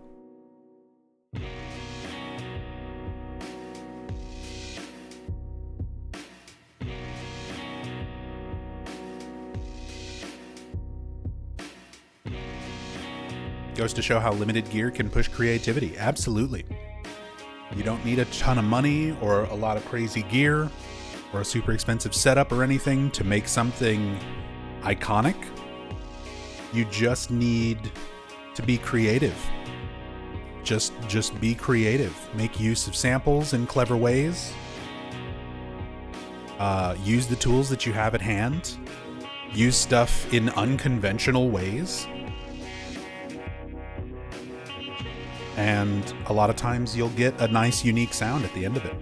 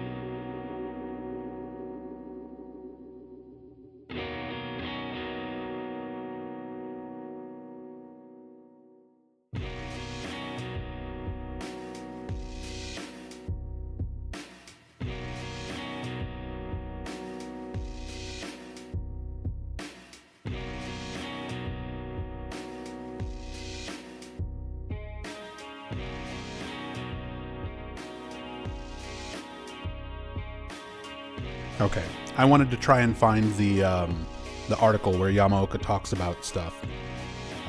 This was from Games Radar, August 19th, 2024, when they were interviewing Yamaoka about... Hold on, let me turn this down a bit. So they were interviewing Yamaoka about returning to make Silent Hill 2 music for the remake after, 20 years. When looking back on his life for Silent Hill 2 remake inspiration, original composer Akira Yamaoka made an exasperating discovery. He couldn't remember much except being kind of broke. Appearing at the Tokyo Silent Hill 2 preview event on August 8th, Yamaoka was asked how it felt to return to the game more than 2 decades later. The first thing he had to do was a bit of self-counseling, Yamaoka's translator says. He had to ask a lot of questions to himself, like, what was I thinking back then? How did I live my life back then? Who was I? What was my mental state? And how was I approaching life at that time? And he says that he couldn't remember. The passage of time has made some details frustratingly hazy for the celebrated music composer, but he does remember one thing about the 2001 game's production process. He was not very financially stable at the time, and he did not have enough money to buy a bass guitar. So what he had to do was tune down the guitar strings so that it would sound more low-key. He had to take all these extreme measures and be very creative with what he was doing at the time in order to make the game, but he still had the passion to want to make something great. Akira Yamaoka can't replicate the same circumstances that he was in 25 years ago, but now he has a new goal, to deliver something that feels fresh for both existing fans and for newcomers. So long story short is, he tried to get in touch with his younger self, but he couldn't. He still ended up trying to make something out of who he is right now.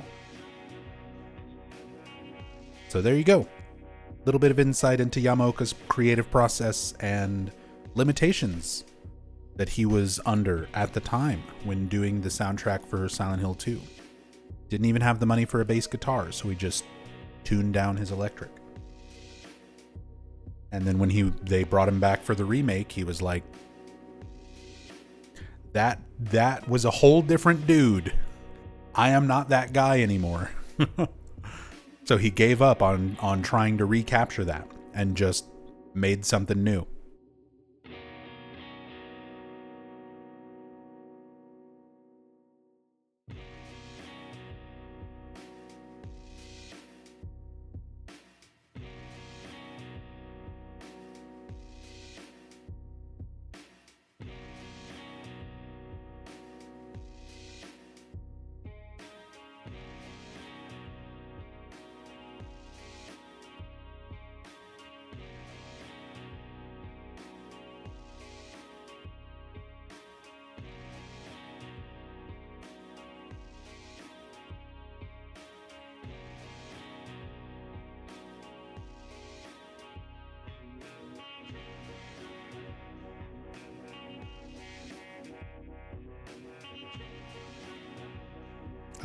Also, just to list off some of Akira Yamaoka's confirmed gear. This is not necessarily stuff just from that time period. This is a lot of stuff from over the years, different games, stuff that he had in studios, stuff that he had live, but it's a list of stuff that Yamaoka has confirmed to be using. Line 6, FB4. As far as guitars, an Ibanez UV777P, a Paul Reed Smith Custom 22, very nice guitar, by the way. I used to have a similar guitar, a Paul Reed Smith Santana 2, when I was playing live shows and open mics in Austin. ESP Limited EX400 BLK. Mesa Boogie Dual Rectifier 100 watt 3-channel solo head. Synthesizer, he had a Roland JD800. Yamaha APX 15FM. And a Line 6 Pod HD500.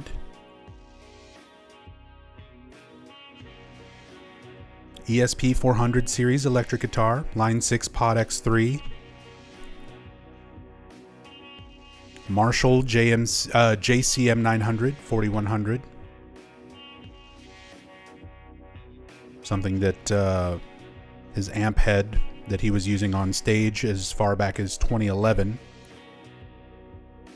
Fender Stratocaster, Roland JP 8080 synthesizer.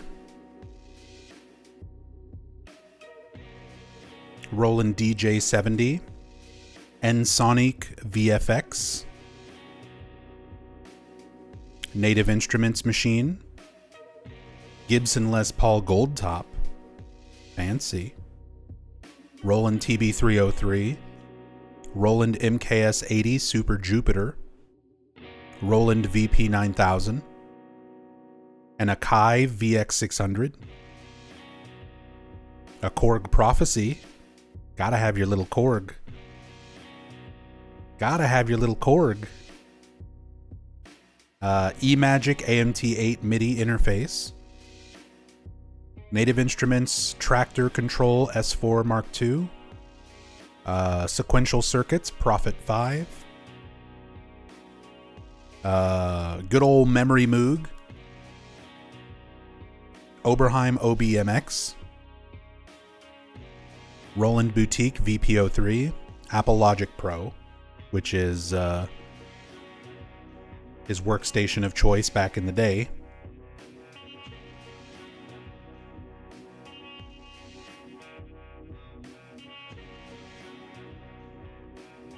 So yeah, bunch of his gear from over the years.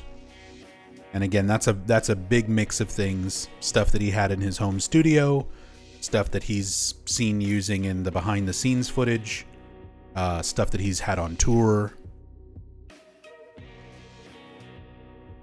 But general idea of a lot of his music gear.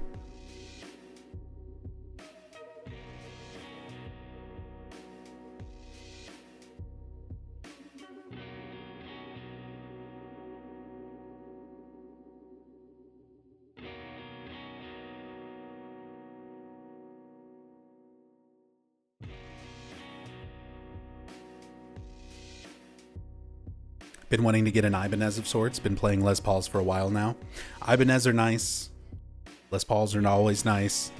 I'm definitely a big PRS fan. I love me some Paul Reed Smiths.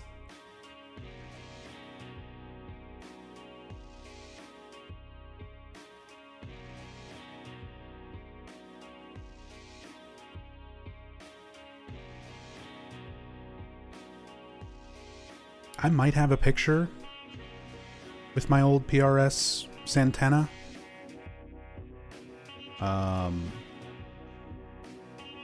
From some of our open mic nights.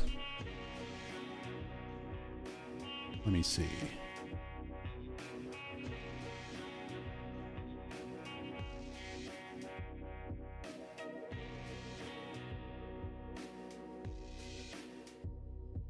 I have it in this one? No, that's the acoustic.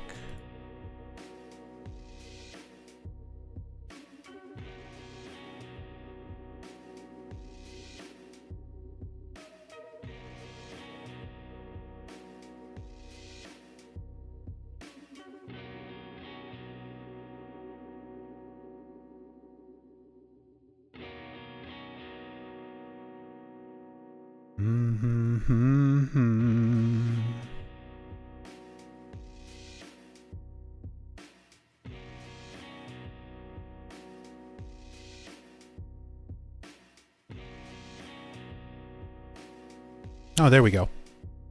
Hang on.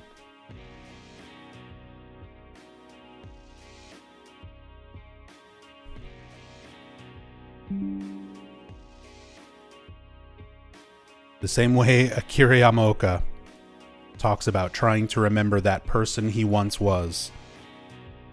A long time ago, in a galaxy far, far away, before I was streaming on Twitch. Actually, I was streaming on Twitch at this point, but nobody was watching me yet.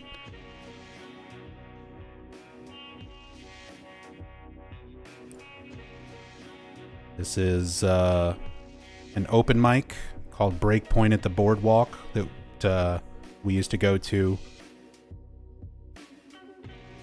in Austin, Texas. That's me with the Paul Reed Smith Santana there on the left. And that's my boy, Hirimi, with the acoustic there on the right. And you may notice this acoustic guitar.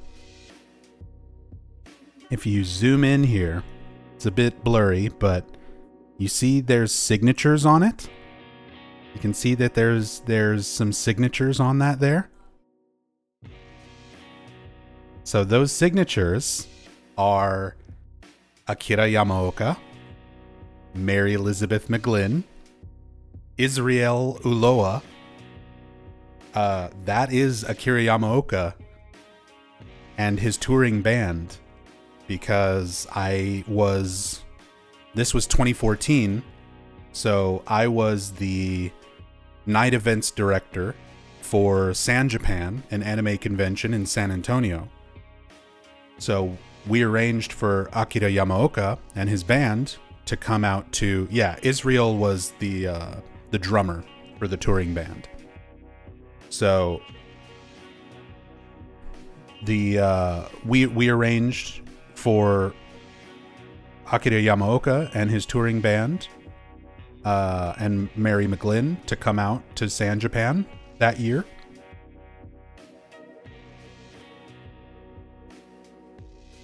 And I got to work with him and help set up his stuff, and had the time to talk with everybody and get some autographs.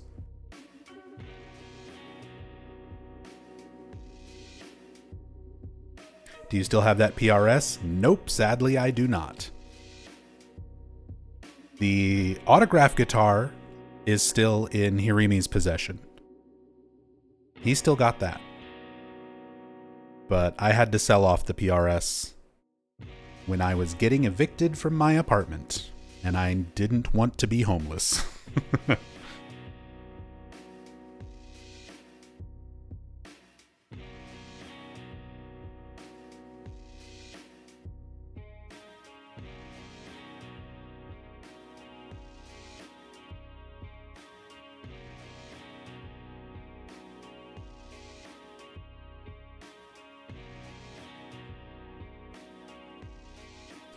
That's a compelling motive, I'll give you that. I was doing what I had to. I had to let a lot of stuff go in those years. But at the end of the day, it's just stuff. It's just stuff. I'm in a better place now. I've still got a couple of guitars here that my wife has gotten me. And I've got nothing fancy, just like some Yamaha kind of cheaper stuff just so that I can still play and noodle around and record stuff and practice from time to time. And I've got, I think, like 4 guitars and a couple keyboards and stuff back home in Texas that eventually I'll figure out how to get here to Georgia.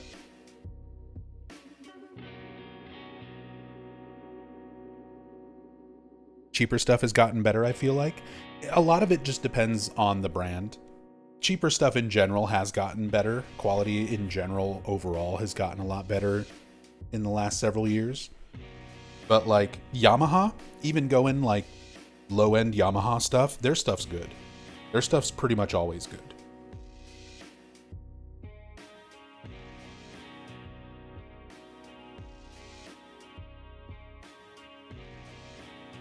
All right.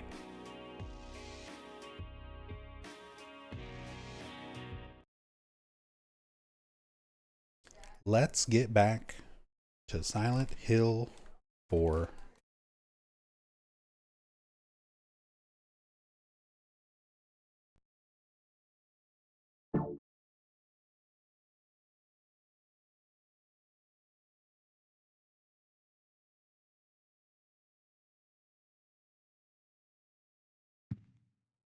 We're all set up. We're ready to go deal with Andrew DeSalvo. We've got a note to read. Oh, we've got a bloody peephole. One of my favorite hauntings, the bloody peephole.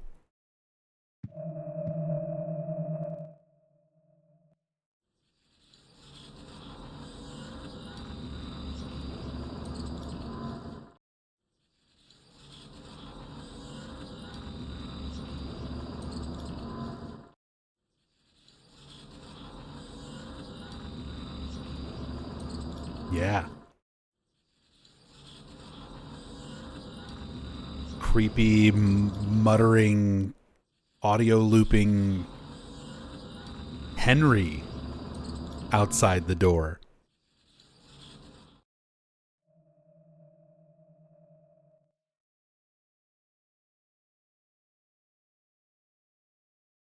I'm going to summarize everything that I've learned about Walter Sullivan so far.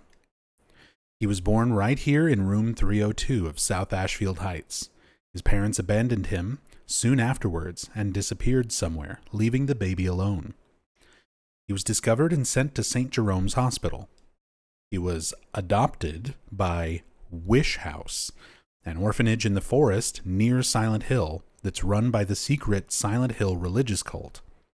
When he was 6 years old, someone from the cult showed him where he was born. That would be Dahlia. Since then, he started to believe that room 302 itself, in other words, this room, was his mother. Every week, he traveled from the orphanage to South Ashfield Heights, a pretty long trip for a kid his age. Sometimes he took the subway, and sometimes the bus. I'm tired. My headache is already killing me. I'll write more tomorrow. July 28th.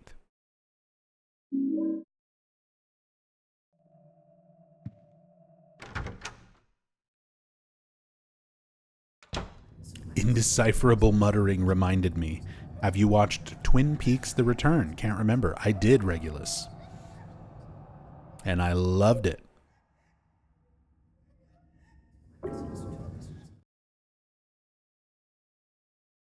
July 28th, that's today. That is today. Happy anniversary of the day where Joseph wrote down everything he learned about Walter Sullivan so far. It's awesome.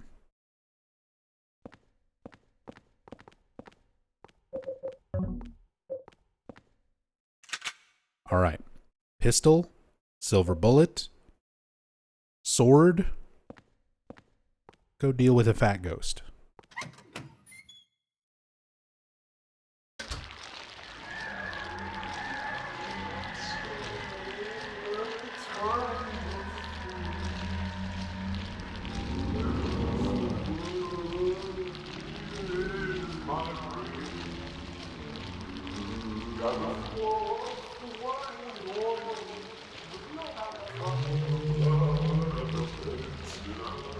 Gather forth the white oil and the blood of the 10 sinners.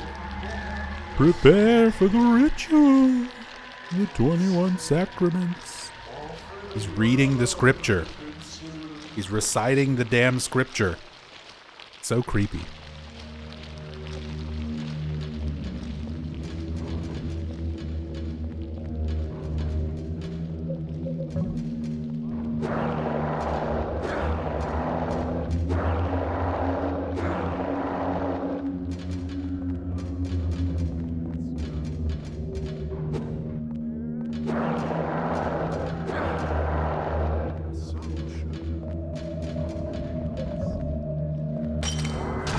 Silver bullet. Sword. Fuck you, Andrew. Give me that key.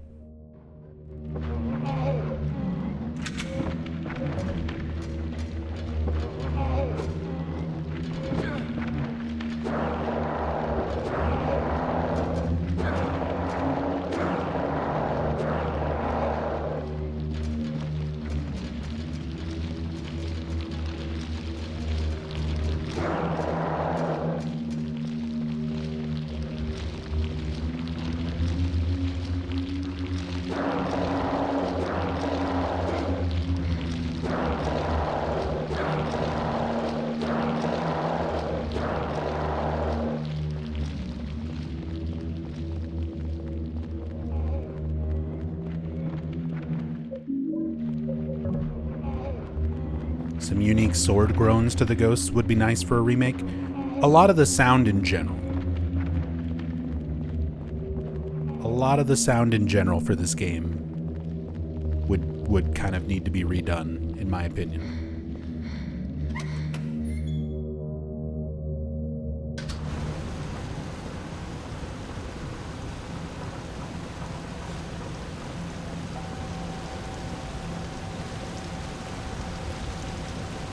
Really like the upside down room in this game. Would be cool to see it remade.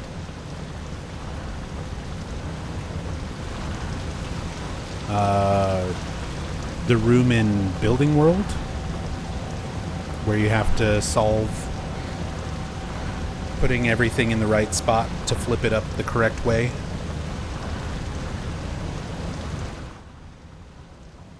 Something written on the plate. To turn on the lights in the 3rd floor, turn this water wheel. Yeah, we've done that.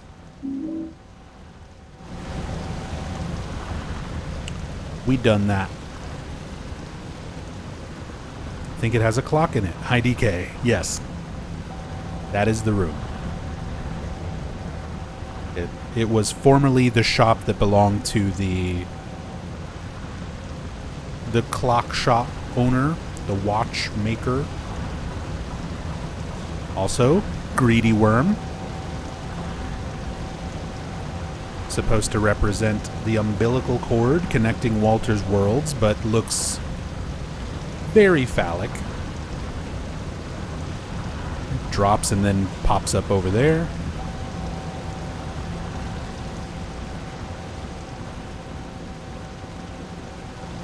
And if you can look at it closely enough, Going too fast. I'm right here, Eileen. Drops down, come back over here. No? There it is. Look at the very bottom of it.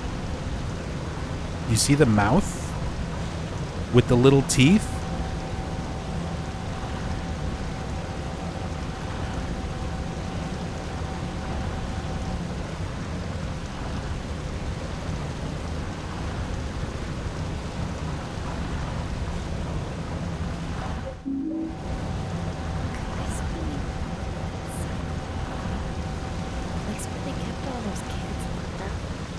You got it, Eileen. Look how smart you are.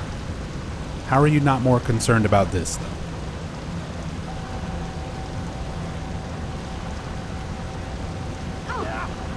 And of course I hit Eileen instead of the fucking worm.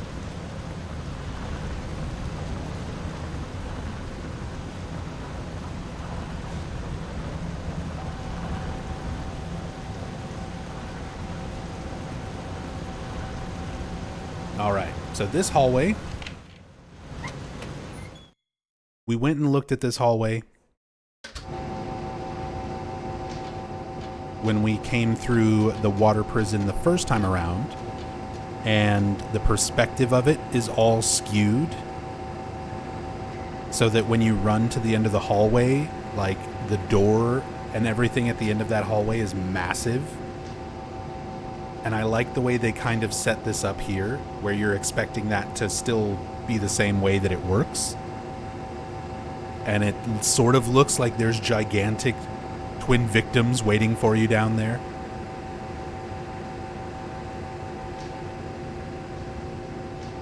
But this time the perspective actually shifts as you go through the hallway, so that the door is normal sized once you get there. Let's see if we can juke past all the twin victims without having to deal with them.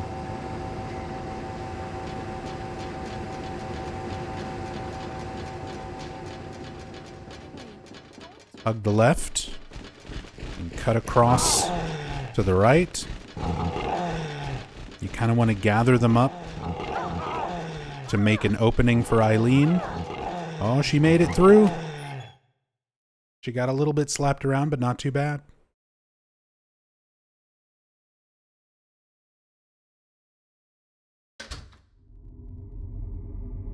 Nick Gillies asks, wait, it was this game the guy went completely crazy over, right? Yes, Alex Shepard, the former administrator for the Silent Hill fan wiki, who went crazy over this game, claiming that it was a message about anti-circumcision and that Walter was heavily affected by being circumcised and blah, blah, blah. Yep. This must be what hell is like. Maybe, Eileen. Maybe. Existential Shrew. Oh yes, I have taken the Wang journey. Long before Justin Wang made a video on it, there was Silent Hill fans like myself who watched the whole thing unfold. You'd just go to the wiki to look something up, and there'd be a gigantic 4-page rant about circumcision on the, like, newly added page. Moderators were just getting banned and removed left and right. Anybody who argued with him.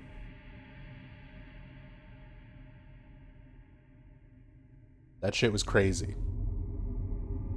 Yeah, Voidburger chronicled the whole thing as it was unfolding. And then eventually, Justin Wang made the video on it. But, man, it was something else. It was something else to actually, like, experience it firsthand. Did you ever interact with him, with Alex Shepard?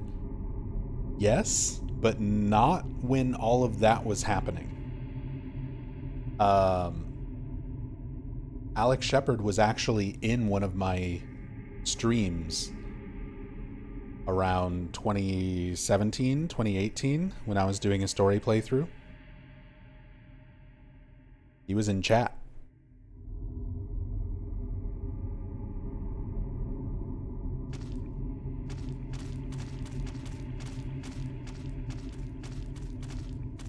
We tried to keep it civil for as long as we could. But I think we ultimately wound up banning him.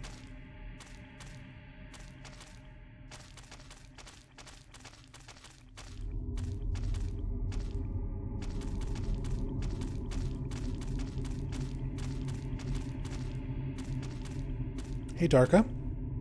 Hi, Nub. Sorry if you already talked about it. Do we know if those big worms created the hole in the apartment? I mean, it's not confirmed one way or the other. More than anything, the worms are part of Walter's worlds. All of these areas that we're going to, all of the things manifested in all of these areas, the creatures, the imagery, the ghosts, they are all Walter's doing.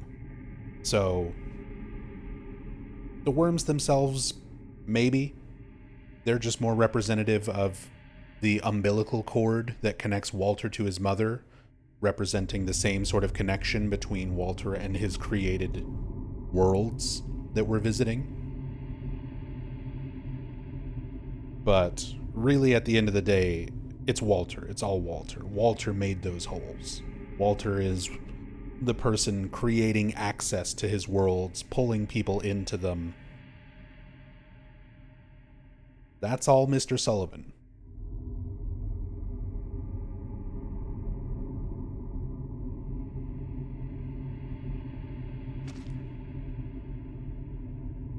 Writhing mannequin, strung up upside down.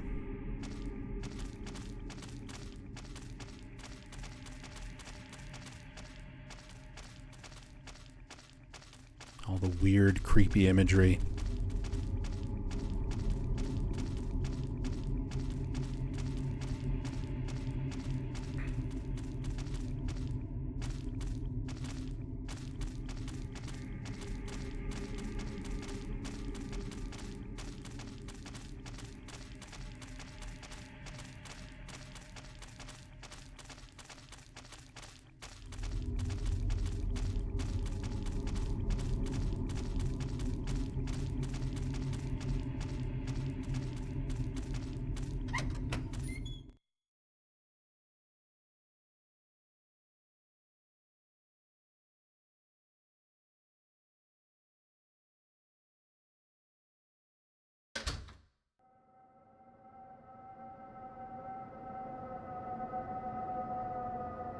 Braintree's back, everybody.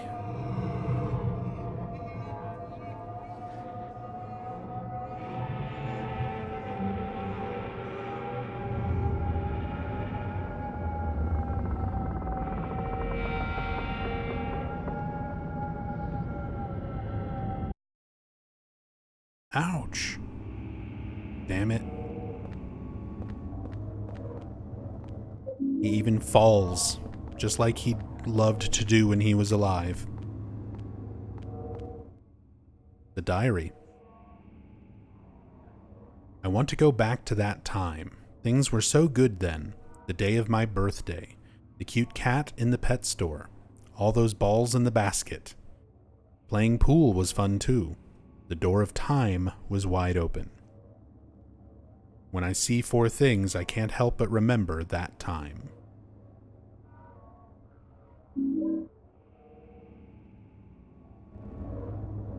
So a diary written by one of Walter's victims. I always forget birthday boy's name.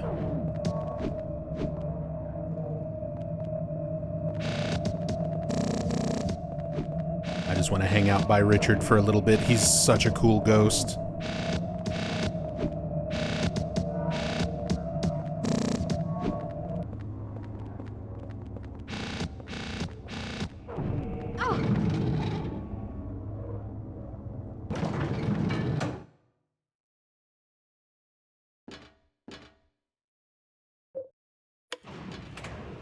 I remember this place. It looks a lot like downtown Ashfield.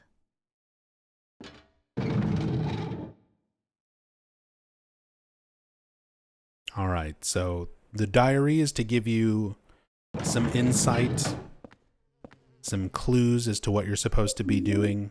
You're recreating the good memories of that victim from his birthday, which is the day that Walter killed him,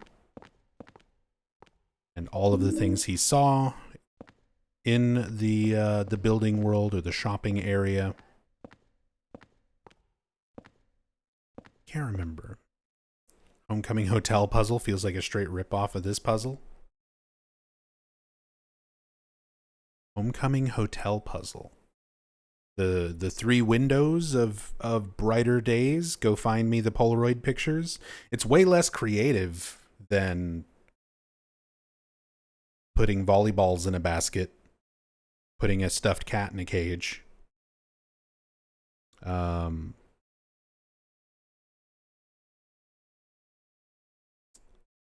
Sorry, my mind is blanking on the victim name.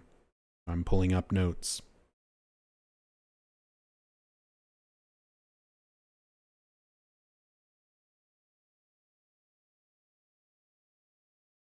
Rick Albert, that's the owner of the sporting goods store.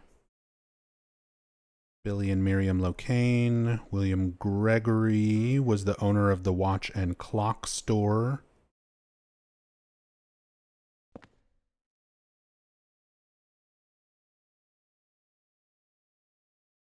Eric Walsh.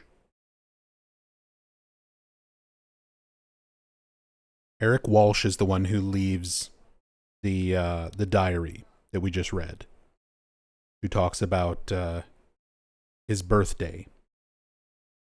So he was the bartender at the bar across that you can see from your room in South Ashfield Heights.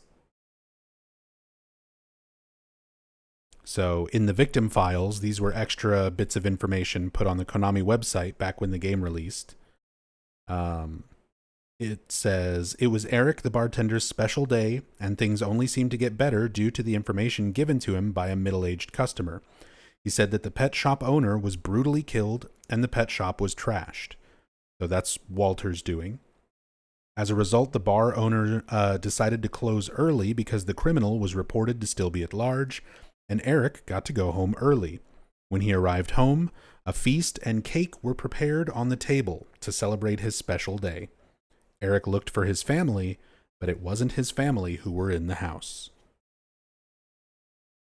It was Walter. But that was victim number 10 out of 21, Eric Walsh. And sorry, Eric, I know it's your birthday and everything, buddy, but I hate Building World, and I've already been streaming for 9.5 hours. So we're just going to give Eileen a little push.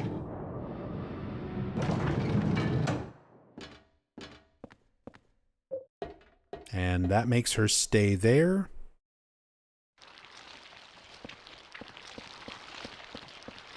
And now we can run around to the other side of the fence.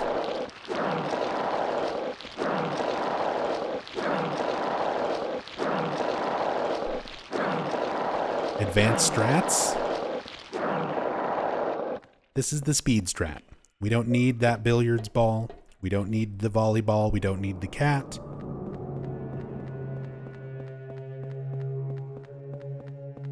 Just bring Eileen to that area by the elevators on the bottom floor.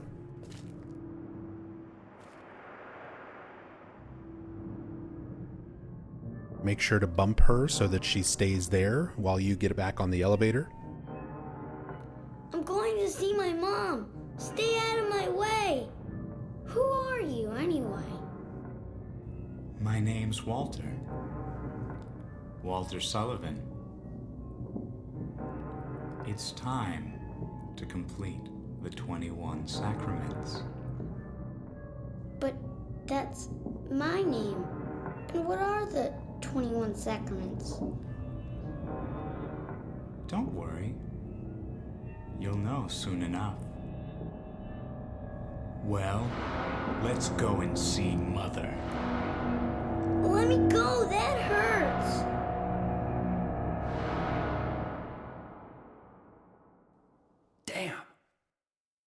Damn. Like, what were you gonna do? Hey, Cynthia. So you can see Eileen is on that side of the fence where we bumped her and left her. And if we just go over here, that fence despawns. And Eileen just runs right through it. So if you're like me and you don't like dealing with Building World the second time around,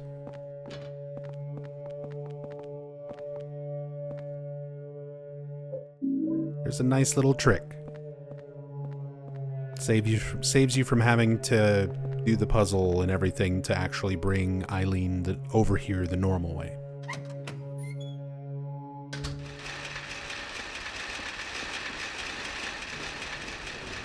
Although she can get soft-locked and stuck in between wheelchairs here. Sometimes that's my punishment for skipping things.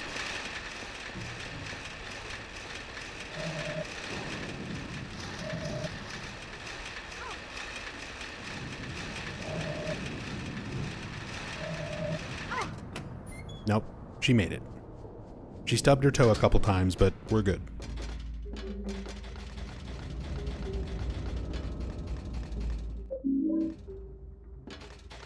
We're doing on health. Let's go ahead and use that. Frees up an inventory spot.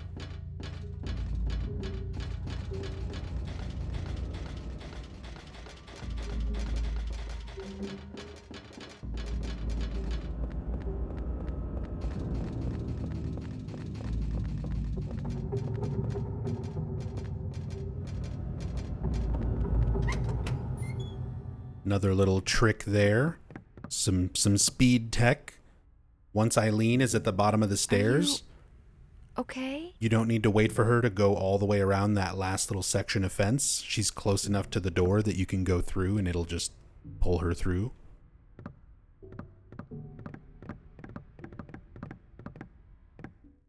There's a memo here. The boss said we had to change our phone number because of all the complaints about the weird noises. It's not just us calling and hearing monster groans. Apparently it's happening to everyone. Now we have to change the store sign on the roof. What a pain. By the way, the number is the last 4 digits of the new phone number. Not too smart if you ask me.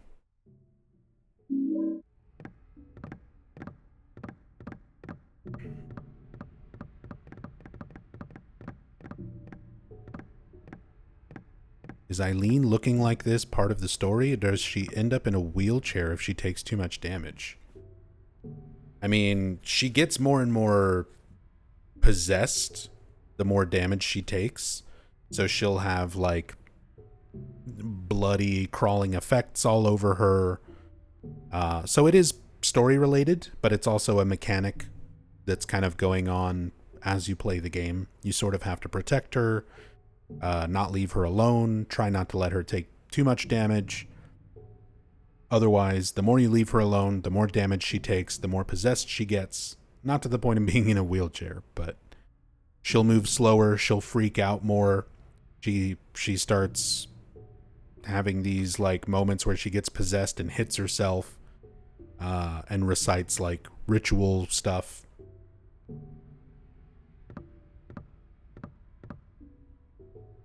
But as far as like the cast on her arm and everything like that, that's all story related. She was viciously attacked by Walter Sullivan.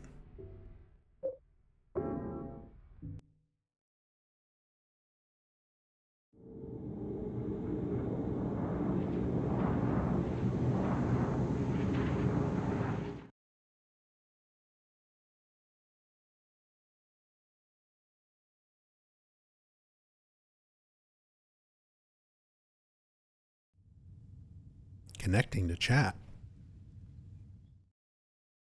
Why did I disconnect from chat for a moment?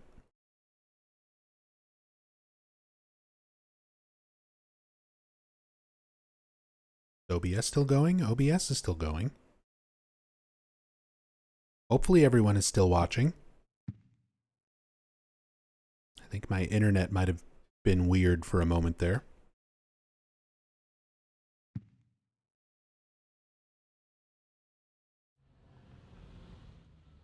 Fine on your end? Okay. Let's call the bar and get the new number.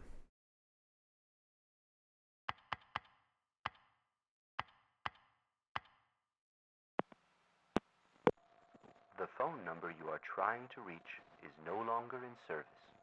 The new number is 555-4890.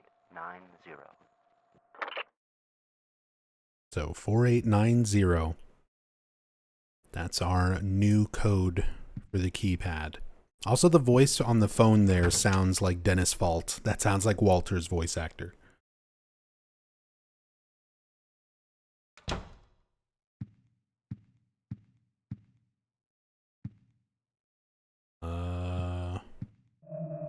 right.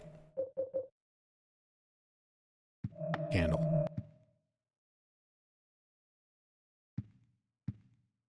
Sorry, Spooky Henry. You gotta go.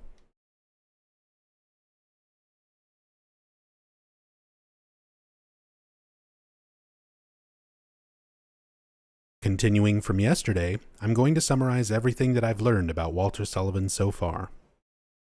Naturally, it was a long way for a kid his age to travel, but he made the trip every week by subway or bus. Unfortunately, someone else was living in this apartment, and so he couldn't be reunited with his mother, room 302. For years, he continued to come here, almost like he was possessed, just to peek into the apartment. Eventually, the tenants began to complain and treat him badly when they saw him hanging around. Walter began to fear the tenants and see them as obstacles, preventing him from seeing his mother. As the years passed and Walter matured, he began to be more and more influenced by the teachings of the cult.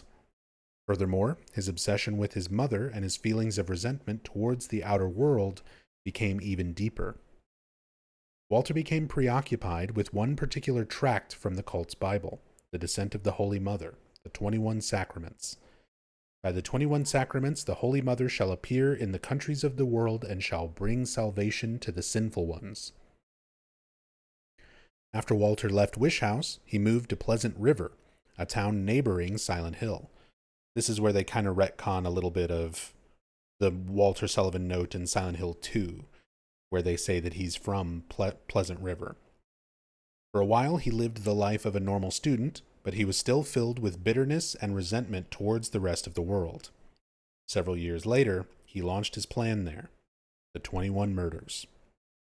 July 29th. That's tomorrow. Lone Wolf Vega says, oh, that's one of the rare hauntings, right? It's not necessarily a rare haunting, but it is one of the hauntings that, due to a bug, was not, it couldn't be triggered in the PC port. So a lot of people who've played Silent Hill 4 usually played the original PC port or the good old games, the GOG PC port, before it was patched to fix that bug and include all of the PS2 hauntings. So it's not that those hauntings are particularly rare, but unless you're playing on PS2 or original Xbox, you might not see them as often. If you watch a lot of playthroughs or do a lot of playthroughs yourself, a lot of times it's the PC version, which for a long time was missing several hauntings due to a bug in the code. But modders fixed that, and then eventually they did a patch on the GOG version to fix that as well. So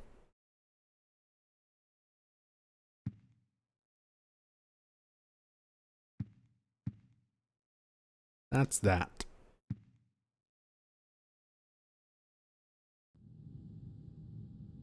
Check on Robbie, make sure he's being good.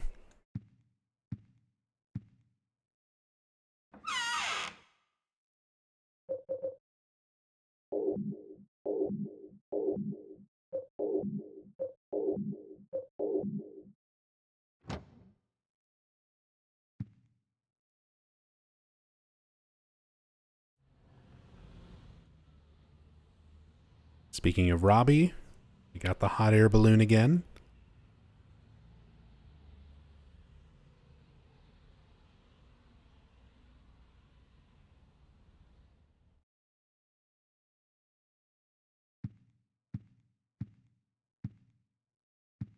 Let's go ahead and save this.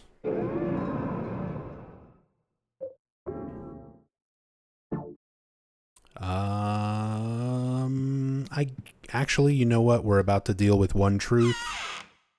Sometimes that can be very finicky. So let's just bring, we've got so many bullets. We'll just do this.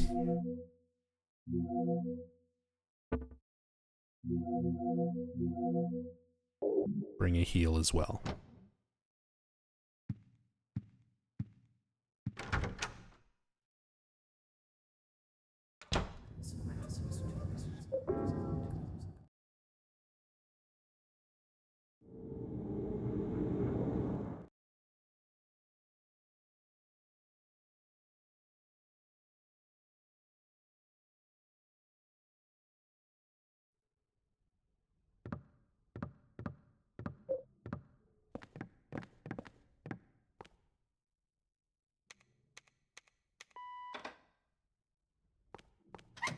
Walter Sullivan in Dead by Daylight when.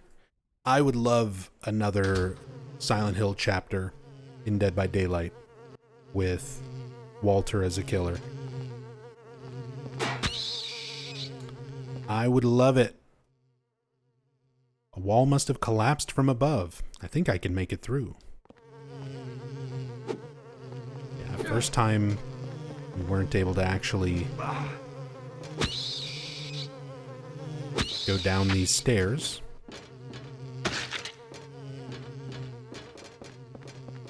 If they do another Silent Hill chapter, they better fix Cheryl's damn outfits. That's one of the most frustrating things. Cheryl's cosmetics. They took the time to include a whole bunch of the unlockable shirts.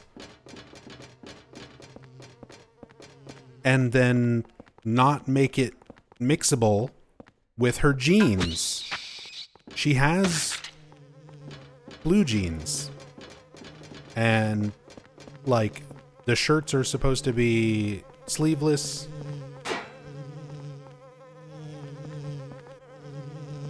And she's supposed to wear them with jeans to be accurate to Silent Hill 3.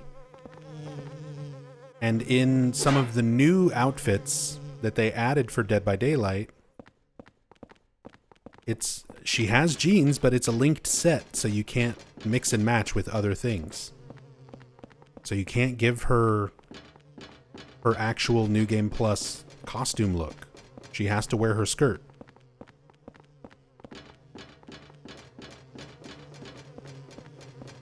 So frustrating. It's like all the right parts are there. You just can't put them all on at the same time.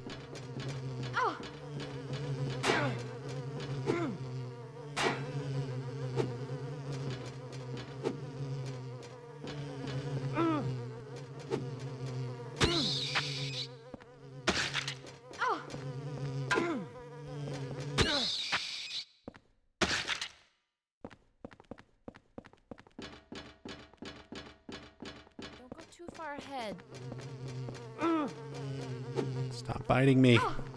Stop biting Eileen.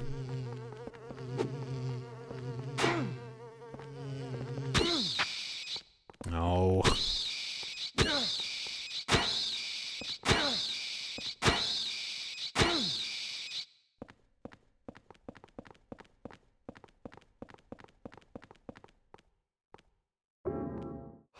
Health, we're pretty good. We still want to take this. All right. Randomness.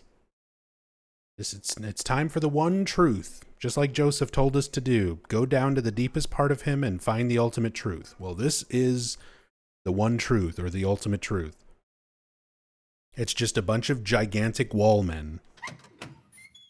And one of them is the real one. And it's completely random which one is the real one.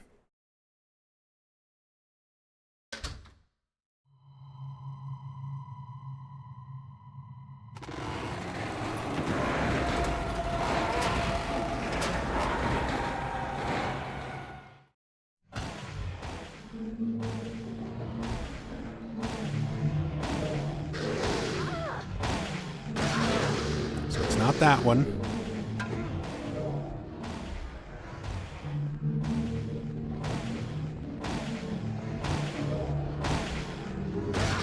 Not that one. Can they all hurt you? Oh, they can all hurt you. But you can only hurt the real one of them.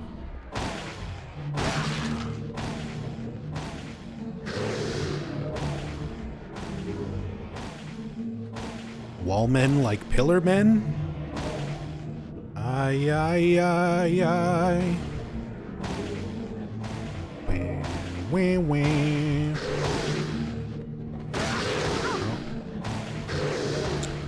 Not that one.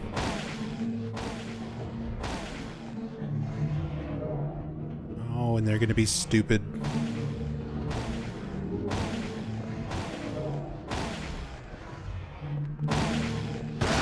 Not that one.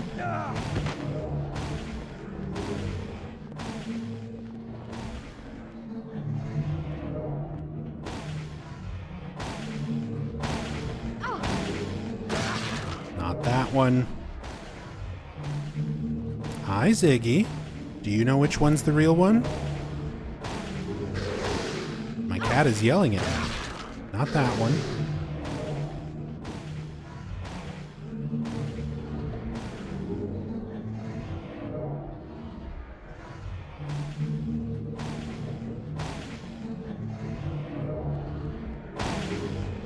There he is.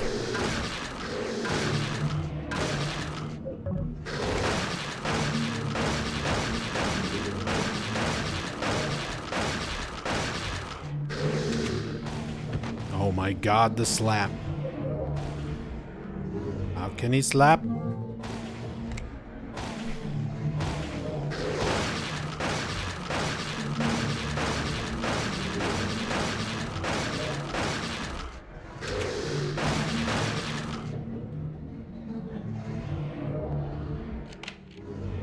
It's always the last one you try. That was not the last one. I at least didn't get over here to the wall on my left. So that technically could have been worse. Still not very fast or good, but hey, we did it. Eileen's still not looking too bad.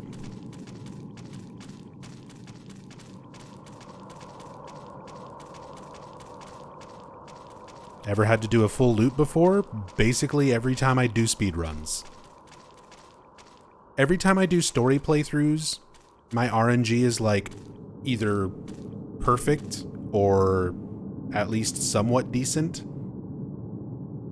Back when I was actually actively doing runs of this game, my luck was always trash.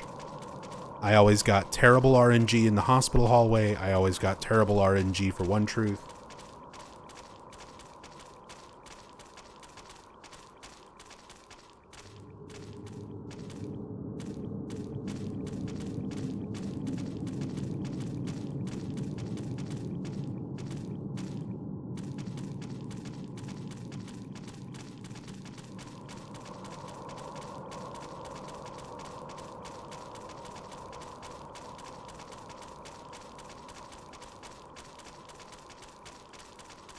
Like the way this fight isn't a standard combat fight, but it's not very well cooked? Yeah. I like the concept. I like the idea of, like, you know, which one is the real one? I was gonna break into Space Channel 5 for a moment there. Which one is the real one? Up. Chew, chew. Which one of them doesn't belong? Dance, baby. Dance.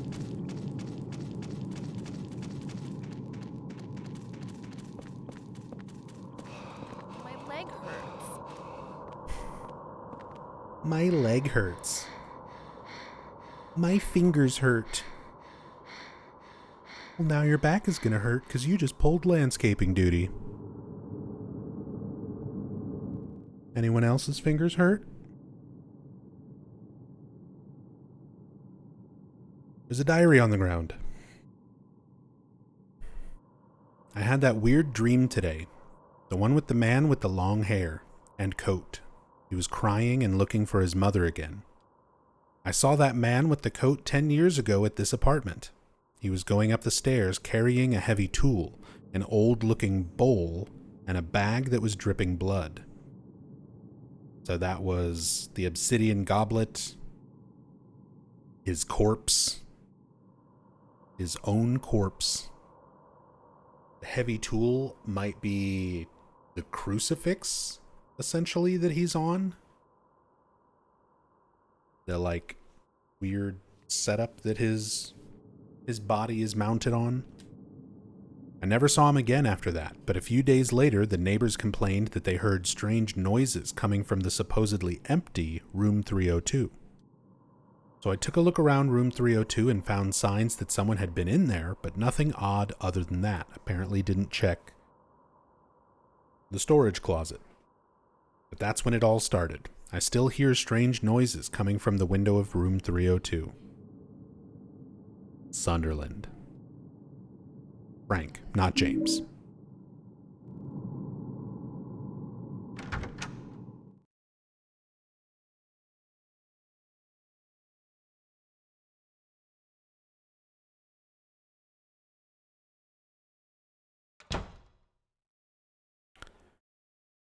It's our apartment. Room 302.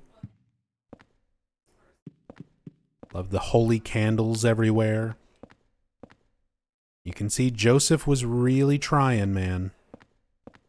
He was doing his best. I like how they go out of their way to have some, like, different pictures.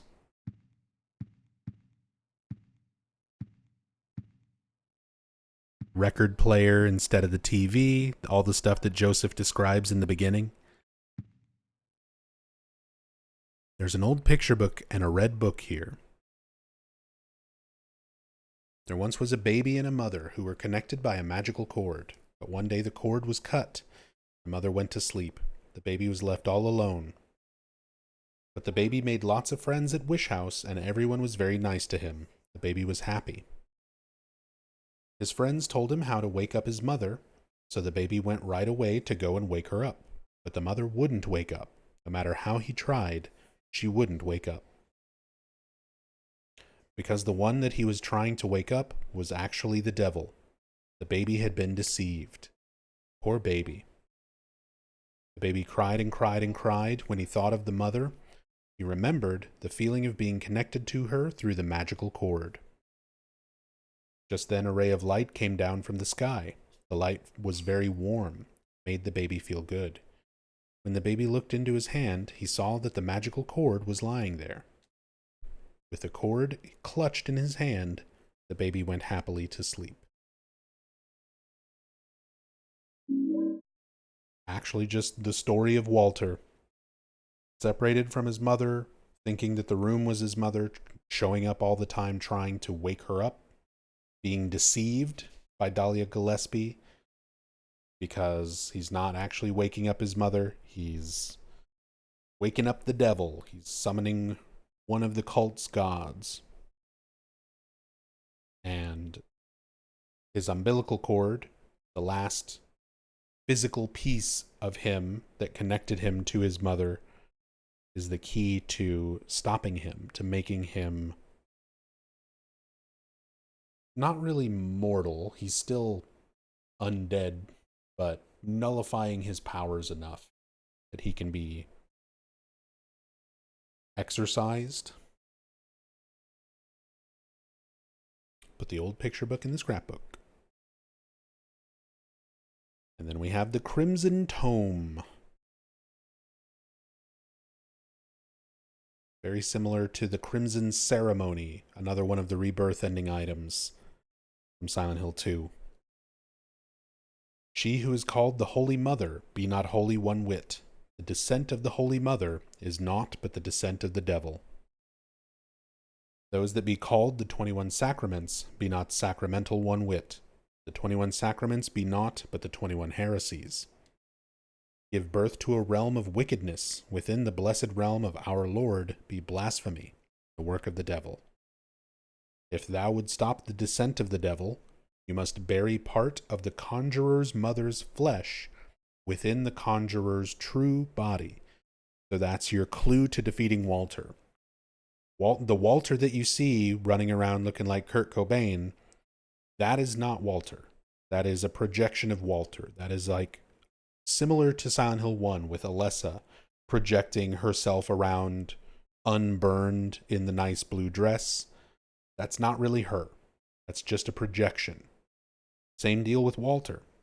Walter's true body, the conjurer, Walter, is the gigantic boss at the end that you stick the spears into. And bury part of the conjurer's mother's flesh, Walter's mother's flesh, the last remaining part of Walter's mother, the umbilical cord. So everything coming together here at the end, almost at the end.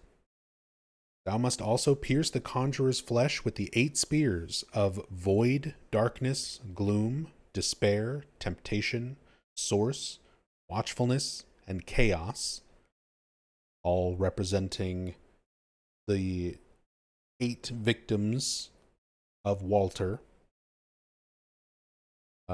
out of the 21 Temptation was Cynthia. Source was Jasper. Watchfulness was Andrew. Chaos was Braintree. Despair, I think, was Joseph. Let me go through my notes again. Theme of murder, despair. Yeah, that was Joseph. Gloom was Toby Archbolt, one of the priests of the cult.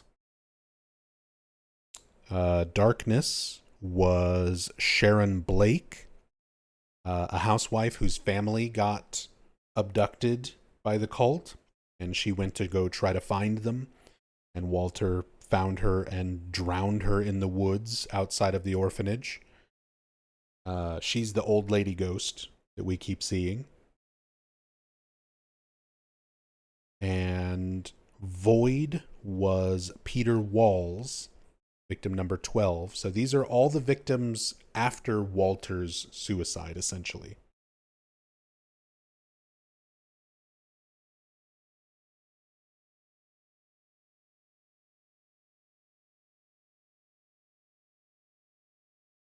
Do we know what actually happened to his parents? They just bailed, right? We barely know anything about Walter's parents. We get a little bit of a flashback with some audio clips of Walter's father, basically just saying, I told you we shouldn't have had a baby. And them saying, you know, hurry up, get packed. So yeah, he was just abandoned immediately after birth. Do so, and the conjurer's unholy flesh will become that which once it was, by the grace of our Lord. So again, that's what allows Walter to be killed. Get stick bugged.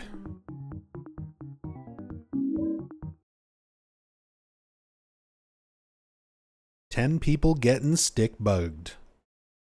Darka205, thank you so much for the gift subs. Stick bugging some people in the community.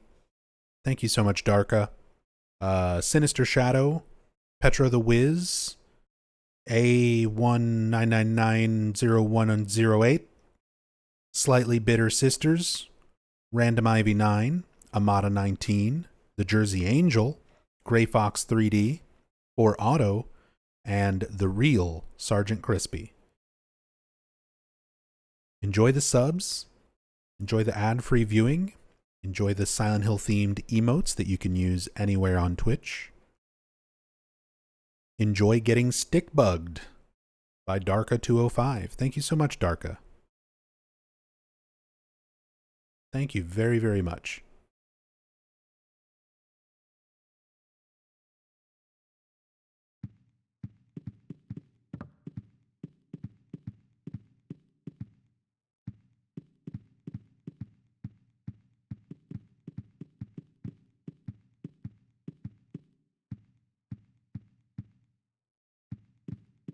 Shame we don't get to really examine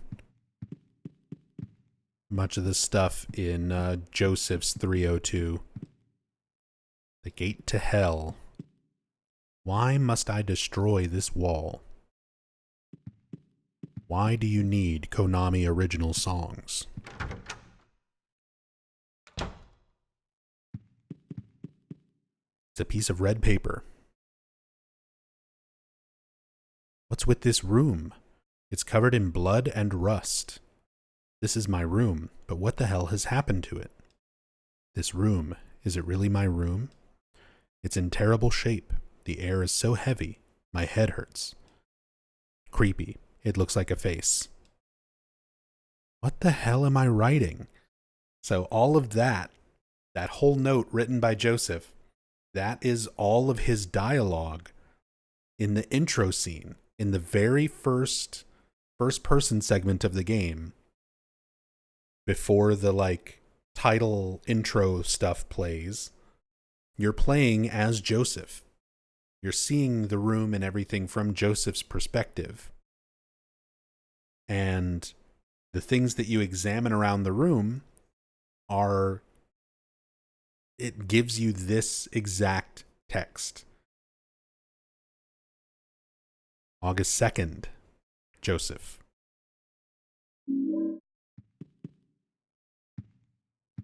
So that was like some of the last things that Joseph wrote, and he doesn't even realize why he was writing it. Piece of red paper. I can't break down the wall. August 3rd. Piece of red paper. When the bell rings, Eileen equals mother's body, blood. August 4th, Joseph. Which is why we hear a bell sound once we get to the end of the apartment world second time.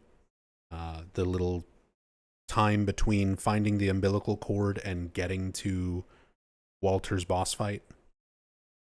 There's like a tone constantly ringing out, a bell constantly ringing.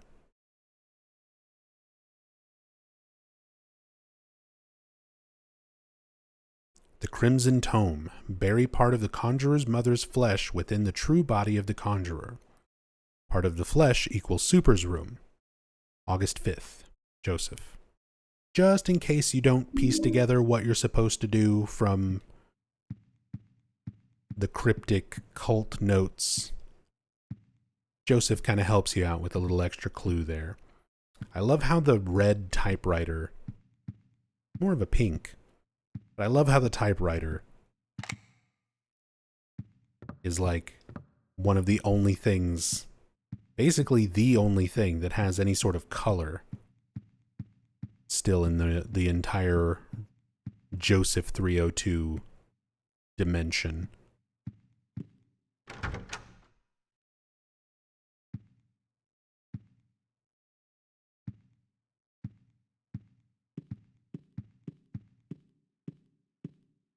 Something is drippy.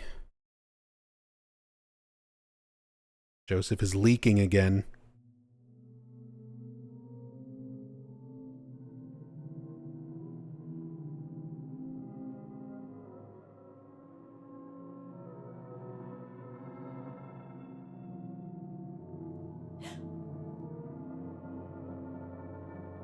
It's him.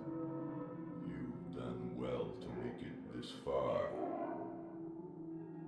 Let me tell you something about him, Walter Sullivan. When he was a little boy, he began to believe that my apartment was actually his birth mother. He decided to free her from the stains and corruption of this world. At the orphanage, he learned of the 21 Sacraments, the only way to purify her. He then performed the ceremony of the Holy Assumption and created this twisted world. Now, he's become nothing more than an inhuman killing machine. Well, he's dead now, but he's still trying to complete the 21 Sacraments. His boyhood desire to return to the bosom of his birth has divided him. Now his child self has manifested itself in this world. And soon he's planning to finish his work, the 21 Sacraments. Number 20, The Mother Reborn, Eileen Galvin. Number 21, The Receiver of Wisdom, Henry Townsend. Even now, it may not be too late. Follow the Crimson Tome. Stop him. If not, wherever you run, he will catch you. Find him. His true location. It must be nearby. You must kill him. You must kill him. Kill. Kill. Kill. Kill. Hurry. She's being taken over. She's number 20. The mother was born. The Crimson Tone. Obey the Crimson Tone. Kill him. Must kill him. Kill. Kill. Kill. Kill.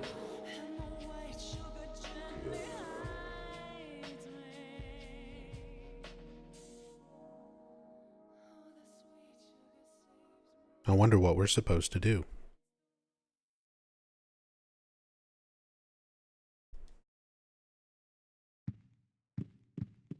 Are you killing yet? Iggy. My cats are being very needy right now.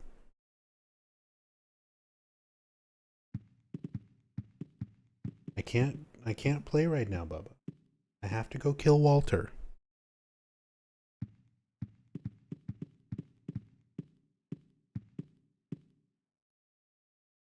There's a pickaxe stuck in the wall. The pickaxe of hope. Hope is written on the handle. It doesn't look like I can use it as a weapon. I can only use it to break down the wall. But not here. We gotta go back to R302.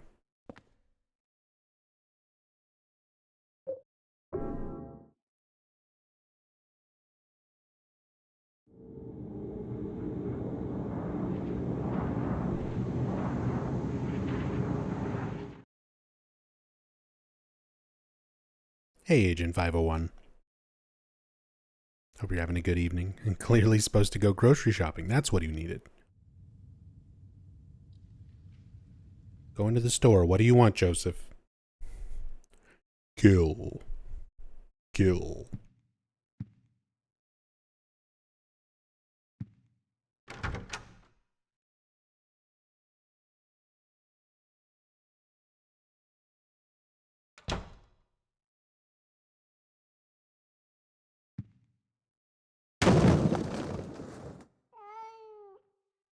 Oh.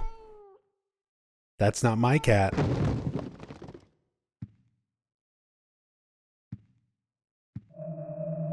That's Fridge Cat.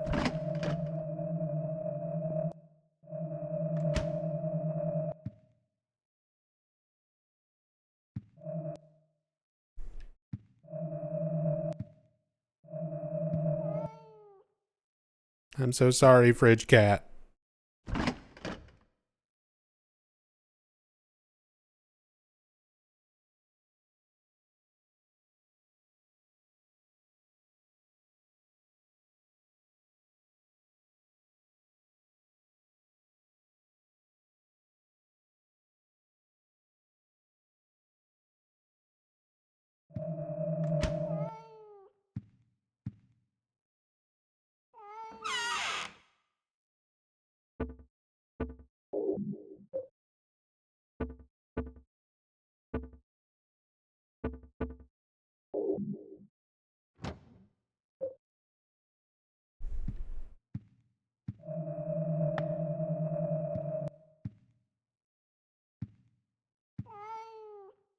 I know. I'm sorry.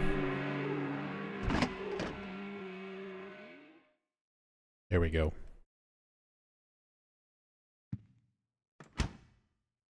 This house is clean.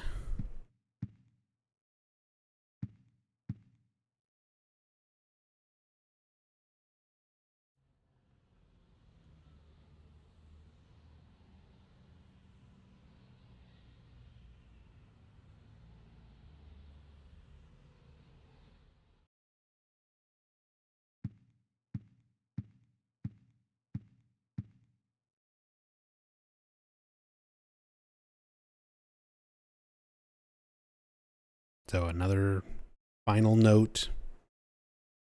Number 1, 10 heart. Number 2, 10. Number 3, 10 hearts. Number 4, 10 hearts. Steve Garl. So this is where all of those notes about the victims, all of Walter's victims, like leading up to the events of the game, this is where you really should have gotten information about them. And instead you just kind of get this, like little tiny bits and pieces. Steve Garland, Billy Locane, Miriam Locane, but like number 1, Jimmy Stone, not even slightly mentioned. Like each of these victims barely kind of get mentioned at all. Billy and Miriam Locane are there just because Silent Hill 2. They were the main ones from the Walter Sullivan memo. 9 and 10, we don't get him. And then Holy Assumption, Walter Sullivan, victim 11, takes his own life. Victim 12, Void, doesn't say who. Darkness, doesn't say who. Gloom, doesn't say who. Like, all of this should have given victim info.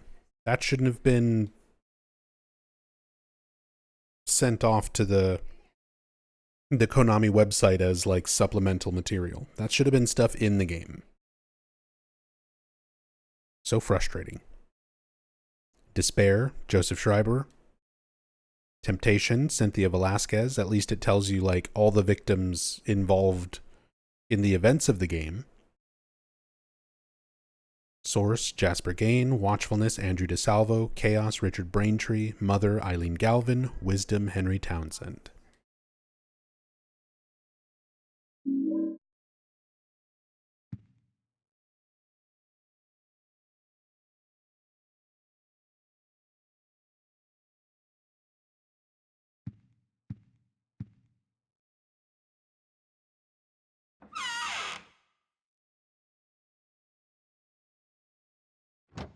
Yeah, that's fine.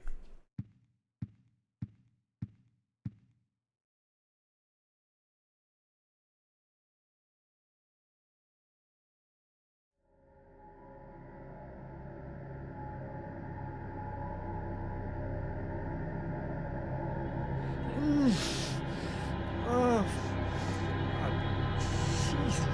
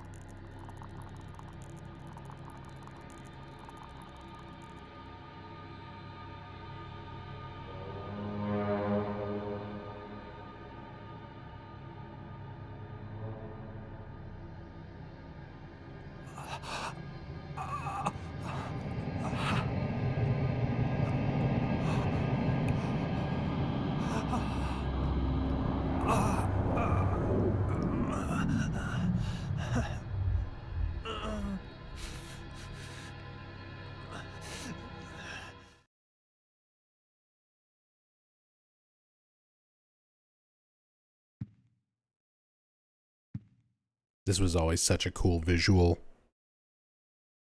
Walter's messed up corpse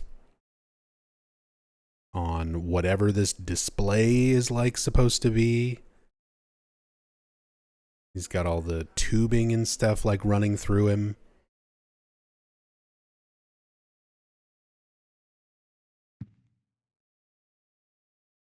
The black feathers like wings. Looking like Sephiroth.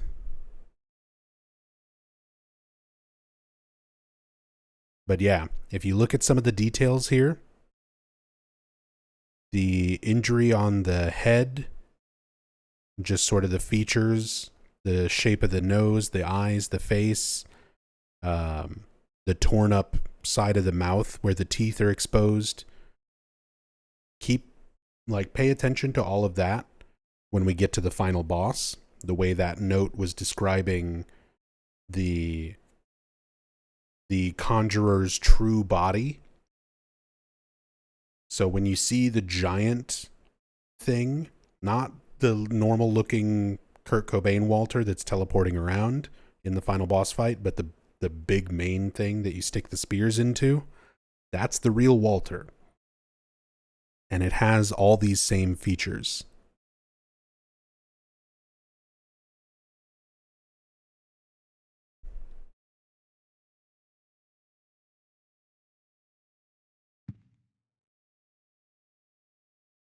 Was the tubing to collect or inject? It seems sort of like an embalming process. Yeah, it's like a crucifix made from hospital gurneys. Exactly, Techie.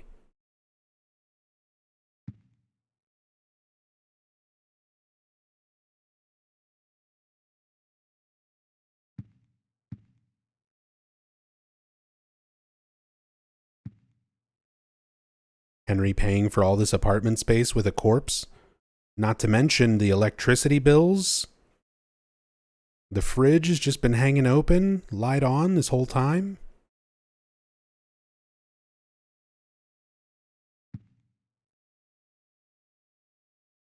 This must be the cult's Bible. It's a bowl made from obsidian. There's our obsidian goblet from Silent Hill 2, rebirth ending item. Filled with white oil. Walter must have used this here. There's our white chrism. All the rebirth ending stuff making a return.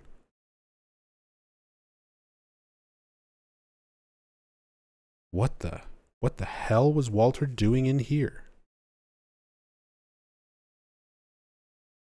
Straight up bone saw. Looks a lot like one of the nurse's bone saws in Dead by Daylight.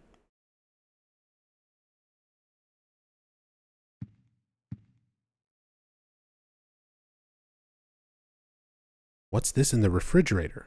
Bags of blood and things like that.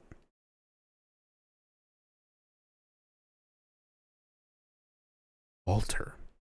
His body, it's tangled up in some kind of pipe. There's something in his coat.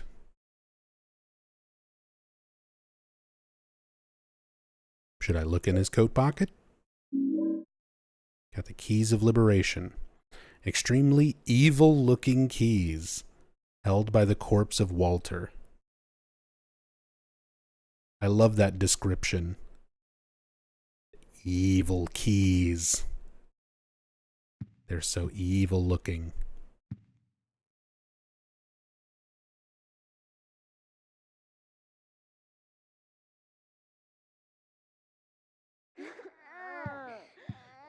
Oh, finally.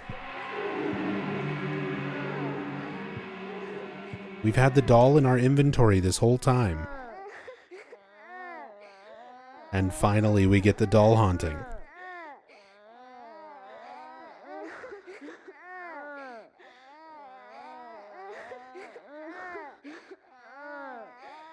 So you have the option of picking up the shabby doll from Walter earlier in the game, and if you leave it stashed in your inventory box, this is the result.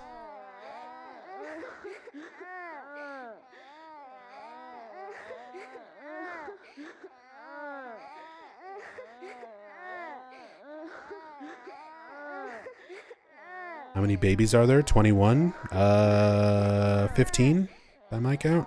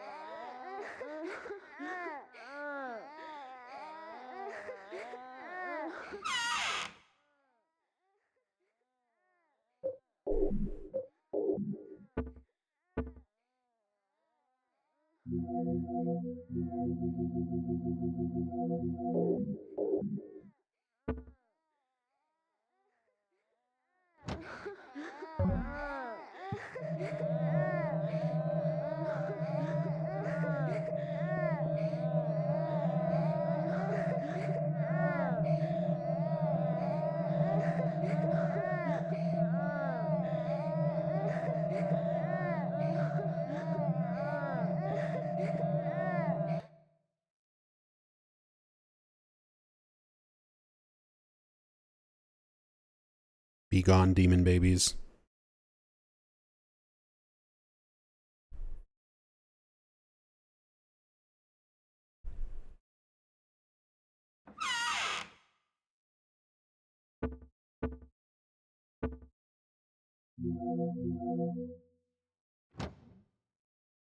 Okay.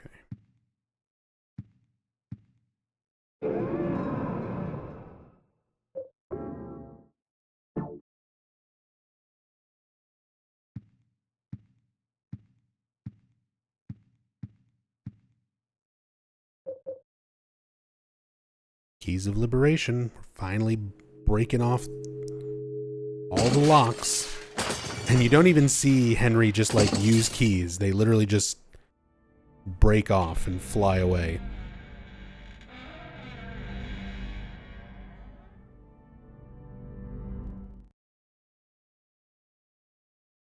Metcher asks, the note earlier mentioned Walter carrying his own body in 302. Did that actually happen? And he strung himself up there? Yes. That is exactly what happened. Walter's ghost carried his body into 302 and set up that stuff in the storage room.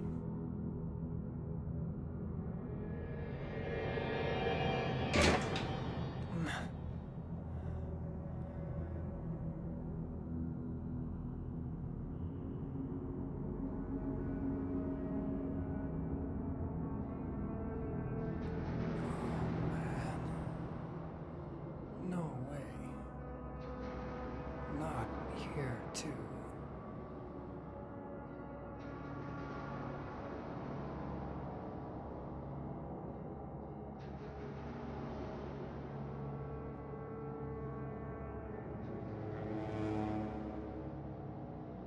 Eileen? Eileen? This is our apartment building, but it looks like some kind of nightmare.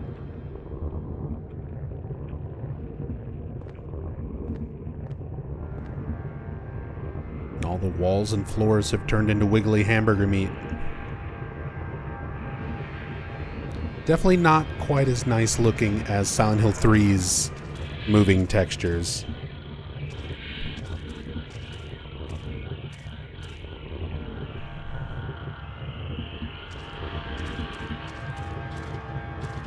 Perfect Stranglers asks if I've seen Cure, 1997, the J-horror movie. Kiyoshi Kurosawa directed that one, I think. Not in a long time.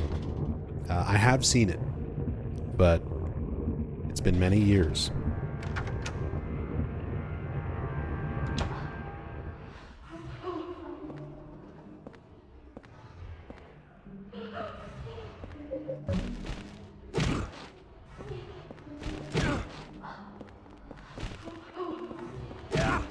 Be nice.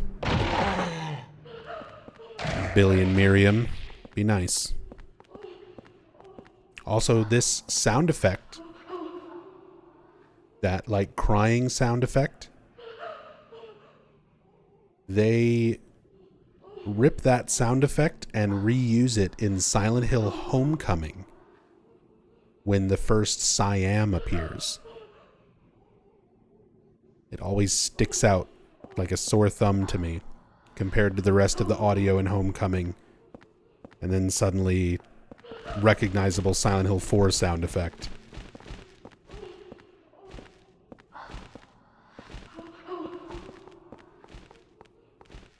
The medallion.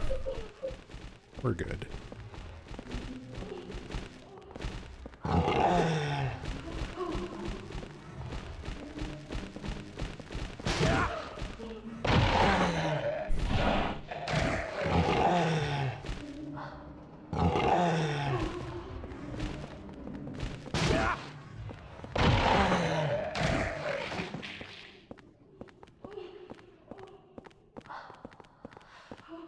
The new variation of the twin victims, which these are called bottoms. Yes, that's actually the name of that creature.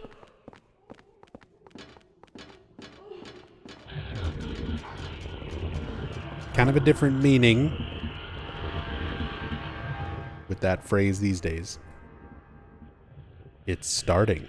So we couldn't read these signs when we were here previously, but now we can read them. Soon.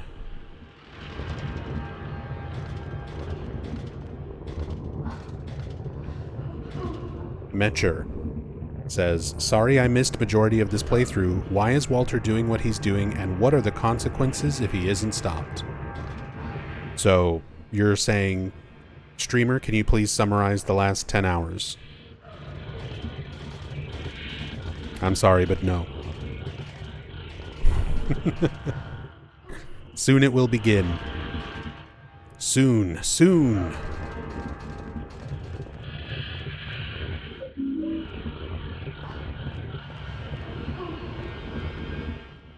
The ritual. Ritual.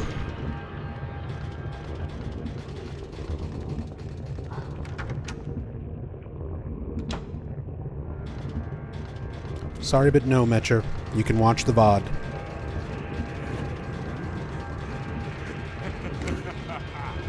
Leave me alone, Walter.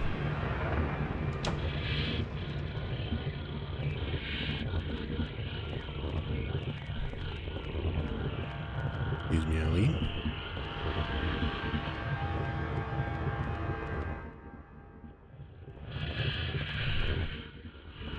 We don't get the descriptions from the paintings when we examine them this time around.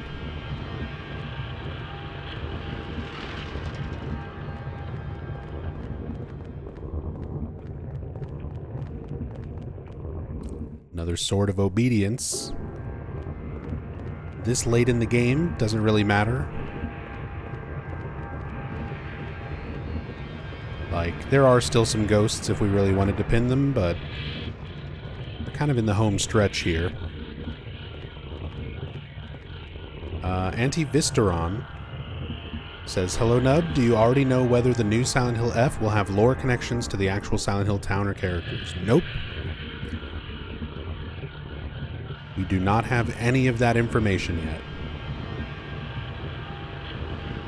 But we'll find out in like 50-something days. It's not that long until Silent Hill F comes out.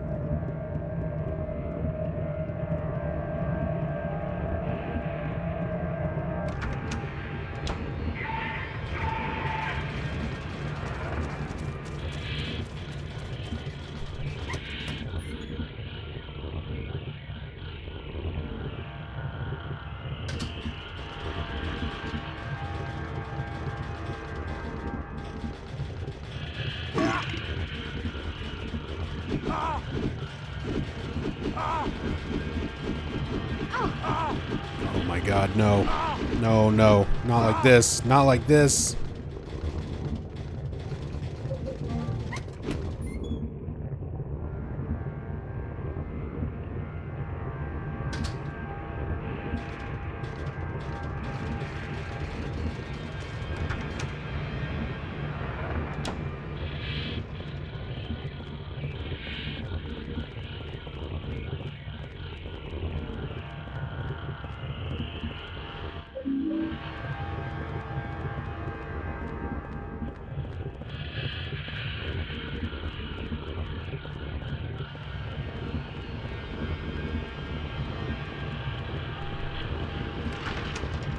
Why did they burp? That's a great question. I mean, the game was somewhat rushed, so there's a lot of stock sound effects that are just sort of dropped in, but I don't know why they went with sillyburp.wav.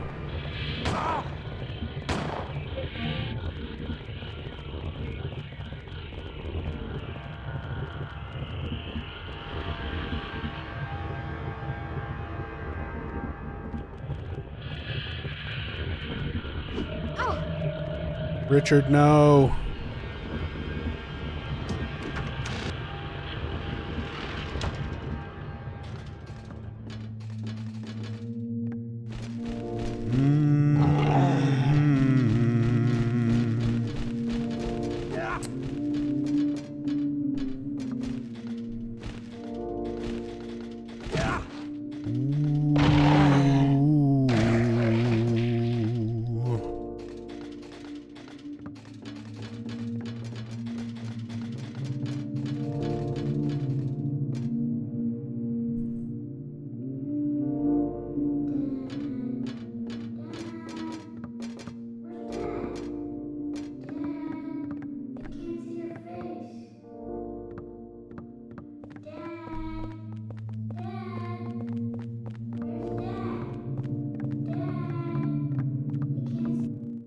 are 6 chains in the way. Can't open the door. Dad. Where's Dad?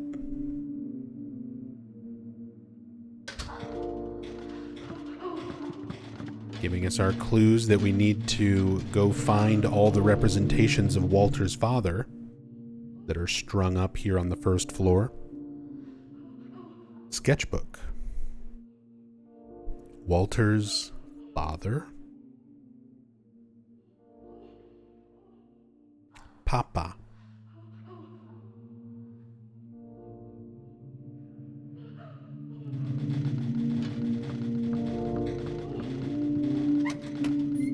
Was the boy speaking Walter? Yes, Ram Ranch. That's little Walter. He can't remember his father's face. I can't see your face.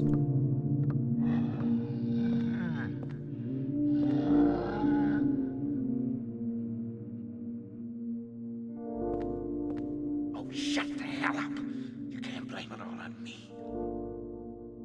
But now we get these little glimpses into the past. How everything, Walter being abandoned, was his father's fault.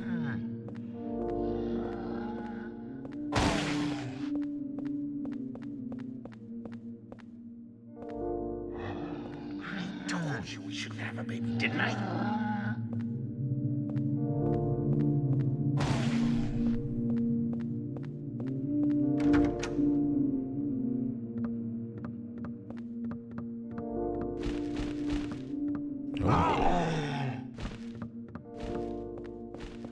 At this point, we lose Eileen.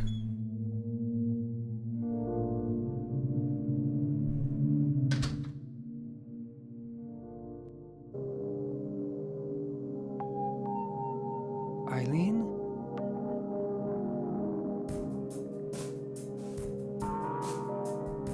It's terrible.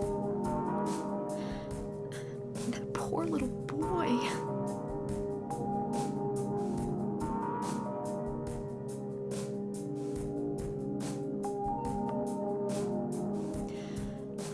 His parents just threw him away right after he was born.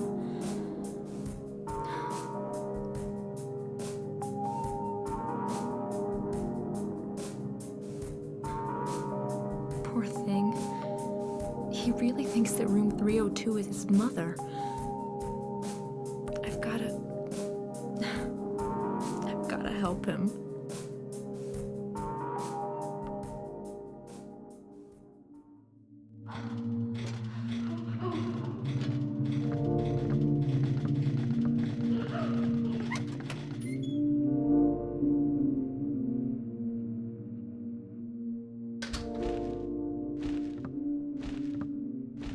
I think the swinging lady is reused Fukudo girl.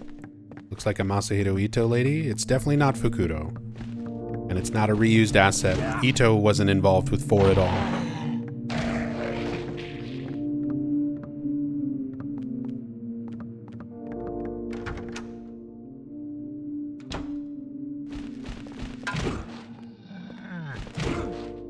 Was it hung by its nips? Among other things, but yes.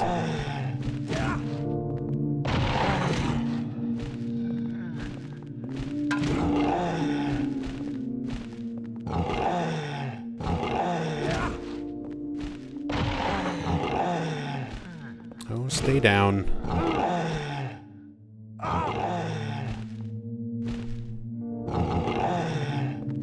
Iframes.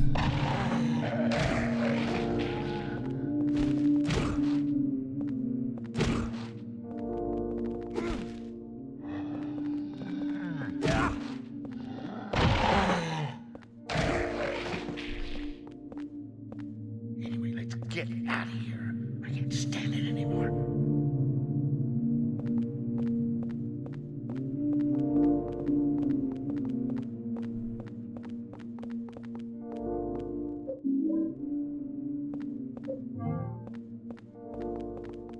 Deus Ex says, anytime I catch a first-time player of Silent Hill 2, I encourage them to check out Fukudo and the other music videos. I mean, I recommend them to Silent Hill fans in general. They're on YouTube in nice, high-quality rips and stuff like that. So, if you've never seen the music videos made by Masahiro Ito and Akira Yamaoka and Suguru Murakoshi, check out Fukuro, Kinoko, and Usagi.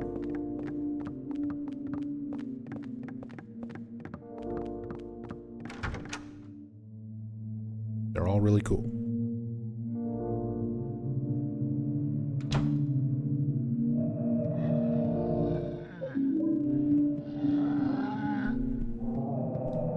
If that super hears him, we're in trouble. There's something about that guy. I just don't like the look of him. Something about that guy. Walter's father trying to throw shade at Frankie Sunderland.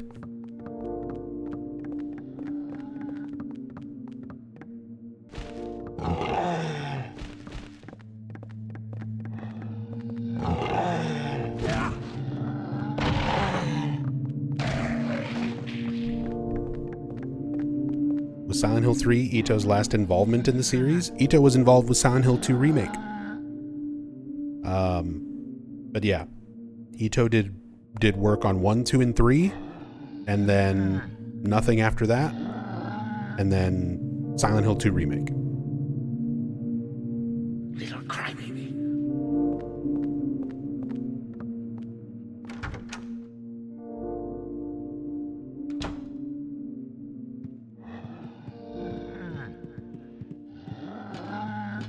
Hurry up.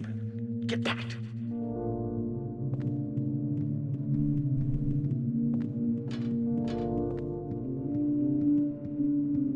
Hurry up. Get packed. I don't even need those.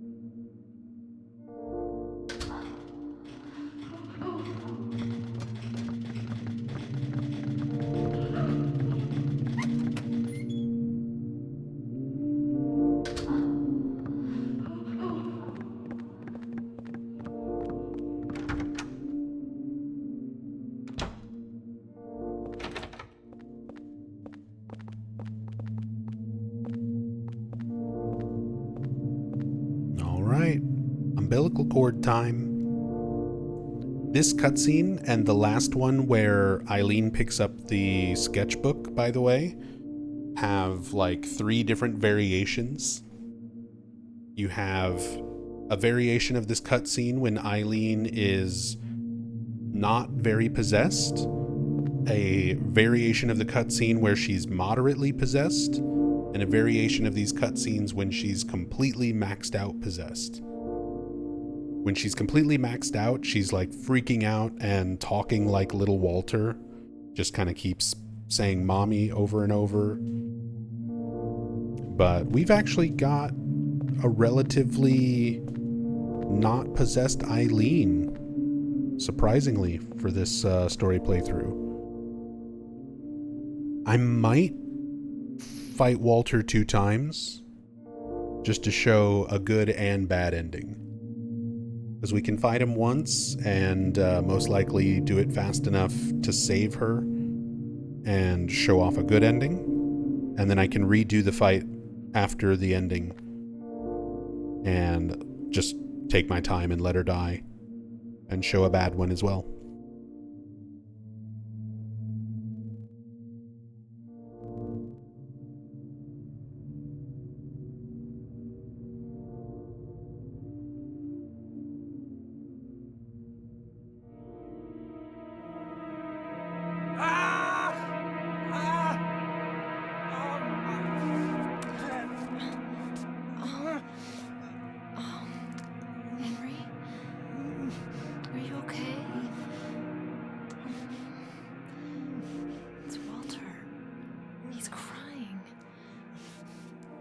finishing the 21 Sacraments?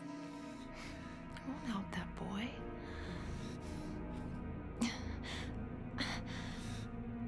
I'm going back, Henry. To the room where he is.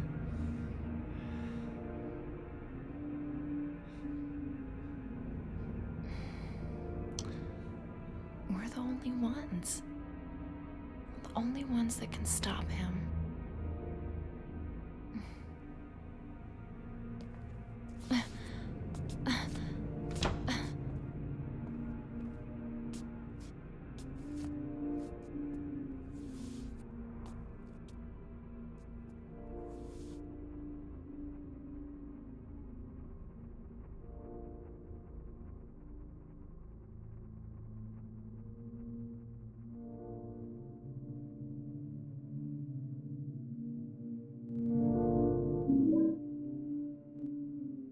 Walter Sullivan's umbilical cord.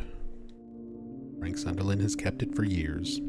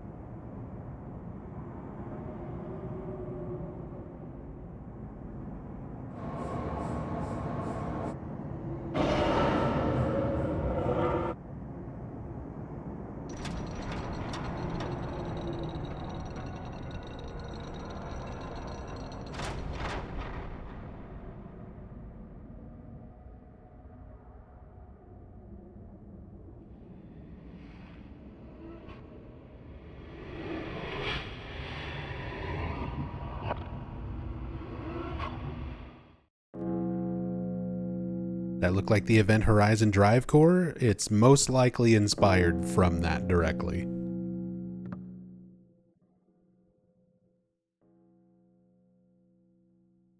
This woman, is this Eileen?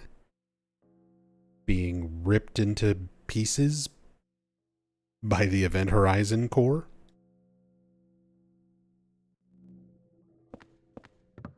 And there's the bell tolling that we read about in the previous note.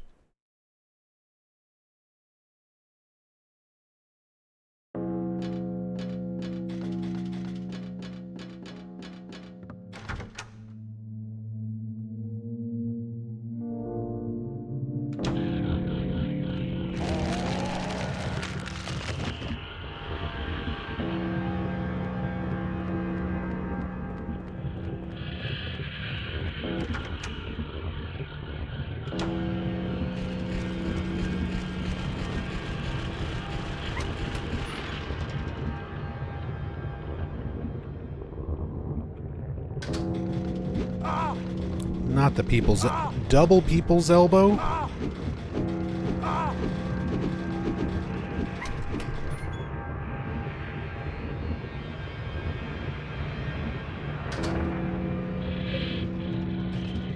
Unbelievable.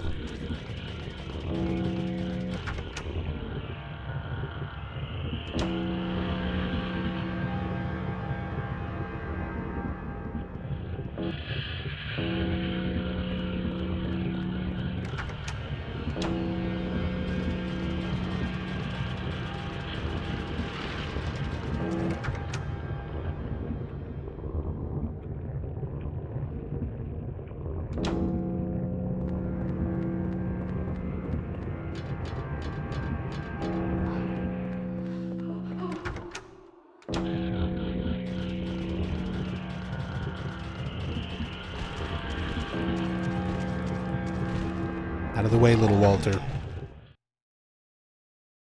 I'm gonna go murder your ghost.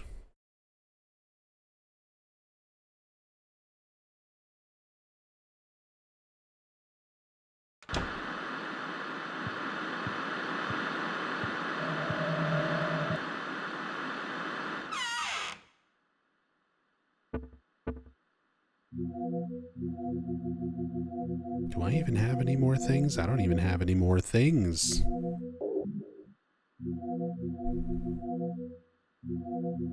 Candles or medallions.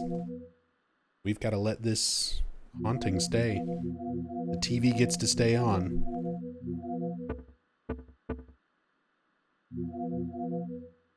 Take revolver. And bullets. Why not?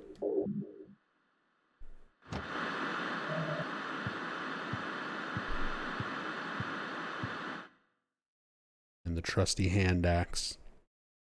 There's better, more efficient ways to do this, but this'll work just fine. And the body's gone. Walter's body is gone. Where could it be? In the depression. Wait a minute. This is no normal depression. This is advanced depression. When I stare into it, I feel like I could be sucked in. It's like it's connected to some other dimension. Or maybe it's like a hole that once you enter, you can never leave. Will you go in?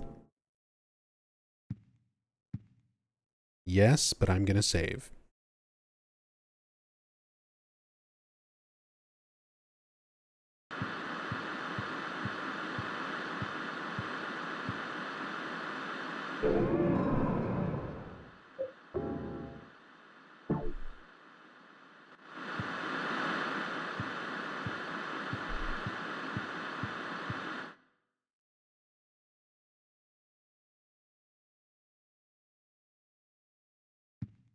Heard you mention the candles don't help with Eileen's possession, so what do the candles do? They remove hauntings in your apartment, and in situations other than the final boss fight, you can use them to temporarily heal Eileen's possession. If you just need her to like run a little bit faster to get through a particular area, or to get through an area with a lot of enemies where she keeps like stopping and freaking out, you can use it as a temporary heal, which is why a lot of people assumed that you could use it for the final boss fight, but it doesn't work that way. It doesn't work for the final boss. But the main usage of the candles are for removing hauntings in the apartment.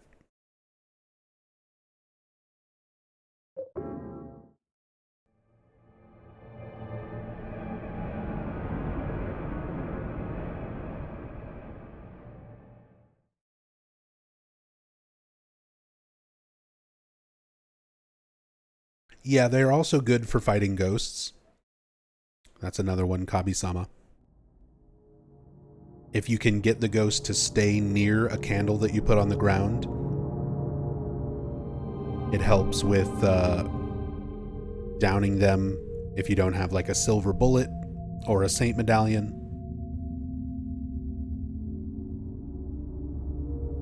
But even then, they're not great for that use.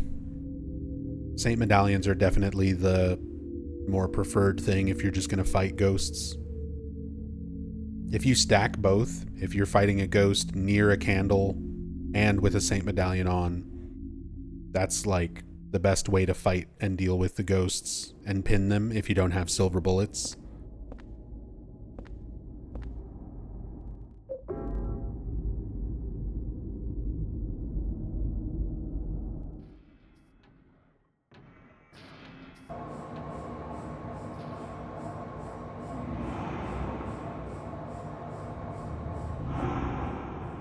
But there's actual Walter, the giant monster thing. That's Walter's real form. This Walter is just a projection.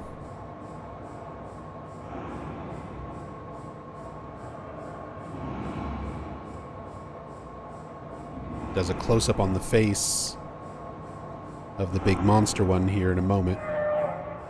See the messed up lip, the exposed teeth, the shape of the nose. It's the same as Walter's corpse. He's got all the tubes and everything running through him, the same way that the corpse was displayed in the storage room.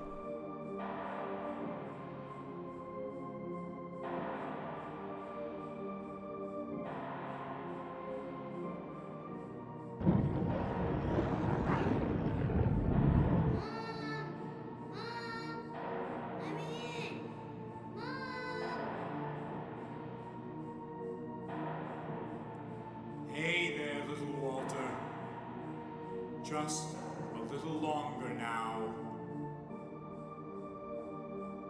Henry, you're it. The last of the 21 Sacraments. The final sign. The receiver of wisdom. Eileen, you're not even that possessed. Don't be in such a hurry.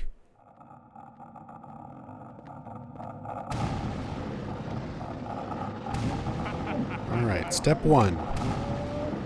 Umbilical cord. Umbilical cord.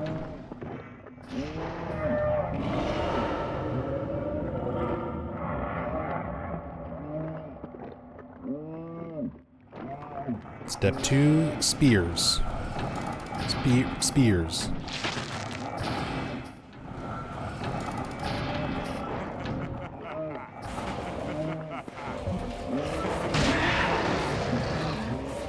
I might not be able to do this fast enough, even with Eileen's possession not being very high, just because I brought too many bullets. I should have left room for spears.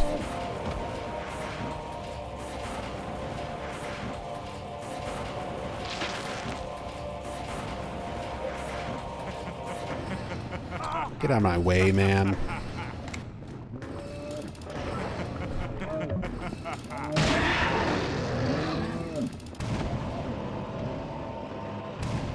That's fine. Whatever ending we get, I'll do another fight after this to get the opposite. So if we get bad ending on this one, I'll do it again and get good. If we get good on this run, I'll do it again and get bad.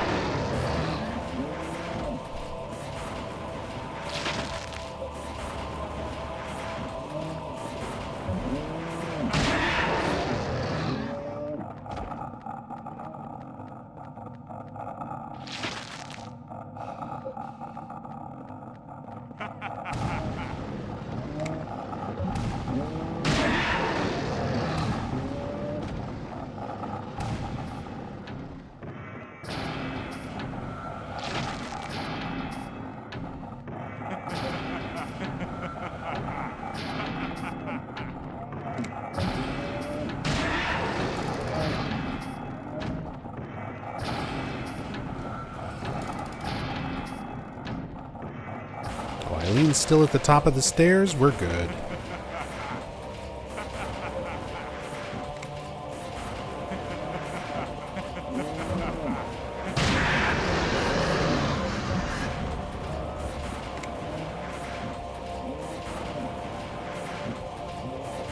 Get up, you goober.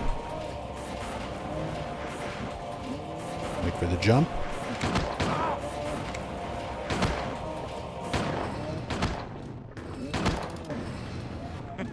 Dash.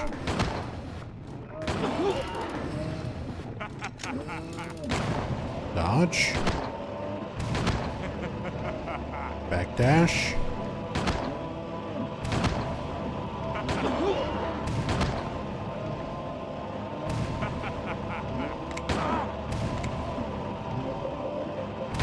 Regular gun.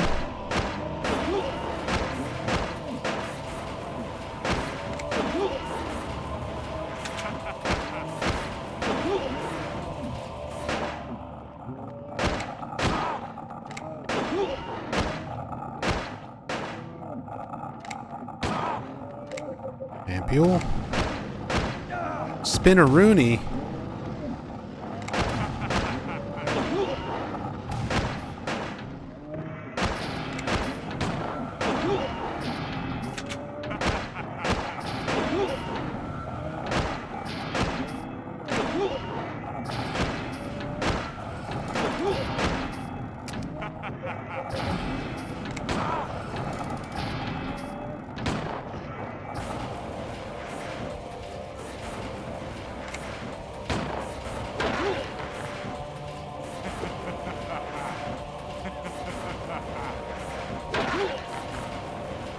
Come on, man.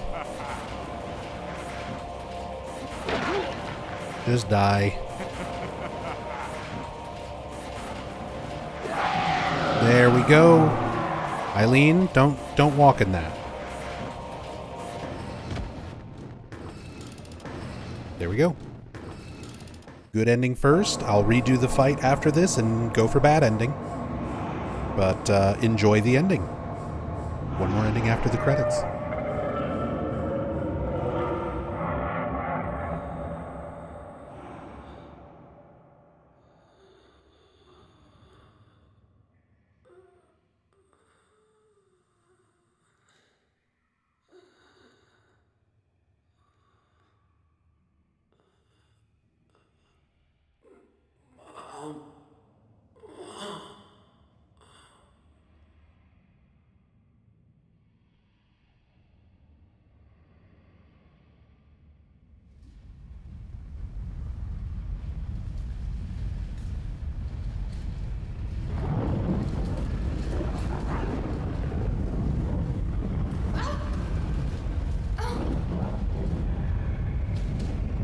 Eileen?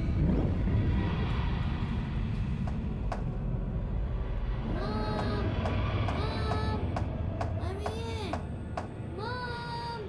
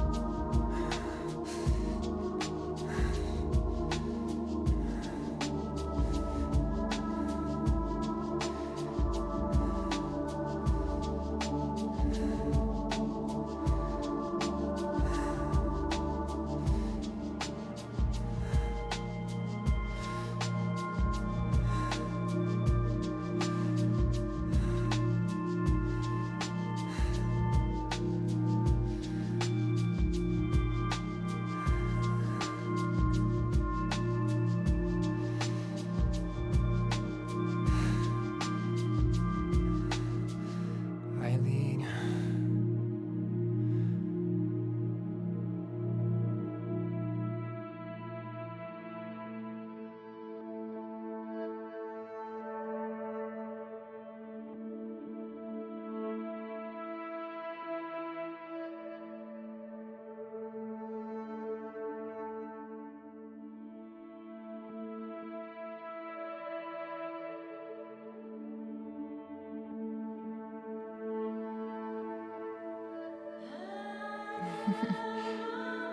Thanks.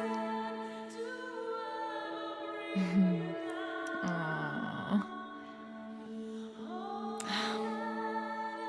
Guess we'll have to find a new place to live, huh?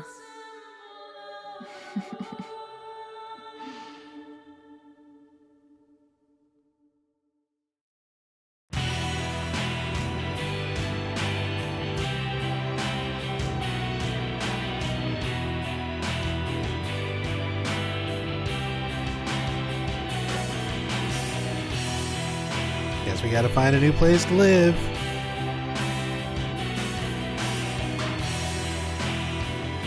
Did my controller stop working? The fuck? What? Deep in the forest night, children dance the waltz. They laugh, whisper.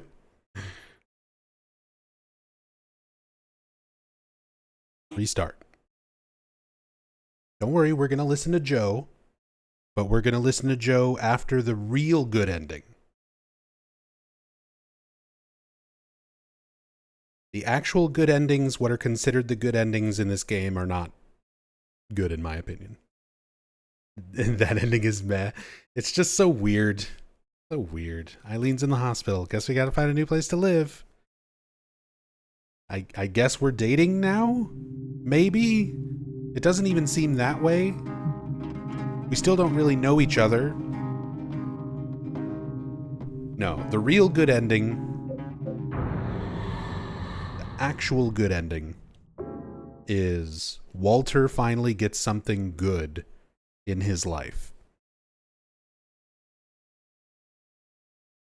In his existence.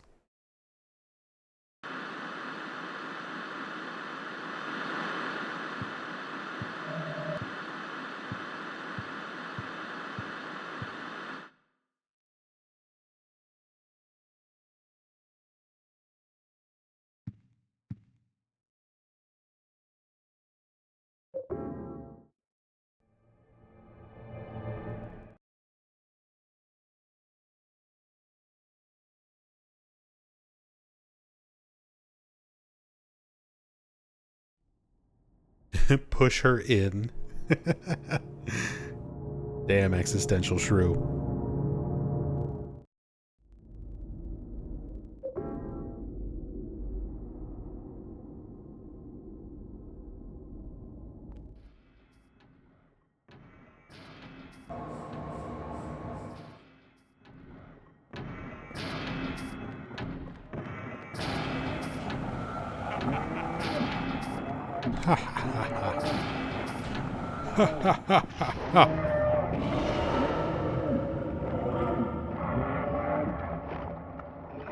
Spit Slushy, welcome back. Thank you so much for the 14 months. Very much appreciate the support. Thank you, thank you.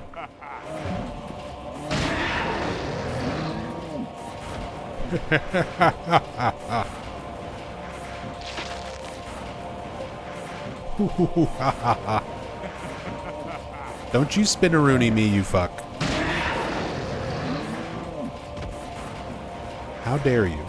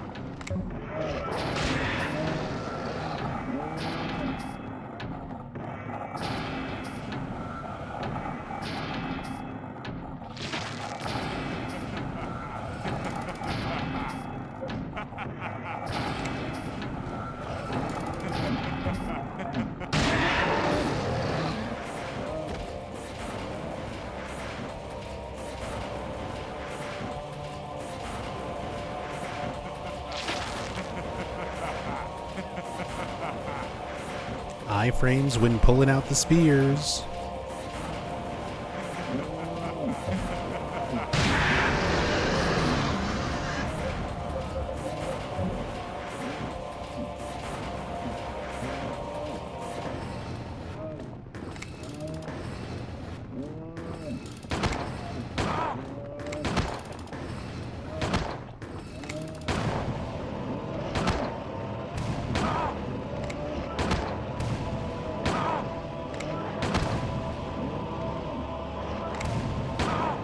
Ouch. Ouch. God, the spin-a-rooney.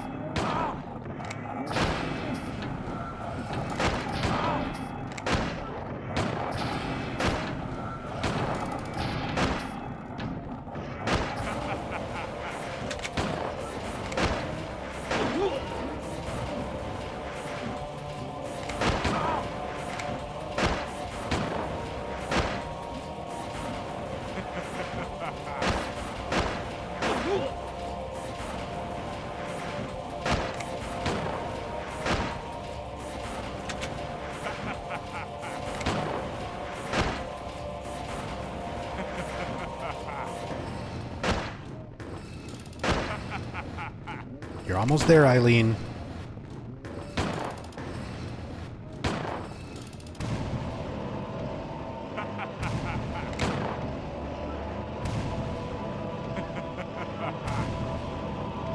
Armenian backdash.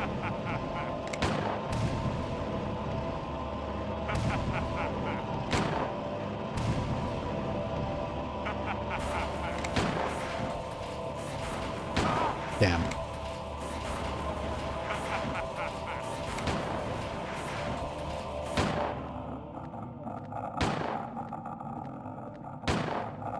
Just casually dodging out of bullets.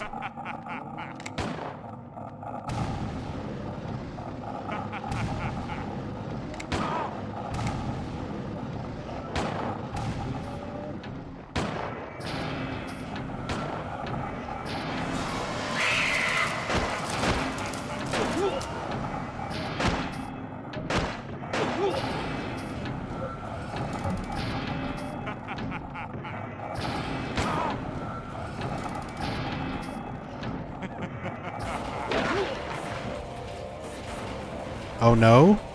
What do you mean, oh no? This is what we want to happen. If you just got here and missed the good ending, we're fighting Walter again to purposefully get the bad ending. Enjoy. The best ending. Walter gets what he wants.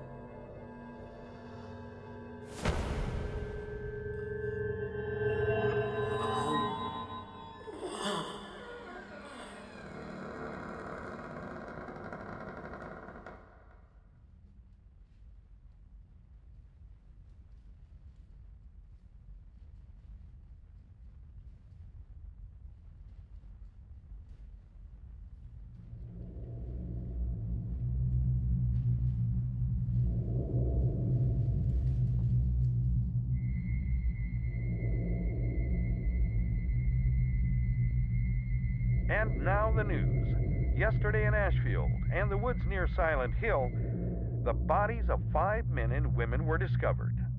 The police reported that all the murders appeared to be the work of the same perpetrator. They are continuing their investigation. 4 of the victims were found dead at the scene, and the 5th victim, a Miss Eileen Galvin, was transported to St. Jerome's Hospital, where she died a short time later. Police say that Miss Galvin's injuries matched exactly those of the other victims. Eileen.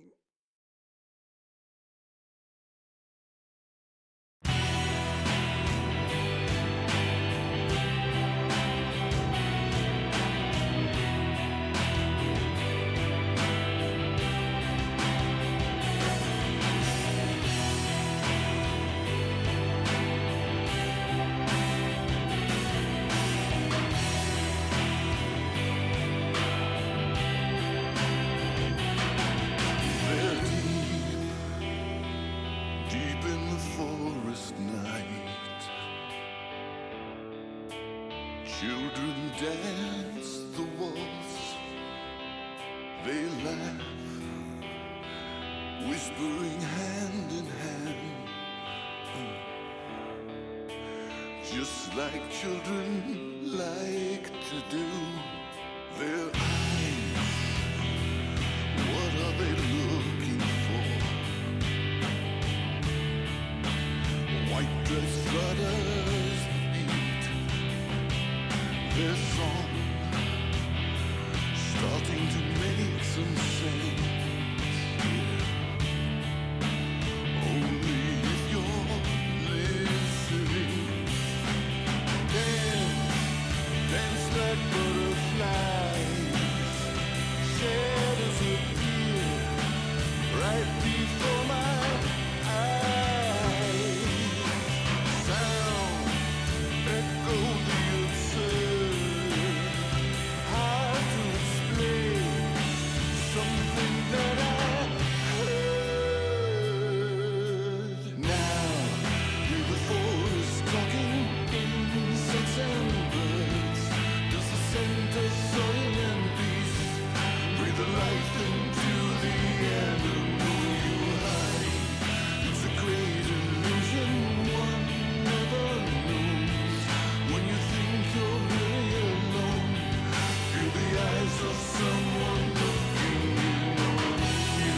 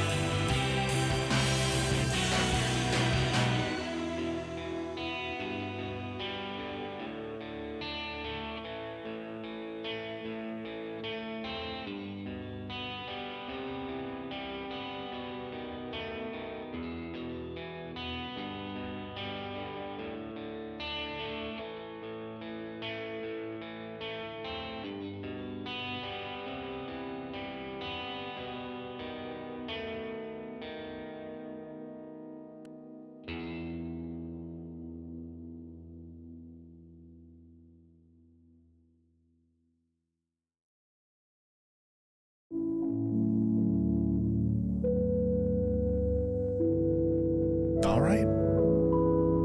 And that is Silent Hill 4.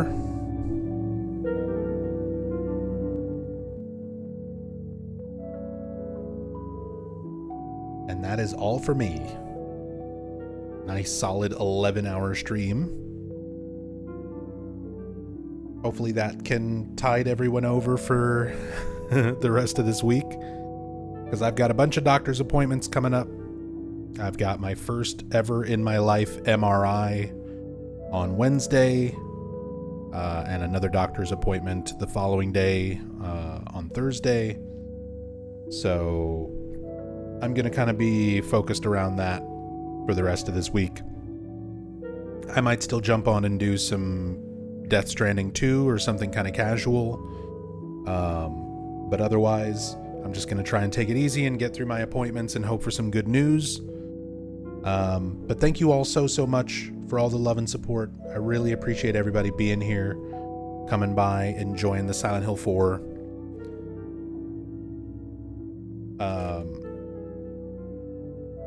Really great just going through these games again. 4, as much as it's got its issues, mainly just kind of the last half of the game is a bit of a slog, but luckily I can kind of speed run through it and not stress it too much. And I still love just going through this story, those characters. But yeah, thank you all so much for being here. I really appreciate it. It was a great stream. We had some awesome raids. Shout out to everybody who came through and raided Tassadul, Punchy, and Hiroko Usuda, the environmental artist for this game, also came by and raided and was here with us a bit earlier. Always an honor to have a member of Team Silent come by and enjoy the stream along with her community. And everybody who came by, subbed, gave out gift subs. and everyone who just watched and enjoyed and supports me. It likes what I do. It's what keeps me going. It gets me through. But yeah, that is it for me. Let's go find someone to raid.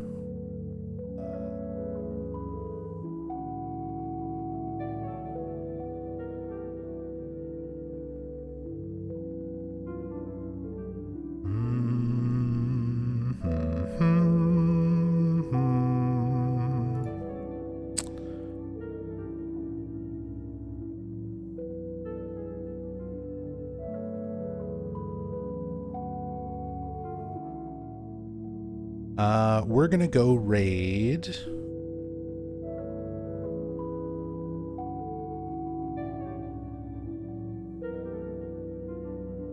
We're gonna go raid my friend Catlink. Catlink is awesome. She's a world-class speedrunner.